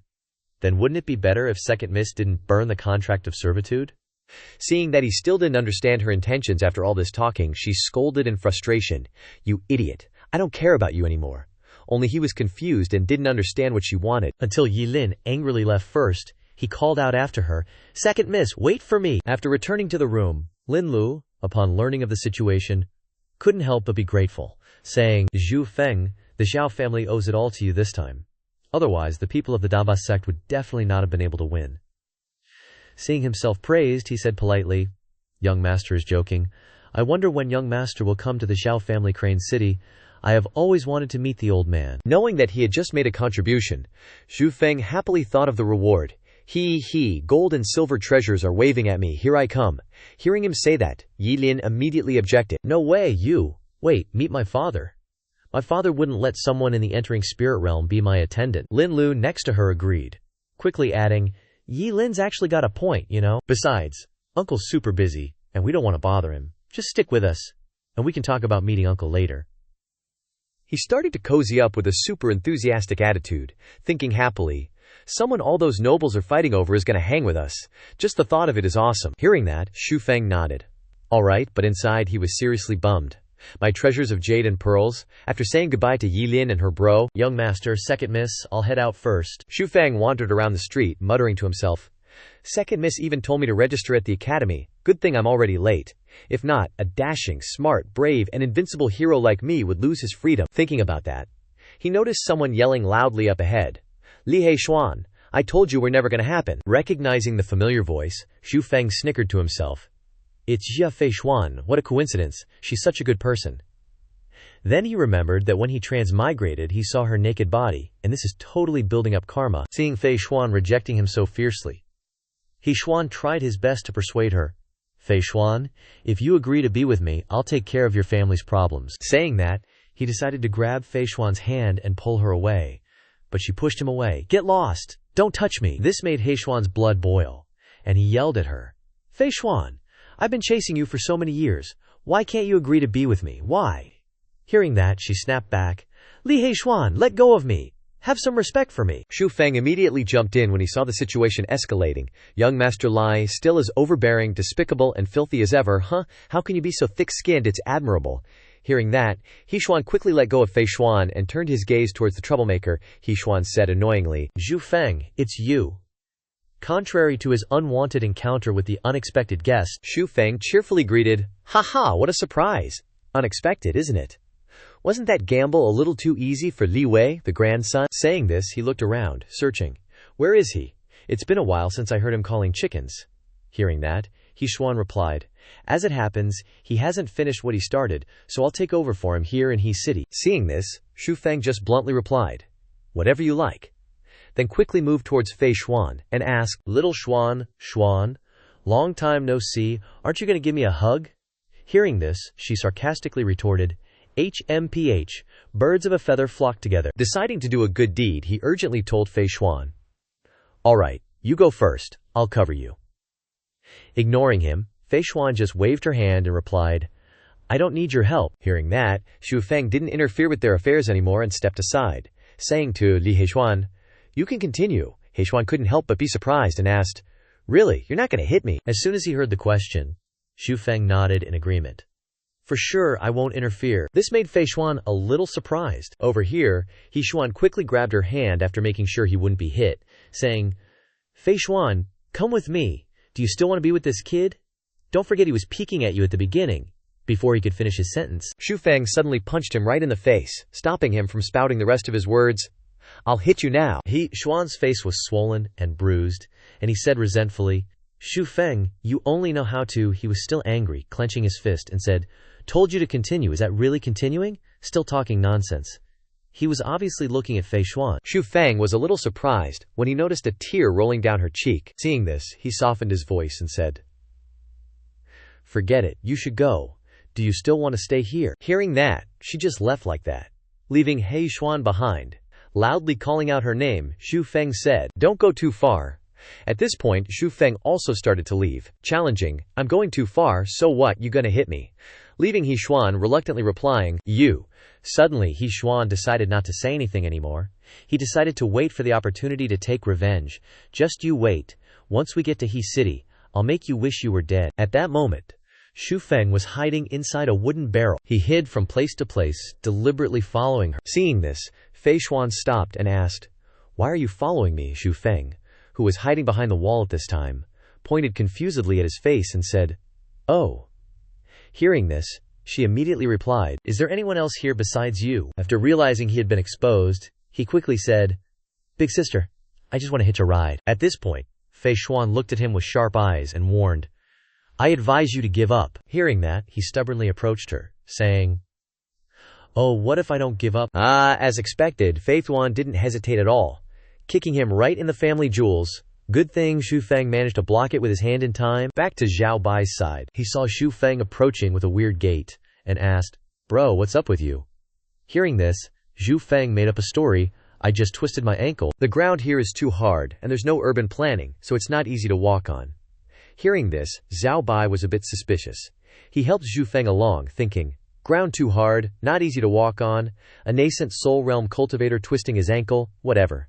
Then he asked, "Were you waiting for me here for something?" Xiao Bai answered, "Zhao Yang and the others are back, waiting for you." He pointed to a nearby room and asked, "Do you want to rest first, or should I call Zhao Yang to meet you?" Hearing this, Xu Feng limped up the stairs. "I'll go meet him. How could I let them come to me, a humble little family?" With Xiao Bai supporting him from behind, he really didn't seem to consider himself part of the family. As soon as the door opened, Zhao Yang, who was sitting inside with Wang Lu and Xianxia, shouted, "Brother Xu." Without hesitation, Zhao Yang excitedly ran over to Xu Feng. "We meet again." Xu Feng was just as happy, saying, "I didn't expect to see you guys so soon." Then, Zhao Yang asked, "Zhao Bai just told me that Brother Xu's strength has reached the nascent soul realm, and that you defeated a second-grade profound practitioner. This is our Zhao family's greeting card, Brother Xu. Do you have some free time?" Zhao Yang said, taking out an invitation card. Hearing this, Xu Feng replied, "Sure, but I'm a picky guy." At this time, Wang Lu put his arm around Xu Feng's shoulder, warmly recruiting him. "Brother Xu, don't listen to his nonsense. Our Wang family has the best benefits. That 5 insurances and 1 fun thing you mentioned last time, our family has researched a method." Hearing this, Xu Feng hesitated a bit, saying, "That sounds good too." Suddenly, Xianxia asked, "All right, what's wrong with your leg?" Hearing this, Xu Feng immediately straightened up, acting meek. His face was also a bit embarrassed. Seeing this, Xiao Bai quickly recounted what Xu Feng had said earlier. He said that our ground is too hard and there's no urban planning, so he twisted his ankle. These words left them all speechless, as if they had frozen. Seeing this, Xu Feng deliberately changed the subject. "Oh man, let's not talk about this anymore. What did you guys need me for?" Hearing this, Zhao Yang immediately turned and said, "That's right, I heard from Xiao Bai that Brother Xu has a lot of talismans, is that true?" Xu Feng understood his meaning immediately. "I do have a few. Why, does Brother Zhao want to see them too?" Since he'd been figured out, Zhao Yang admitted that he wanted a few Thunderstrike talismans. This would be beneficial whether dealing with others or tempering oneself. Hearing this, Xu Feng couldn't help but think, tempering the body, guiding lightning techniques, talismans are useless to me. But for profound practitioners who haven't entered the nascent soul realm, the benefits are huge. They can completely use talismans to temper themselves to level up. But that's not the most important thing. The most important thing is that I can completely control the power of the talismans, create them according to my strength, and combine them with support talismans. This is truly a master of talisman to chi conversion. Seeing Xu Feng lost in thought, Zhao Yang kept calling his name, Brother Xu, what's wrong?" Hearing this, Xu Feng quickly replied, Oh, nothing, Brother Zhao. If you can provide the materials for the talismans, I guarantee you'll have enough to reach the 10th grade. At this point, Zhao Yang's eyes lit up, looking at him. "Really? Not finished yet," Xu Feng continued. "Of course. Maybe I can even give you a hand when you enter the nascent soul realm." Hearing this, Zhao Yang became flustered. "Give me a hand." Seeing that he seemed unconvinced, Xu Feng raised an eyebrow and asked again, "What? You don't believe me? Today I'll open your eyes. Spiritual energy. Manifest. As soon as he finished speaking, a surge of demonic qi appeared, gathering towards Xu Feng's fingertip. Lowering his finger, the surge of demonic energy shot straight forward from Xu Feng's hand, heading straight towards Qianshu's body. Zhao Yang and Zhao Bai behind him were surprised, exclaiming, "Spirit guiding art!" Immediately, Qianshu's face turned a little red, and she moaned softly. Witnessing this scene, they couldn't help but blush. Zhao Bai said a little shyly, "Did you guys notice?" Wang Lu also chimed in. "Looking like that, Liu Qianshu looks pretty tempting." At this time, Qianshu showed a sensual expression, raised her hand to gently touch her lips, and looked at them. Only Xu Feng was very proud of this, saying, "How about it? Can I give you guys a hand?" Zhu Yang immediately agreed. Yes, spirit guiding talismans can be used on people's bodies. I've only heard the elders talk about it. I didn't expect to see it with my own eyes today. But seeing Wang Lu suddenly stop, Xu Feng turned his eyes to him, looking and asking, "But what?" Suddenly, Qianshu slapped him unexpectedly. The sound of the wronged slap echoed throughout the area. Qianshu's face was flushed red, and she was angry. She didn't seem to have vented all her anger. Only Xu Feng, after being slapped, felt unusually gloomy, hiding his face in a corner. Suddenly, Wang Lu spoke up. "Wait a minute. You don't mean you know how to make talismans? You made all these talismans." Hearing this, Xu Feng turned around and replied, "If I said yes, would you guys believe me?" His face was swollen like a balloon at this point, looking absolutely tragic. Hearing him say that, they were all stunned, their eyes simultaneously darting towards Xu Feng. Qianshu said, approaching Xu Feng, who was casting spells. "Could it be that some immortal master has taught you?" At this point, she thought to herself, "This punk is so young but can create talismans. He must have been taught by someone. Those sorcerers who can pass on their skills are called immortal masters. We, the Liu family, have been studying and practicing healing spells for generations, but we've never even met someone like that." Contrary to Qianshu's thoughts, Xu Feng simply replied, "Immortal master this, immortal master that. I just practiced little by little, and figured it out myself." These words clearly provoked Qianshu. "You're still spouting nonsense," causing Wang Lu and Zhao Bai to personally drag her away to stop her from doing anything rash. Seeing that Qianshu didn't believe him, Xu Feng said, "I'm really not talking nonsense." Zhao Yang then stepped forward and gently touched Xu Feng's shoulder, asking him, "Hey, that stuff isn't important. Right now I just want to know, little bro, can you mass produce them?" After hearing the question, Xu Feng immediately replied, "Mass produce? My spiritual energy can probably support me in making 100, 200 of them." Hearing this, Zhao Yang cleared his throat and exclaimed, "Cough, cough, well, I didn't expect a bro like you could refine 200 of them." Instantly, Xu Feng corrected, "No, I mean 200 each day." This sentence naturally surprised them, exclaiming, "Each day, not finished yet." Xu Feng continued, "It could be more, but I don't have the materials. Knowing how to make them is useless without materials." Hearing this, Zhao Yang quickly said, "We have them. With your skills, are you afraid of not having materials?" Wang Lu chimed in, "I'll buy this in, and we'll treat this place as your talisman workshop. If you need materials in the future, just come to our 4 families." At this point, Wang Lu turned to ask Qianshu, "The Liu family probably has the most talisman-making materials. Can you donate a little?" Hearing this, Qianshu replied, "You can get those ordinary materials yourselves. Besides, the Liu family is too far away, it's not convenient. As for the high-grade materials, we'll talk about it after he has the strength." Hearing this, Xu Feng asked in surprise, "You have even higher-grade materials?" Qianshu calmly replied, "Our Liu family naturally has some things that others don't, but with your current strength, having them would only be a waste." Xu Feng immediately pondered after hearing this, stroking his chin as he thought, Liu Qianshu is right. Using high-grade materials now would indeed be a waste. Although I have the cheat keys, the spiritual energy in the talismans can't be fully filled, and there are some vague talismans in my mind that I can't see clearly. It seems I have to try to improve my strength. Seeing Xu Feng a little thoughtful, Zhao Yang quickly said, "Xu Feng, talismans are valuable, everyone knows that. We won't take advantage of you, we'll provide the materials. How about you decide the share ratio?" It seemed reasonable, Xu Feng replied. "Then let's just decide on that." Suddenly remembering something, he asked, "Oh right, before I came here, I met Li Heishuan. What's wrong with the Li He family?" Hearing this, Wang Lu quickly replied, "Haha. Although the He family in He City is considered a decent family, they certainly can't compare to our families." But at this point, Zhu Yang interjected, "But if the Li family wants to deal with you, they only need to lift a finger. But you don't have to worry. The younger generation's fighting has nothing to do with the family. Xianxia on the side suddenly spoke up to remind. You have to be careful of the people on the Academy's red list. There are many people who are close to Li Heishuan. Feng couldn't help but wonder after hearing this. Red list. Hearing that, Zhao Yang slowly explained. The Academy has 4 major lists, including the red list, the black list, the purple list, and the most mysterious dark list. Only those who have reached the spiritual entry realm can be on the list. Although your current strength might get you on the list, it wouldn't be in a high position. The people on the purple list are all those who have reached the 5th heaven of the spiritual entry realm or higher. It's no big deal if you mess with the first few lists. If you can't beat them, you can still run away. But if you mess with the dark list, they won't give up until they achieve their goal. These words made Feng a little frightened, and he awkwardly scratched his head. It sounds quite scary, but I'll pay attention. Besides, a lowly family servant like me is very humble. How would I mess with them? Zhao Yang didn't believe it at all, replying, Do you even believe that yourself? Suddenly his tone changed. Oh right, Brother Shu. Besides refining talismans, the main reason for meeting you this time is that the Academy's hunting event is coming up soon. I don't know if you're interested. Feng was stunned after hearing this, muttering and asking again. The Academy's hunting event. Zhao Yang nodded and continued. The Academy's hunting event is about to open. Besides being able to hunt spirit beasts, there are also various elixirs, profound techniques, and spells left behind by the predecessors. At this point, Wang Lu quickly chimed in.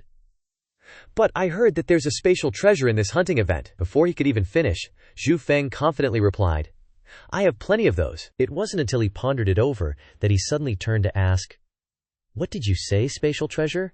Is that the kind of thing that can store things inside all the time? Seeing his expression, Zhao Yang said, Hey, are you interested now? Although greedy for treasures, he was a little disheartened.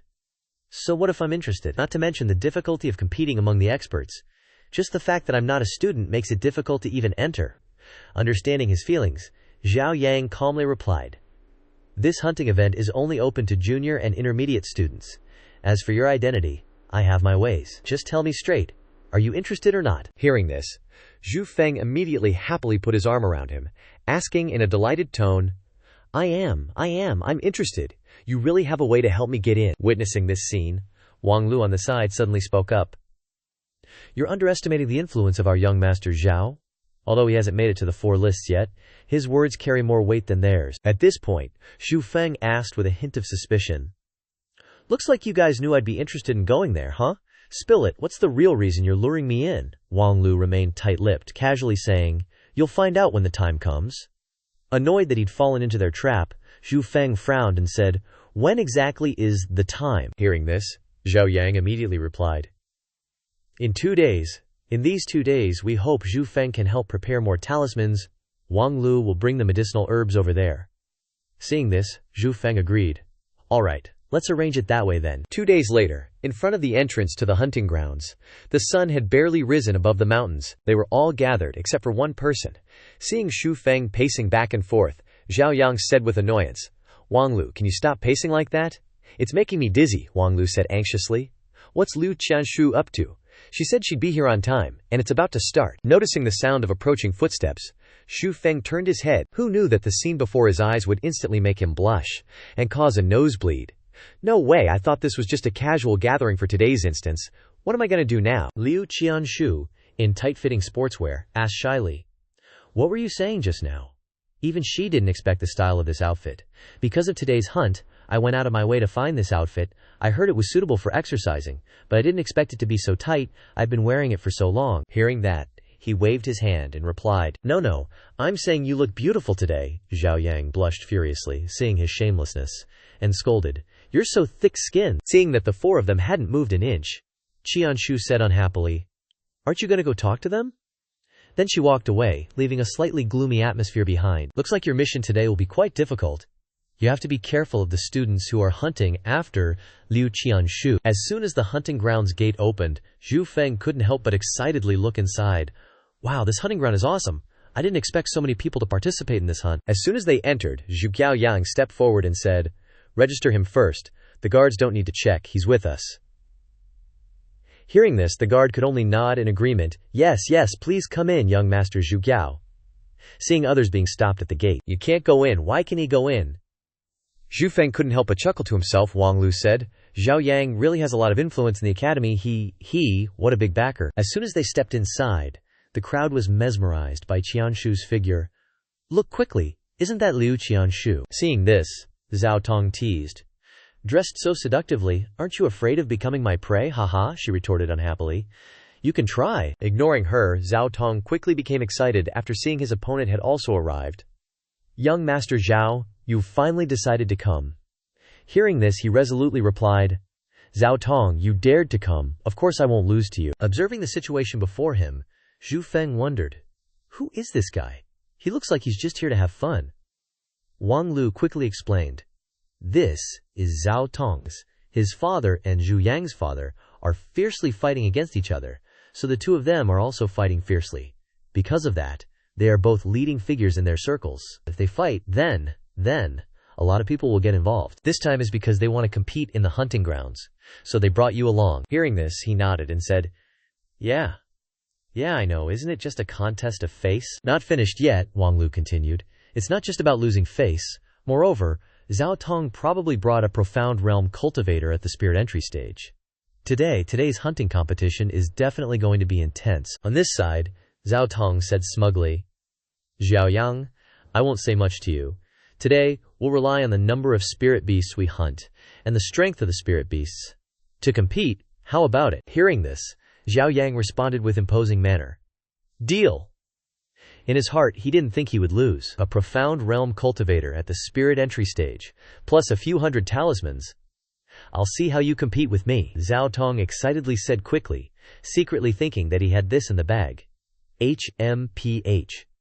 This time I brought a second layer peak profound realm cultivator. Just thinking about winning against you makes me unable to contain the excitement in my body. After checking the number of participants, the manager ordered, Everyone's here. Come over here and get your equipment. Seeing Zhu Feng take the weapon, Zhao Yang next to him asked, What's wrong?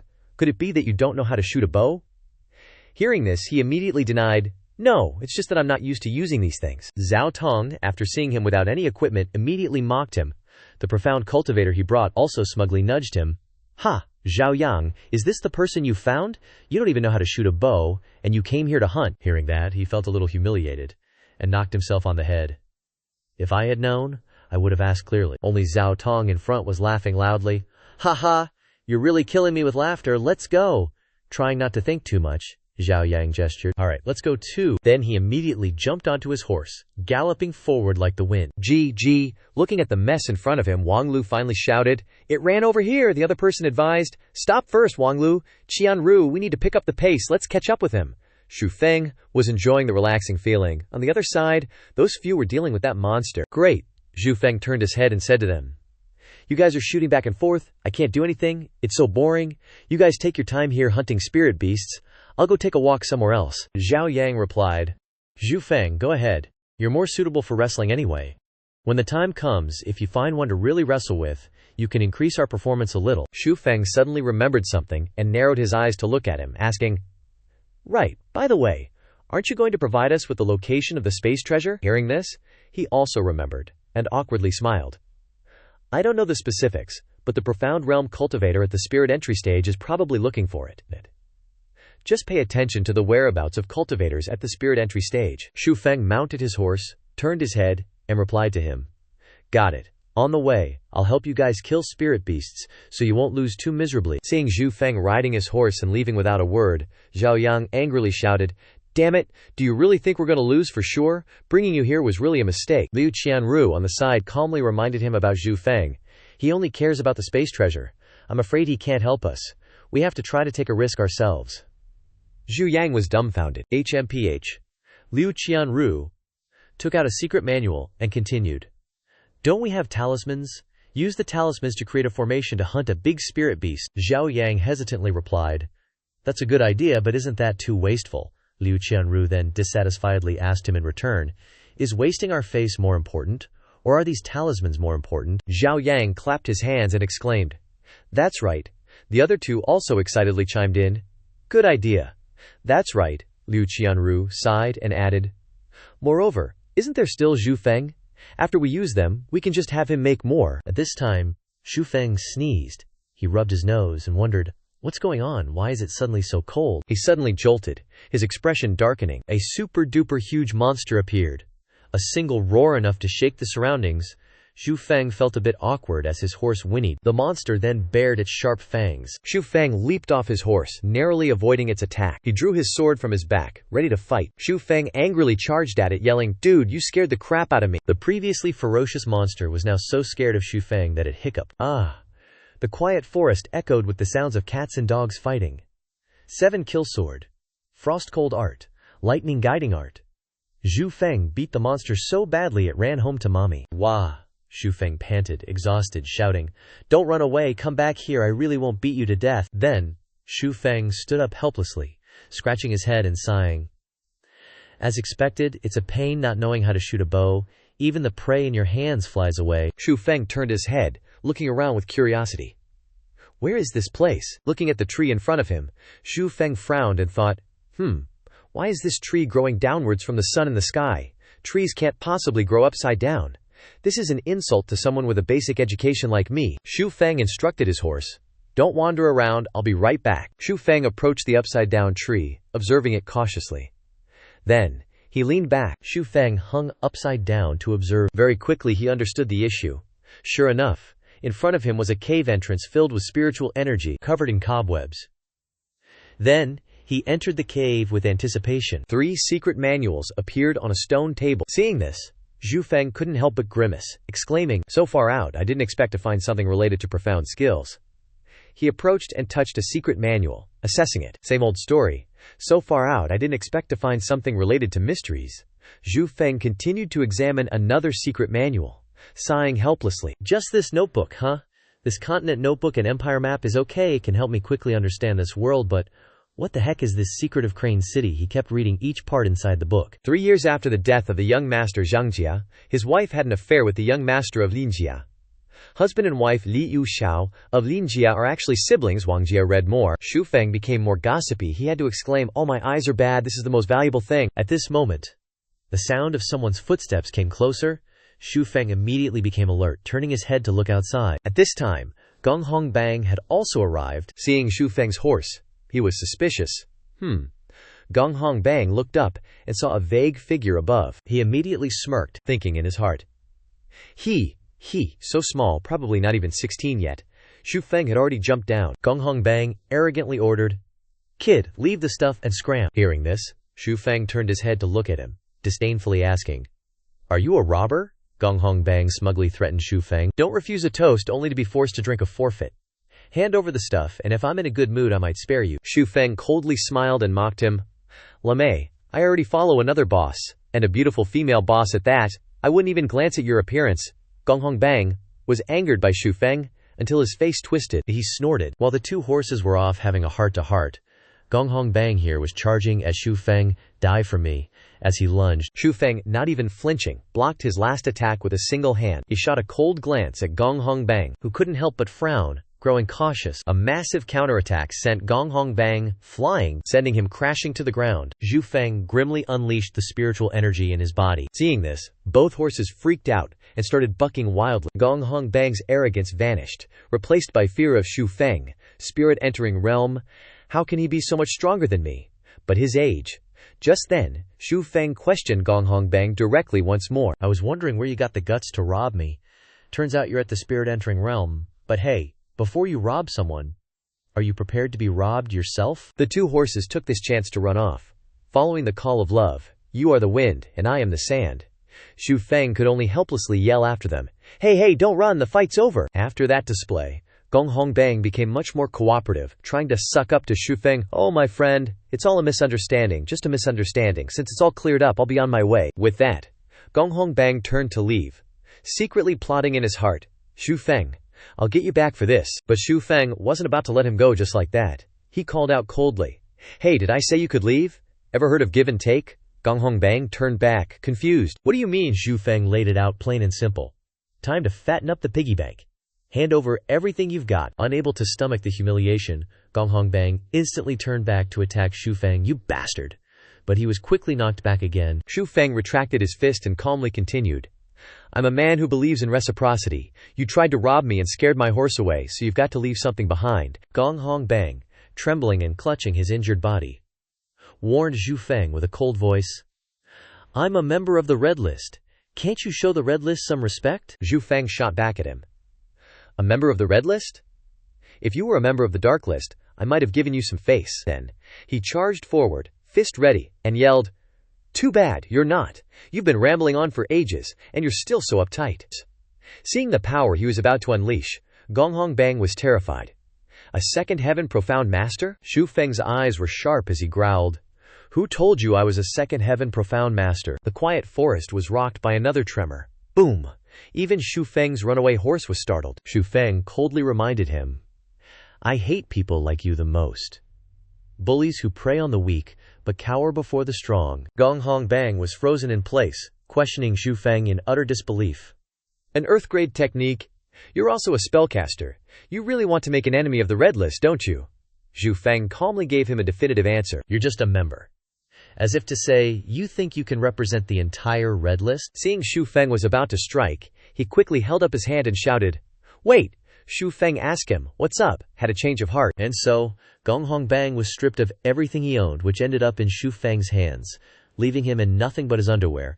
He stomped off, cursing, Zhu Feng, I'll make you pay for today. Zhu Feng examined his loot with admiration. A profound-grade bank card, a peak-level long skill. Looks like the nobles around here are pretty loaded. He watched Gong Hongbang's pathetic figure disappear, and thought to himself, a student from the spirit-entering realm seeking revenge will definitely find someone else from the spirit-entering realm.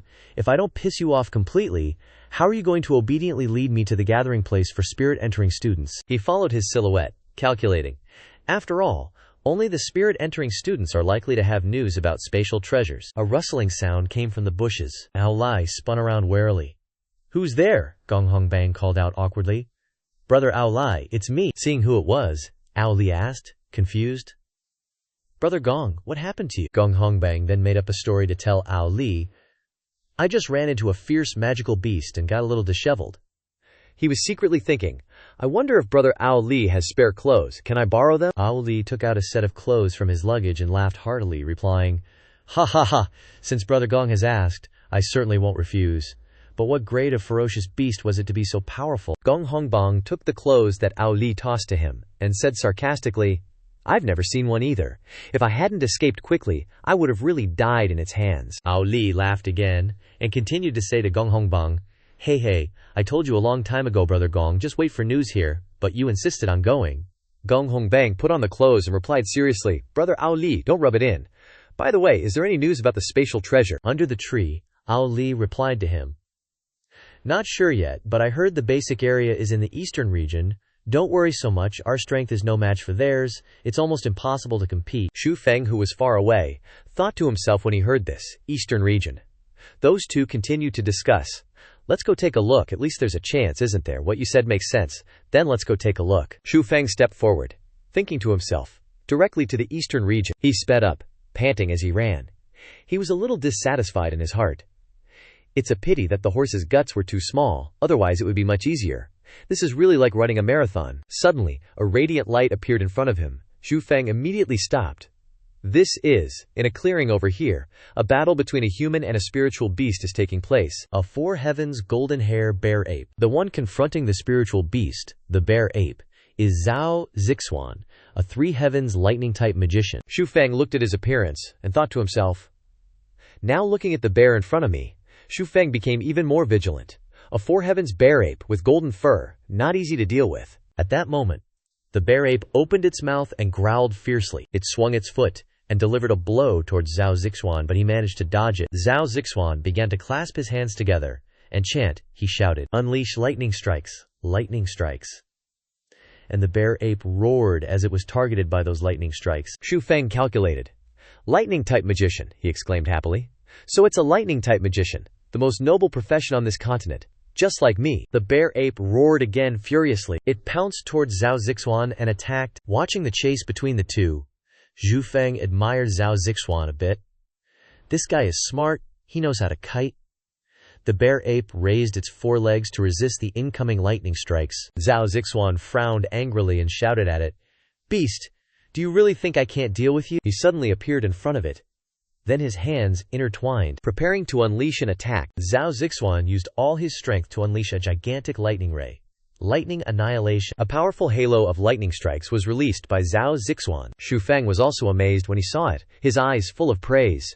3 heavens. Such a young 3 heavens lightning-type magician, as powerful as me. The bear ape became even more agitated after the previous attack, roaring loudly. Xu Feng observed the situation and thought to himself, why is that roar directed towards the sky? Zhao Zixuan looked at the bear ape in front of him, unable to hide his shock. It's not dead yet. Xu Feng turned his head and exclaimed in doubt, this is...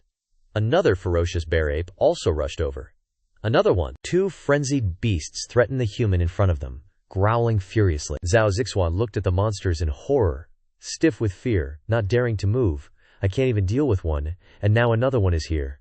As if angered by the human's attitude, the 2 ape-like monsters with electric sparks in their eyes rushed forward in fury. Zhao Zixuan suddenly woke up from his daze, attacking them. But clearly, these minor injuries didn't faze them at all. They just fueled their hatred. They reached out with their sharp claws. I'm done for. That's all that was going through his head right now, and he was enveloped by an indescribable fear. Suddenly, a powerful surge of energy struck the monster, forcing it to stop its attempt to snatch its prey. Get out of the way, Xu Feng yelled at the guy who was standing there like a statue. He quickly retreated towards him. Old bro, I'm truly grateful. Then he suggested, 1 each, how about it? Just give it a shot. He immediately agreed. Sounds good to me. Alright, let's... He was about to ramble on when Xu Feng's sudden frontal assault scared the crap out of him. He hurriedly shouted, don't get so close to the spirit beast. As a mage, you need to keep your distance from the enemy. The distance between Xu Feng and the monster gradually closed until it reached the ideal range for a brawl. He jumped into the air, swinging his sword to chop it down, but it quickly threw a punch at him. Xu Feng nimbly flipped, successfully dodging the bear ape's punch, and then he chanted a spell to summon lightning. Zhao Zixuan was stunned, unable to believe his eyes. He exclaimed, a spirit infusion mystic, a lightning-type mage. Xu Feng smiled smugly in response. That would be me. Just a little something. Nothing to brag about, nothing to brag about. His words left Zhao Zixuan speechless. Suddenly, a wave of danger came from nowhere. Xu Feng quickly detected an ambush and immediately drew his sword to fight. In front of him was the giant beast, the bear ape. Baring its sharp teeth, its eyes blazing with savage fire, ready to attack, it quickly jumped away to dodge its attack, then angrily yelled, you're going too far?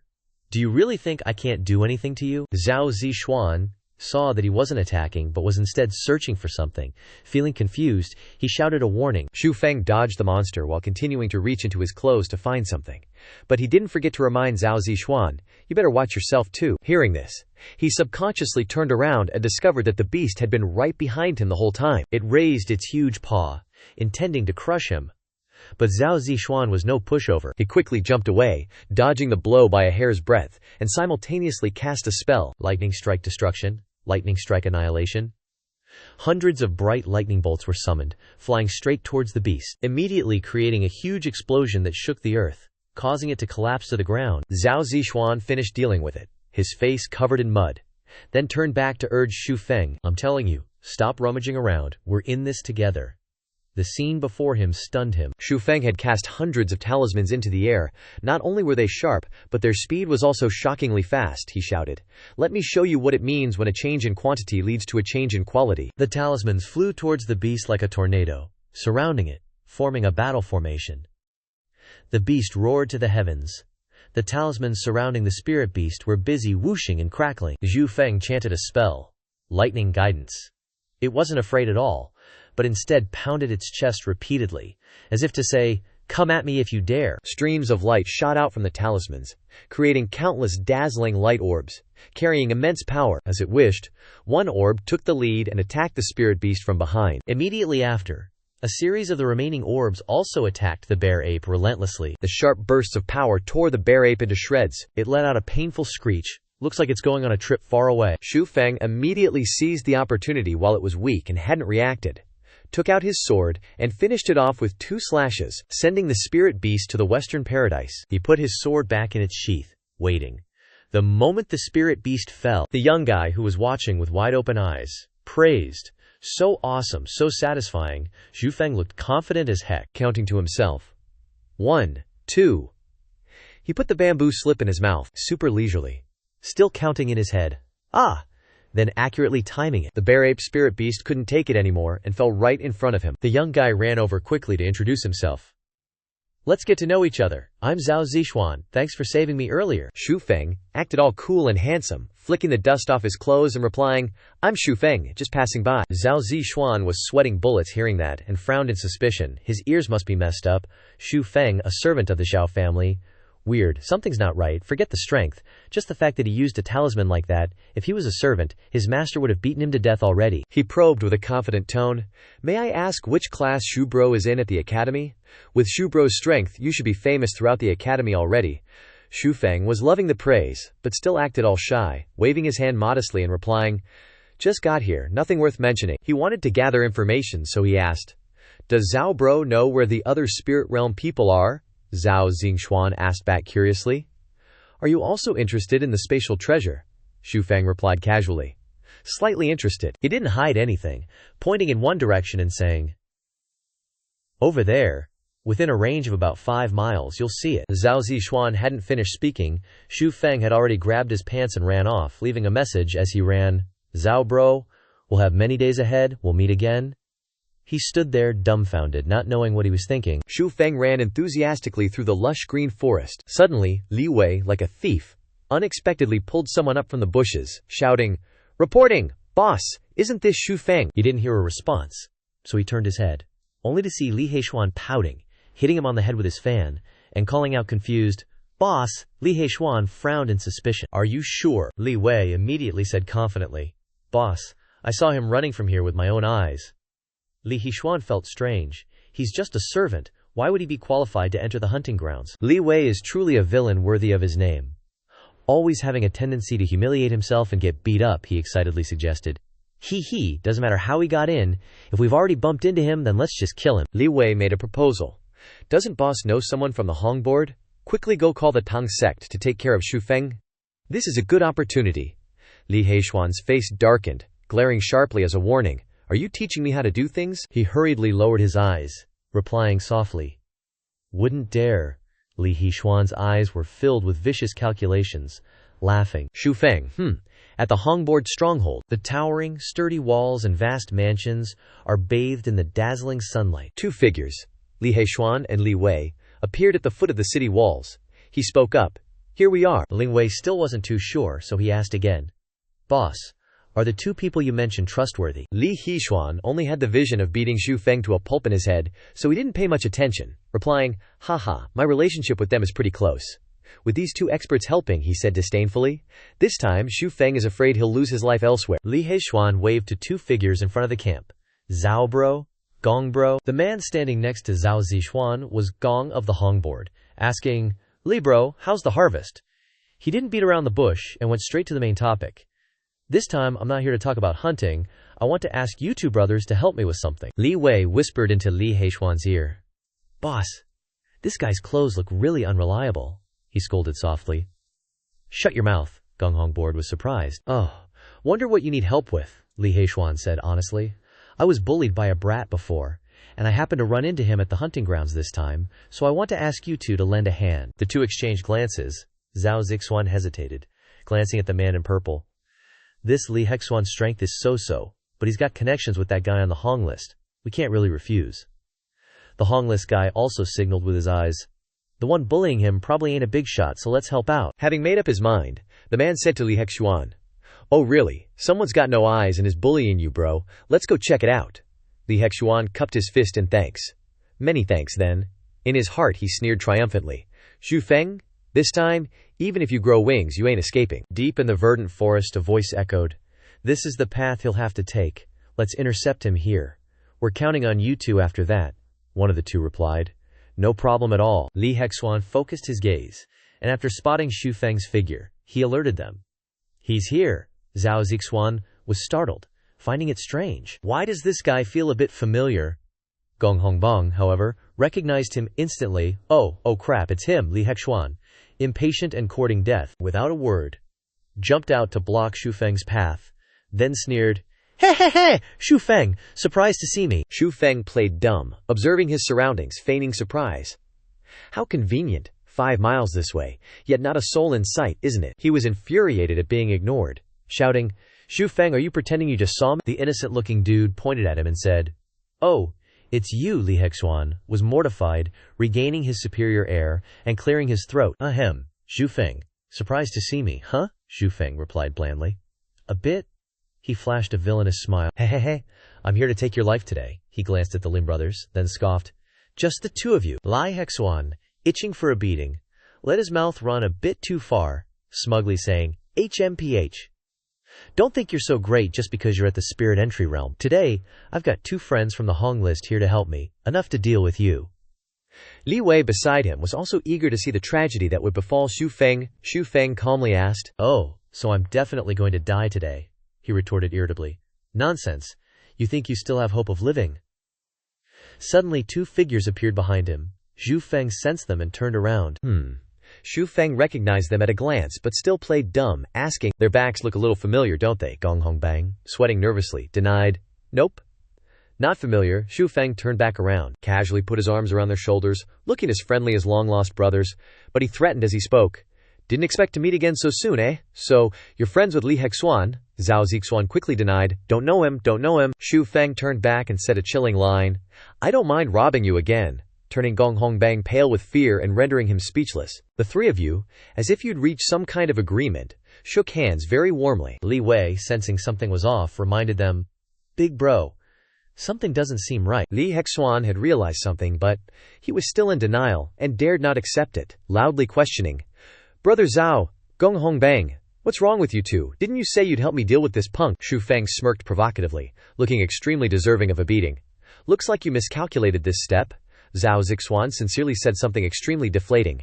Brother Li, sorry, I didn't know the person you wanted to deal with was Brother Xu. I can't help with this. He raised his fist to ask for approval, as if not asking at all. Haha, so I'll give him a beating. Brother Zhao doesn't have any objections, right? Zhao Zixuan turned into a deaf and blind man, turning his back.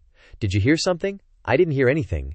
Gong Hongbang directly made up a story, only wanting to get out of this place as quickly as possible. I have some business. I'm leaving first. This scene left the Li brothers stunned, with their mouths agape. A painful scream like a slaughtered pig rang out, breaking the tranquility of the mountains and forests. Li Hexuan and Li Wei were getting thoroughly beaten, their faces swollen like pigs' heads, groaning and squealing. Xu Feng said with satisfaction, Last time I beat you I wasn't satisfied, this time it's great. Suddenly, a person wearing red robes appeared. A bald man and a group of black clads chased after him, shouting as they ran, Don't let him get away, the spatial treasure is in his hands. Xu Feng was surprised. Looks like he smelled the scent of good stuff. Casually delivering another punch to Li Hexuan's swollen face. Anyway, there aren't many opportunities. Tough luck for him, great for me. Li Hexuan rolled his eyes back, foaming at the mouth, half his soul gone, and fainted.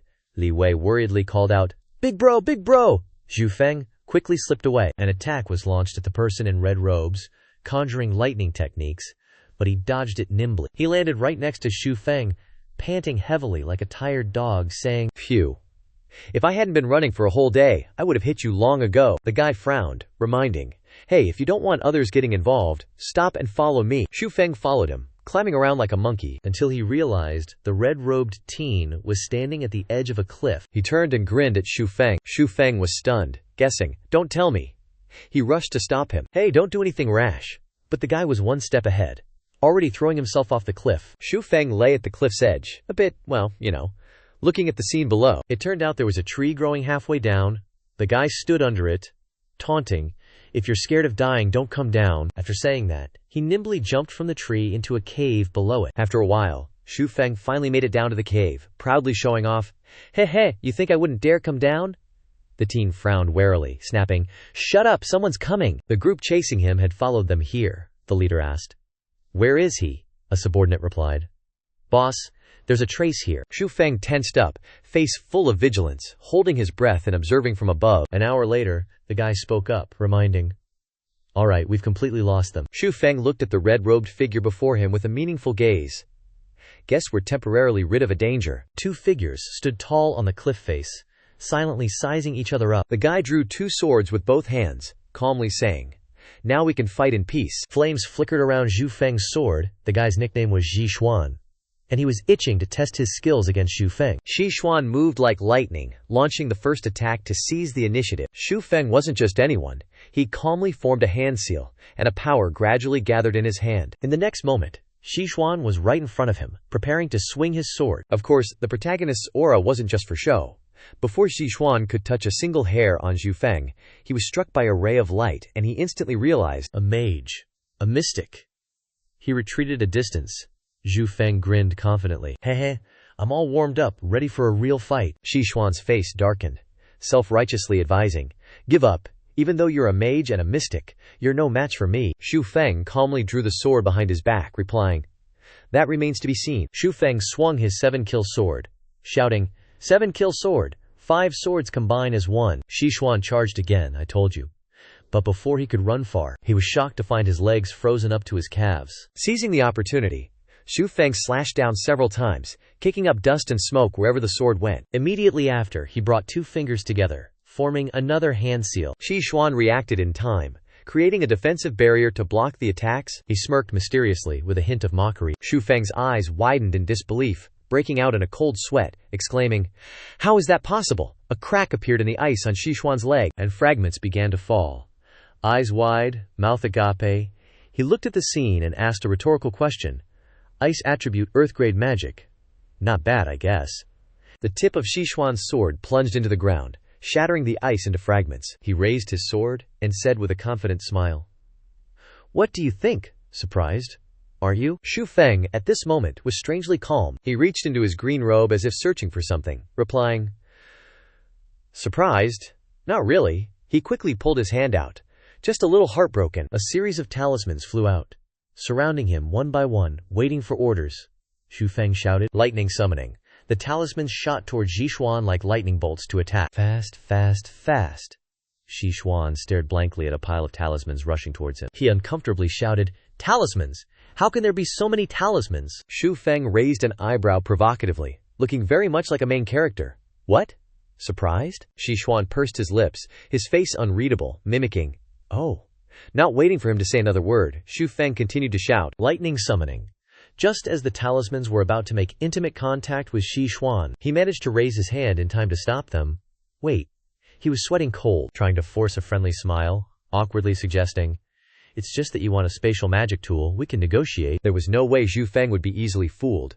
He kept his hand seals ready, and cautiously said, then you take out the spatial magic tool first, and we'll talk slowly. Xuan knew he had messed with the wrong person, and quickly waved his hand. No rush. Let's sit down and discuss it slowly. He didn't hesitate at all, and continued to make a move, but only demoed one talisman first. There's nothing to negotiate. Just one talisman. It was enough to scare Xuan into almost wetting himself, exclaiming, really? The talisman flashed past his crotch, hitting the ground, creating a small explosion that startled him. Xuan was wary, thinking in his heart, with so many talismans, I'd definitely be cut into pieces. Otherwise, wouldn't Big Bro scold me for not using that move? After weighing the pros and cons, after careful consideration, he took out a magic treasure that looked like a belt, decorated with jade stones, making it clear that it was invaluable. Xuan calmly proposed, it's just a spatial magic tool. You use so many talismans, you just want to snatch it from my hands. How about we negotiate? I'll give you the magic tool, and you give me the talismans, how about that? Feng raised his eyebrows in thought, his hands still focused on forming seals, wary of the con man in front of him trying to pull a fast one. After waiting for a while and still seeing him maintaining his attack stance, he awkwardly asked again, deal. Looks like you still don't trust me. To show his sincerity, he threw the magic tool towards Feng. As soon as he caught it, Xuan sincerely said, this transaction is beneficial to both you and me. Even if you have many talismans, if I don't want to give it to you, there's nothing you can do to me. Feng, having achieved his goal, smiled and snapped his fingers, saying, okay, I don't want to force you to do anything either. The talismans, following his order, flew towards Xuan, surrounding him. These are to exchange for the spatial magic tool. Xuan was like a big kid, admiring the talismans that had just become his, with a delighted expression. Feng, with a somewhat wretched expression, fondled and admired, drooling over the magic treasure in his hand. 20,000 gold. Xuan curiously asked, do you still have a lot of talismans like that? He felt that this deal was too good, so he was a little more amiable, and smiled. There are a few left. Xuan was very interested in the talismans, and suggested, if I want to trade again, do you still have? Feng started to pretend to be a seasoned merchant again, demanding conditions. That depends on what you use to trade, that can make me tempted. Naturally not refusing, he inquired about his identity. What's your name? Which academy are you from? Xu Feng was not shy about his identity, and replied without hiding anything. Xu Feng, Xiao Yi's family servant, from the Lin Xiao family. You can directly contact my young miss. Xishuan was a little disappointed when he heard his background, but he had to accept it. Who told the man to have what I need? He replied dejectedly. Family servant. All right. After saying that, he turned his head to catch the wind, preparing to leave. Before leaving, he remembered to at least introduce his name properly, so he finished saying to Xu Feng, My name is Xishuan, see you later. Xu Feng looked at the receding figure in the distance, feeling like something was off. What the heck, I was trying to rob him, and it turned into a trade, but he didn't dwell on it too much, sitting down to admire the magical artifact on his belt, grinning. It's only a three-dimensional space. Xu Feng touched the stone in the center, a gentle flow of energy circulating around it. But he, this spatial magic item is really as magical as the legends say. Suddenly there was a sound beside him. He reached out and patted his horse's head, scolding, You knew to come back, you run off after a fight, making me chase you all day. Xu Feng continued his journey, ordering the horse, Go find something to eat for me. Wang Lu's group was also stopped for a rest. Xiao Yang stepped forward with concern. Liu Qianshu. Qianshu, is your injury all right? She smiled reassuringly. I'm fine, but the wound on her thigh was still bleeding and hadn't been bandaged. Zhao Yang worriedly suggested. Let's head back, 7 spirit beasts. Even if we lost, we wouldn't have lost this badly, Wang Lu wondered. I wonder where Xu Feng is. If he was here, Qianshu wouldn't have been hurt. Qianshu huffed, annoyed. HMPH. He wanted that spatial magic item. He doesn't care about us, Zhao Yang retorted. It's not like that. I think Xu Feng still cares about you. It's just that we were bound to lose this time. It made her a little embarrassed. Zhao Tong, who was waiting in the distance, sneezed. He turned around and saw Wang Lu's group approaching from afar. Zhao Tong waved the fan in his hand, saying with a suggestive smile, Yo, young Master Zhu, you finally showed up. I've been waiting for you. Zhao Tong took a good look at Wang Lu's meager haul and laughed mockingly. Hey, this is your harvest. He rambled on. If that's the case, just admit defeat. Simone. Say it. Your big brother is too awesome. Zhao Yang frowned, annoyed by his incessant buzzing, turned back, and coldly spat. Wishful thinking. Zhao Tong, pleased to get a response, started shouting to attract attention. Hey everyone, look! The dignified young Master Zhao is so shameless, daring to be stubborn and unwilling to admit defeat. He continued to add fuel to the fire. Tapping his fan against his chest, Zhu Yang sneered. Young Master Zhu, do you think He City is your Zhu family's world? The Zhu family is almost finished. Shouldn't you be hiding at home? Trash? You're all trash. Zhao Yang couldn't take the humiliation anymore and shouted, Shut up! Then, with difficulty he squeezed out the words, We admit. Just then, a loud shout interrupted him. We admit.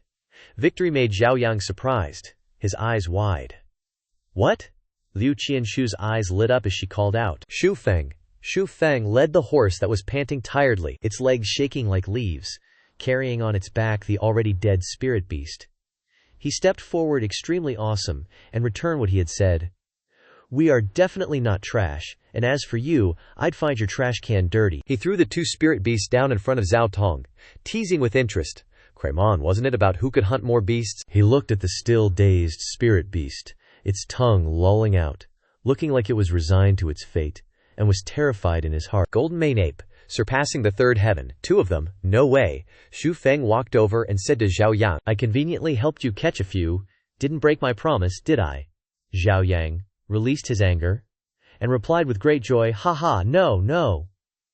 Then he turned around to mock Zhao Tong. Young Master Zhao, where do you want to go? He was angry but couldn't say anything, and asked, full of anger, What do you want? Zhao Yang frowned, looking serious as he taught. The Zhu family is not something you can judge. Today, either admit that you are not as good as me, or stab yourself and leave. Zhao Tong resolutely refused to admit defeat. Immediately and without hesitation stabbed his chest with an arrow. The attendant exclaimed in panic, Young master. He endured the pain and said, Is that okay? After saying that, his face darkened and he turned to leave, seemingly holding a grudge, ordering the attendants behind him. Let's go. Xu Feng frowned, reminding, This Zhao Tong is quite dangerous. Zhu Yang also understood what he said, and cautiously replied, Being an opponent of the Zhihu family is certainly not easy. But if you encounter him in the future, remember to be careful. Xu Feng didn't seem worried at all, picking his nose, replying casually, I didn't do anything to him, what does it have to do with me? Leaving Zhu Yang speechless, he gently signaled, Liu Qianshu. Give me your hand. She was a bit confused. Huh. Zhu Feng didn't explain. Just grabbed Liu Qianshu's wrist, making her blush with embarrassment. Wanting to pull her hand back. What are you doing? He scolded softly. Stay still. You're injured. Then he unleashed a series of healing techniques. Blood healing art, soul soothing art, mind focusing art, qi cleansing art. Liu Qianshu was so embarrassed she wanted to crawl into a hole, yelling, Enough! Enough! Zhao Yang tried to interject, Hey Shu bro, can we talk about the talisman auction? The notice was neatly pasted on the door with the content. Our store has all kinds of talismans. Lightning talismans, soldier summoning talismans, poison removal talismans, healing talismans, and other types of talismans. Our auction house only has what you can't think of. There's no talisman we can't make. Limited quantity, hurry up and buy. Everyone stood in front of the notice and discussed animatedly. Where did this crazy auction house come from? Seriously. How do they have so many talismans? Only what you can't think of. There's no talisman they can't make. They can't believe it. They curiously asked. What kind of background does this auction house have anyway?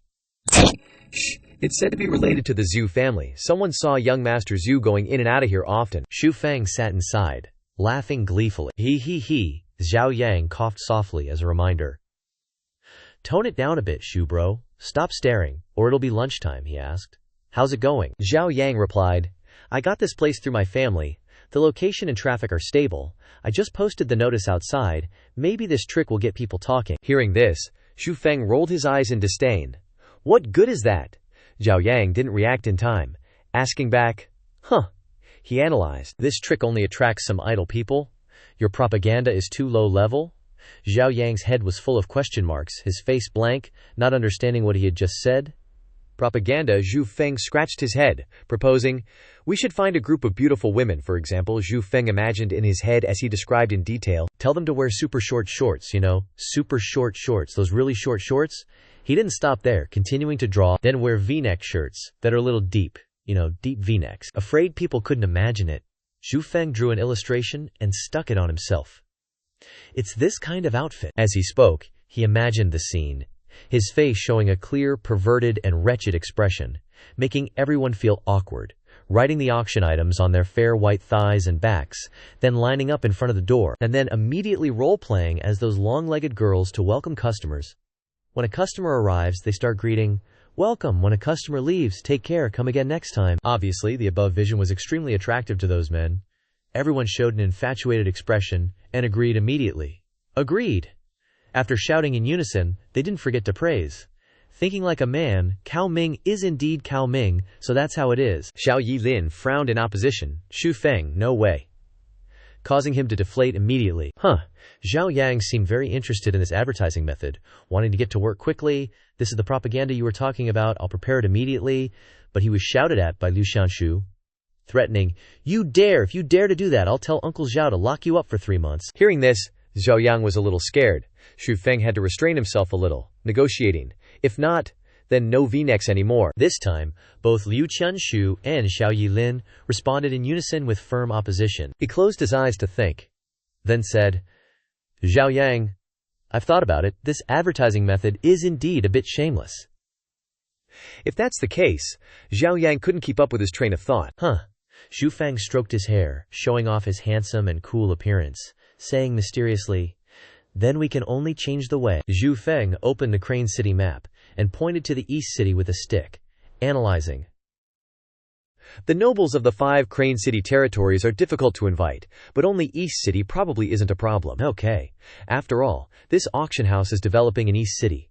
The auction will open in 3 days. I have to seize the time to make talismans. The rest depends on you guys. The next day, Zhao Yang instructed the family servants. You have to send it to the right place, understand? They respectfully replied, Yes. He handed a long wooden box to a person, instructing, You go to the Marquis of Huang Manor. He replied confused, Yes, but still obeyed the order. The long wooden box moved along the main street of East City. The sky was clear. Before long, the subordinate arrived in front of the gate of the Marquis of Huang Manor. Before he could ask anything, he was stopped by the gatekeeper. Who's there? The subordinate carefully reported. Young Master Xiao of the Xiao family specially sent me. I have something to request, the gatekeeper confirmed. Young Master Xiao, that little prince. Wait a moment inside. The Marquis of Huang sat on the bed, Leisurely drinking tea, he asked. Young Master Xiao wants me to come to his auction, right? In his heart, he secretly disdained HMPH, only sent a subordinate, but on the surface he still smiled insincerely. All right, put the stuff aside, I'll go if I have time. The subordinate bowed and continued. A total of 134 large and small nobles of East City. Our young master only invited the highest class. Then he opened the long wooden box. Inside appeared dozens of sparkling talismans that were extremely attractive to the eye. He introduced, "This is what our young master specially instructed the subordinate to present to the Marquis of Huang." His eyes lit up when he saw the talismans, exclaiming with some disbelief, "High-level talismans." The Marquis of Huang was relieved. "I will definitely come." The internal sales day arrived, and a group of people were already there. "What's the deal? Isn't today the grand opening?" The gatekeeper respectfully clasped his hands and replied, "That's right, but today is not open to outsiders." Feng and his crew stood in a corner, watching the crowd gather in front of the shop. Zhao Bai's eyes shone with admiration, and he praised, "Feng, were you really raised in that small town? Your tactics are unmatched by ordinary merchants, I tell ya." Feng stood with his arms crossed, grinning smugly. Zhao Bai then wondered, but only 5 spirit guidance talismans that can grant spiritual entry and lightning guidance talismans for lightning bodies, isn't that a bit too few? He transformed into a seasoned advertising pro, analyzing in detail, the rarer, the pricier, duh. Plus, the spirit guidance talismans capable of helping people attain spiritual entry are already hot enough, any more would be overkill. Besides, we don't know if the buyers are friends or foes, gotta prioritize our safety, you know. Liu Qianshu, who had been listening all this time, blurted out, "HMPH, selfish." Feng immediately retorted, "If I were selfish, I wouldn't have auctioned off the charm to save that injured psychosis. It'll boost the value of the spirit and lightning guidance talismans." Still unconvinced, she scoffed, "Profiteer." He, like a big kid, made a funny face at her, teasing, "BLB Burwell, so what if I'm a profiteer?" Rendering Liu Qianshu speechless. Without a word to say, she and he turned their heads away in anger at the same time, neither willing to give in. Zhao Bai reminded, "The auction is about to start, aren't we going in?" Feng waved his hand confidently. "No need, I've arranged everything already, plus my identity isn't suitable for going inside." No sooner had he finished speaking than a loud noise came from afar. "Get out of the way!" Turns out there was a scuffle outside the entrance and a shout rang out, "Let me in!" Feng furrowed his brow.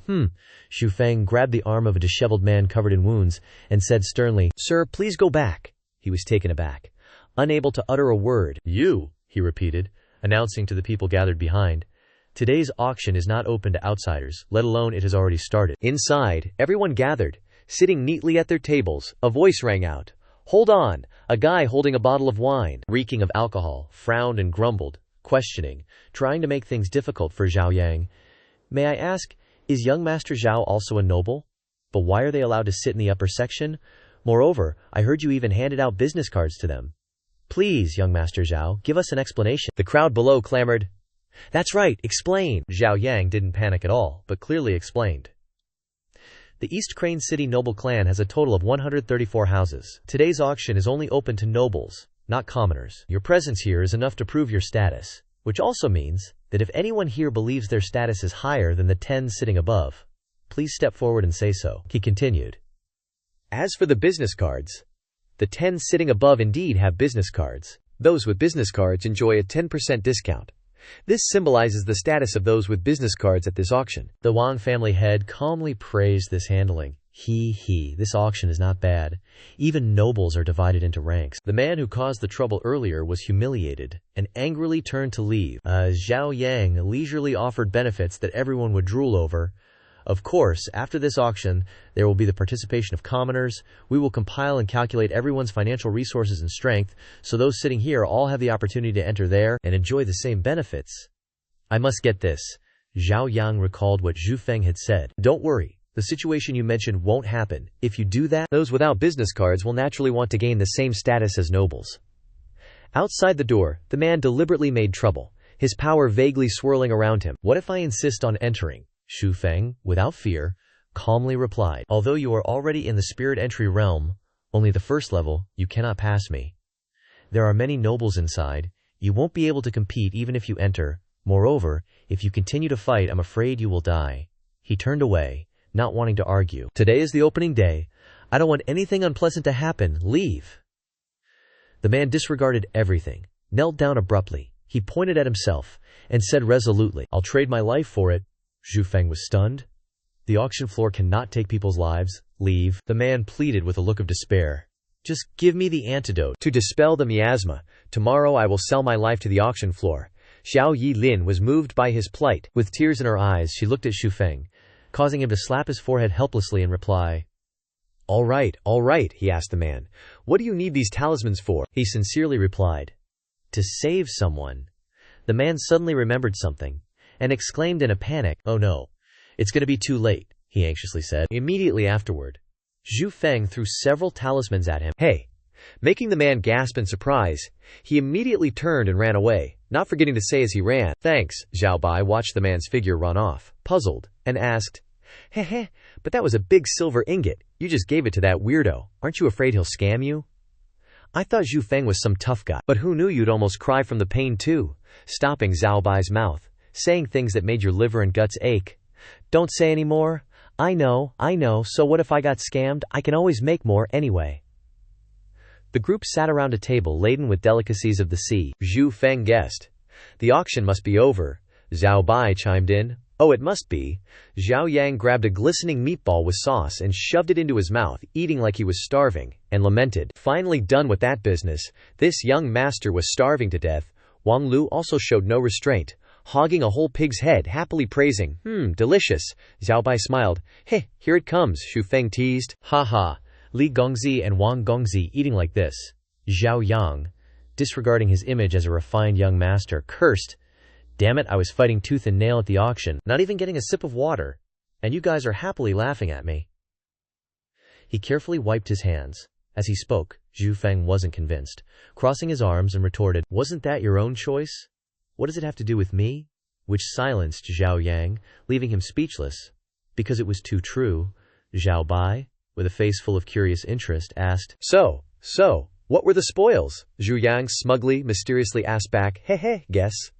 Before he could, Wang Lu blurted out, 100,000 taels of silver. Zhu Yang was excited, his spirits high. "I'm itching to go sell again." Just the spirit guiding talismans and lightning guiding talismans alone auctioned for 40,000 taels of silver. "Zhu, brother, when are we doing this again?" Zhu Feng, resting his chin like a seasoned merchant, spoke of his plans. "No rush. Let the auction house take in other people's treasures first. We'll occasionally slip a few in. We want them to think we're making minor mistakes. Then we'll drag things out, and I'll take a few spirit guiding and lightning guiding talismans to the black market and sell them for double the auction price. Remember, don't let anyone discover it's us." The group unanimously, with a mix of exasperation and admiration, said, "Zhu Feng, you sly merchant." Zhu Feng, speechless, defended himself. I planned it out. The auction house went crazy high on the first sale. The lightning guiding talisman was bought by a noble family's elder, who gave it to a younger member. After one use, their spiritual soul broke through the meridian. At this time, the transliterated name of the auction house in Dong City reached its peak, adding the high price in the black market will not fall, making the aristocratic family of the East City run after the glory of the talisman and reputation for the auction like ducks. A group of people surrounded a merchant, haggling. "Can the spirit guiding talisman be a little cheaper?" The merchant stroked his small beard firmly.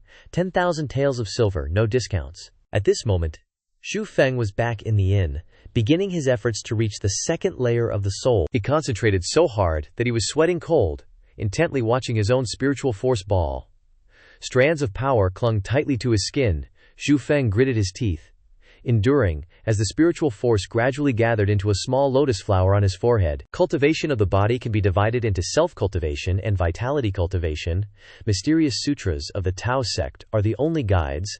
It is possible to realize the body to cultivate the Tao, and it is possible to cultivate the essence. Zhu Feng sat in the lotus flower, his mouth agape in surprise at this new knowledge. He spread out his hands, looking at them, excitedly saying, "Heh, a Tao body. Just the name sounds high-end. That is the mysterious body of this cultivation world, almighty and unheard of. Their Tao cultivation body will show imprints." Suddenly, several imprints on Zhu Feng's body broke free, startling him. "What's going on?" The imprints flew around in the air and then combined into one. Then it descended, penetrating into Zhu Feng's head, the power around him changing rapidly. Zhu Feng jolted awake, opening his eyes. Sunlight shone on him with a faint glow. He clenched his fist. "Happily, I broke through. Zhu Feng has officially reached the second layer of the soul." He touched his chest, feeling it. And it was like something had been opened up. Is this the legendary Huaxia meridian? Xu Feng looked at the faintly glowing golden meridians underneath, marveling. It must be. The Huayi Dao Mysterious Sutra is the most precious thing from Huaxia, and this meridians are this big and thick. The main artery is running away. A moment later, he was secretly pleased, self-satisfied. One level is one step to heaven. Sure enough, it's not just about waiting for the level, but the Daoyo sect's only guide. My cultivation is more powerful than the ordinary 4 layers. While Xu Feng was laughing like a loon, Xiao Linlu walked in, calling out, Xu Feng, Xiao Linlu asked. You broke through again. He scratched his head, modestly. Just luck. Nothing worth mentioning. Xu Feng, seeing both the Xiao siblings arrive, wondered. Did you guys come to find me? Xiao Yilin seriously said. Grandfather sent someone to tell me he wants us to return for a trip. Xu Feng, hearing this, stroked his chin, pondering. Why would the old master call the second young miss back at this time? A million questions popped into his head. Why? Why call her back now? Could it be they discovered my shenanigans? Am I going to get thrown in a pig cage? It's not like I did anything, except maybe pull on the young Mrs. Ribbon a little. Still haven't gotten my reward yet. Bullshit. Here, that's considered disrespect. And you have to pay 1,000 taels of gold. What to do? The more Xu Feng thought, the more panicked he became, breaking out in a cold sweat. Xiao Linlu, seeing him standing there blankly, not knowing what he was thinking, called out, Xu Feng, startled by his own guilty conscience, turned and asked, What did you say? Xiao Linlu repeated. I said the first uncle is calling Yi Lin back, probably to force her into a marriage with the An family. He nodded, pretending to understand. But whether he really understood or not was another matter. Yeah, the An family, forced marriage. After processing those words, he finally startled, shouting, What? You're being forced into marriage? Xiao Yilin looked sad, not even bothering to answer. Xiao Linlu answered for her, That's right.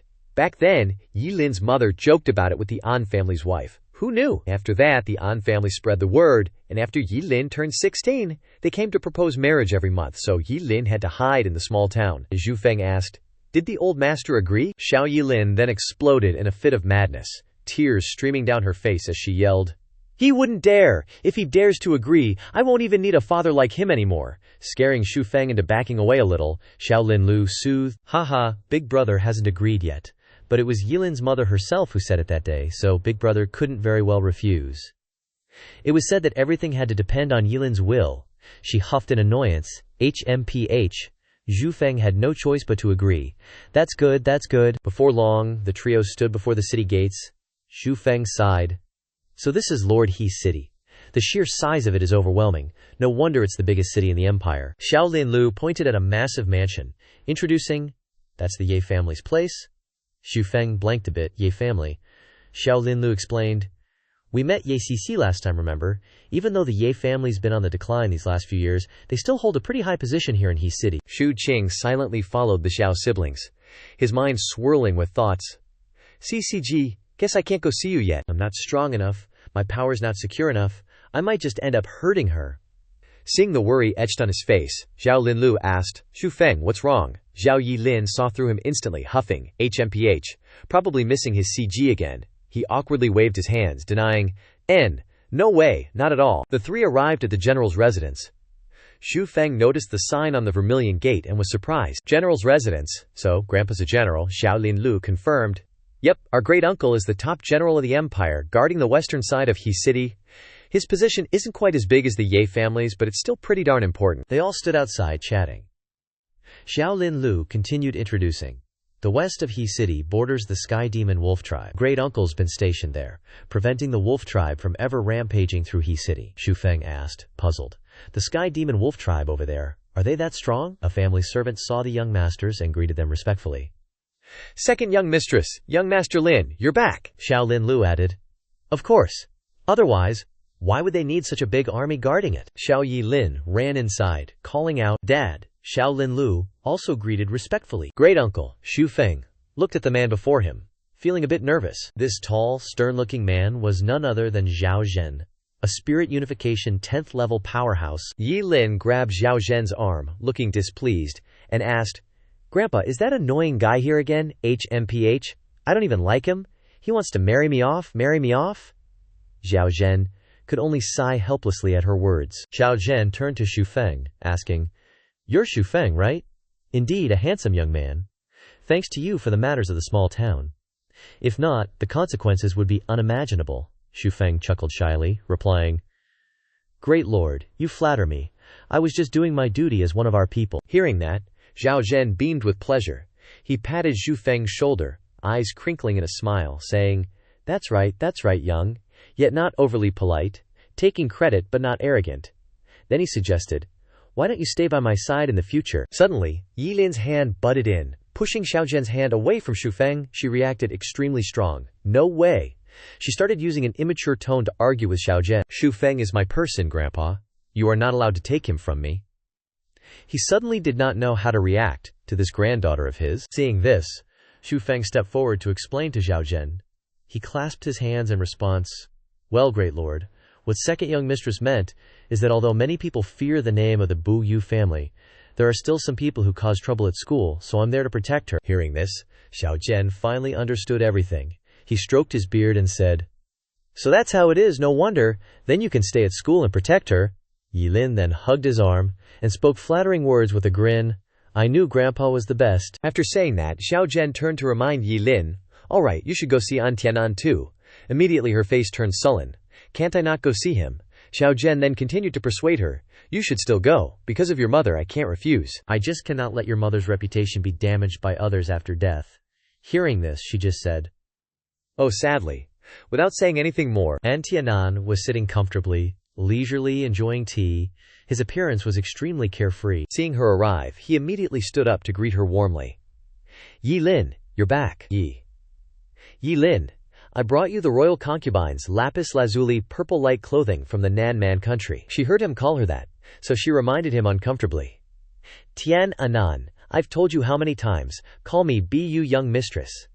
Yi Lin is not for you to call. Regardless of Yi Lin's reaction, An Nan clapped his hands a few times, signaling for someone to bring the items up. The servant quickly brought up a set of bright clothes. An Nan pointed to the clothes and introduced them to her. I took them from Nanman Kingdom. Yi Lin was still sullen, and ignored the gorgeous clothes in front of her. Seeing this, Lin Lu asked curiously, You brought it from Nanman? An Nan is relaxed, and continued, Thinking about you wearing it, Li Yi will definitely be extremely beautiful. Fortunately, after a while, His Majesty will grant me a title. Thinking about the day I get the title, I will report the marriage. Hearing this, Yi Lin didn't want to pay attention to it anymore, turned around and left. As soon as she left, she said, I don't have time to listen to your rambling, Shu Yufeng, let's go. Yi Lin, An Nan called out, intending to reach out and pull Yi Lin back, but Xu Feng had already stood up to stop him. Although the second young mistress doesn't like you, you don't need to mess around. Xu Feng also added to An Nan. Is it impossible to be a gentleman? Hearing what he said, An Nan was very angry, and angrily shouted at him, Get out of here! Xu Feng still stood leisurely to stop him, replying, Not getting out. An Tianan was suspicious when he saw a stranger coming to this place from somewhere. His expression changed quickly, frowning and asked, Who are you? Xu Feng didn't do much. He clasped his hands, politely bowed, and introduced himself, Xiao family servant, in the same class as the second young mistress. I don't know what An Gongzi can teach. He heard these words, and felt as if he was being humiliated. His position was not low, yet he had to welcome a small family. Thinking about it, his blood boiled. Murderous aura erupted and he yelled, A slave dares to interfere in front of the master. Thinking that Xu Feng was weak and delicate, he acted. But before he could do anything, he was stopped by Xu Feng. With a bang, he spat out blood. That's when he realized, this little servant boy wasn't so simple. Turns out they're rank 2 profound practitioners. Little Yi Lin, all innocent and tiny, saw the dude was hurt, and couldn't help but worry. Xu Feng, are you okay? Xu Feng collapsed right into her arms. I'm fine. An Gongzi saw this and got even more pissed. He angrily yelled, Yi Lin, let him go right now, you dog servant, get up! But Yi Lin wasn't about to listen to him. Instead, she frowned, all annoyed, and shouted back, Mind your own business! Xu Feng saw her like that, and looked at An Gongzi's face, so mad but helpless, and felt super smug. He cracked open an eye, half closing it to mock it. Seeing his little sister dare to raise her voice at her senior brother for an outsider, he was furious but had to hold back, only managing to stammer, Yi Lin, you! Jealousy flared up. He was burning up like oil poured on fire, completely losing it. He impulsively lunged at them, pointing at Xu Feng and saying, Stay away from her! How dare a dog servant get close to his master? With that, he still wouldn't let them be, still trying to attack Xu Feng. But before Xu Feng could even do anything, his little sister stopped him. "How dare you?" Seeing her so determined to protect him, one arm shielding him, the other holding him close while going against him, An Gongzi was beyond furious. "Yi Lin, get out of the way, I'm going to kill him." Xu Feng, even though he was injured, still managed to whisper something. Too bad he stood up, eyes barely open, and pointed weakly at An Gongzi, saying, "Even if I die, second miss won't marry you." Yi Lin, standing next to him, spoke up, looking at him with sparkly, loving eyes and calling softly, "Xu Feng." Hearing these words, An Gongzi couldn't take it anymore. He quickly retorted and argued, "Not marry me, then marry you." Xu Feng, whose mouth was still bleeding from An Gongzi's punch, still talked tough. "Didn't you come here to show off your wind breath seat? You're underestimating our second miss's ability to resist being charmed." Yi Lin nodded, agreeing with Xu Feng's words. "That's exactly what I was thinking. That's right, unless you can become a king title, the time limit is 1 year inside and outside." She looked pretty serious. But who knew that behind those words was a whole planned and predicted process? She knew for sure that becoming a king title, even with great merit, wouldn't be easy. Not to mention needing to obtain the star soul, let alone within a year. Thinking this, she chuckled to herself. "Haha, I'm so smart. Whether he agrees or not, I have a reason to tell my father not to meet him." She thought that reason was too hard. But who knew he'd nod in agreement without much thought. "Fine," he loudly declared, speaking with a heroic, firm voice. "Within a year, if I don't get a king title, may I be eaten by the natural elements of the world." Yi Lin was quite surprised to hear that, watching him turn his back and say boldly, "If I get a king title, I hope you can keep your promise to the fullest." With that, he turned and left. Before he disappeared from sight, Xu Feng made a deal with him. "Within a year, I will challenge you, returning today's shame, a fight to the death." He laughed loudly upon hearing that, his expression scornful. "Ha, a dying man's vow is worthless, but I'll wait for you." Yi Lin saw that Xu Feng was bleeding, and she worriedly, hesitantly asked, "Xu Feng?" Unable to speak properly, she stammered, "Brother Xu Feng." Xu Feng scratched his head awkwardly and replied, "Second miss? No need to worry." Lin Lu exclaimed in alarm, "Xu Feng, you shouldn't have said that vow. Do you know what kind of person Tian Nan An is? Eldest son of the An family, joined the spirit realm at 15, reached Chongxian level 7 at 17, countless achievements, graduated from the Confucian Academy at 18, spoke alone with 7 great Confucian scholars, both civil and martial talents. Who knows what level he's reached now, what level he'll be at in a year? The gap between you is too big, even though you're also quite monstrous. 1 month is enough for a normal person to reach rank 8, 2 months to enter the spirit realm, 1 year, wanting to catch up to him." While she was talking, Lin Lu suddenly realized this was also, not completely impossible. Hearing this, Yi Lin happily grabbed Xu Feng's hand. "I believe in you, you can definitely do it." Xu Feng smiled confidently and replied, "Don't worry, I won't let you marry him." Yi Lin nodded, reassured. "Okay." A moment later, Xiao Zhen looked at the three of them, surprised, and asked, "Back so soon?" Lin Lu stepped forward to greet her uncle. "How's the situation?" He looked at Xu Feng and wondered, "He is such a heaven-defying talent, from a noble family. How did you end up quarreling with him?" Xu Feng firmly replied, "Talent is just something people praise. Nobility is just the blessings of ancestors, and there's no need to fear him." Seeing Xu Feng so confident, he burst out laughing with delight. Not bad, you have spirit." Seeing him so cheerful, Xu Feng immediately asked, "I don't know if Grandmaster can help me." Master asked Xu Feng to speak out. He said, "Can I ask Grandmaster to help me inquire where there are profound objects, preferably lightning-type objects?" He was a little surprised. "You actually want to use lightning-profound objects to enhance your strength, so you understand the danger. I don't need to say more. I'll remember this. I'll help you inquire." After a while they left, so I'll go first. I have to prepare a gift. "Okay, go ahead." Xiao Zhen turned to Lin Lu and said, "Tomorrow is the supervisory birthday celebration. These few days we must guard the border. You go prepare a gift and give it for me." Lin Lu replied boredly, "Can I not go?" Xiao Zhen replied, "No." On the other hand, Yi Lin returned to her room. She went happily, but behind her, Xu Feng was following. She turned her head in confusion and asked, "Why are you always looking at me?" Xu Feng calmly asked back, "Isn't this room mine?" Yi Lin ignored him and said, "This is my room," Xu Feng replied shamelessly. "I thought it was mine." Xu Feng wanted to go inside the room, so he made up an excuse.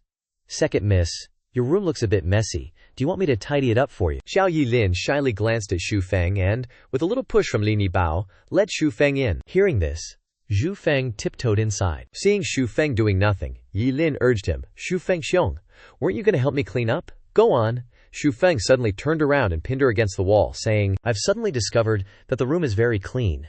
No need for me to tidy up anymore. The closer he got, the closer he spoke. The young Miss's nose turned red, and she replied softly, You're lying. Suddenly, Shu Feng pressed his face close to the young miss, making her heartbeat quicken. Let's talk, shall we? Yi Lin panicked. After all, she was a girl, and she had to have some self-respect and worth, especially given her noble status as a young miss. What are you doing? The two got closer and closer. Shu Feng took the opportunity, gently cupping her chin and lifting it slightly. Hold still. Close your eyes. You have a smudge on your face. Let me get it off for you. He said that, but who knew if it was true or not? Or was he up to something sneaky again? Yi Lin, innocent and unsuspecting, quickly believed him and obediently closed her eyes tight. Really? Where? Is it gone yet? Before she could say much, Shu Feng made his move. He really couldn't control himself, and impulsively kissed her hard on the lips, his hands gripping the wall tightly. Oh my God, what could be better than this? It was like being on cloud 9. She opened her eyes and called out, Shu Feng. Before long, Miss A.L. regained her senses. Yi Lin kicked him hard, her face filled with anger as she yelled, No, this can't happen. This little miss looks weak, but her kick packs a punch. Ouch. Shu Feng pretended to be weak, falling to the ground and complaining, That hurts. You're not only cunning, but you also kicked me. Seeing him like this, the young miss couldn't help but feel a little sorry, even though she was angry and kicked him hard. She also realized her feelings, that she cared. She asked, Does it really hurt that much? Taking the opportunity, Shu Feng started to act pitiful, shedding crocodile tears. Of course, my heart hurts, and my body hurts everywhere. Yi Lin stood up, her face a little awkward. It's all your fault for being so bad. She threatened him. If you're this bad again, I'll tell grandfather. Empty threats, but a soft heart. Seeing that Shu Feng was really in pain, since he hadn't recovered from the palm strike from that annoying Angongzi earlier, and now he got a free kick from her, how could he take it? Seeing this, A.L. softened and moved closer, gently blowing on the injured spot as she worriedly asked, Does that feel a little better? Does it still hurt? Shu Feng propped his head up with his hand, leaning back. A little better. Keep going, keep going. Hearing these words, Yi Lin realized that the pain from earlier was just him pretending to be pitiful so she would care about him. Feeling embarrassed and ashamed, she balled her hands into fists and started punching. You tricked me again! You tricked me again! Shu Feng yelped a few times, ah-ya, pretending to be in pain again for dramatic effect, letting her hit him a few times to vent her anger. After that, he grabbed her wrists, holding them tightly so she couldn't move anymore. After grabbing them, he pulled her hands toward him, holding one hand and wrapping his other arm around her waist. The two of them fell on top of each other, gazing into each other's eyes. Yi Lin, from now on, I only want you to protect me. Shu Feng was also struck by the thunderbolt of love and unconsciously nodded in agreement. I'll be your hero, your shield, protecting you every day, every month, every minute, and every second. After making the promise with Miss Yi Lin, Shu Feng was in a cheerful and carefree mood, singing as he walked leisurely around the estate, when suddenly someone came up behind him and called out, Shu Feng. Hearing someone call his name, Shu Feng turned around. Huh? It turned out to be Zhao Lin Lu.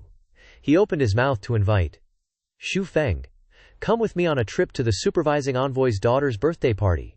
As he spoke, Shu Feng's face made him forget about everything and notice his lips. Zhao Lin Lu asked in surprise. Oh? What happened to your lips? Shu Feng scratched his head, making up a story to gloss over it. Oh, I drank too much sweet honey water just now, and I accidentally bit myself when I licked my lips. Zhao Lin Lu was speechless at this stupid excuse. Zhao Lin Lu thought he was stupid and even clumsier than others. If Yi Lin knew you could bite yourself drinking honey water, she would definitely scold you for being such a klutz. Shu Feng smiled awkwardly, turning around and whispering, Would your younger sister really say that? His cheeks flushed red. Zhao Lin Lu tilted his head, looking puzzled. What did you say? Shu Feng startled, quickly waving his hands a few times and changing the subject. Nothing! You misheard. When are we leaving for the birthday party? Zhao Lin Lu let go of the embarrassing incident just now, and replied, We're leaving now, of the week. He didn't forget to remind Shu Feng, Remember, this time at the party, ignore whatever others say.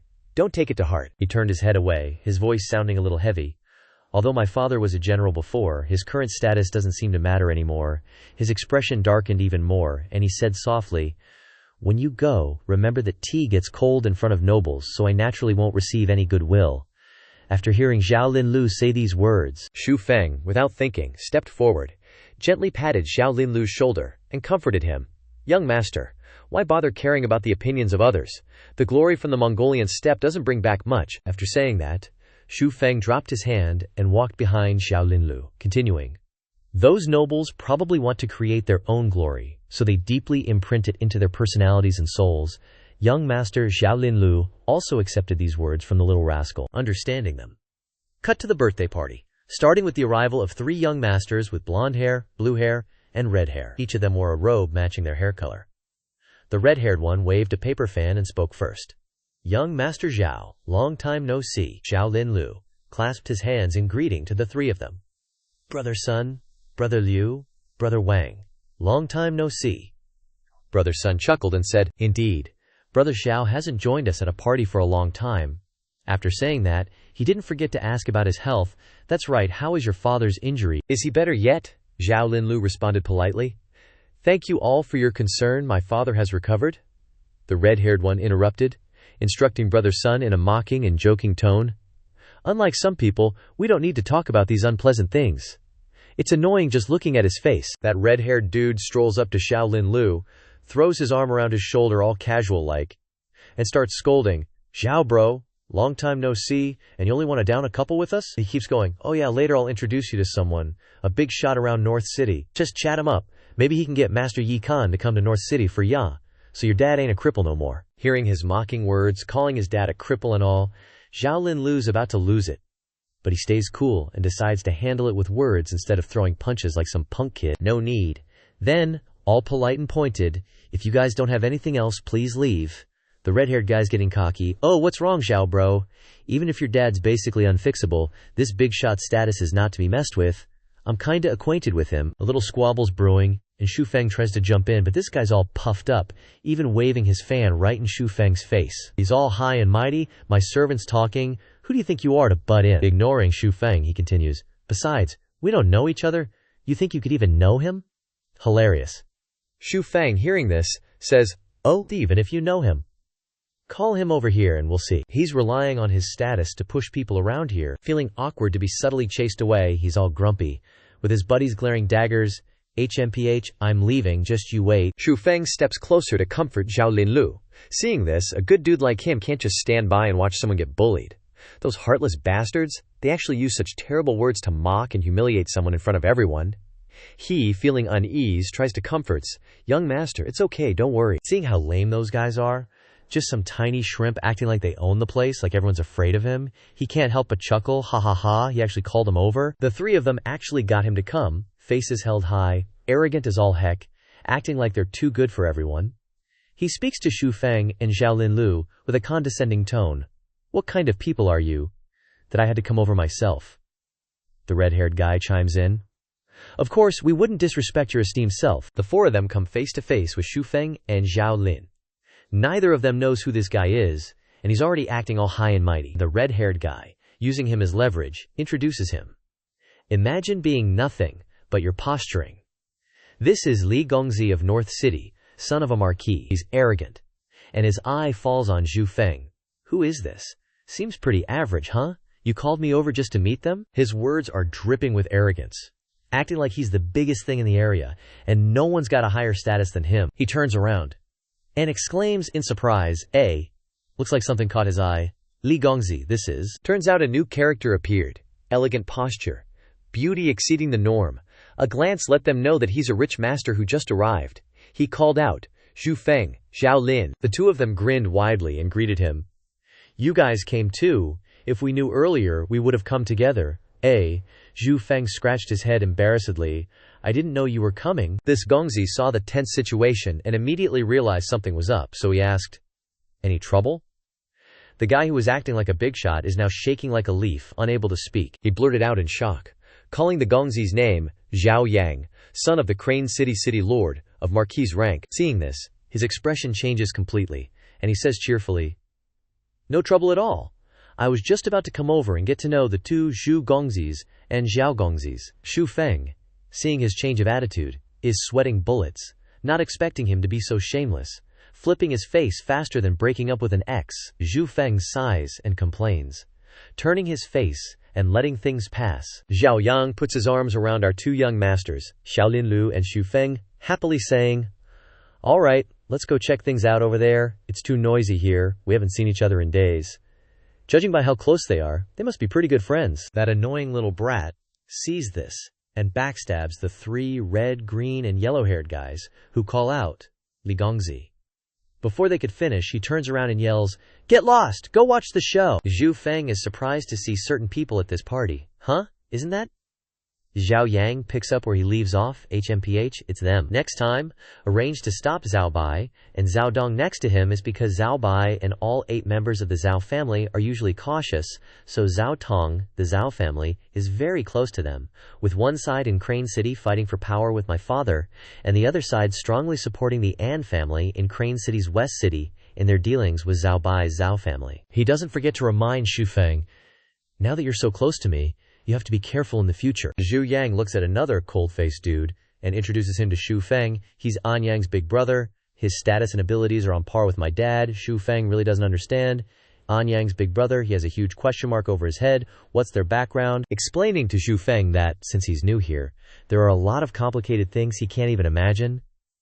They're the sons of a West City overlord who's always trying to steal power from my dad in West City.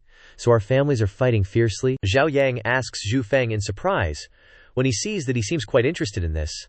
"How come you're suddenly interested in the An family and An Tianan? Don't tell me you've messed with them," Zhao Yang instructs him. "This guy's dangerous. It's best not to fight with them," Xu Feng replies casually. "Don't worry, I have a plan." Everyone's eyes turn in one direction. Xu Feng calls out, "Zhao Yang, she's here." Turns out it's actually Chu Mi Nai. With outstanding looks, every curve is tight, making you drool, legs are slim, long and white, a box with something golden and shimmering inside. The person who opened the box exclaimed, "Hidden amulet." Seeing such a valuable item, Chu Mi Nai said, "I've long heard that you're an auction house. Looks like it's true." Hearing this, Zhao Yang replied shyly, "HMPH, I always feel like I have to personally bring gifts to you," Sister joyfully responded.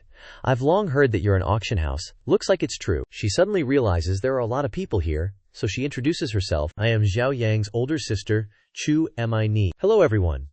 Seeing this, he whispers softly, "Sister, are you really not giving me a chance?" Suddenly, she laughs loudly and says, "Zhu Yang, you're wrong. The opportunity I give you has to be better than others. I always care about you.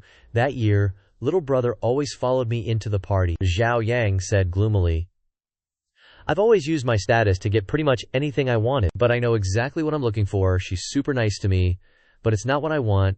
The care is attentive, but there's a huge distance." He turned to Xu Feng and asked, "Am I just too scared? I don't even know if what she said meant she was letting me down easy or giving me a chance." Hearing this, Xu Feng replied, "You really don't get what she meant."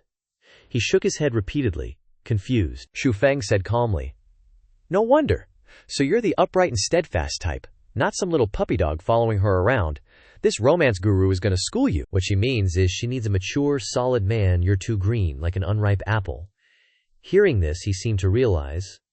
So that's what she meant. Let's go. Suddenly, someone appeared, blocking their path. "Isn't this our master Xiao? Why are you leaving? Aren't you the happiest one at the young ladies' banquet?" Seeing him, Zhao Yang reacted sharply. "Get lost," he said arrogantly. "What if I don't?" Before him, Zhao Yang remained calm and said, "This is the supervisor's territory, and I'm not afraid of making a big deal out of it. If you've got the guts, give it a try." Hearing this, he showed a disbelieving attitude. "Today, for the sake of Miss Chu's reputation, I won't bother with you, but this grudge I will settle sooner or later." However, he still did not put him in his eyes, considering him to still have a brain. On one side, Xu Feng bumped into that An Yang again. He said arrogantly, "Last time I thought you were a disciple of a prestigious family. Who knew you were just from some small family? Even more hilarious, you actually made a 1-year bet with my big brother. I was wondering how to get revenge. Who knew an idiot like you would walk right into it?" On the other side, 2 people noticed them. The young man with Zhu is a servant, a lowly status. I thought he was a new member. The problem is, I think I just heard this guy is going to fight An Yang's older brother, An Tianan. Is that true? Chu Minjie was no less surprised when she heard about the servant. Xu Feng said happily to him, "There are some things. You'll see. Then you will know what to use to evaluate me." But immediately, he slapped him straight away. Only then did he teach him. "Someone like you can try to see if I dare to kill you first, or your elder brother kill me first." Seeing his actions, the outsiders began to discuss. "This servant is too crazy, he actually hit someone." Seeing that something was wrong, a subordinate came to report to Zhao Yang. "Master Zhao, our young lady doesn't want to see unhappy things today. Tell your friend to calm down." He thought, "I really want to hit him too, let's go." Just after leaving, Xu Feng deliberately teased, "Not bad. Using what you've been taught, deliberately being gentle but firm." Xu Feng suddenly turned to call Zhao Bai. "Brother Bai, remind him, wasn't it you who said you wanted my father to be your adopted father? Are you still thinking about it?" An adopted son, of course, has to cling to someone with power. "But if your father feels embarrassed about my status, I won't embarrass him," he replied. "Of course I'm thinking about it, but why are you suddenly like this? It's not your style," Xu Feng thought. "Although the supervisor does not like people fighting for power, we will find a way to attach this hat to the An family.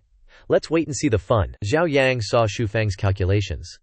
"Looks like you already have a plan. If there's anything, you can call me to help." Xu Feng patted him on the shoulder and said, "It's nothing, just want you to find out where the heaven and earth mysterious thunder willow is." Chu Minker was bewildered when she heard the mention. Zhao Yang happily said, "No problem, I'll have my family investigate this, then we'll go first. Young Master Zhao, do you want to come along?" Even though people had left, Zhao Bai's voice to Xu Feng still echoed. Speak up, what are your plans?" Xu Feng replied. "I can't say now, brother Zhao Bai. Wait for me outside, I'll go in and see your father first," Zhao Bai replied. "Then go, I've already told my father." Xu Feng entered Zhao Bai's father's room. He thanked him, he knelt down, clasped his hands and said, "Uncle Zhao."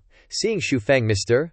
Zhao smiled brightly. "Ha, good, mister." Zhao then continued. "You are Xu Feng that Zhao Bai often tells me about. But I heard that Zhao Bai wanted to become sworn brothers with you and you refused. To have courage and resourcefulness, and to be able to create talismans, have not seen much of someone your age." Xu Feng happily returned the greeting with cupped hands. "I'm just a small servant and wouldn't dare to reach too high. If it weren't for really needing Uncle Zhao's help this time, I wouldn't dare trouble you with this lowly status." Xu Feng continued with a sly glint in his eye. "I have a bit of a feud with Anran Nan of the An family in Jiang province. Why don't you pin this power struggle hat on Jiang province, while also fighting for the rights of Deng Cheng? It's like killing two birds with one stone." Old Zhao replied, "That damn supervisor is really something. He even decided to choose Dengcheng City, so he really has a say in this." Hearing this, Xu Feng looked sad and disappointed. His eyes dimmed, and his expression was lost. He turned sharply toward Xu Feng, cocking his head and saying, "Uncle Zhao doesn't trust me." Old Zhao smiled fondly and said, "Tell me your plan first." "The sunset was beautiful, like a romantic painting," Xu Feng replied.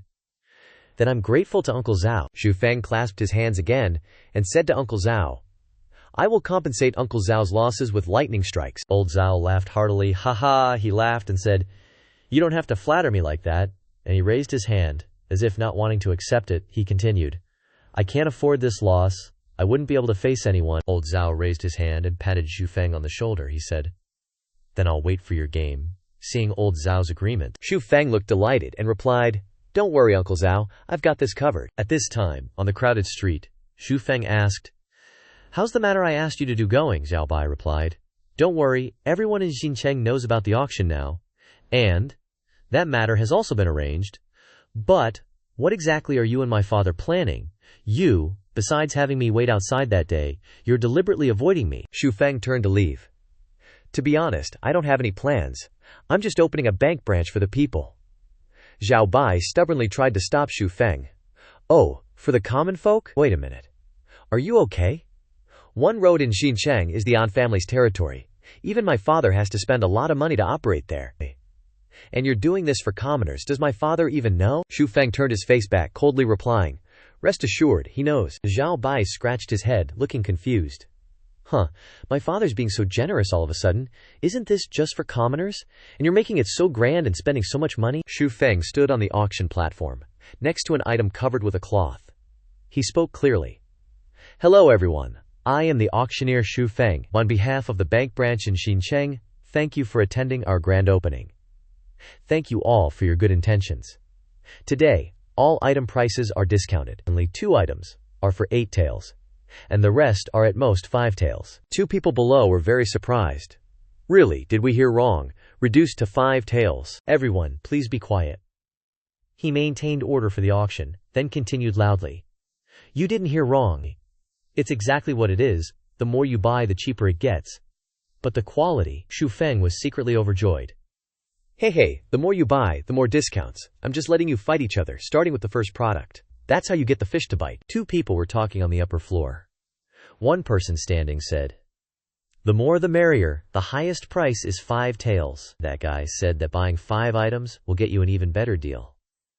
The person sitting, holding a cup of tea, said, "It's not that simple. You can figure it out if you think about it a bit."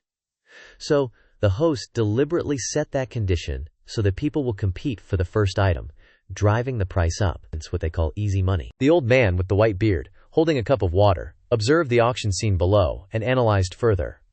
"And I heard that the items of this auctioneer's family are all useful. So merchants at the second auction might even bid up to 8 taels. By doing this, the prices for the merchants will get higher and higher. It's all been prepared. This guy is not simple." Below, Xu Feng had lifted the cloth, revealing the auction item inside. Without further ado, let's begin.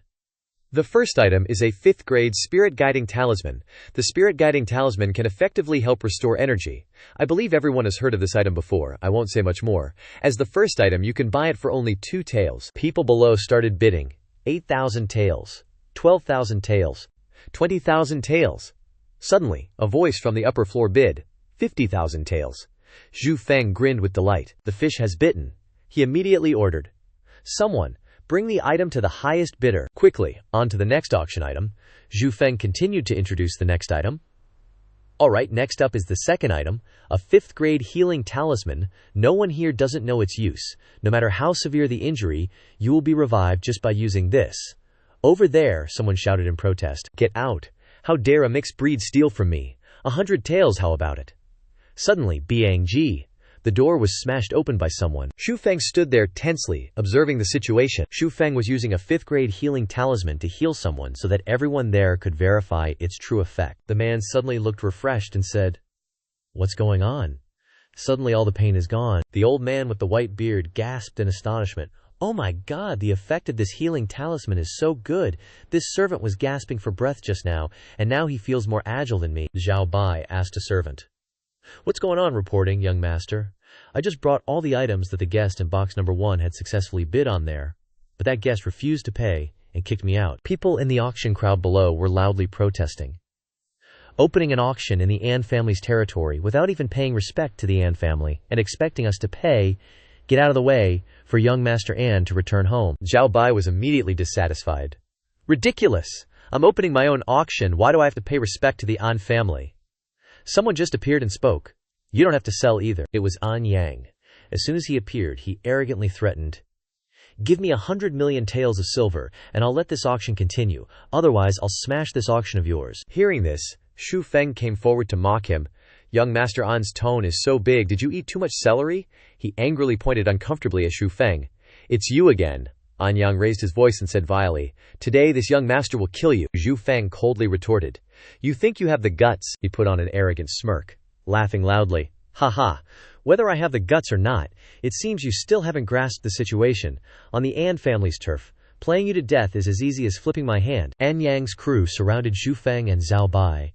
Xu Feng still calmly said, "Oh, so you got 4 spirit realm lackeys. No wonder you're so arrogant. But you think that's enough to deal with me?" An Yang was arrogantly cocky. "HMPH, these are my father's personal guards. Tell me, what can they do to you?" Zhao Bai stood aside, observing. Seeing the 4 guards of the An family patriarch appear here, doesn't that represent the An family patriarch's intention? Meanwhile, Xu Feng is still bickering with An Yang's group. "Old man An is really making me see things differently. To drive the Zhao family out of West City, he's not only secretly pursuing and exterminating us, but now he's even sending his 4 guards to kill me and Zhao Bai." At this moment, Zhao Bai suddenly realized Xu Feng's intention. No wonder he told me to call that person here, so this is Xu Feng's plan. Xu Feng didn't beat around the bush, directly confronting him. "Does the An family think of West City as your own backyard?" An Yang, far from being embarrassed, proudly admitted, "That's right, he. After driving the Zhao family out, this West City is our An family's backyard." Xu Feng also said sternly to him, "The An family patriarch's 4 guards are here. It seems your An family really thinks that way." His face now darkened, preparing to explode. "Of course my father thinks that way. But why bother saying so much to you?" Without another word, he quickly ordered the 4 guards. Kill him. Understood. Second young master. Suddenly, a voice rang out. Stop!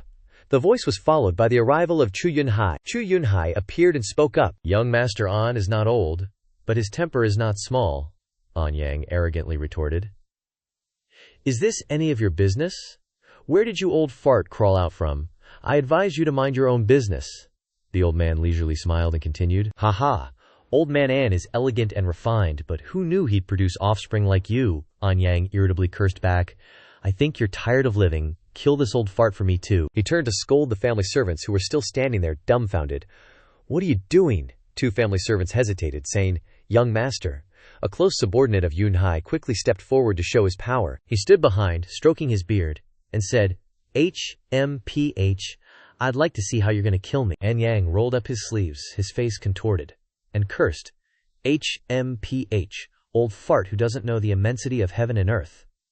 A family servant behind him spoke up again, calling, Young master, the family servant said. Let him know that this is the supervisor envoy, sir. At this moment, An Yang stammered, his voice broken. What? He was still trembling, sweating profusely. You damn thing. Why did it have to be him? He stammered. Uncle Chu.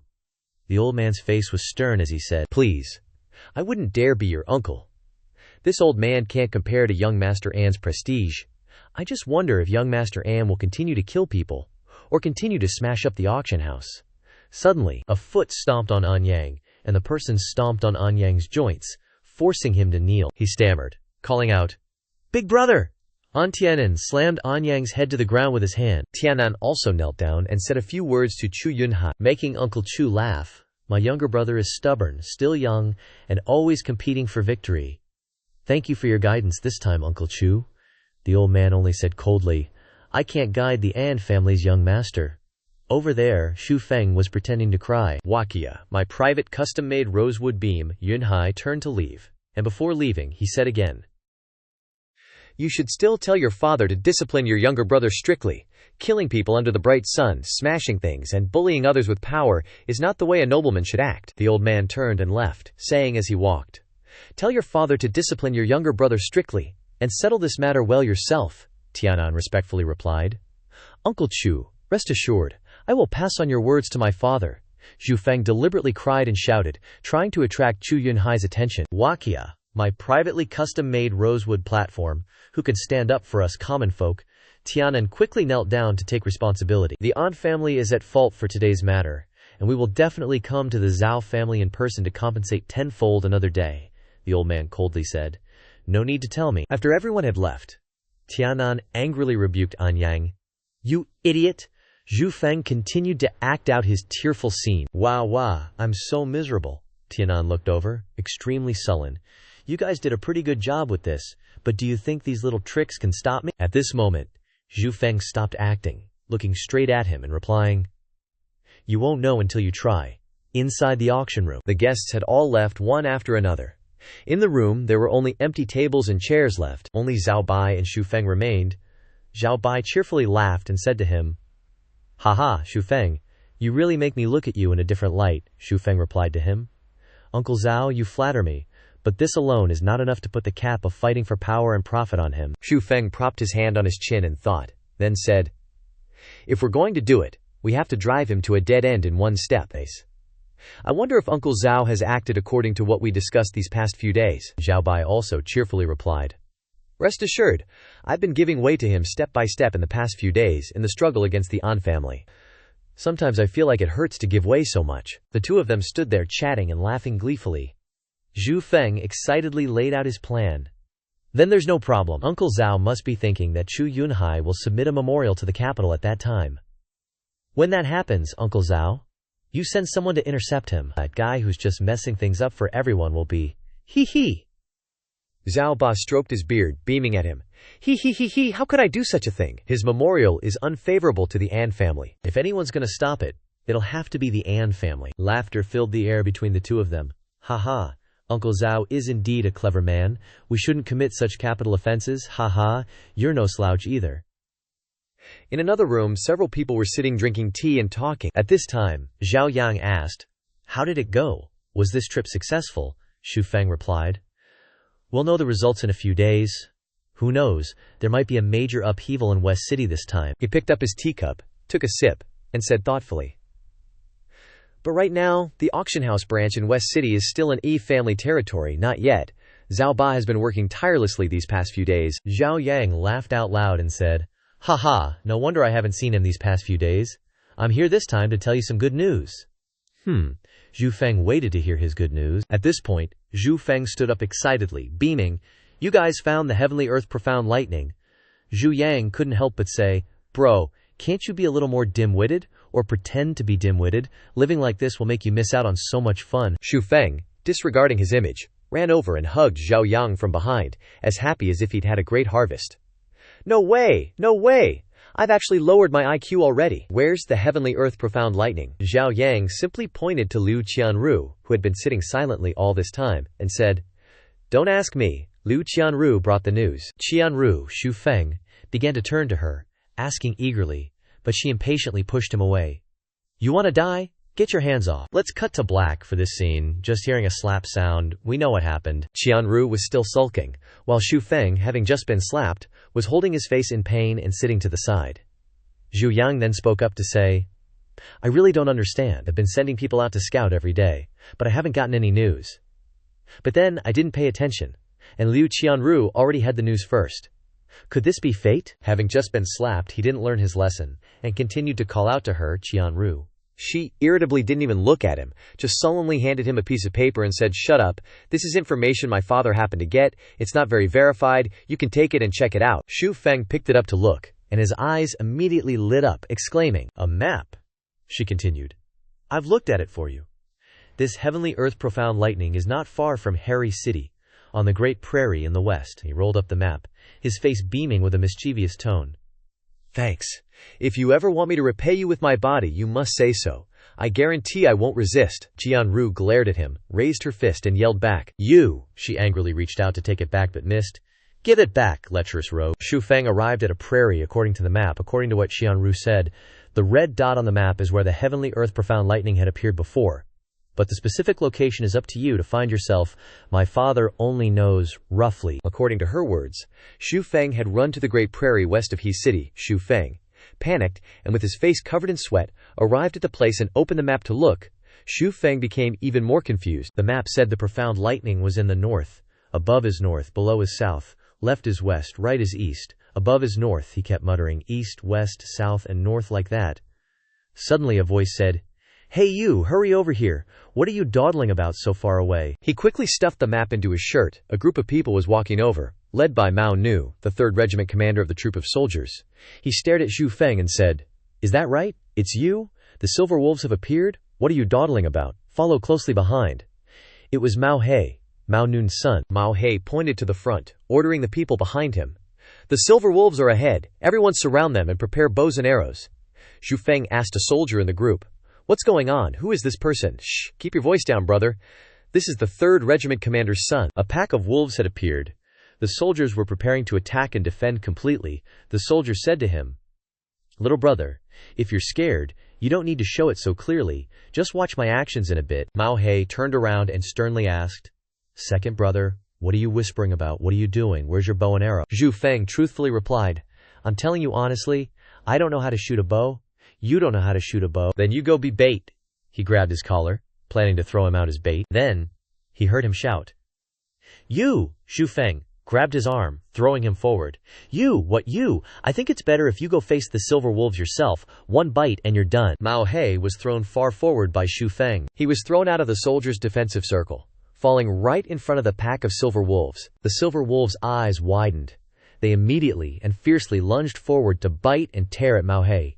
He cried out, "Dad, save me!" Mao Nu immediately became anxious and flew to Zhu Feng's place, venting, "Kid, you're tired of living." The wolves were still biting him relentlessly. He cried out, "Dad, don't let the silver wolves tear at me."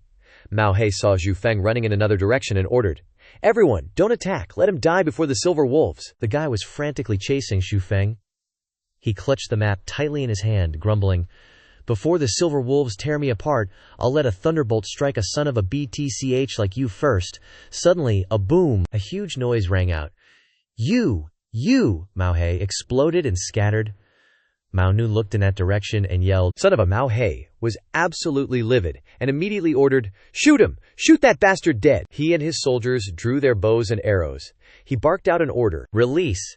Die, you bastard!" Countless arrows whistled through the air. Unexpectedly, their arrows struck down the beautiful mother wolf, causing a male wolf to howl in utter grief, giving Zhu Feng the perfect opportunity to mock. "You just killed the Wolf King's wife. Now he's here for revenge. You guys have fun. I'm out of here." This made Ma Zenoom burst with anger, yelling, "You bastard! Wait till I kill all these beasts. I'll definitely catch you, making you beg for death but never get it." Unexpectedly, he was quickly swarmed, much to Zhu Feng's glee. Just when he thought he'd escaped, he heard the soldiers shouting, "Quick, move forward! Stop him!" The commander ordered. "Don't let him get away," he fumed, thinking, "Damn it, how are they so fast?" Suddenly, a loud shout, "Halt!" made Zhu Feng startled and looked back. He felt a bit dismissive. Just these chi cultivation guys. Then confidently said, "Did your commander send these 6 or 7 little kittens to die? Or did you offend him somehow?" Instead, he got a questioning, "Who are you?" One of that woman's lackeys. The comrade next to him immediately whispered, "Doesn't matter who he is, kill him first." The leader nodded in agreement. True. As a result, after a fierce skirmish, the whole bunch quickly met a tragic end. While Zhu Feng left excitedly, completely unscathed, he suddenly heard rustling in the leaves and immediately called out, "I see you. Get out here. Don't even think about ambushing me." A beautiful woman slowly appeared, making Zhu Feng curious. "Who are you?" After thinking hard for a moment, he easily recognized her. Zhu Feng thought to himself, "Looks like she's the one these mercenaries are after." Seeing her pitiful state, "I can't let lust cloud my judgment. Coming to the Mountain Gorge Plains alone and offending the mercenary squad, there's got to be more to it than that." Zhu Feng suggested to her, "If you can shed a tear, I'll believe you right away." So the girl immediately shed 2 lines of aggrieved tears and replied, "Wow." Seeing how she's crying like a storm, Zhu Feng panicked. "Damn, this is Oscar-worthy, a golden statue. You cry on demand, what do you think it is, farting?" Then he sighed, turned around and said to her, forget it. I don't need gold or silver or to be repaid with your body to save you. Just stop your tears." Seeing this, she stopped him. "Wait." Zhu Feng couldn't help but turn his head, puzzled. The girl asked him awkwardly, "Can you take me with you?" Zhu Feng immediately wanted to avoid her when he heard this. That's not a good idea, taking a concubine home after a trip. My wife can't take it." This sentence made the girl's face blush scarlet. "I'm being hunted by them if you don't take me along." She looked at him aggrieved, stammering, "Ugh." Zhu Feng cursed inwardly, helplessly. Damn it, what enchanting eyes. He closed his eyes to calm himself, still trying to refuse. Not interested, he thought, "I shouldn't stay here for long, gotta go." But then her next sentence made him stop. "If you take me with you, I'll give you a reward, okay?" Zhu Feng became instantly infatuated with this sentence. "What reward?" she hesitantly replied. Zhu Feng held out his hand to guess. "Nothing."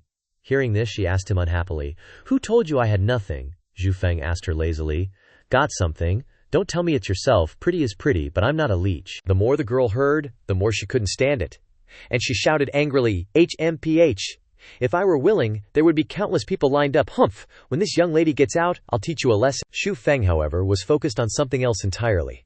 She looked north, watching him casually turn away. Confused, the girl stammered, "WH! What are you doing?" Zhu Feng spent a moment reorienting himself. South was down, west was up. Seeing him point around so haphazardly, the girl reminded him, "That's east." Seeing that, Zhu Feng immediately approached and asked, "Do you know how to get around here?" She asked him with some curiosity. "Why are you going there?" Zhu Feng shot back. "You know the way?" The girl confidently replied, "Of course." And just like that, under the clear blue sky, the two sealed the deal. "All right then, I'll take you, and you'll lead me to Jiao City." Zhu Feng curiously asked, "Why did you provoke that gang? They're practically overlords around here." Hearing that, the girl confessed, "Their leader coveted my beauty." She asked him, "Are you scared now?" Zhu Feng stopped, teasing her. "Scared? Of course I'm scared. That gang is the overlord of this place, and all 3 of their captains are stronger than me." Hearing that, the girl pouted at him. HMPH. They're just 2 5th heavenly layer cultivators, 1 4th heavenly layer, 3 3rd heavenly layer, and a few spirit realm cultivators. What kind of overlords are they? Zhu Feng felt like he'd been struck by lightning after her declaration. Big sis. If that's not an overlord, what is an overlord? The girl confidently replied, "There are countless experts on these grasslands. They are the true overlords around here. If you really run into a true expert, A single flick of their hand would be enough to wipe out that whole bunch. Xu Feng listened, but it went in one ear and out the other, so he just walked in a different direction. I'm too lazy to talk to you. Just like that, the two walked, one in front of the other. Hey, what's your name, bro? Xu Feng. And you. At this point, the girl finally revealed her identity, speaking a name that sounded like Ni Yao. However, Ni Yao somewhat flusteredly reminded Xu Feng, wait, north is out, south is in, left is west, right is east. You're heading right? Xu Feng was instantly startled. Right. Don't scare me. The map clearly says north, Ni Yao retorted angrily. HMPH. Believe it or not, it's up to you. The place you want to go to is a special area of these grasslands. And with your crappy map, you absolutely can't get in there. You can only enter from the west. Xu Feng sighed. All right. But if you can't get me where I need to go, I wouldn't mind sending you back there, Ni Yao boldly declared. This young lady is very familiar with these grasslands. Just as Ni Yao was about to continue, Xu Feng covered her mouth. Take me there? Easy as pie? How could you? He mumbled. Xu Feng then pulled her to a nearby tree to hide, and at the same time whispered, shut up. No chest, no butt, no thighs. Who'd be interested in you anyway? Someone's ahead. Xu Feng covered Ni Yao's mouth and carefully listened to the voices outside. The captain is really something. Getting tricked by a woman, how embarrassing. I've seen that woman before, she's really a menace. No wonder the captain got fooled. But he's already been tricked. Does he really need to chase her across these grasslands? He's getting a bit too worried. The two men continued talking, unaware of the two hiding nearby. Hey, keep your voice down. I heard the captain just got a treasure, and that woman tricked him into losing it. What do you think? Isn't the captain furious? What kind of treasure was it? I don't know, but it must be super important, otherwise why would he send so many people to look for it? Hurry up and find her, or we'll be in trouble when we get back. Xu Feng's hand was still clasped tightly around Ni Yao's shoulder. She was somewhat amused and wanted to tease Xu Feng. They've already left, can you let go now? Xu Feng awkwardly scratched his head and replied, oops, my professional instincts just kicked in again. Ni Yao, feeling a bit sheepish, asked him, did I just bite your hand right now? Xu Feng casually answered, nah, it's fine. It's fine. The atmosphere between them gradually became harmonious, just like the sky today. Oh right. They said you stole a treasure earlier. What was that all about? Ni Yao pouted in reply, HMPH. They're just stupid. Besides, that thing originally belonged to me. I was just taking it back. Xu Feng honestly admitted he didn't want to get too involved in her affairs, but go ahead and take these talismans. A few spirit realm cultivators will probably be looking for you soon. Ni Yao hummed in acknowledgement and curiously asked, how strong are you? Xu Feng estimated.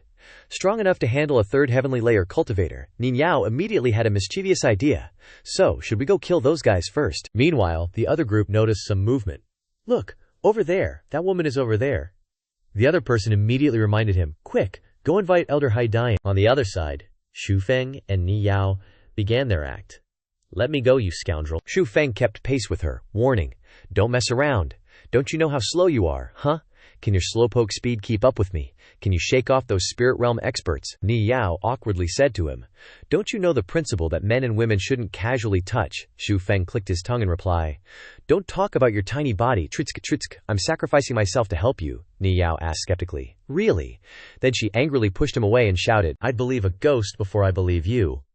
On the other side, someone also yelled, block them, kid. Stop, Xu Feng realized. They're here.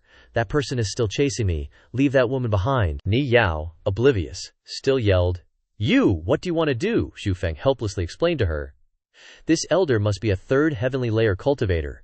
As agreed, I'll hold him back, and the others are up to you. With that, Xu Feng tossed Ni Yao away. He turned to the person and said, you're a step too slow. I've already let you go. Elder Haidian had now caught up to him. He furiously yelled, brat, you're asking for death. Xu Feng smirked and retorted, what? Not coming over? I'm the one who killed your third captain's son? Enraged, Elder Haidian angrily questioned him. Did you kill Mao He? A shadow instantly shot forward. If that's the case, then I'll kill you first. Xu Feng also shot forward. Bring it on. Who kills? Who is still unknown? The two streams of power started clashing fiercely. Thunderclap saber, 7-kill sword, bam. Very quickly, the two swords collided, creating an ear-piercing sound. The trees in the forest were also torn apart because of their battle. Haidian looked down on Xu Feng, yelling, you dare challenge me with second level of heaven strength. Then he poured his strength to suppress Xu Feng, but he didn't show a bit of fear.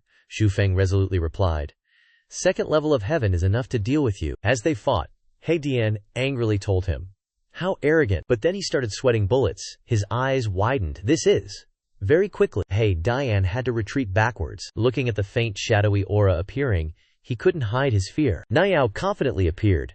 After dealing with that trash mob, she didn't mind explaining to him, "Yep, that's right, this is corpse rot powder below spirit entrance realm. Just touching it will cause decay. You guys sent so many people to chase after this young lady. You'll pay the price," Heidi enraged. "Want to chase after Niao to get revenge, thief? I'll definitely catch you and make you wish you were dead." Seeing this, Niao ran like her hair was on fire. "Xu Feng, let's go quickly, don't get tangled up with him." He then blocked He Dian.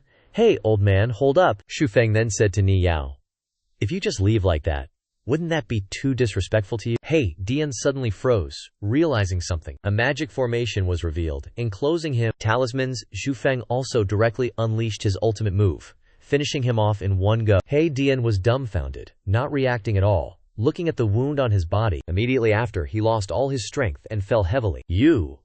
Niao gasped in a fluster. She approached to observe He Dian. "You," Xu Feng reminded Niao. "What are you still spacing out for? Run now, his buddies will be here in a minute." Niao instantly caught on and ran after him. "Wait for me. Just now, you actually defeated a third level of heaven and even killed him," Xu Feng confidently replied. You flatter me, we're about the same. You scared me half to death back there." Looking at the corpses lying on the ground, the person flusteredly said, "Great Commander, this." The Great Commander heard this and coldly snorted, "HMPH." The Great Commander examined the scene, couldn't help but sigh. "I underestimated her. Encircle this canyon. There's only one way out of here. Let's see how she gets out." He ambiguously touched the blade and added, "Also, has Old Second found out what's up yet? Why are there so many strong people in this area lately?" The person then reported, "Second Commander is still investigating. Said it seems like there's a heaven and earth treasure." This sentence caused the blue blade in his hand to change direction, blood dripping down. What, Xu Feng on this side was still running away? He called out to Niao, "Slow down, slow down." Suddenly, Niao stopped, causing Xu Feng to be confused. "Why did you stop?" A blockage immediately appeared in front of them. Xu Feng stunnedly exclaimed, "Are you sure you're not mistaken? We definitely have to go through this place. The path is so narrow, and the wind is blowing so hard that I can't even open my eyes. Falling down will definitely be death, no doubt about it." Even so, Niao steadfastly said, "This is the only way," she ordered Xu Feng. "Hold me." This sentence of hers made Xu Feng blush. That's too embarrassing." But then, Xu Feng still wrapped his arms around Niao's waist, and he murmured with a hint of ambiguity, "Developing so fast it'll catch everyone off guard," he said. Then lifted her up in a princess carriage. Held like a princess in Xu Feng's arms, Niao suspiciously asked, "Why don't I see any embarrassment on your face? If it weren't for my current state being so vulnerable to wind and storms, I wouldn't let you hold me." Xu Feng hugged her tighter. "Is this careful enough?" Niao assured him. "Relax, I've walked this path countless times. Even if I can't see clearly, I know how to go. Just follow my guidance." Xu Feng agreed. "Okay." Just like that, the two started entering the exit. Niao guided Xu Feng. "Don't look down. Focus your attention on the left, and then the right." Niao also warned Xu Feng, "Behave yourself a little. If you distract my attention, one wrong step, and you can wait to be sliced into minced meat by the storm." Hearing this, Xu Feng hesitated slightly and replied awkwardly, "That was an accident just now. I guarantee it won't happen again." The exit gradually opened up. Niao spoke first. "Be careful when we get out. Stay close to me. There are quite a few profound practitioners coming and going in this area. If you're here looking for something, I advise you to drop that thought. Even if you find it, you won't necessarily be able to take it out." After a while, they finally reached the exit and got out. Xu Feng asked Niao, "Do you know what's here?" Niao confessed, "It's not much of a secret. This place was originally the residence of a grandmaster. It's normal to have some treasures." Xu Feng became even more curious. "You're so familiar with this place, why didn't you search it?" However, Niao just told him. "Put me down first," Xu Feng chuckled. He said a bit shyly, then scratched his head. Niao shook her head and replied, "I'm not interested in the treasures here." Xu Feng didn't believe her and made a face. "Yeah, right, I totally believe you." Looking at the scenery before her, Niao couldn't help but contemplate. This place is called Heaven's Valley. The grassland and canyons overlap, making it easy to get lost. The location marked on your map is right here, but this area is quite large," she said in frustration. "If you want to find what you need, you still have to figure it out yourself. But you don't need to go north anymore. There's only a stone wall there, nothing else." As she spoke, Niao suddenly remembered something, and turned to say to Xu Feng, I told you the path, but you didn't believe me when I said there was no way to go over there, and you still went in that direction. Xu Feng turned his back and said truthfully, It's not that I didn't believe you. Seeing Xu Feng walking in a strange direction, Ni Yao curiously asked, Then why are you going this way? Xu Feng replied, Precisely because you said there's no way to go, that's why I'm going this way. Ni Yao vaguely guessed his intention. Could it be that you feel this canyon is fake? Xu Feng considered for a moment. He looked around for a while and felt even more wrong. Something's off, this isn't right. No matter how you look at it, there's something wrong with this canyon. With that, Xu Feng flew up. Ning Yao was even more confused and called out to him, Hey! Very quickly, Xu Feng discovered a hidden mechanism behind a clump of grass. Immediately after, he turned his head and said to Ni Yao below, Ni Yao, go check if the other 2 patches of grass also have traps. Nin Yao did as she was told, fumbled in the grass, and confirmed to him, This is the password for the trap. That's right, these stones have no way to grow plants, unless in the depressions of the trap. Through the accumulation of dust over time, soil is formed. But if you don't know the corresponding password, the trap will lock shut, Xu Feng confidently concluded. A small matter, not troublesome. Just like that, a sharp arrow pierced through the wooden board. Thwack! Ni Yao looked at Xu Feng's strange actions with question marks all over her head. She curiously asked, What are you doing with this gourd? Xu Feng confidently showed Ni Yao his newly invented product and said, Ta-da! Let's go solve the mechanism. Seeing this, Ni Yao was even more confused. Ni Yao was responsible for holding one end, letting Xu Feng listen for sounds inside to check the password. Xu Feng smirked and told her, Hold on tight! Very quickly, his hand turned to a notch, and a cracking sound rang out. Xu Feng chuckled. The sound of gears operating inside rang out again, a rumbling vibration, accompanied by the opening of a hidden mechanism. Xu Feng confidently said to Ni Yao next to him, Hee, let's go. Inside, it turned out to be a passage. Ni Yao still didn't understand what was going on, and asked him, How did you do that? Xu Feng casually replied, Very simple. See the essence through the phenomena. When she saw the glittering herbs not far away, Ni Yao had to exclaim, A herb garden, and there's a spiritual herb tree there. Ni Yao calculated, blood flower spiritual herb, spiritual fruit flower, water spiritual fruit. Such good fortune. Xu Feng began to collect the precious herbs, while reminding Ni Yao, Silly girl, just standing there gawking and sighing, why not pick them first? Then he spoke a sentence that wasn't without reason. Ni Yao said resentfully. Suddenly, a sharp scream rang out. Ah! Xu Feng turned his head to look and asked her, What's wrong now? Ni Yao replied in fear. I got pricked by a poison weed. Seeing her reaction, Xu Feng helplessly said, Isn't this just a normal type of poisonous weed? What's so surprising about it? Let me take a look. Then, Xu Feng's eyes widened in astonishment real quick. A powerful force sent Xu Feng flying away. Ni Chao unleashed her power, shouting loudly, Xu Feng, go, hurry! Ni Yao continued to urge him, Go, hurry! A small flame ignited on the edge of her clothes. Ni Yao's entire outfit was burned away, and she embarrassedly hugged her body, yelling, Go quickly! But then, Xu Feng grabbed her wrist. Ni Yao didn't understand what he was doing and stammered, What are you doing? Meanwhile, the fire started to spread. Xu Feng firmly said, Give me your hand. The two kept struggling, and the fire grew larger. Let go. Seeing this, Xu Feng ordered her, Don't move. Ning Yao squeezed her eyes shut, exclaiming in fear, Danger! When she slightly opened her eyes, she saw Xu Feng casting a spell. Poison cleansing art. A surge of power came from Xu Feng, and the flames gradually died down, and Ning Yao's body began to change. Ni Yao couldn't help but ask in surprise, You know, detoxification spells. Then, she hurriedly pleaded with him, Quick, cast the spell on me. Xu Feng's hands began to perform a series of movements, mobilizing his qi. Poison cleansing art. Poison cleansing art. A surge of power enveloped Ni Yao's body. Ni Yao's body was gradually healed within this power. She simultaneously closed her eyes to focus and absorb the energy. But then, Xu Feng couldn't help but spout mist from his nose when he saw the steamy scene before him. Xu Feng struggled to swallow his saliva, his atoms apple-bobbing, and a shrill scream rang out, Ah!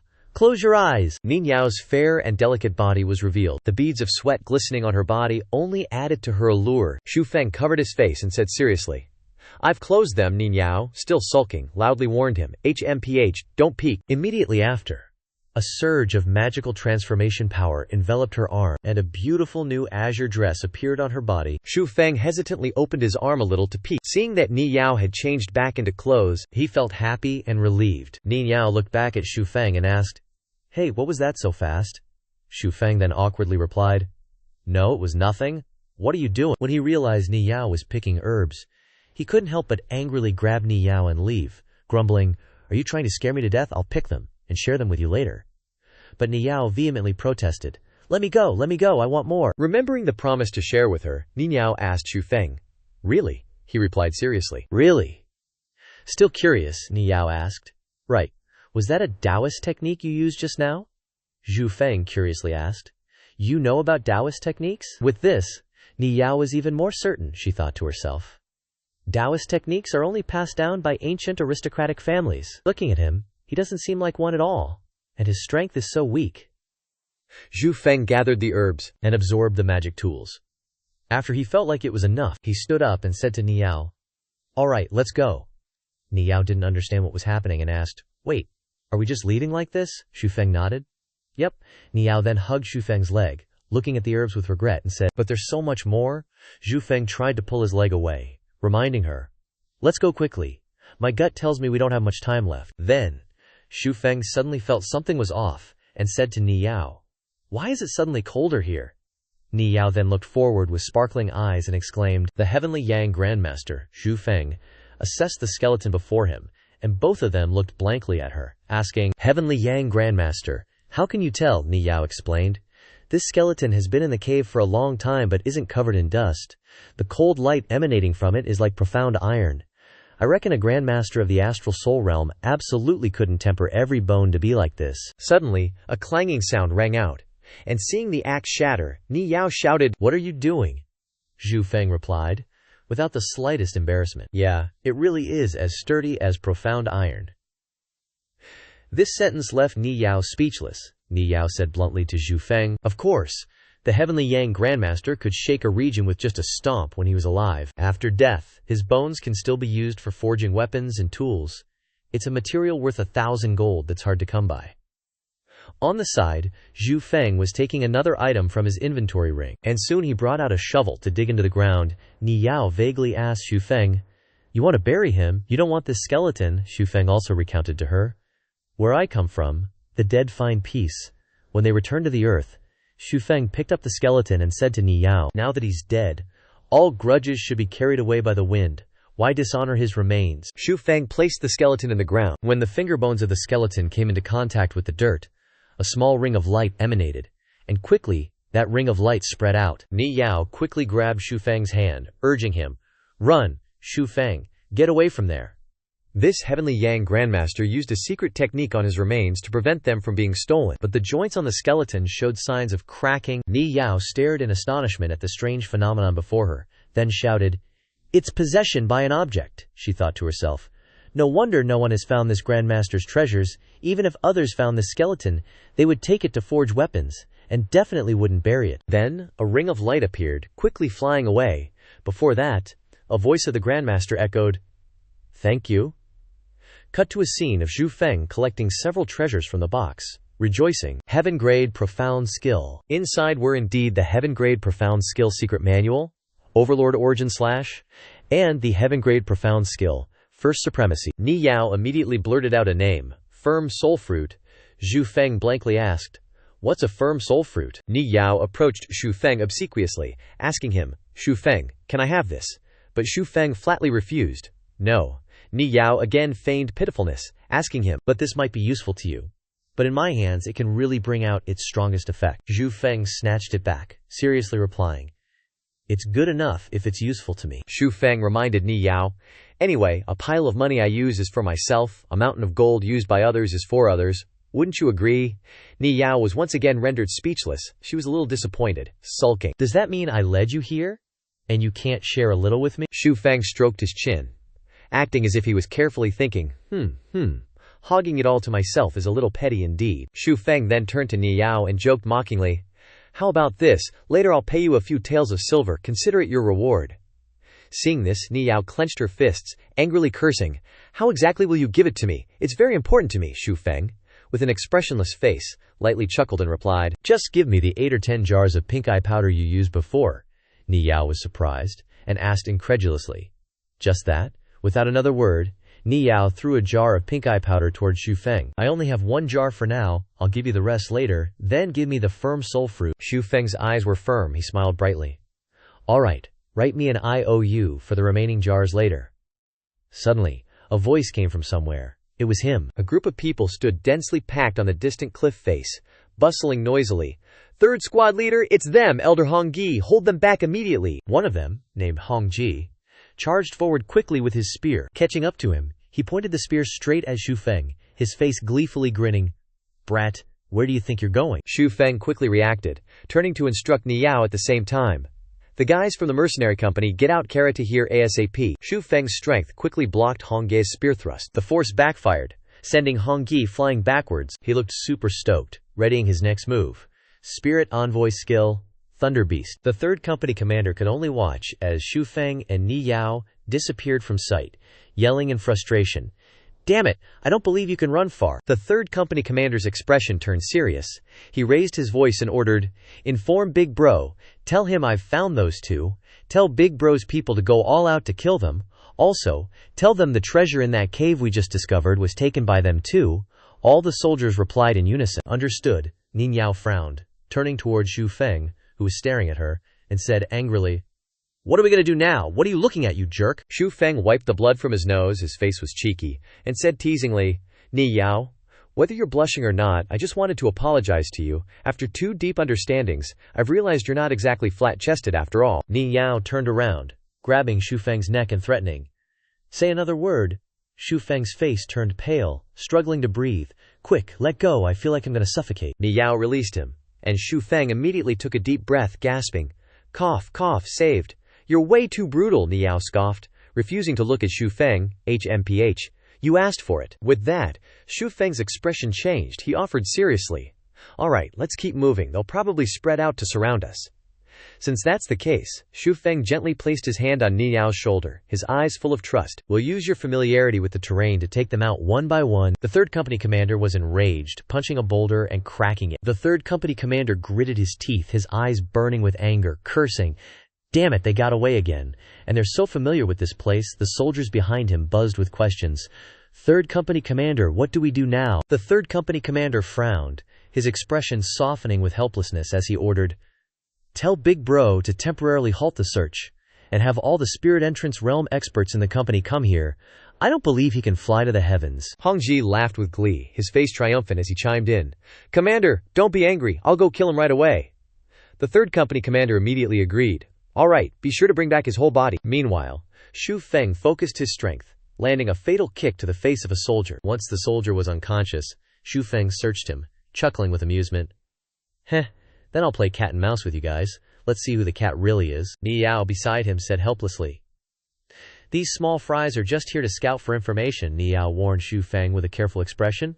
"Be careful now. They've sent spirit entrance realm experts already. Don't get caught." Xu Feng said confidently without missing a beat. "I know. But in this situation, more people might not be useful." Xu Feng pocketed the silver he had looted, and grinned as he mumbled to himself with satisfaction. "If secretly killing mercenary soldiers is uninteresting, then let's just kill that Elder Hong Jie or whatever." Ni Yao interrupted in shock. "Hey, wait. Are you even listening to me? I said don't get caught. That Elder Hong Jie is at least at the second heaven realm." Ni Yao and Xu Feng looked towards Hong Jie, who was reconnoitering, and continued, "Are you sure you can kill him quickly? Their backup could arrive in a flash." Xu Feng's face didn't change, his voice firm. 4 or 5 moves are enough." Hearing that, Ni Yao exclaimed in disbelief, "How is that possible?" Xu Feng immediately dashed in front of Hong Ji, causing him to laugh with delight. "Good kid, you actually dare to actively seek death." Hong Ji's sharp spear charged straight towards him, carrying fierce flames. Hong Ji pointed his sharp spear at Xu Feng, shouting, "Dragon Spear!" Xu Feng wasn't worried at all, secretly excited. "Perfect! Just what I need to test the 7-kill sword." A fiery dragon manifested from Hong Ji's spear, baring its fangs and breathing fire at Xu Feng. Not giving in, Xu Feng immediately jumped high, gathering his strength to unleash the 7 swords combined as one. The 2 massive forces collided head-on, locked in a tense struggle. Suddenly, Xu Feng spoke decisively, adding another move. Lightning guiding technique. Hong Ji was stunned, caught off guard, and unable to react in time. only managing to utter it a single word.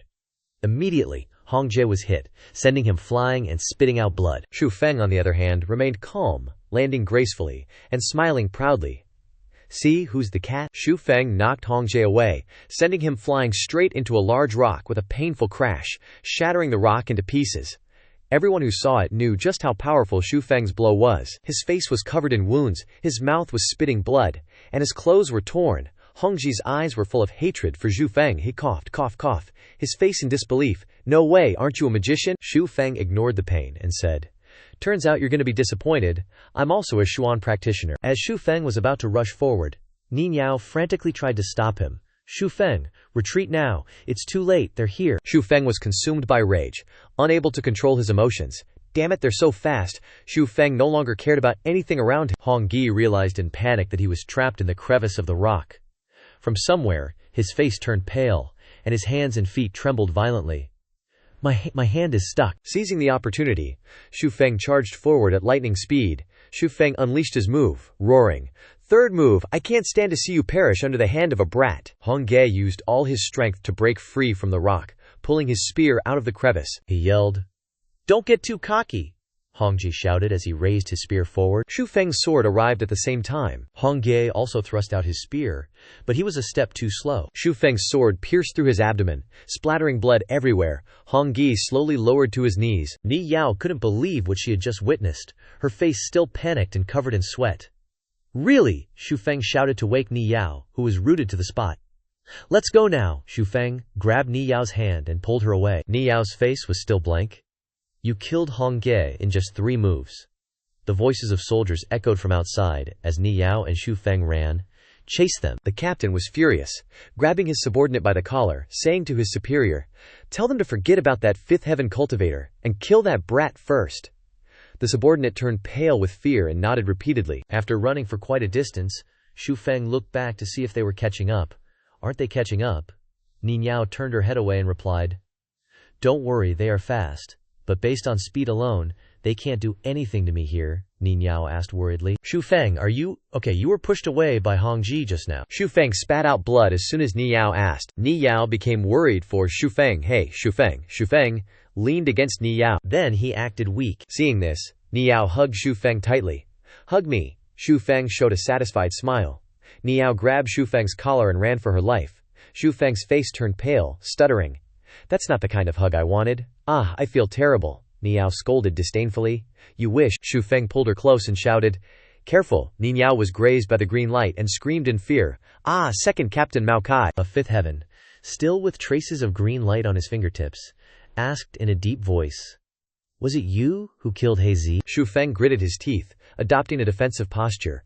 Manifesting spiritual energy, 5th heaven of the spirit entry realm, Nin Yao, frightened by the intense aura of this person, warned, it's the second captain of the mercenary group, Xu Feng. Run quickly. Mao Kai gathered blue spiritual power in his palms, grinning sinisterly. You're still worried about each other even when you're about to die. He raised his hand high behind him, continuously gathering blue spiritual power. Preparing to attack, Xu Feng was also slightly startled by this aura. Xu Feng quickly grabbed her. Ni Yao said straightly, it's too late, his energy too strong. Ni Yao told her to go first, and he would hold him off. At this moment, the blue ball of spiritual energy had grown to the size of an adult. Ni Yao called out in shock. Xu Feng, he urged urgently. Go now, otherwise no one will escape. Ni Yao safely landed with her elbow on the ground away from the battlefield, her eyes filled with tears. Gritting her teeth, she said, if anything happens to him, I will make sure those mercenaries never know peace, and their corpses are never found. Xu Feng felt the enormous power closing in on him, so he turned his head back to look at the power slamming directly into him, emitting a dazzling light that made his figure just a silhouette. Mao Kai was bloodthirsty, grinning sinisterly. Want to hold me off? None of you will escape. A voice suddenly rang out, interrupting him. Where do you think you're going? Mao Kai frowned and turned his head to look, and couldn't help but be stunned. This is... Xu Feng's clothes had disappeared at some point, exposing his upper body covered in red marks. He immediately realized what was going on. An ancient Dazo physique. Spill it. Intrigued, he launched an attack. Xu Feng, what you're cultivating is ancient. With a slash of his azure spiritual energy, Xu Feng was injured and sent flying backward. He showed no signs of stopping, continuing his relentless assault, each slash filled with sharp spiritual energy. Dude, hand over the cultivation technique and I'll let you go. With just 2 fingers, he managed to block Xu Feng's sword. A measly second heaven dares to attack me, courting death. Xu Feng retaliated with his frost chill art. With this simple move, he blew off the second squad leader's hat. When he saw his bald head, he couldn't resist teasing him. You baldy, so it really is a turtle shell. Enraged, he yelled, you're asking for it. In an instant he conjured up a brand new hat, identical to the old one. The second squad leader easily dodged Xu Feng's attacks. As dust filled the air, obscuring vision, a stranger appeared, grabbing Xu Feng's hand and leading him to escape. The second squad leader was still cluelessly searching. He ran. Isn't Big Bro chasing after that fifth heaven guy? What's his connection to this kid? Why save him? Suddenly someone called out to him, "Hey, second bro!" He turned around, grinning. "Call me Big Bro," the older brother asked impatiently. "Did you see that fifth heaven guy? He got his hands on a fire-profound object." The second squad leader was shocked. "A fire-profound object?" The Big Bro said. "That's right. If I get it, I can definitely break through to the seventh heaven and become the overlord of this place." The second squad leader pointed ahead, saying, "I think he ran that way, but I'm not too sure," the older brother ordered. "Chase after him. He's injured." After reaching a safe place, Xu Feng politely said, "Thank you, fifth heaven protector. Don't mention it. The enemy of my enemy is my friend," Xu Feng said respectfully. "Regardless, I, Xu Feng, will remember your help today." But he didn't care about the gratitude. No need. Xu Feng frankly shared his thoughts. "I don't like owing people favors. It's just that your injuries are pretty serious. I have plenty of healing talismans. Take them." Zhong Tianbao grabbed them and curiously asked, "Talismans? Are you Xu Feng who obtained a spatial treasure during the Academy's hunting competition?" He turned to stare intently at Xu Feng's face, making him feel a little afraid. What do you want to do, Zhong Tianbao? "I just want to confirm something. This belt is what my little brother traded with you. I am La Xuan, La Ya's older brother. Relax. I'm not short on spatial treasures. I'll take these talismans." That easily misunderstood action scared Xu Feng out of his wits. That's good. That's good. With that, La Ya waved goodbye to him. "If you survive this, I'll find you at the academy later." At this moment, Ni Jiao was extremely worried, pacing back and forth impatiently. Ni Jiao's face was pale, revealing her anxiety. She bit her lip tightly, unable to speak, even though he's annoying, not upright, and a rogue. But suddenly, Xu Feng appeared, asking with a straight face, "Hey, why are you still here? Didn't I tell you to run?" Ni Jiao was startled, but her face couldn't hide her joy, calling out his name. Xu Feng immediately caught on and grinned teasingly. "Don't tell me you were waiting for me." Ni Jiao quickly changed her expression, her face flushing with embarrassment as she grumbled uncomfortably. "HMPH, that's not it. I just came here for a stroll." Ni Jiao, still feigning annoyance, continued.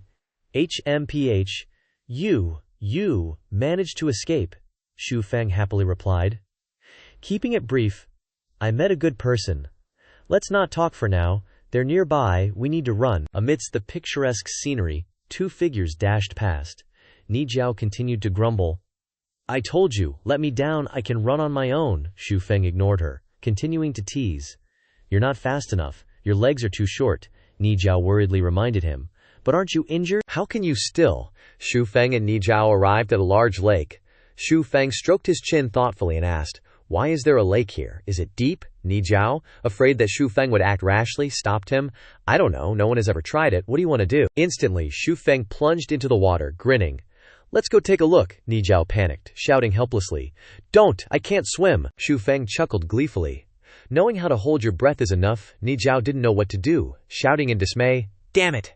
Beneath the deep lake, Ni Jiao was desperately trying to hold her breath, hugging Xu Feng's neck tightly. Xu Feng was squeezed so hard by Ni Jiao that his face was all distorted, and he also started having trouble breathing. "Don't squeeze.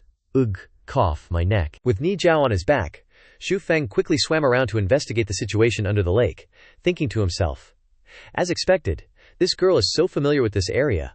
The place that's never been searched must be where the problem lies." As he went with the flow, Xu Feng mused, "Looks like finding treasure means going where no one has gone before." Suddenly, Xu Feng and Ni Jiao swam to a place emitting a strange, dazzling light. Xu Feng and Ni Jiao slowly surfaced. Ni Jiao was stunned and asked softly, "How did you know there was a cave under the lake?" Xu Feng quickly replied, cheerfully, "Watched a lot of movies." Suddenly, Ni Jiao's eyes flickered, and she shouted in horror, "Careful. A series of skeletons from deep underwater exploded all at once. Seeing this, Xu Feng couldn't help but exclaim, "So many skeletons!" Suddenly, Ni Jiao saw a green flower among the skeletons, and realized it was the pure floating light thunder. Looking at the glowing green flower, the two suddenly understood the problem and exclaimed, "No wonder no one comes here. Turns out those who came are all dead." Seeing Xu Feng turn his back, quickly walking towards the pure floating light thunder, Ni Jiao was stunned, and asked loudly, "Xu Feng, what are you doing?" Xu Feng didn't worry at all, and replied calmly, "Doing what I should do." Ni Jiao started sweating profusely, her eyes suspicious, and she asked incredulously, "You don't want to take the profound thunder now, do you?" Seeing Xu Feng make a move, turning his head, Ni Jiao shouted in horror, desperately advising, "No! Seizing profound objects requires thorough preparation, especially profound thunder. What preparations have you made?" Xu Feng had already reached the side of the profound thunder flower, his hand gradually, slowly approaching it. Too late. Suddenly, an enormous force, overwhelming everything, emanated from the profound thunder flower, causing Ni Jiao to worry unconsciously. Calling out his name, "Xu Feng," Xu Feng grimaced, trying hard to control the power of the profound object, but didn't forget to say, "Ni Jiao, don't come here." The power of the profound thunderflower caused Xu Feng's body to begin to fail. He unconsciously gritted his teeth and shouted, "Too strong now!" The green power of the profound object had completely enveloped Xu Feng's body, causing Ni Jiao, standing outside watching, to be restless and anxiously call out, "Xu Feng." Instantly, a flash of green light appeared in front of Ni Jiao. Seeing Xu Feng's body intact and gradually being subdued by the power of the profound thunder, Ni Jiao widened her eyes in surprise, and unconsciously blurted out, "Ancient Dao body." Xu Feng had completely obtained the power of the pure floating light thunder. An imprint showing his power gradually appeared between his eyebrows. In Xu Feng's subconscious, his face was filled with joy, and his power awakened with enthusiasm. "I didn't expect to open the Ren Meridian, plus the Du Meridian that was opened before. Doesn't that mean I'm now a peerless master, 1 in 100 miles in the martial arts world?" Suddenly, a faint voice echoed in Xu Feng's mind. "Transform heaven and earth spiritual energy. Forge a diamond cage. Prevent the wrath of heaven and earth." Xu Feng quickly recognized the diamond guardian technique. Outside, Ni Jiao's expression was suspicious. Her eyes somewhat hesitant, and she couldn't say a word for a moment, silently thinking, who exactly is he? Not only does he understand the Taoist techniques left over from the ancient era, but he also has the body-refining techniques of the ancient Dao body. Ni Jiao was full of doubts, reaching out to examine Xu Feng's body, but he didn't have the slightest demeanor of an ancient-era aristocratic family. Is he the inheritance from which ancient-era heaven-defying Xuan cultivator? Suddenly, Ni Jiao's expression changed, and she said incomprehensibly, "The Yi talisman is gone." Xu Feng suddenly opened his eyes wide. Seeing Ni Jiao's face close to his, Xu Feng was surprised, shyly retreated quickly, his face flushed red. "Ah, what do you want to do? I didn't expect you to be that kind of person." On Ni Jiao's side, her face was also flushed, her mouth stammering indistinctly, trying to explain, No, it's not like that, I just wanted to." Xu Feng immediately regained his composure, smoothing his hair, his face shamelessly complacent, and said confidently, "Don't think about it anymore. Red scarves are happy to help people like me, and I would never be so heartless as to deprive others of their joy in life." "Come on, you're crushing on me." Ni Jiao was so ashamed that she became angry, lost her reason for a moment, and punched Xu Feng straight in the face, causing him to let out a soft cry of pain. "Shameless, you pervert." Xu Feng was punched with a swollen head, and a high mountain grew on his head. "I even had the kindness to help you satisfy your feelings. You not only didn't thank me, but you also hit me, and it hurts," Xu Feng said as he put on his clothes. Ni Jiao showed anger at Xu Feng's words. "You still say that?" Xu Feng became more and more complacent, raising his voice, and began to say loudly, "HMPH, I'll just say it. Taking advantage of my unpreparedness to show your evil claws towards me, not only do I not blame you, but—" As he spoke, Xu Feng straightened his clothes. Hearing Xu Feng's words, Ni Jiao became even more angry, and grabbed Xu Feng's neck, causing him to suffocate. His face turned purple, his tongue sticking out, and Ni Jiao unleashed a torrent on Xu Feng. "I was looking at your self-cultivated Dao body when I touched it." Ni Jiao seemed to want to strangle Xu Feng, causing Xu Feng to burp. Xu Feng was surprised. "Huh?" Ni Jiao was angered by Xu Feng's naivety. "HMPH, I'm not talking anymore. You've already taken the pure floating light thunder." Xu Feng took out a blue ball from his pocket. The more Xu Feng looked at it, the more serious his face became. "Yeah, I took it." Ni Jiao was surprised, and said, "Spiritual energy turned into reality. Fifth heaven.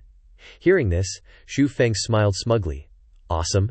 Ni Jiao looked at Xu Feng with scrutinizing eyes. Only fifth heaven, pure floating light thunder, is top tier amongst heaven and earth profound thunder. When Xu Feng saw Ni Yao like that, he started sweating all over, his confident smile slowly fading, replaced by an awkward one. Enough for a fifth heaven realm cultivator to break through to the ninth heaven realm.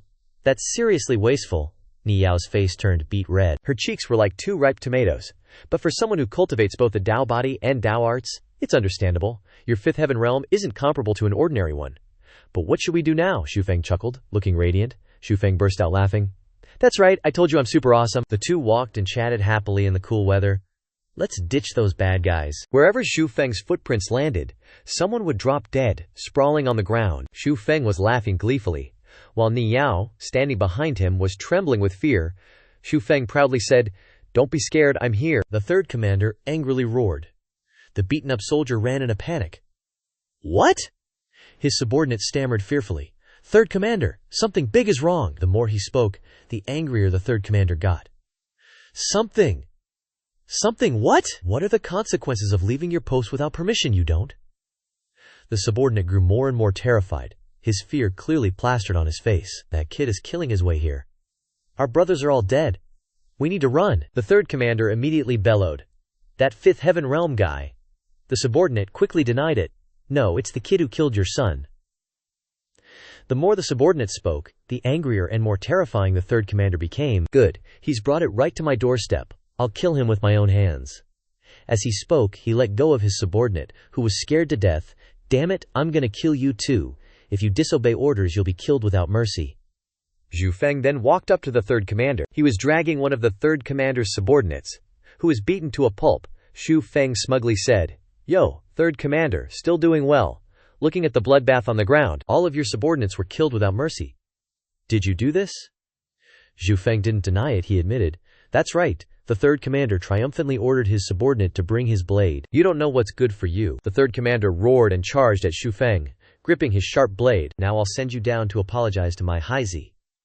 The third commander's face was ferocious and menacing, his eyes filled with killing intent as he growled. He pointed his large, sharp blade directly at Xu Feng and Ni Yao, cursing, Go die! Xu Feng didn't show any weakness or fear. He calmly smirked. If it were yesterday, I'd still be scared of this move, but today, the third commander's eyes widened in surprise. A ripple of shock passing through them as he suddenly realized it was a fifth heaven realm. Spirit energy materialized. Before the third commander could even process what was happening, Xu Feng used his power to send him flying. The third commander, unwilling to accept it, kept muttering. Impossible. Xu Feng's face was as cold as ice. He barely exerted any effort, casually replying, Nothing is impossible. The ways of the world are ever-changing, don't you know? The third commander landed in a heap on the ground, utterly terrified, his face pale, lost in thought. The ways of the world are ever-changing. Run. Go find big brother and second brother. He ignored the worried soldier next to him who was trying to help him up, asking, Third commander, are you all right? Without much thought, the third commander immediately resorted to a dirty trick. He threw his servant flying towards Xu Feng, shouting orders, Stop him for me! Seeing this, Xu Feng calmly challenged, Run instantly. Xu Feng kicked the servant straight back towards the third commander, still taunting, Go, go! Before long, Xu Feng was sitting on top of the third commander, teasing and tormenting him, making him miserable, humiliated, and helpless as he begged, Ah yi, let's talk this out slowly. Don't pull out my hair. Xu Feng paid no attention to his pleas, continuing to mess with him. I've been annoyed by your hairy, dirty, disgusting face for a long time. I'll pull, let me rip this layer of hair off first and then send you on your way. The third commander's hair and face had been thoroughly plucked clean by Xu Feng. He screamed and cried non-stop, begging for mercy. No, your body and hair are gifts from your parents, you shouldn't harm them. That's the beginning of filial piety. Seeing the third commander's bald appearance, crying and pleading desperately, everyone present was instantly horrified and exclaimed how terrifying it was. At this moment, in another location, the first commander and second commander were ganging up on Xishuan. The first commander sternly threatened, Kid, hand over the profound grade Fire Fist artifact and I'll spare your life. Xishuan showed no fear, coldly chuckling, Oh really? If you want to kill me, I'm afraid you'll have to pay a price. Seeing this, the first commander ordered, Ming Huang, no mercy. The second commander, Mao Kai, upon hearing his big brother order, second brother, kill him without leaving a complete corpse, immediately grinned with delight. Understood. Suddenly, a strange object shot past at incredible speed. The second commander, who was in the middle of a sword strike, instinctively cut the flying object in half. He laughed gleefully. I cut it. The second commander then noticed something unusual and looked around. He annoyedly asked, HMPH, who's sneak attacking? Zhu Feng's voice quickly rang out. What you just cut in half was your third brother. The second commander was instantly horrified, looking at the first commander who was embracing the severely injured corpse of their third brother, crying out in pain. Third brother, Zhu Feng suddenly spoke, breaking the atmosphere. Everyone, long time no see, I've missed you all. The first commander looked at Zhu Feng with fiery eyes, demanding, You killed third brother, and even defiled his corpse. Zhu Feng put on a remorseful act. He lightly sighed, his tone mocking. To tell you the whole story, yes, I killed your little brother. You said your body and hair are gifts from your parents, and should not be harmed. That's the beginning of filial piety? Your big brother is you, and you shave your head every day. That's completely unfilial. I saw him insult his big brother, so I helped you kill him. You surely won't blame me, right? Zhu Feng continued to point directly at Mao Kai, quietly adding, And you, he said, that although big brother shaves his head, big brother's hair is inherently thick, and their ancestral lineage won't be bald, but you are bald, so you are definitely not part of their family. You slander your brother like that, so if I kill you, you surely won't blame me, right? With that, the corner of Zhu Feng's lips subtly curled into a profound smile. Zhu Feng suddenly turned to Lan Ya. Seeing this, he quickly said, I am my father's son. Zhu Feng then continued, What I mean is, you saved me last time, and this time, it's my turn to save you. Suddenly, the first commander angrily yelled, No way! I only shaved my head because I started growing hair. Baldy Mao Kai also shouted, Third brother was picked up by me and big brother when we were young. Although he's not our blood brother, we've loved each other since childhood. We would never say such words. You're looking for death. Lan Ya saw Mao Kai gearing up to fight and rushed forward. Alright, let's get this straight. You're fighting me. Zhu Feng on the other side also pulled out his weapon and chimed in. Who cares what you used to have? You're all bald now. Just like you said. The Grand Commander, while rushing forward with his scythe, roared, Shut your mouths! I'm gonna kill you! Zhu Feng kept taunting, getting angry. 'Cause it's true. Is there really something going on? Having said that, he immediately used Spirit Chi Manifestation, Fifth Heaven, to counter the opponent's attack. Seeing his attack being swallowed whole like that, the Grand Commander was so shocked his eyes nearly popped out. Lan Ya, did you swallow some heaven-defying treasure or something? Zhu Feng cheerfully replied.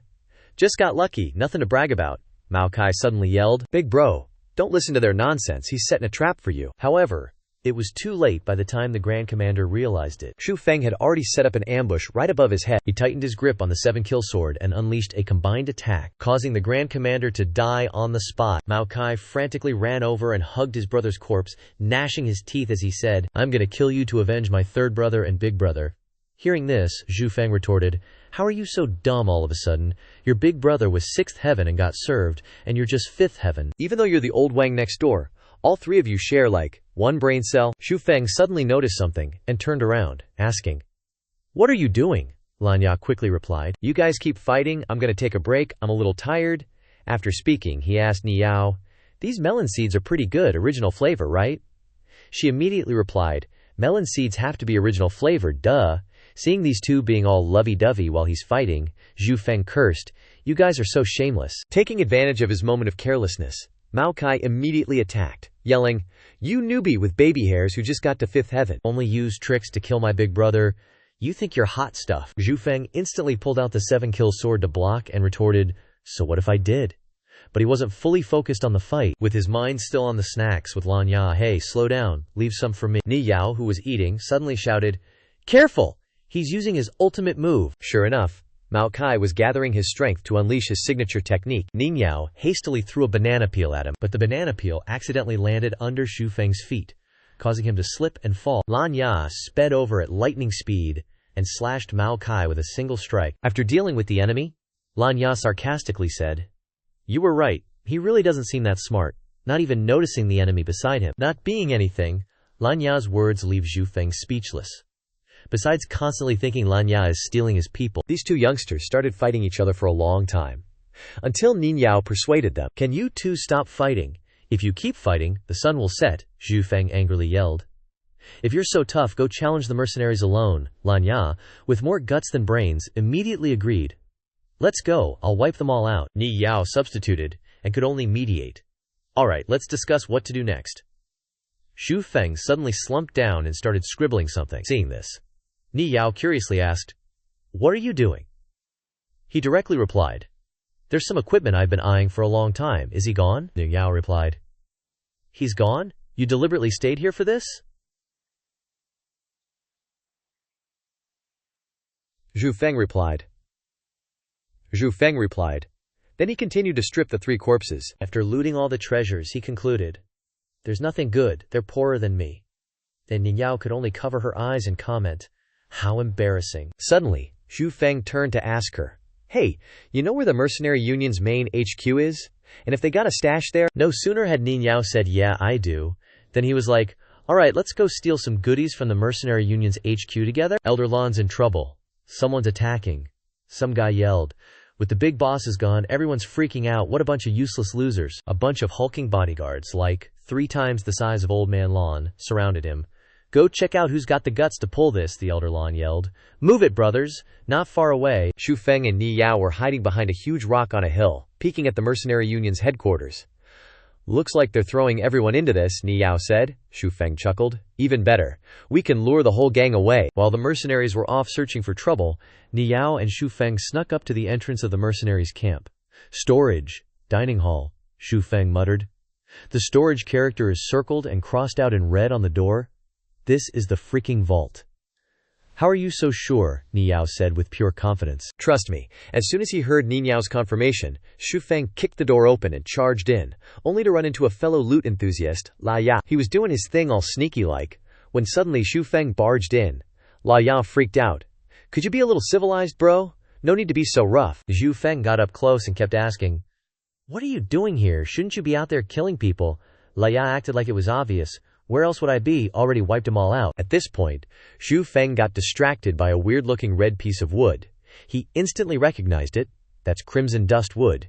You can use it to make talismans that boost your power, and you need it to craft diamond guardian charms. La Ya was suspicious. "What are you staring at?" Xu Feng immediately shot back. "I'll take that piece of firewood," then straight up tried to snatch it. La Ya whined, hugging the wood. "Do you even know the meaning of ladies first? Besides, it's clearly crimson dust wood, not firewood." Xu Feng tossed aside all shame and asked, "What's the deal? What do you want?" La Ya squinted. "Really?" Xu Feng snapped back. "For real." La Ya made his demands. "Then you gotta share those talismans you make with me, a few of each kind."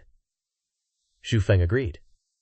"Sure, but I get to pick what you get first. After all, I gotta fail, more like 30 times before I finally get one right." La Ya didn't overthink it and instantly agreed. "Deal!" But then, a second later, he realized something was off, and he said, "Hey, leave some for me. What do those pills and scrolls have to do with making talismans anyway?" Xu Feng shamelessly said, "Don't you need paper to make talismans? Plus, I'm constantly making talismans and my body's getting weak. Can't I eat some pills to nourish myself?" It didn't stop there, Minor Xu kept demanding. "Oh yeah, leave that thing you're carrying on your back too. Even a tiny mosquito has some meat." La Ya was dubious, feeling uneasy. "Why do I get the feeling I'm being tricked?" Despite his suspicions, La Ya finally gave up his stuff and said, "Goodbye, all done here, I'm heading out. See you at the academy sometime." Ni Yao turned around and said, "Xu Feng, I gotta head back. Walk me a bit."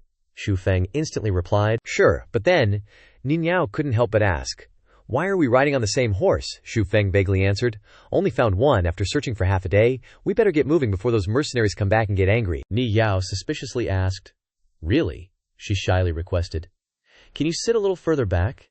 It's too crowded." Xu Feng played dumb. "It's okay, I don't mind. It seems like you only found one horse after half a day." A little later, as Xu Feng was still enjoying the ride with an indescribable expression, Ni Yao started to sense something was wrong and yelled, "Xu Feng." Startling him, he replied, "Ni Yao, red-faced." Ni Yao warned in a stiff voice. "We're here." Xu Feng still had a bit of lingering regret as he got off the horse, saying, "Didn't think it would be so fast," Ni Yao said.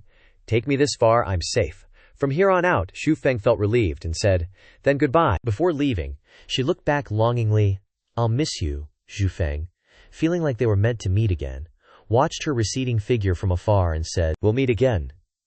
And so, the young couple who shared the same feelings bid each other farewell from there. Meanwhile, at the Xiao family, Xiao Yilin was restless, eagerly waiting for Xu Feng's return. She took her anger out on a doll, saying, "Damn it, stupid Xu Feng, haven't seen him in ages, I'll beat you to death." But immediately after, her attitude flipped 360 degrees, and she coaxed the doll, "No, can't beat him to death, sorry Xu Feng." "Nobody's normal when they're in love," Xiao Yilin grumbled to herself, switching between hot and cold. "Can't beat him, can't even scold him. You wretched thing." Suddenly, Xu Feng, who had just been mentioned, actually appeared, standing behind her and softly saying, "Who made my beautiful lady angry? Need your big bro to comfort you." Xu Jilin hadn't noticed his presence yet and snapped, "Get out, who needs your comfort?" But when she thought about it, Xu Jilin immediately recognized Xu Feng's voice. She happily turned around and called out, "Xu Feng, is that you?" He suavely replied, "It is me." Immediately after, Xiao Yilin excitedly burst into tears and lunged into his arms. Xu Feng scolded, "You wretched thing! What have you been doing these past few days? Haven't seen you at all? Haven't come to find me? Haven't come to visit me?" Xu Feng explained, "Went out to level up a bit. Otherwise, I'd be afraid that with everyone staring at you like hungry wolves, I wouldn't be able to protect you. Just didn't expect it to take so many days." Xiao Yilin looked up with her clear eyes and asked, "Are you hurt? Did I hit you hard just now?" Xu Feng sneakily seized the opportunity to tease her, and he shouted, "It hurts so bad," Xiao Yilin naively asked. "Then what should I do?" Immediately, Xu Feng revealed his true, grinning face and demanded, "A kiss, and it won't hurt anymore, quick!" Xiao Yilin rejected him. "No way, you just finished gnawing on dirty stuff." With that, she angrily turned away, while Xu Feng stubbornly tried to brush his teeth to death. Immediately after, he recklessly launched a surprise attack to approach Xiao Yilin and said, "See, not dirty at all." Xiao Yilin turned red with embarrassment, but unexpectedly boldly tiptoed up. Right after, the most anticipated scene arrived. Only, unfortunately in this love story, the rose was a cockblock. Even though Xu Feng was the one who hit on her first, he was the one who ended up looking like the prey, blushing beet red as he fell right into her arms. Right after, Xu Feng got his groove back and said, "Second young miss, I gotta say, you're way more beautiful when you're acting like your old self." Xiao Yilin said shyly, "Alright, that's enough of your tricks," and for some reason Xu Feng immediately agreed as they started to head outside, with Xiao Yilin clinging to him like glue and saying, "Xu Feng, King Zhu helped you get a room at the academy not too far from my place," to which Xu Feng happily asked back, "Really?" And Xiao Yilin beamed, "For real? I've already helped you set it all up, let me take you to see it." At that exact moment, a familiar figure appeared in the same place as them. This person appeared and stood blocking their path, calling out in a deep voice, "Hold it." Turns out the newcomer was none other than Li Fengkai. The moment Xu Feng saw him, he greeted him warmly. "Hey, it's been a while," but in stark contrast to that hospitality, Li Fengkai got straight to the point. "Let's have another match." Xu Feng was a bit surprised by this. Li Kai immediately pressed on, "I lost last time, but now I've reached the third heaven realm. I want a rematch with you," Xu Feng replied nonchalantly. But his words were dripping with confidence. "You can't be serious. The result will be the same anyway." Those words directly provoked Lin Kai. He immediately attacked as he yelled, "Let's go! How will we know if we don't try?" Xu Feng sighed, realizing he couldn't stop this fight from happening. A moment later, Lin Kai's attack was upon him, but getting hit was still, as always, an impossibility. Xu Feng advised, "You should just go home. You're no match for me, not even close." Missing a blow didn't discourage Liu Kai in the slightest, he said with determination. Again, Xu Feng started to get annoyed, the look in his eyes no longer lenient. He directly unleashed a finishing move, which instantly intercepted Li Kai's half-formed technique. The boy froze and stuttered. This is... In a flash, a series of explosions erupted, blasting Li Kai far away. When the explosions died down, he coughed up blood, his body completely drained of strength. As he lay on the ground, Li Kai admitted, unwilling to accept it, "I'm still too weak." He slowly sat up, his will unbroken, declaring, "But one day I will surpass you and come to pursue Yilin." Xu Feng offered some advice. "It's good to have a goal, it can push you to be better. But some goals will make a person lose themselves," Li Kai stated with conviction. "Yilin is my everything," Xu Feng coldly replied. "But you are not everything to Yilin." Li Kai slowly got to his feet, turning to Xiao Yilin. "I came today to say goodbye, I'm leaving the academy. The next time we meet, I'll definitely have become a man who can protect you." Not wanting to give him false hope, Xiao Yilin replied bluntly, "I appreciate that you like me, but I hope you'll give up on me. I'm sure you can find someone else you'll like." Yi Kai understood her meaning, gave a bitter smile, and walked away. Xiao Yilin now focused all her attention on Zhu Feng, saying, "Zhu Feng, he's not going to become your enemy over this, is he? I'm worried. It's fine. Some people just have that kind of perseverance. To be honest, aside from everything else, he's not a bad guy, not like that An Tiannan." Zhu Feng didn't want to dwell on it, urging her impatiently. "Yilin, enough talk. Weren't you going to show me the beautiful dorm you set up for me? Let's go," Xiao Yilin eagerly agreed. Okay.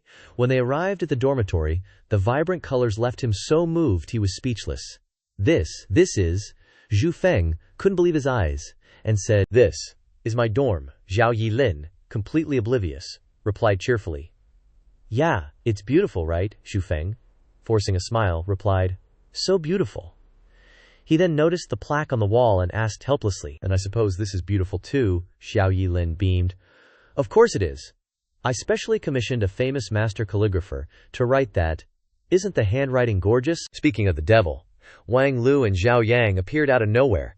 Zhao Yang said teasingly, Well, just got back and you couldn't wait to see your beautiful new dorm." As soon as he saw his friends, Zhu Feng reflexively leaped up and hugged the calligraphy plaque to his chest. He managed a strained laugh. "Yeah, you guys sure get news fast." Zhao Yang saw right through him and deliberately pushed, "Zhu Feng, what are you doing?"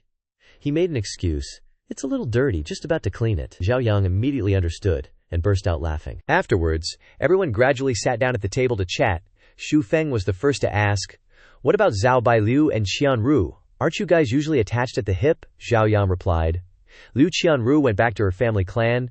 It'll be a while before she's back here." Zhao Yang continued. "As for Zhao Bai," he paused, taking a small sip of tea. "Don't you know?" Zhu Feng scratched his head and asked, "Know what?" Suddenly, it was as if something dawned on Zhu Feng. "Wait a second, don't tell me." Zhao Yang grinned with delight. "That's right, Uncle Zhao is now the city lord of West City, which makes Zhao Bai the young master general. Basically, he's the top dog in West City." Wang Lu cut in. "I heard that Chu Yunhai's bamboo edict was intercepted by someone." Chu Yunhai was furious and directly petitioned the emperor. "So?" Zhu Feng asked, excited and amused. "Who's got the guts to do something like that? To dare intercept His Majesty's bamboo edict?" Zhu Yang, equally interested, added, "Exactly. But I think we can all guess that this edict was probably blocked by someone who stood to lose from it, right?" Xiao Yilin couldn't keep up with them, asking with a dazed look, "What are you guys talking about? I don't understand a thing." The moment they heard her question, for some reason, they all burst into even louder laughter, their cheerful voices echoing throughout the Zhao family residence in He City. In the inner part of the South City Lord's domain, 2 people had just arrived. "But my father said, this place is full of crouching tigers and hidden dragons. He told me not to judge a book by its cover here. The master you were talking about is here?" It turned out the two were Zhao Yang and Zhu Feng. Zhao Yang replied, "Yeah, that's what my old man said. His strength is no weaker than my father's. Getting some pointers from him would be a huge benefit to our cultivations. So what do you think? Am I a good enough friend for bringing you guys here?" Zhu Feng said with satisfaction. "Enough." At that moment, a sharp voice suddenly boomed, "Get lost," attracting Zhu Feng's attention. Glancing in the direction of the sound, he saw a rather unpleasant conversation unfolding. The group of people were warning, "Our master, he's a kind and benevolent man. Seeing you and your mother struggling, why are you still chasing people away? That's right, without iron, what good is this mountain of scrap?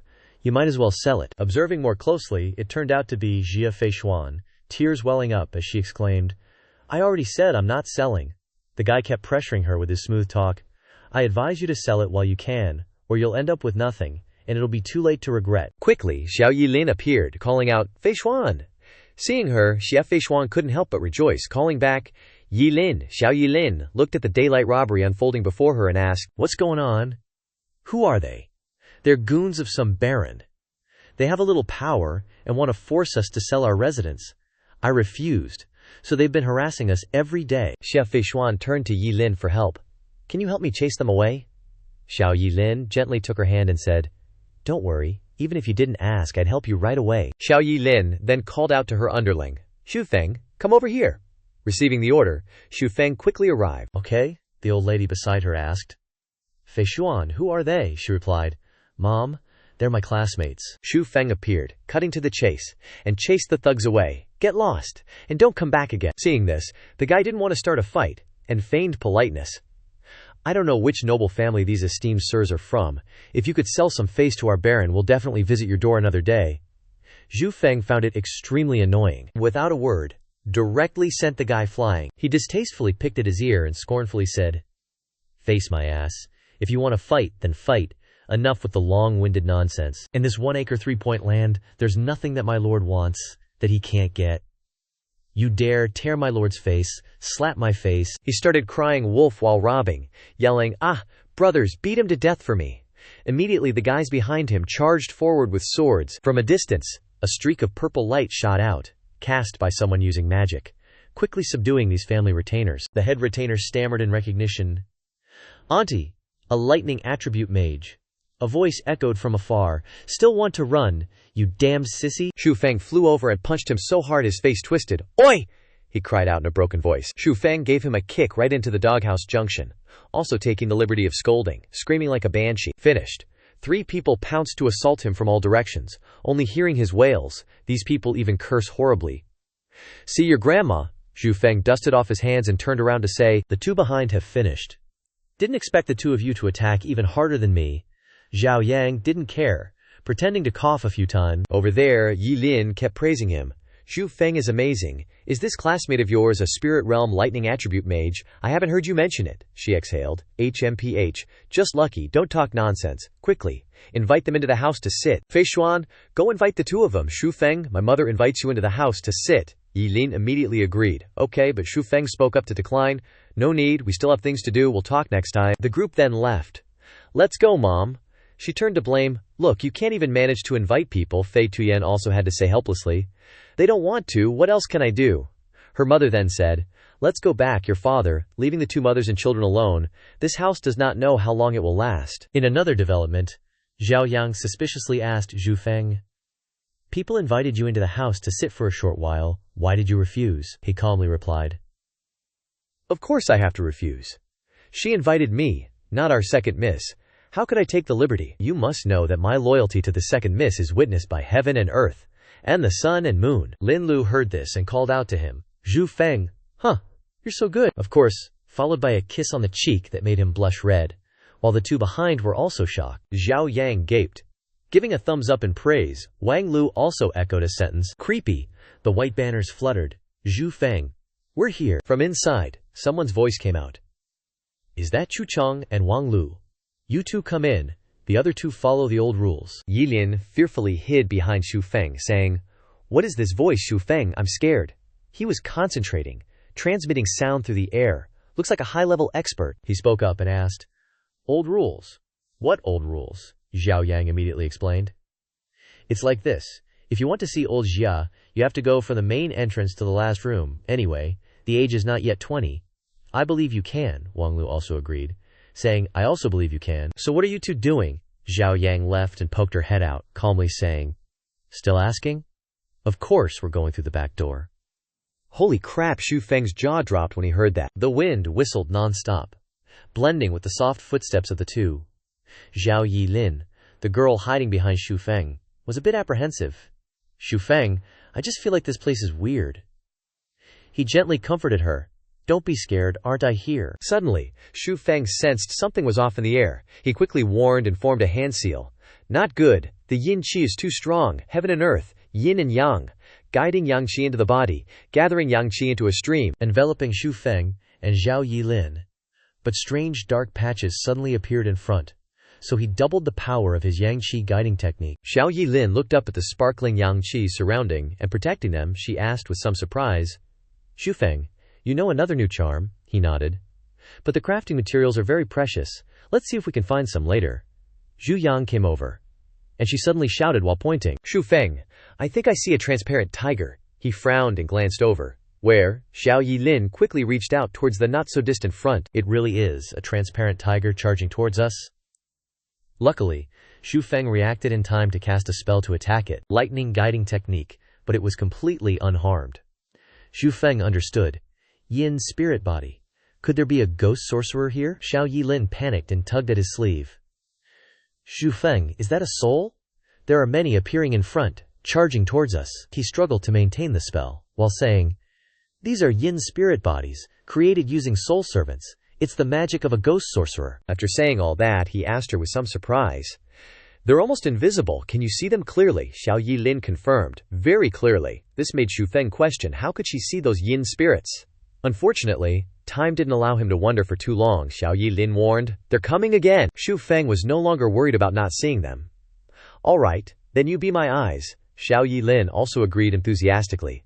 Following her instructions, Xu Feng unleashed one accurate lightning guiding technique after another. Xiao Yilin shouted again, "Xu Feng, over here, over here."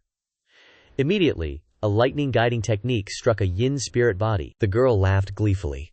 "So fun, so fun." "Xu Feng, there, over there, over there." But Xu Feng was about to die of exhaustion. "There are too many.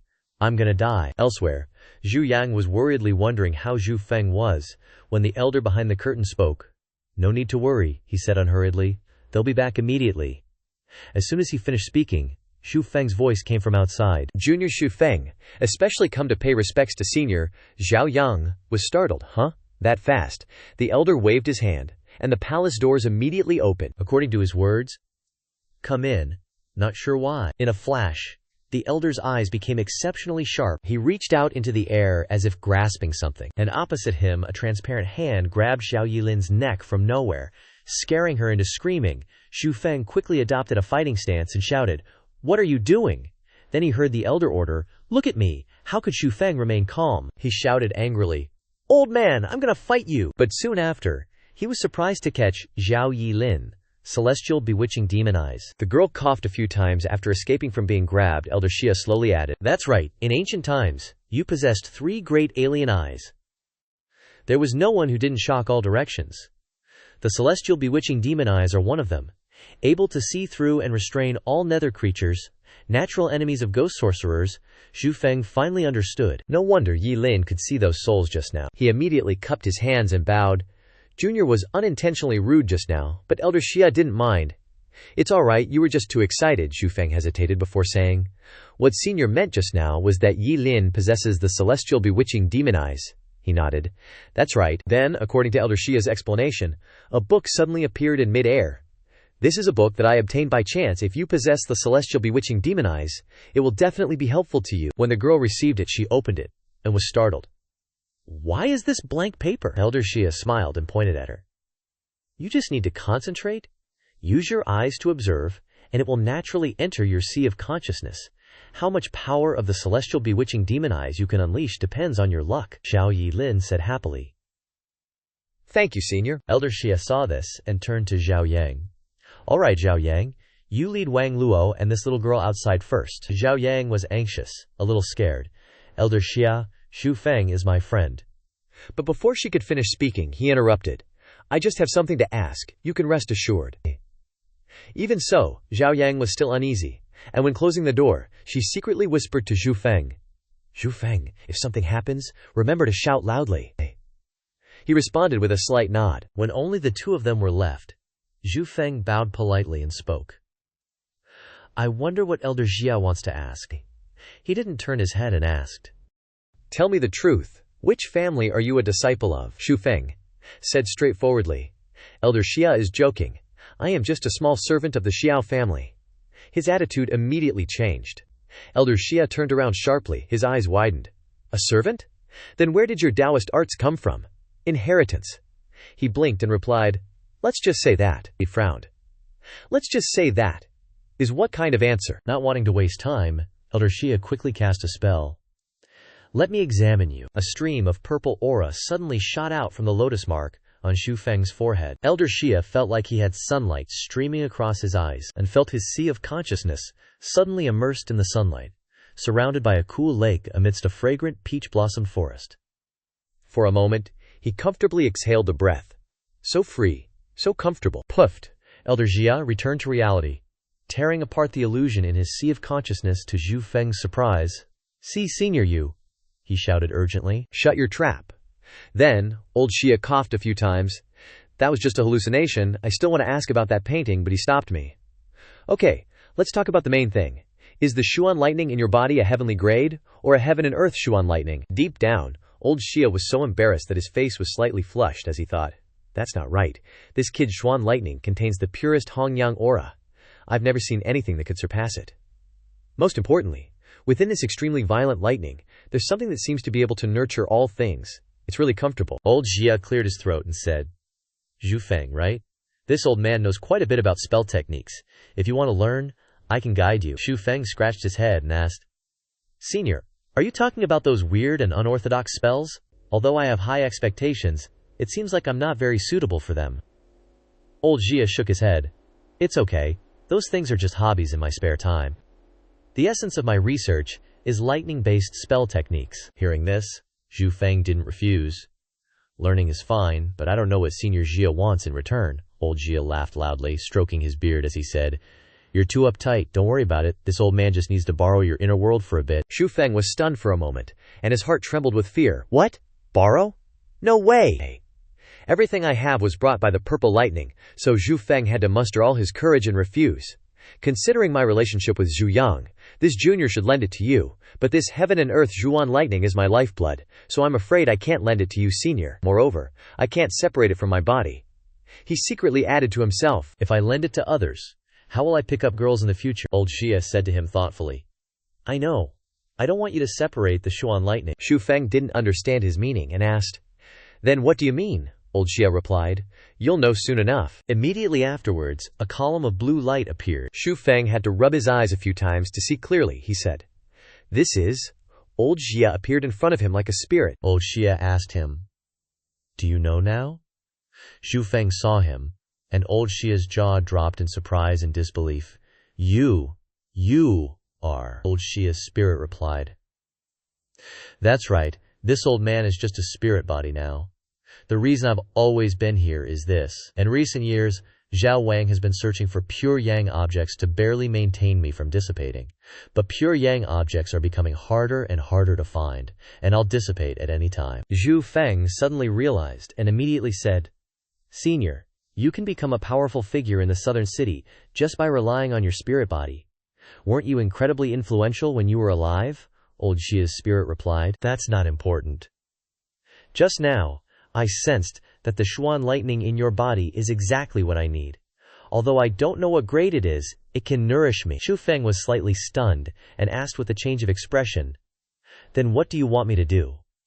Old Xia moved closer to him and said, Don't worry, just let me enter your body. Hearing this, Zhu Feng reacted, WH. What? No way. Before Zhu Feng could say anything, Old Jia continued, What are you thinking? This ring is a magical artifact. It can reverse space when you break through, and its power is enormous. Zhu Feng half understood and asked, A magical artifact that reverses space? That's right. But I used too much energy in it to escape from my enemies back then, so it can only be used one more time. Zhu Feng twirled the ring in his hand. Old Jia told him, After you wear it, I'll possess this ring.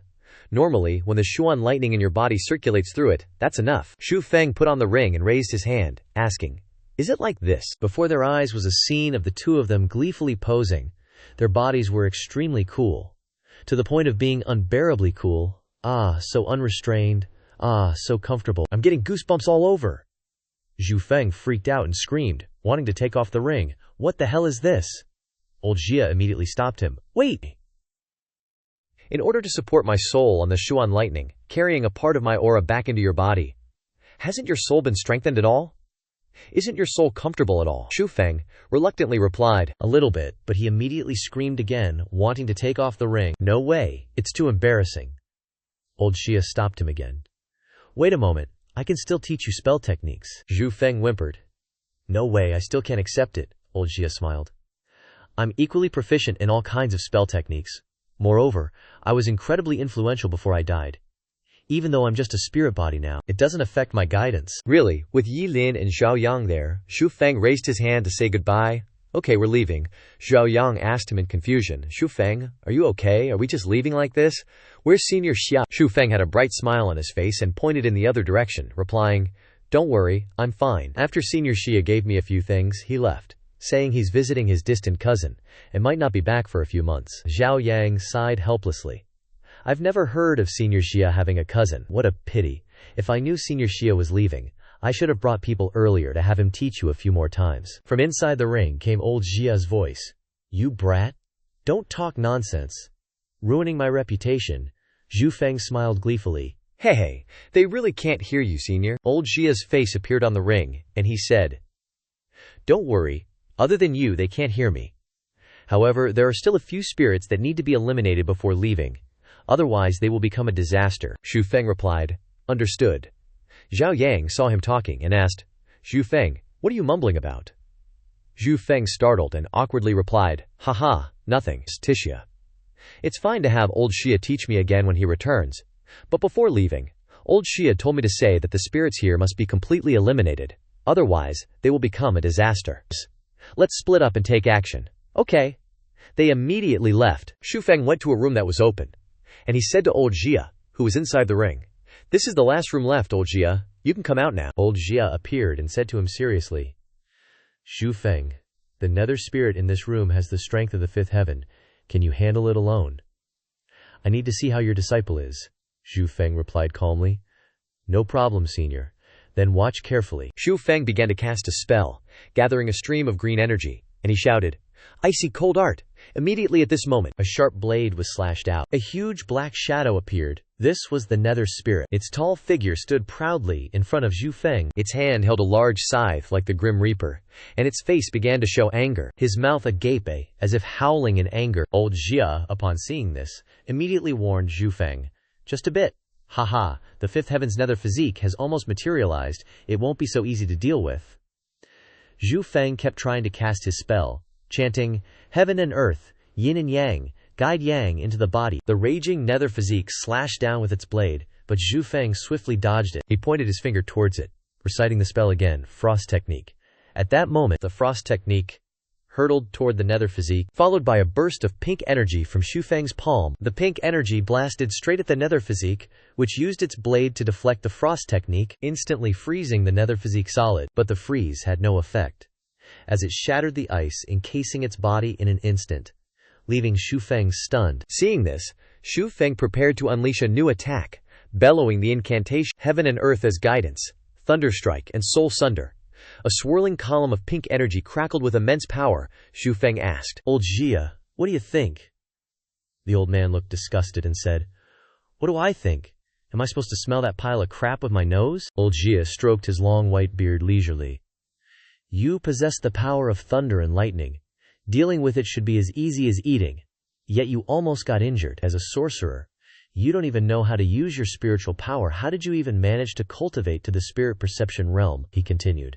Your only spells are thunder and frost. Your weaknesses are laid bare. Don't think that's not a lot. Xu Feng sheepishly rubbed his hands, grinning. Isn't it all thanks to old Xia's loving guidance? See, these kinds of spells should be... Old Xia sternly interrupted. HMPH, of course I'll guide you. I have countless profound spells, but first, you need to understand what it means to be a sorcerer. The next day, old Xia was teaching Xu Feng about spells. Xu Feng was sitting upright, listening attentively. Old Xia began instructing. Mystics cultivate the physical body. Sorcerers cultivate the soul. The soul is the manifestation of spiritual power. A sorcerer's realm is limited by the number of apertures, and their strength is limited by the weakness of those apertures. Enter the space within your sea of consciousness. Old Xia continued. You have 2 apertures in your sea of consciousness, so you've already entered the realm of a sorcerer. But you know nothing about apertures, which prevents you from using spiritual power to cast spells. Old Xia's spirit was still instructing him. Now, I'll teach you some of the most basic experiences of a sorcerer, followed by spells. Xu Feng focused his mind, not forgetting to reply, Many thanks, senior. The old man gave him a sidelong glance, then adopted a critical tone. But, on the other hand, your sense of style really is. Xu Feng's face fell. Don't even say it. Old Xia continued. Your talent isn't bad either. For now, I have nothing more to teach you. We'll continue after you advance your realm. Time flew. A few days had passed. Old Xia's voice echoed from the ring on Xu Feng's hand.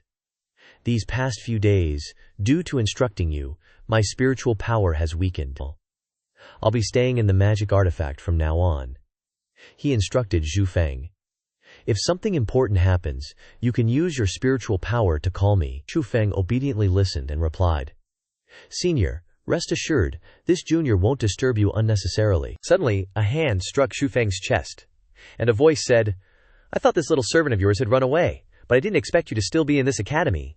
Xu Feng was displeased and annoyed. Get lost. I don't have time to deal with you. He Xuan remained arrogant, grabbing Xu Feng's shoulder. What if I say no? Xu Feng couldn't help but ask. Do you want a beatdown or what? Xu Feng grabbed He Xuan's wrist, twisting it behind his back, causing him to cry out in pain. Xu Feng, let me go. A red-haired guy came to watch the commotion. Yo, this is interesting. This guy is Wan Qi. As soon as he appeared, he spoke as arrogantly as He Xuan. I heard from Brother Li that there's an arrogant and cocky little servant. I didn't believe it, but now I've seen it with my own eyes, Li. He was fuming, clutching his injured hand. Xu Feng, you're dead today. But suddenly, Qi spoke, clenching his fist, emitting a red light just like his hair. He punched Xu Feng with great force, who quickly raised his arms to defend himself.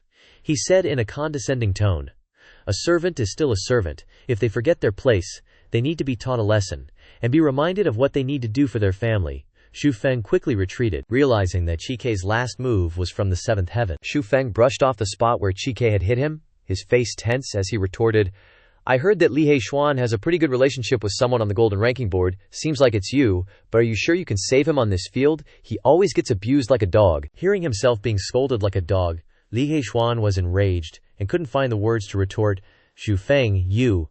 But Qi casually spoke up instead. Brother Li, don't be angry. With my seventh heaven strength, is that enough? Xu Feng disdainfully said with a mocking tone. He only has seventh heaven. I'm afraid that's not enough. But what about you? Qi retorted after hearing that.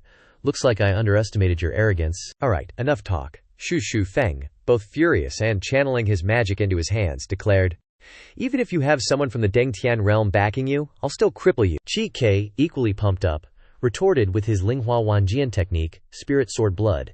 He loudly chanted the sword incantation, and immediately, numerous golden swords materialized. Die! He unleashed the spell, sending the swords hurtling toward Xu Feng, who simply smirked, saying nonchalantly, looks like your luck's run out. If this were a few days ago. Xu Feng abruptly stomped forward, charging ahead. Today's match might have been a bit harder to salvage. He raised his fist, gathering energy for a devastating blow. Facing Shiken's onslaught of countless flying swords, Xu Feng countered with an ice-based technique, HMPH. With a swift move, Xu Feng shattered Qi attack, the sword fragments scattering and crashing to the ground. Seeing his attack nullified, Qi was stunned. Realizing Muchongtian, he turned to He Xuan, his face contorted in anger. Didn't you say he was only at the double heaven realm? He Xuan, still in disbelief, stood pale and speechless, gaping. How is this possible? Just over a month ago he hadn't even reached the double heaven realm. Qi, enraged, gritted his teeth, his brows furrowed, face grim, as he exploded. So what if you're at the sixth heaven realm? The difference in cultivation is insurmountable. He grew even more crazed, unleashing his full power. This time, he used the stone extreme ice technique, summoning a massive fiery orb that hovered before him, ready to descend. If it's fire, then ice will conquer it. Xu Feng countered with the frozen wind spell, instantly encasing the fiery orb in ice. Qi gasped in realization. It's a spell. Seizing the opportunity, he knew. Now's the time. Xu Feng grabbed a purple, circular artifact crackling with electricity, focused his eyes, and chanted, Lightning Guiding Spell. He unleashed the Lightning Guiding Spell, a flawless fusion of lightning and ice elements. Incredibly impressive. What? Qi, he exclaimed, his jaw dropping. Qi. Only then did he reveal a hint of apprehension. Recognizing Xu Feng's dual ice and lightning cultivation, not giving them any time to react, Xu Feng reminded them. Got time to be surprised? Look under your feet. Looking down, they saw a blue circle enveloping Qi, who scoffed dismissively, HMPH, petty tricks? Then suddenly, before he could react, the blue energy surged around him, transforming into Heaven and Earth Spirit Herb. Gather ice into blades. Ice burst. A colossal vortex formed, carrying immense power, violently swirling and drawing him in. Now was the moment. Xu Feng focused his attention on Qi, clenched his fist, and uttered, Ice burst. Burst. Heaven and earth trembled as blue ice spikes pierced through his body, causing him to scream in agony. Xu Feng prepared for his next move. Sword blade ice burst. Xianxia was defeated, lying prone at Xu Feng's feet. He Xuan, now terrified, stammered, How can this be? Brother Wan is one of the top 5 on the golden ranking, yet he was defeated. Xu Feng's disdain was evident as he said, Is that all it takes to be at the top? Should I beat up Li Xuan or what? Which one of you is next? Qi, covered in red welts from his injuries, wanted to curse him, but could only sputter out, You. Xu Feng coolly responded, Alright, before he could stop him, Shi Ke yelled, I didn't mean that. But Xu Feng had already moved, delivering a powerful punch to He Xuan's face, drawing blood. As he punched, he said, "You're always clinging to me. If I don't teach you a lesson, you won't remember." He grabbed He Xuan by the collar, his face bruised and battered, trembling, wondering if another blow was coming. As he held him, he reminded him, "Always so shameless, prancing around Xia Fei, making me apologize all the time." Xu Feng unleashed all his pent-up anger on He Xuan. "You damn fool, even blaming me for peeping at women bathing. HMPH, I didn't even see anything." As he spoke, he landed another punch, causing He Xuan to spit blood again.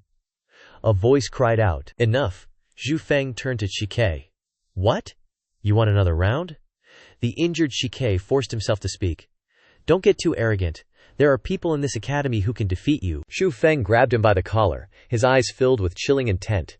"Golden ranking. Those golden ranking names. I'll be waiting for you all." Qi Kang was terrified, almost wetting himself, but still retorted, "Right, rest assured, I'll pass the word on to those arrogant brats." With that, Xu Feng turned and left. He Xuan rushed to help Qi Ke up, asking anxiously, "Brother Wan, are you all right?" Both of their faces were smeared with red blood from the beating. Qi Ke snapped at him. "You bastard, you almost got me killed." He Xuan, scared, could only stammer, "Be Brother Wan." Meanwhile, someone walking by saw Xu Feng talking to himself and was speechless. Xu Feng held up his ring, speaking to Jia Lao's spirit. "Oog, golden ranking. Dealing with these so-called top golden ranking experts is like munching on a melon. Are the other golden ranking experts at least decent?" Jia Lao's voice replied from within. Yeah, you're right. After my training, they'll all be just ordinary spiritual entities. Even a few of them will be useless." Suddenly someone bumped into his shoulder. Xu Feng turned to look and realized it was his, grabbing Xu Feng's arm, excitedly shouting, "Haha, it's you bro, I finally found you." Suddenly he knelt down like a romantic proposal scene from a cheesy drama. "I promised you, the talisman you gave me, I'd use my life to repay it. My business is done, I'm yours now." People walking on the street saw this and whispered, "Look, that guy's kneeling on one knee, how cringe." Xu Feng awkwardly replied, no need, it's just a talisman. Just doing a good deed. Get up and let's talk." Everyone's staring. Spontaneously, he stood up and raised his hand, declaring loudly with determination, "The Yuwu clan never owes anyone." Xu Feng asked again to confirm. "You're from the Yuwu clan?" "Yup," he replied, turning away. Xu Feng pulled out his continental records to look up information. Yuwu clan descendant. Ancient powerhouse. Born with a black mark on their neck. A rare and mysterious race. He immediately pulled down his collar to show Xu Feng the mark on his neck to prove his identity. Hey bro, look, see the black mark on my neck," Xu Feng thought. This is actually the Yuwu clan recorded in the continental records. At this moment, his attitude did a 180-degree turn, smiling brightly. Hey, so you're from the Yuwu clan? My apologies. So, do you have money? I'll give you a 20% discount off the market price. Just 10,000 taels of silver," he quietly replied. "I don't have money." Xu Feng's attitude returned to its initial indifference. Turning his face away, he coldly said, "Then talk to yourself. Come talk to me when you have money." Keys. He replied seriously, "I'm Wu Zhantian. I live in the abandoned old house west of the East City. I don't have 10,000 taels. But I can kill people for you to pay off the debt. 10,000 taels. Got it." A beautiful morning under a certain eave. In the distance, you could see the shadows of two people talking. But is this information enough? Maybe it's almost enough. Xu Feng was slowly walking over, and he saw from a distance, HMPH. Those two heads look familiar. He approached and greeted with a bright smile. "Yo, are you two doing well? What are you brothers discussing?" Xianxia. And enthusiastically welcomed him. "You're here, sit down." He sat down and immediately asked, confused, "What do you mean you're here? Were you waiting for me?" Xian poured water for him with one hand and said, "I went to find Zhao Yang, and told him to let you know I was here, didn't he tell you?" He replied, "I haven't been to his place yet." It's okay, what's up?" Xian continued casually. "Nothing special, just wanted to invite you to join the Dark Syndicate." Hearing this, Xu Feng reacted a little. The Dark Syndicate, could it be that the dress code is a bit, fashionable? Shi Xuan, who had been sitting quietly, had to react with surprise to his words. Fashionable? Xu Feng leisurely took a sip of water and asked directly, "Why do you want to invite me?" Xianxia immediately rattled off a list of reasons. "Because you know how to make lightning-type talismans, and healing talismans." Lightning-type talismans can be used for cultivation, and healing talismans can protect life. Because you also have money, last time you had over 2 million in the treasure vault to hire the squad. After hearing a string of reasons, Xu Feng spat all the water he just drank in Xian's face. He showed a displeased attitude, immediately stood up, turned his face away, and made it clear that he didn't agree with the offer. The money and treasure are mine, don't even think about touching them, I'm not interested. Xian still tried to persuade him, still smiling warmly. Don't refuse so quickly, Xianxuan, read it. Xianxuan immediately picked up a piece of paper and read, Xu Feng, Xiao family. Peeping at Jia Fei Xuan bathing, offended the son of the Li family, leading to conflict with members on the gold list. Close relationship with Zhao Yang leading to confrontation with He Cheng, and creating enmity with the overlord of Zhao Jia. And because Zhao Ermis has a life-or-death agreement with the genius An Tiannan of the An family. After hearing a series of his crimes, he didn't argue, because there was nothing wrong to argue about. I thank you guys, having friends like you. At this time Xu Feng was calmly sitting down and sipping tea, and he spoke. Whatever you say, you guys investigated thoroughly, huh? But can your dark syndicate stop them? Xian calmly replied. Can't stop them. Immediately after that, his eyes turned extremely sharp, his voice full of murderous intent. But we can kill people. Hearing this, Xu Feng deliberately emphasized what Xian had just said. Oh, so you can kill Zhao Tong and his father. But the answer was, can't. Not wanting to say more, Xu Feng put down his teacup and said politely, all right, thanks for the tea. He made up an excuse and turned to leave. Suddenly, I remember I need to clean my room. I'll go first, Xian called after him. But in the future, we can. He calmly turned back to the table and sat down to continue talking. Quite the boast. All right, then tell me about your future. Xian started to paint a picture of the future for him. In the Dark Syndicate, there are 3 people. Me, Xishuan, and Big Brother Xiantian. Big Brother's strength is terrifying, not inferior to An Tiannan. Xishuan and I are the ones Big Brother has nurtured. He wearily sighed at what he just heard. Nurturing a 5th stage heaven and a 2nd stage heaven, being no weaker than An Tiannan is good and all. But what's the point of telling me these things? What's in it for me? Xian replied. The Dark Syndicate wants to organize a group of assassins. We need your talismans and silver. To be even more convincing, Xian explained the details about the people and the work in the Dark Syndicate to Xu Feng. The organization will be called the Dark Pavilion, with a total of 3 levels. If you agree to join with my big brother, you can control 1 level. Xishuan and I will control 1 level, and the remaining 3 levels will independently cooperate with each other. He seemed interested in this organization, and quickly made a deal. Considering that he had persuaded Xu Feng to join the Dark Syndicate, Xian quickly sealed the deal, explaining, let's decide it like that. The first Pavilion Lord will be held by me and Big Brother, the second Pavilion Lord is you, and the third Pavilion Lord will be me. Big Brother's level is called the Blood Pavilion, and the level of me and Xishuan is the Dark Pavilion, and you can name your level. Xu Feng chose a name and said, let's call it the Heaven Pavilion. The 3 of them cheerfully raised their glasses to each other. He sat down, and suddenly thought of something great, and also precious. As it turns out, that object was a book. He pulled it out, put it down, looked at it and said, that's right, I got a valuable book before, and haven't read it yet. I must take advantage of the time I have now, to quickly study it. Xu Feng whipped out the book and started experimenting. The book floated above him. He sat in meditation, legs crossed, mind stilled, and began to ponder and study the book. After sitting for a while, his eyes suddenly lit up. Hey, Heavenly Genesis Mystic Art, I'm gonna win at the starting line. Just as he was imagining that scene, the book suddenly started flipping wildly. Xu Feng stood there, clueless. He blankly thought, what's going on? Suddenly, a blue light shot out from the book, followed by a stream of yellow, bursting out like some mysterious spiritual energy. And then a strange voice boomed, using essence as a guide, gathering the spirit of the body, condensing the power of heaven and earth. Tyrant Origins Sever, a heavenly grade mystic art. Standing alone in the room, Xu Feng was bewildered. Who's talking? Just then, he saw some dude fly out and introduce himself. This old man spent 100 years of effort to create this. Mastering it allows you to move mountains and fill seas.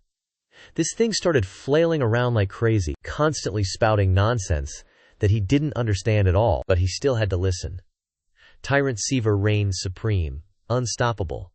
It suddenly lunged forward, demanding, young man. Xu Feng, looking totally lost, thought, the heck, it keeps going but it doesn't seem dangerous at all.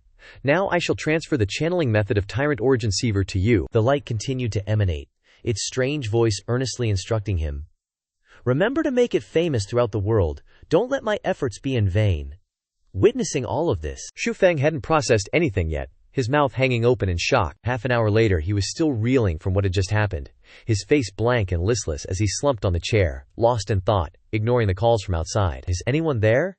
He didn't hear a thing. What are they asking about? All he could think was that his body felt completely empty, a combo of being anti-empty yet exhausted, too tired to move. Looking at him now, he had no vitality whatsoever, just like someone on the verge of death. But he still had a bit of consciousness and cracked his eyes open to look outside. Sensing someone was calling him, he stammered, come in, you're here." The person rushed in, a bewildered expression on their face, seeing Xu Feng in such a state. They asked, confused, "What's wrong with you, Xu Feng?" Despite being utterly exhausted, managed to open his mouth and say, "I'm fine. Didn't you say before that you'd help me kill someone to pay off my talisman debt? Really? They came here for this very purpose? That's right. Who do you want to kill?" Hearing this, Xu Feng didn't hesitate to say, "It's not to that extent. Plus, I can't even kill them. Do you think you can?" Xu Feng glanced at them and continued. "Not long ago, the Darkboard Academy came to find me, saying they wanted to start some assassin organization with me." The person was smart, immediately guessing, "So you're looking for me to—" As the person turned to look at a box, Xu Feng introduced, "I want to invite you to my Heavenly Pavilion organization." Then he introduced, "This belt is a space treasure. Inside, there are 1 million taels of silver, and around 100 talismans of various types. The task of the Heavenly Pavilion to save the people is entrusted to you." The person took the belt, stunned, and asked Xu Feng, "You're not afraid I'll run away?"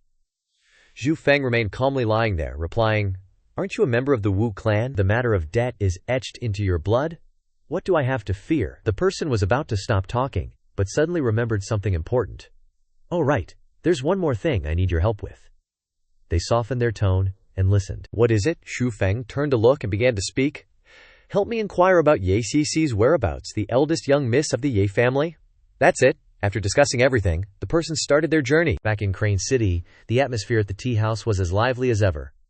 "Esteemed guest, here's your roast goose." The staff here served with a joyful and comfortable attitude, catering to the customers, so the place was always packed. Seeing the esteemed guest eat so heartily, tearing off each wing, leg, and part of the goose, and chewing with such gusto, was both eye-catching and appetizing. As it turned out, this esteemed guest was none other than Xu Feng Yilin. Seeing him eat like he hadn't eaten in ages, quickly said, "Eat slowly, no one's going to snatch it from you." But she had to admit, he was really handsome. Even just eating made people's hearts flutter. After eating and drinking his fill, Xu Feng decisively put down the bowl, his face full of joy and vigor, regaining his vitality, no longer resembling a gloomy shadow. "Awesome! Feels like I've been reborn." Seeing him eat so terrifyingly, she couldn't believe her eyes and asked, "Are you a pig? You've cleared all the dishes." That's right, a whole table, filled with eye-catching dishes, had now all been transferred into his stomach. He really was small but mighty. Xu Feng happily said nothing, only caring about one thing. "Second young miss, why did you come back to Main City this time?" Her face suddenly darkened as she said, "Because, soon my mother." Before she could finish, Xu Feng raised his hand to cover her mouth. Shh! The wooden door suddenly got cleaved apart, scattering splinters everywhere. It turned out that the reckless action was done by a masked man with a sword, barging in to disrupt things. Seeing this unsafe situation, Xu Feng didn't think much. He immediately grabbed the second young miss tightly and dodged, and quickly jumped out of the window on the side of the wall. Seeing the two of them embrace and run away, the masked man immediately ordered, "Chase after them." Unable to catch up, the masked man raged helplessly inside the building, shouting, "That kid runs fast!" At this time, according to Xu Feng's prediction, these people were definitely from that scumbag, the Li family, Li Heishuan, and even spent a large sum of money to hire 7 spirit entry realm cultivators to deal with me. What a smart guy. Just as he finished thinking, the 3 guys were done talking too. The green-haired dude, looking like a sprout, spoke first. "You'll find out in hell who wants you dead." Seeing the situation getting pretty tense, "It's just him and the young miss here, and she's a girl on top of that. He doesn't know how he can handle these freaks alone, especially since they brought a whole gang with them. If he's not careful, he's dead meat." Sensing the tension, he could only instruct, "Young miss, second young miss, please step back a bit. I'm afraid you guys can't kill me." The whole gang instinctively charged towards him, but he just needed one move to send them flying. Seriously, the power of someone with knowledge and skill is way different from these small fries. He didn't need to waste much effort, just a wave of his hand, using his martial arts a few times, and every single one of them ended up with broken arms, legs, or twisted necks. A kick straight to his face, to teach him some manners. How dare he touch our young master? Xiao Yilin stood by the side, worried, only able to remind and care for him by saying, "Xu Feng, be careful. As a girl, what could she do to help? If she jumped in, she'd just cause more trouble." He was cornered, but he didn't notice the dude right behind him. The cold-faced, blonde-haired guy said, "You're too arrogant." At this moment, Xu Feng was pushed to the brink, but it wasn't over yet. He only suffered minor scratches. He quickly counterattacked. The young miss reminded Xu Feng, "Careful behind you." Those guys were still acting cocky, but they ran away faster than you can say scram. "Are we able to kill you now or not?" Xu Feng supported himself on the ground, carefully memorizing each face, engraving them in his mind. 1 at the 8th heavenly realm, 2 at the 7th, 4 at the 5th. The Li family is really generous, huh? Spreading all their assets around. All 7 of them are strong. Not only that, but when facing Xu Feng, they also sensed his strength and praised him. Not bad, not bad. Truly worthy of our 7 brothers taking action. The 8th heavenly realm leader, holding the biggest sword, looked pretty impressive. In contrast to the 7 of them, all burly and huge, Xu Feng was slim and petite, but full of skills. He hid something behind his back and said, "Don't worry, I'll definitely drag a few of you down with me." Hearing this, the green-haired guy's blood rushed to his head, and he shouted, "Then we'll see if you have the ability." He then ordered his companions to seize the moment and attack together. They started drawing their swords and preparing their moves. Their swords looked so thin and light, but who knows if they could actually do anything? Or have we underestimated them too much? For the Li family to be willing to spend so much money to hire someone to kill this guy, these guys must not be pushovers. It won't be easy to shave their heads. As soon as they drew their swords a little, a series of dazzling golden lights appeared, blinding the eyes. A fierce battle began. On one side were all those big-headed, cold-blooded beasts. Among them, 2 people started drawing their swords and charging at Xu Feng, he alone using both hands to fight them off. The green-haired guy stood back and started judging, assessing the situation. Not good. Old 6 and old 7 are rushing ahead too eagerly. But he didn't expect that he had his own preparations. The 2 of them charged forward and shouted, "Kid, seeking death." But before they could do anything, Xu Feng used lightning to shock them. The guy behind them saw this and quickly reminded them, "Old 6, old 7, be careful, it's a trap." Before he could finish speaking, it was too late. The 2 of them were hit by Xu Feng's attack. They were in unbearable pain. They could only scream loudly, "Ah, save me, save me." But now, only God can save them. It's too late. What's the point of being so impatient, always looking down on people? You'll only die someday. Watching his teammates die, the remaining guys screamed their names in agony. Old 6. The remaining 5 in their group couldn't believe the scene before their eyes. They didn't expect the 2 of them to die so soon. The battle had only just begun. Seeing their companions die at his hands, they were eager to rush up and attack, but were stopped by their leader. Among them, there was still one sober-minded person to lead. "Do you 2 want to die? Don't get distracted. Block the lightning pillars first." The blonde guy, his hands full of gold rings, couldn't hold back anymore and charged forward. "Damn it, pay with your life. Truly loyal brothers." Seeing his brothers die, he couldn't just stand by and wait for death. Xu Feng recognized that his move was a windblade ring made of poop. A green vortex appeared in front of him, but he charged forward without paying attention. "Almost got sucked in. Second, bro. Watch out." They actually got pretty lucky. Almost got pulled in and barely escaped death. And now they finally realized one thing. They seriously underestimated you and let 6th and 7th die for nothing. Xu Feng said, all cocky, "Too bad, only 2 lives." That really pissed them off. One of them drew his sword and yelled, "Shameless boasting, Xia Lao, Xia Lao." They had to keep going, boss, don't waste words on him. They were definitely red-faced and itching to wipe him out right then and there. Xu Feng thought to himself, Xia Lao's spirit power is too weak. Can't get a response. Gotta bet on this one. He made up his mind, sat down in meditation, and started cultivating. Meanwhile, the remaining 5 charged forward, yelling their heads off, "Avenge 6th and 7th." He stood up and made his move. The leader recognized it as a heaven-rank Zhuan technique. "Everyone, block it together," he said, and they all joined forces. Block. The truth is, one of them was already strong. Now with 5 of them combined, it was even stronger. How could he possibly hold out alone? Truth is truth. Xu Feng was sent flying. With no strength to resist, he was weakening. After that hit, they started talking. His spiritual power is exhausted. "Your 4 brothers can't afford to pay for my life. I'm gonna peel your skin and tendons and hang you on the city wall. No need to waste words. Kill him." Xu Feng, eyes half closed, saw them talking to each other. He looked glum, without an ounce of strength left. Is my transmigration trip gonna end here? As he was drifting towards death, Suddenly a voice called out in his consciousness. Zhu Feng, open your eyes and look. A very familiar figure appeared before him. It turned out to be Xiao Lao, who Zhu Feng had been calling out to. Seeing the kid, he said, they said that I won't be able to act for a long time from now on. You'll have to try and avoid danger. After this encounter, a blinding light erupted outside, stunning the group. One raised his sword in surprise. What's this? What they didn't expect was that someone appeared from within the light. None other than Zhu Feng.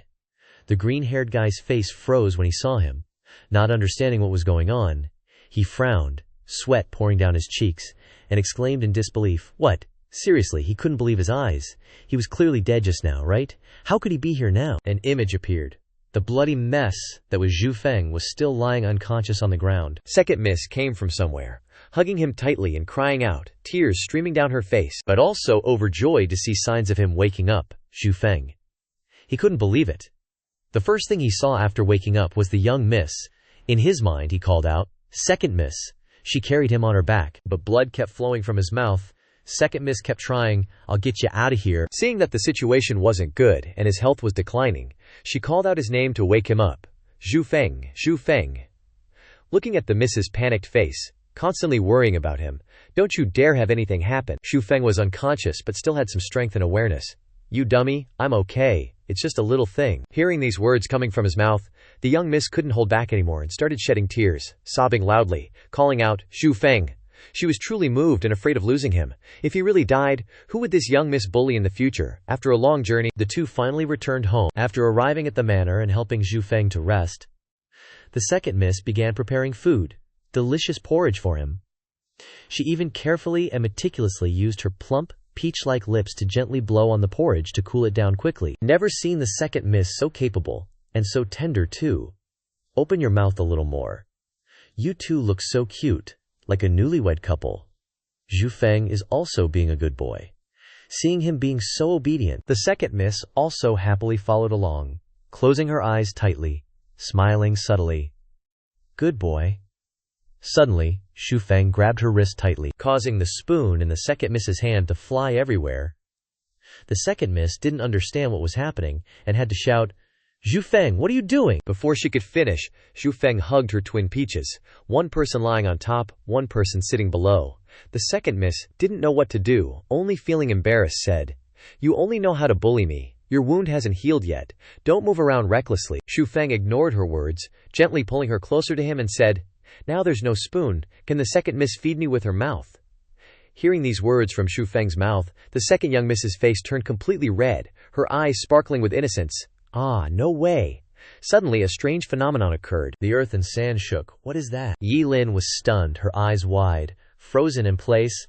I don't even know you go touch it. She was holding a bowl of porridge in her hand. Suddenly, a loud ah echoed from inside the manor. One might think they were up to something. Second miss, please don't go. It turned out that Zhu Feng had been stripped naked by her. He now didn't have a single piece of cloth to cover himself, and had to use a hat to cover his precious parts, shouting loudly, Suddenly I feel so weak, completely powerless, so uncomfortable. The second miss was now smarter, knowing that nothing was wrong with him.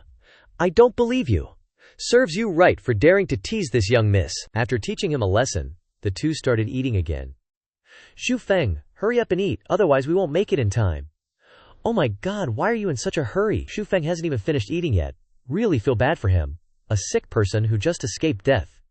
Sitting down for a little while, and being rushed up and down, how can it be delicious? The second miss watched him eat, but had a question. But why do you insist on eating in the main hall? Hearing her question, Zhu Feng had to answer. Yesterday, unofficial news spread, you have to eat out here to know the results. As soon as he finished speaking, there were 3 people sitting at the next table. They started discussing. Hey, have you guys heard about the Li family? Zhu Feng, sitting at the opposite table, was very interested in eavesdropping on the Li family's story. Isn't that what he needed? Heaven has eyes. They all sat together eating, joining in on the discussion. I heard that 2 days ago, the lustful Li family head colluded with a female relative of a senior, secretly eating braised pig trotters and jiang chestnuts, and was caught red-handed by that senior. In anger, they led the elite forces of the Li family to kill almost everyone. Therefore, yesterday, some families who had grudges with the Li family joined forces to take revenge. Another civilian couldn't believe their ears. Unexpectedly, the Lish family would have such a miserable day. Really? Another person replied.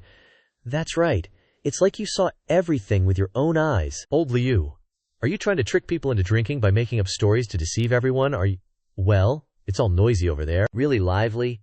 Everyone all swarming to that place to gossip like flies on food. A central person there said, "Don't believe it? Look at what this is." Everyone all recognized this as a precious book that senior gave to me after killing people. They saw this thing and squeezed together. "Oh, let me see if it's true." Really, a honored guest? Old Liu, quickly tell me what happened next. After hearing what he needed to hear, Xu Feng and the Xiao second miss smiled gleefully in secret, and then made their next plan. "Okay, second miss, let's go." The bell now started ringing loudly, the two people talking when they got to the door. When my mother was alive, every time at this time she would go to pray to Buddha. Back then my mother arranged for me to be here and passed away. She said it was because she loved me, so she arranged for me, telling me I must not feel sad, he said with a choked voice.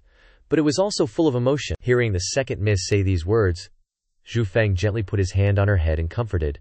"Second miss, you still have me."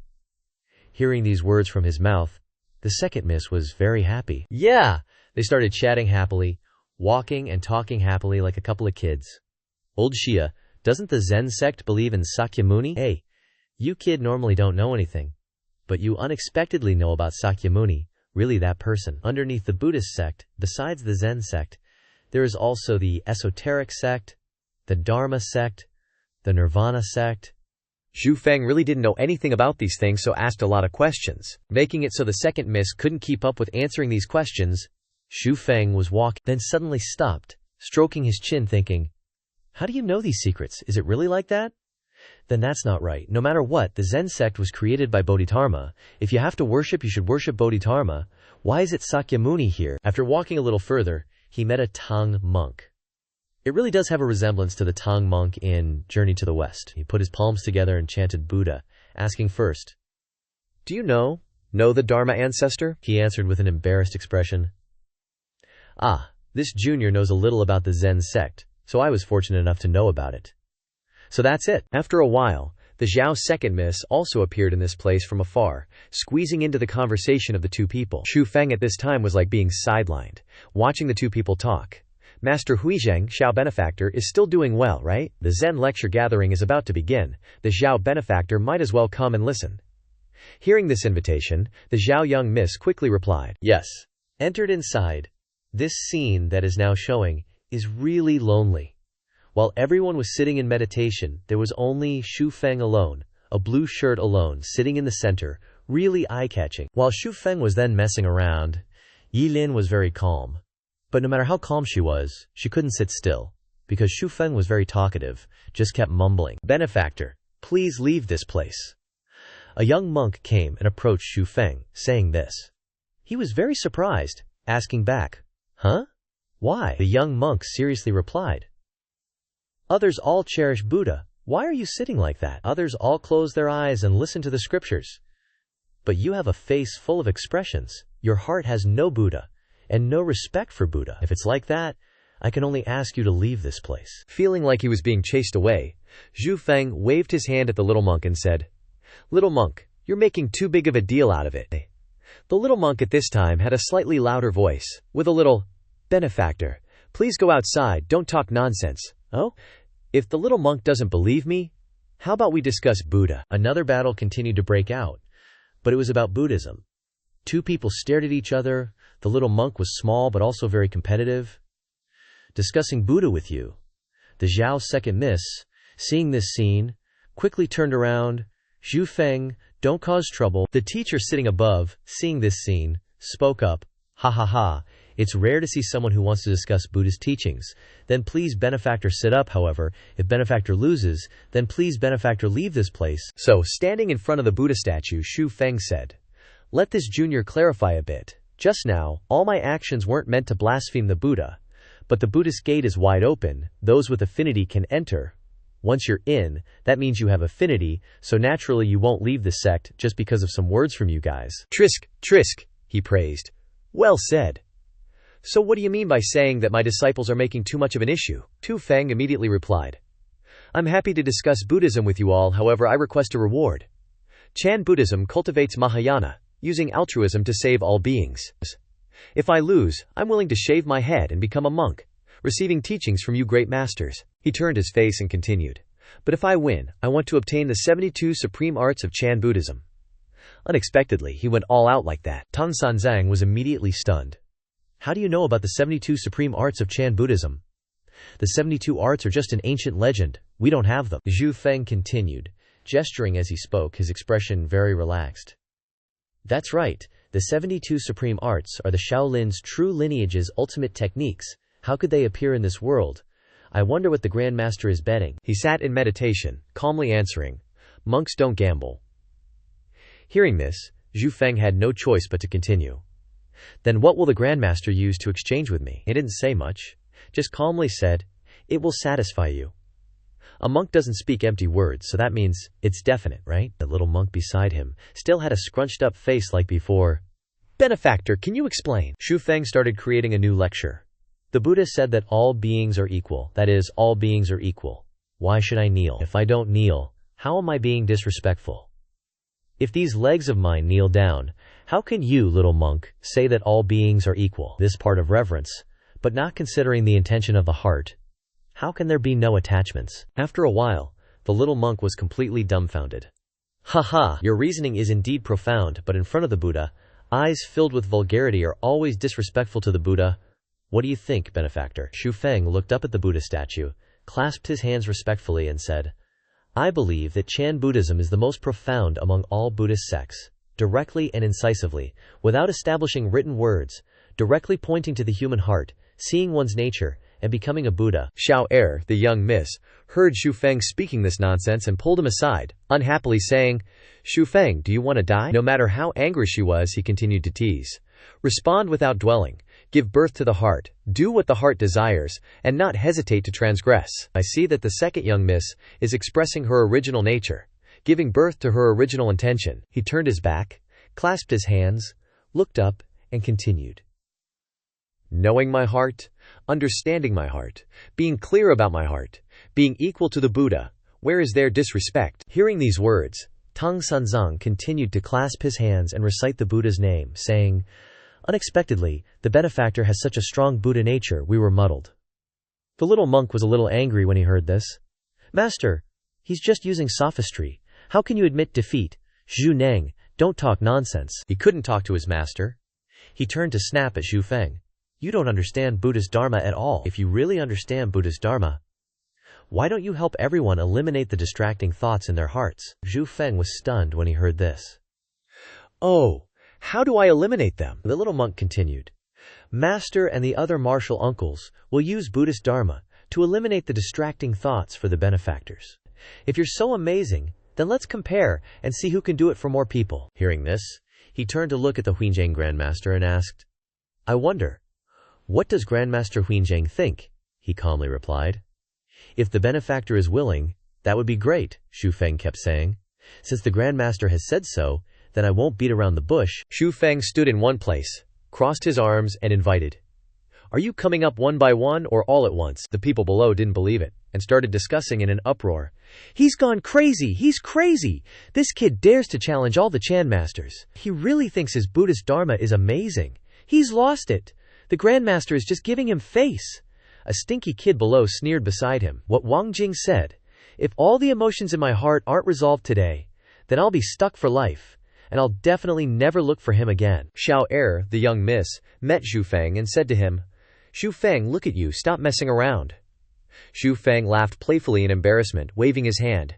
Didn't you say we're comparing Buddhist Dharma? What am I messing around with? Everyone line up together and take a look at each other. Grandmaster, please take a look at me, Grandmaster. He currently had no customers, and was just sitting and sleeping. The little kid with a tuft of hair from before said, If I line up like this, when will it be my turn? Thinking like this, he immediately changed direction, and went to find Zhu Feng. Can the great Grandmaster who sleeps solve the distracting thoughts for me? Zhu Feng was still half asleep, and talking in his sleep, probably dreaming about food. It's only been a few hours since I ate, why are you talking so fast? Chicken wings. Xiao Er, the young miss, quickly pulled his sleeve and poked him to wake him up. Just waking up, not understanding what was going on. Zhu Feng scratched his head in embarrassment. One sentence. Then he immediately regained his composure. Of course I can. Benefactor, please tell me the suffering in your heart. Amitabha, I always wanted to become a medical practitioner, healing the people of the world. But I've persisted for more than 10 years, and there's still no effect. Am I just hallucinating? Xu Feng picked up a stone, scaring him. Master, use a stone as a whetstone and grind it into a mirror. He scratched his head, really not understanding. This is a stone, Xu Feng started explaining. Persist, persist, won't you grind it into a mirror? But even if it's ground, it's still just a stone. How can it become a mirror? He sat for a while before realizing. Ah, I understand. After being enlightened, he knelt down and kowtowed to Xu Feng, saying, Thank you, Grandmaster, for your guidance. Xu Feng quickly said, Benefactor, please stand up quickly. Everyone around was blankly discussing, asking each other, what's going on? Wang Jing kowtowed and wasn't going to leave even if he died, right? Why does it feel like he's very convinced? This scene made them very curious, so they changed direction to go and see. Let's try too, it's still a long wait on this side anyway. A blind man ran out frantically, shouting happily as he went. I finally understand why I can't sleep at night anymore. On the other side, everyone continued to squeeze. Young master, help me take a look. What about my child? This time, Xu Feng had really become popular. Everyone shouted loudly, Grandmaster. The little monk, whose head was bald without a single strand of hair, was puzzled. His senior brother, still calmly replied, Let's go and see too, senior brother. No, we can't squeeze in, we can't see. Because around him, he had now occupied the spotlight. How could they squeeze in? The customers were now evenly distributed. They couldn't squeeze in even if they wanted to. They would squeeze each other to death. Seeing the situation, the brat who wanted to cut in line, the monk came to find Xu Feng. Benefactor is truly talented. If the benefactor is willing, I can give you the position of abbot. Hearing this, Xu Feng was stunned and asked back, What? Xu Feng helplessly sat down, propping his chin up with his hand and thinking, his expression saying, Although I can get a lot of benefits, this is opening the door to make me a monk who is celibate. You're willing to give it, but I'm not willing to do it. Isn't the beautiful world outside attractive? Resting for a while, he went to find the monk and said, Willing to give the position of abbot to this benefactor. Xu Feng coughed a few times. What does the Grand Master think cultivation requires? He replied, Cultivation is in the heart. If there is Buddha in the heart, that is called cultivation. The two sat face to face and talked again. If there is no Buddha in my heart, can I be the abbot of your sect? He replied. Of course not. Xu Feng continued. Then what if I said the Buddha in my heart is me? That monk was taken aback and exclaimed, In my heart there is no Buddha, yet you are my Buddha. All the people below bowed their heads in agreement, whispering, This old monk has learned something. Your Buddhist nature is not on the same ordinary level as mine. It's like the universe compared to a grain of sand. You should follow me instead. Xu Feng scratched his head, smiling awkwardly. That was close. I almost became a monk. The two of them sat and chatted with Miss Xiao. I don't know if you want profound skills or magical artifacts. I'm not short on profound skills for now, but I didn't expect you to have magical artifacts here. In that case, please give me a magical artifact, Great Master. The monk pulled out something from the depths of his robes. This is an ancient cauldron passed down from the ancient times of our Chan sect. Although I don't know how to use it, my Grandmaster once said that if we meet someone with profound Buddhist teachings, we can give it to them. Xu Feng reached out to take it, and the monk said, I don't know if benefactor is pleased with it. If you're not satisfied, I can exchange it for something else. 1 gives birth to 2, 2 gives birth to 3, 3 gives birth to all things. A 3-legged cauldron. This is a Huaxia ancient cauldron. This world has Huaxia ancient cauldrons? Could it be that the ancient era of this world also had Huaxia people? Time travel? If it existed before, what about now? Seeing Xu Feng muttering to himself, the monk asked, Benefactor, perhaps you want? Before he could finish, Xu Feng eagerly replied, Want. Thank you, Great Master. The monk and Miss Xiao went aside to talk, ignoring the dude who was standing still, admiring his new stuff. Little benefactor, please follow me to the inner chamber. Xu Feng, you wait for me here. She was completely forgotten, since he had something more fun now. Go. Holding the thing in his hand, Xu Feng shouted. Ah, Xia Lao, what are you doing? My finger is bleeding. This magical artifact needs blood to acknowledge its master. Xu Feng shouted, not understanding what was happening. What's going on? The spiritual energy is being sucked away by it. I don't know either. I can't move. You can't move either, Xia Lao. Quickly think of something. Xu Feng was startled and surprised, so he opened his mouth wide and shouted, with an expression of utter disbelief, "Xiaolao, what is happening?" Xu Feng felt so uncomfortable by that glittering light. It's indescribable. Its strength was so terrifying that it caused him so much pain that his body tensed up. All around him, sparks of electricity were constantly erupting. "I feel like my body is about to explode." Even more surprising, within that strange light, something appeared. A spirit-gathering array, exclaimed by a greenish-white ghost, with an expression of utter fear. After absorbing those things, Xu Feng's body was now filled with spiritual energy, and his strength surged to a new level. Spirit Induction Realm, 6th Heaven, Spirit Gathering Array. The two gaped at each other, one a cute ghost, the other a handsome Xu Feng. Xu Feng was embarrassed and confused by what Xiaolao said. "I didn't expect it could do that. This ancient cauldron is truly magical. Calling it a magical artifact is an understatement. I never imagined it could even suppress my soul," Xu Feng vaguely replied. "Is it that powerful?" "It can be said to be extremely powerful."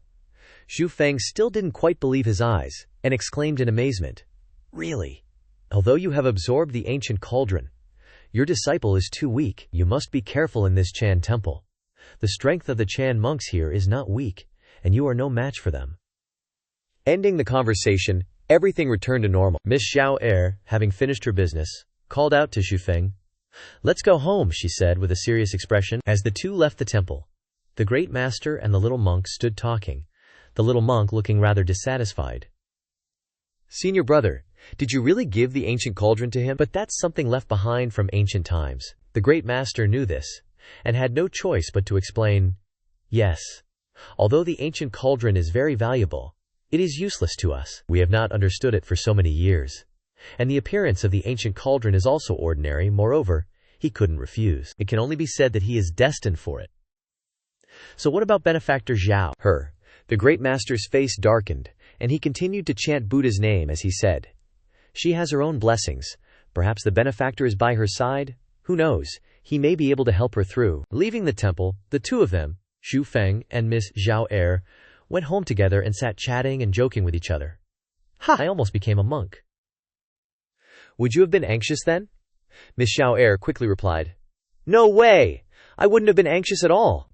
Don't go around causing trouble for people in the future." Xu Feng's face fell, his head drooping, and he glanced sideways before retorting, "How can you say I'm causing trouble for people? This is called meticulous Buddhist teachings." Not wanting to talk about this anymore, Xu Feng changed the subject. "Miss I suddenly want to take a bath. I'll come find you later, okay? Okay, then I'll go back first. Remember to come find me?" After taking a clean, fragrant bath, Xu Feng met his friend again, and he was very flustered. "Is there any news?" "Recently, the Ye family is deciding on the qualifications of the heir, which will be based on the performance rankings of the shops managed by this generation. If the ranking is last, Ye Xi's qualification as heir will be revoked. And the person who told me to inquire said her performance is currently the worst." As they talked about this, the two were engrossed in discussion, exchanging information about their prearranged task. "How could she be so foolish?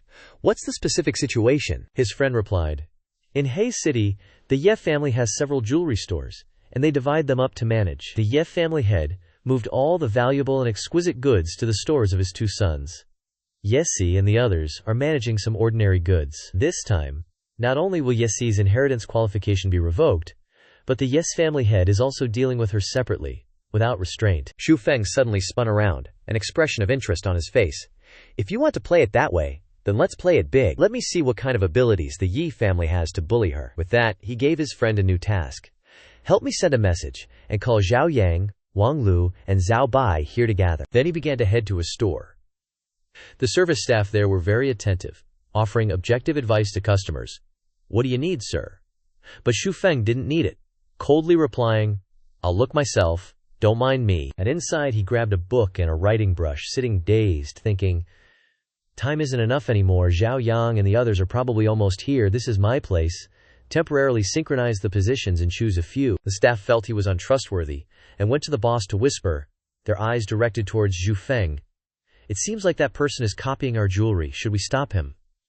However, the boss didn't bother with those things, sighing as he said, "These are all ordinary items anyway, let him copy if he wants." On this side, Xu Feng continued to think, racking his brains. 6 positions, a total of 21 sets, a range of version. Maybe it will form a version. It seems that I have to work all night tonight. After finding what he wanted, Xu Feng left the shop. The staff greeted him with a completely different attitude than before. Take your time, esteemed customer. He walked along, scratching his head, thinking, there are probably eyes and ears of the Ye family head's 2 sons around here. I shouldn't meet with Miss CC for now. Cut to the Lucky Tea Shop. CCG seems to be worried about something. She gently placed her hand on Lan Ji and looked down. There aren't even any customers. If this keeps up, Xiaoji is going to lose. Turns out that's what 2 female employees were whispering about. Don't talk nonsense. Even though they were whispering, the owner, CCG, saw and heard everything from above. OMG, she's so beautiful. Those 2 peaches are right. Not only is she pretty, but she also has skin as white as snow that 3 people would envy. Her appearance is flawless. However, she seems to be worried about something right now. What is that? Before she could think, she saw her figure and secretly cried, "Woo-woo, how could those 2 appear here? I wonder how the neighbors in that small town are doing." The top 3 familiar faces, Zhao Yang, Zhao Bai, and Wang Lu, arrived as planned to meet Xu Feng. Zhao Yang opened the conversation first. What's the rush in calling us here? Did the old man find out about Xiaoji colluding with someone else? Xu Feng, hearing his speculation, which was totally not what he was thinking, replied, "It's not that. I really need your help this time." Zhu Yang, who's a bit impatient, asked straight away. What is it? It's going to be a mythical story, Wang Lu, after hearing this was confused.com, asked. Create a mythical story. Feeling like they're still clueless, Xu Feng affirmed it again and explained. That's right. Have you guys heard of the CE jewelry shop? Zhu Yang happily replied, heard of it. Isn't that Ye CCG's jewelry shop? Seems like it's related to the Ye family's selection of a successor, but her current situation doesn't look good at all. Speaking of which, it seems that he realized something and paused. Wait a minute, you don't mean you're planning? A friend asked, continuing to discuss in the main room. First, you guys invite your mothers to go first. Then, after an hour, let's start with whoever we can. I'll go print some stuff and also find a few actors to prepare for tomorrow's big show. A perfect plan has been set up, and they started spreading the news. Hey, did you hear? The madams of He Cheng, the Xiao, Zhao, and Wang families went to CE jewelry shop and bought a ton of jewelry. Heard they were praising the jewelry non-stop, saying it's simple, not flashy, but still luxurious. CE jewelry shop. Never heard of it. Where is it? Let's go take a look. Ah, the power of word of mouth. Just a few rumors, and customers start pouring in like crazy. They couldn't handle them all. Madam Zhao, Madam Wang, welcome back anytime. Customers leaving the place were super impressed and satisfied. Should come back and buy more next time, huh? They start chatting and hyping it up. Look, those are really the 3 madams. Quick, let's go inside and take a look. Even though CCG sold a lot of stuff, she still looked a little sad and confided in Uncle Ye. Uncle, do you know what's going on? He replied. Xiaoji, I've investigated it. This is a strategy of the 3 young masters from the Zhao, and Wang families. Maybe they value Xiaoji, so they wanted to do something to help you. After hearing this, she started to feel confused and couldn't stop guessing and speculating. Impossible. I understand that the Cui Gongzi loves only Mi Ni, the daughter of the supervisor of the country. For that reason, she didn't understand at all, felt this was a bit strange, and wondered, what is the reason? Late at night, at the Yet family compound, specifically in the eldest son's room, Wang Kui finally found the owner of the jade bracelet in the woodshed. So they were telling some story about the jade bracelet, and from then on, her dream man and her lived happily ever after. They cried and sobbed because they were so moved. Hinnock. So touching. Their tears became a river, so much that one handkerchief wasn't enough. Besides, eating a plate of fresh grapes, thought she would feel less hot. Who knows, she was even hotter, as fierce as a witch. Wipe what you wipe, Ye Wu Wen. What's wrong with your father? Does he really want to let his eldest son inherit the Ye family? He was so scared that he brought out the book and didn't dare to say a word. She beat him until his nose bled. But the girl was still calm and angrily shouted into her ears, "Eat grapes! Of course! Why do you say that?" She was still angry and scolded.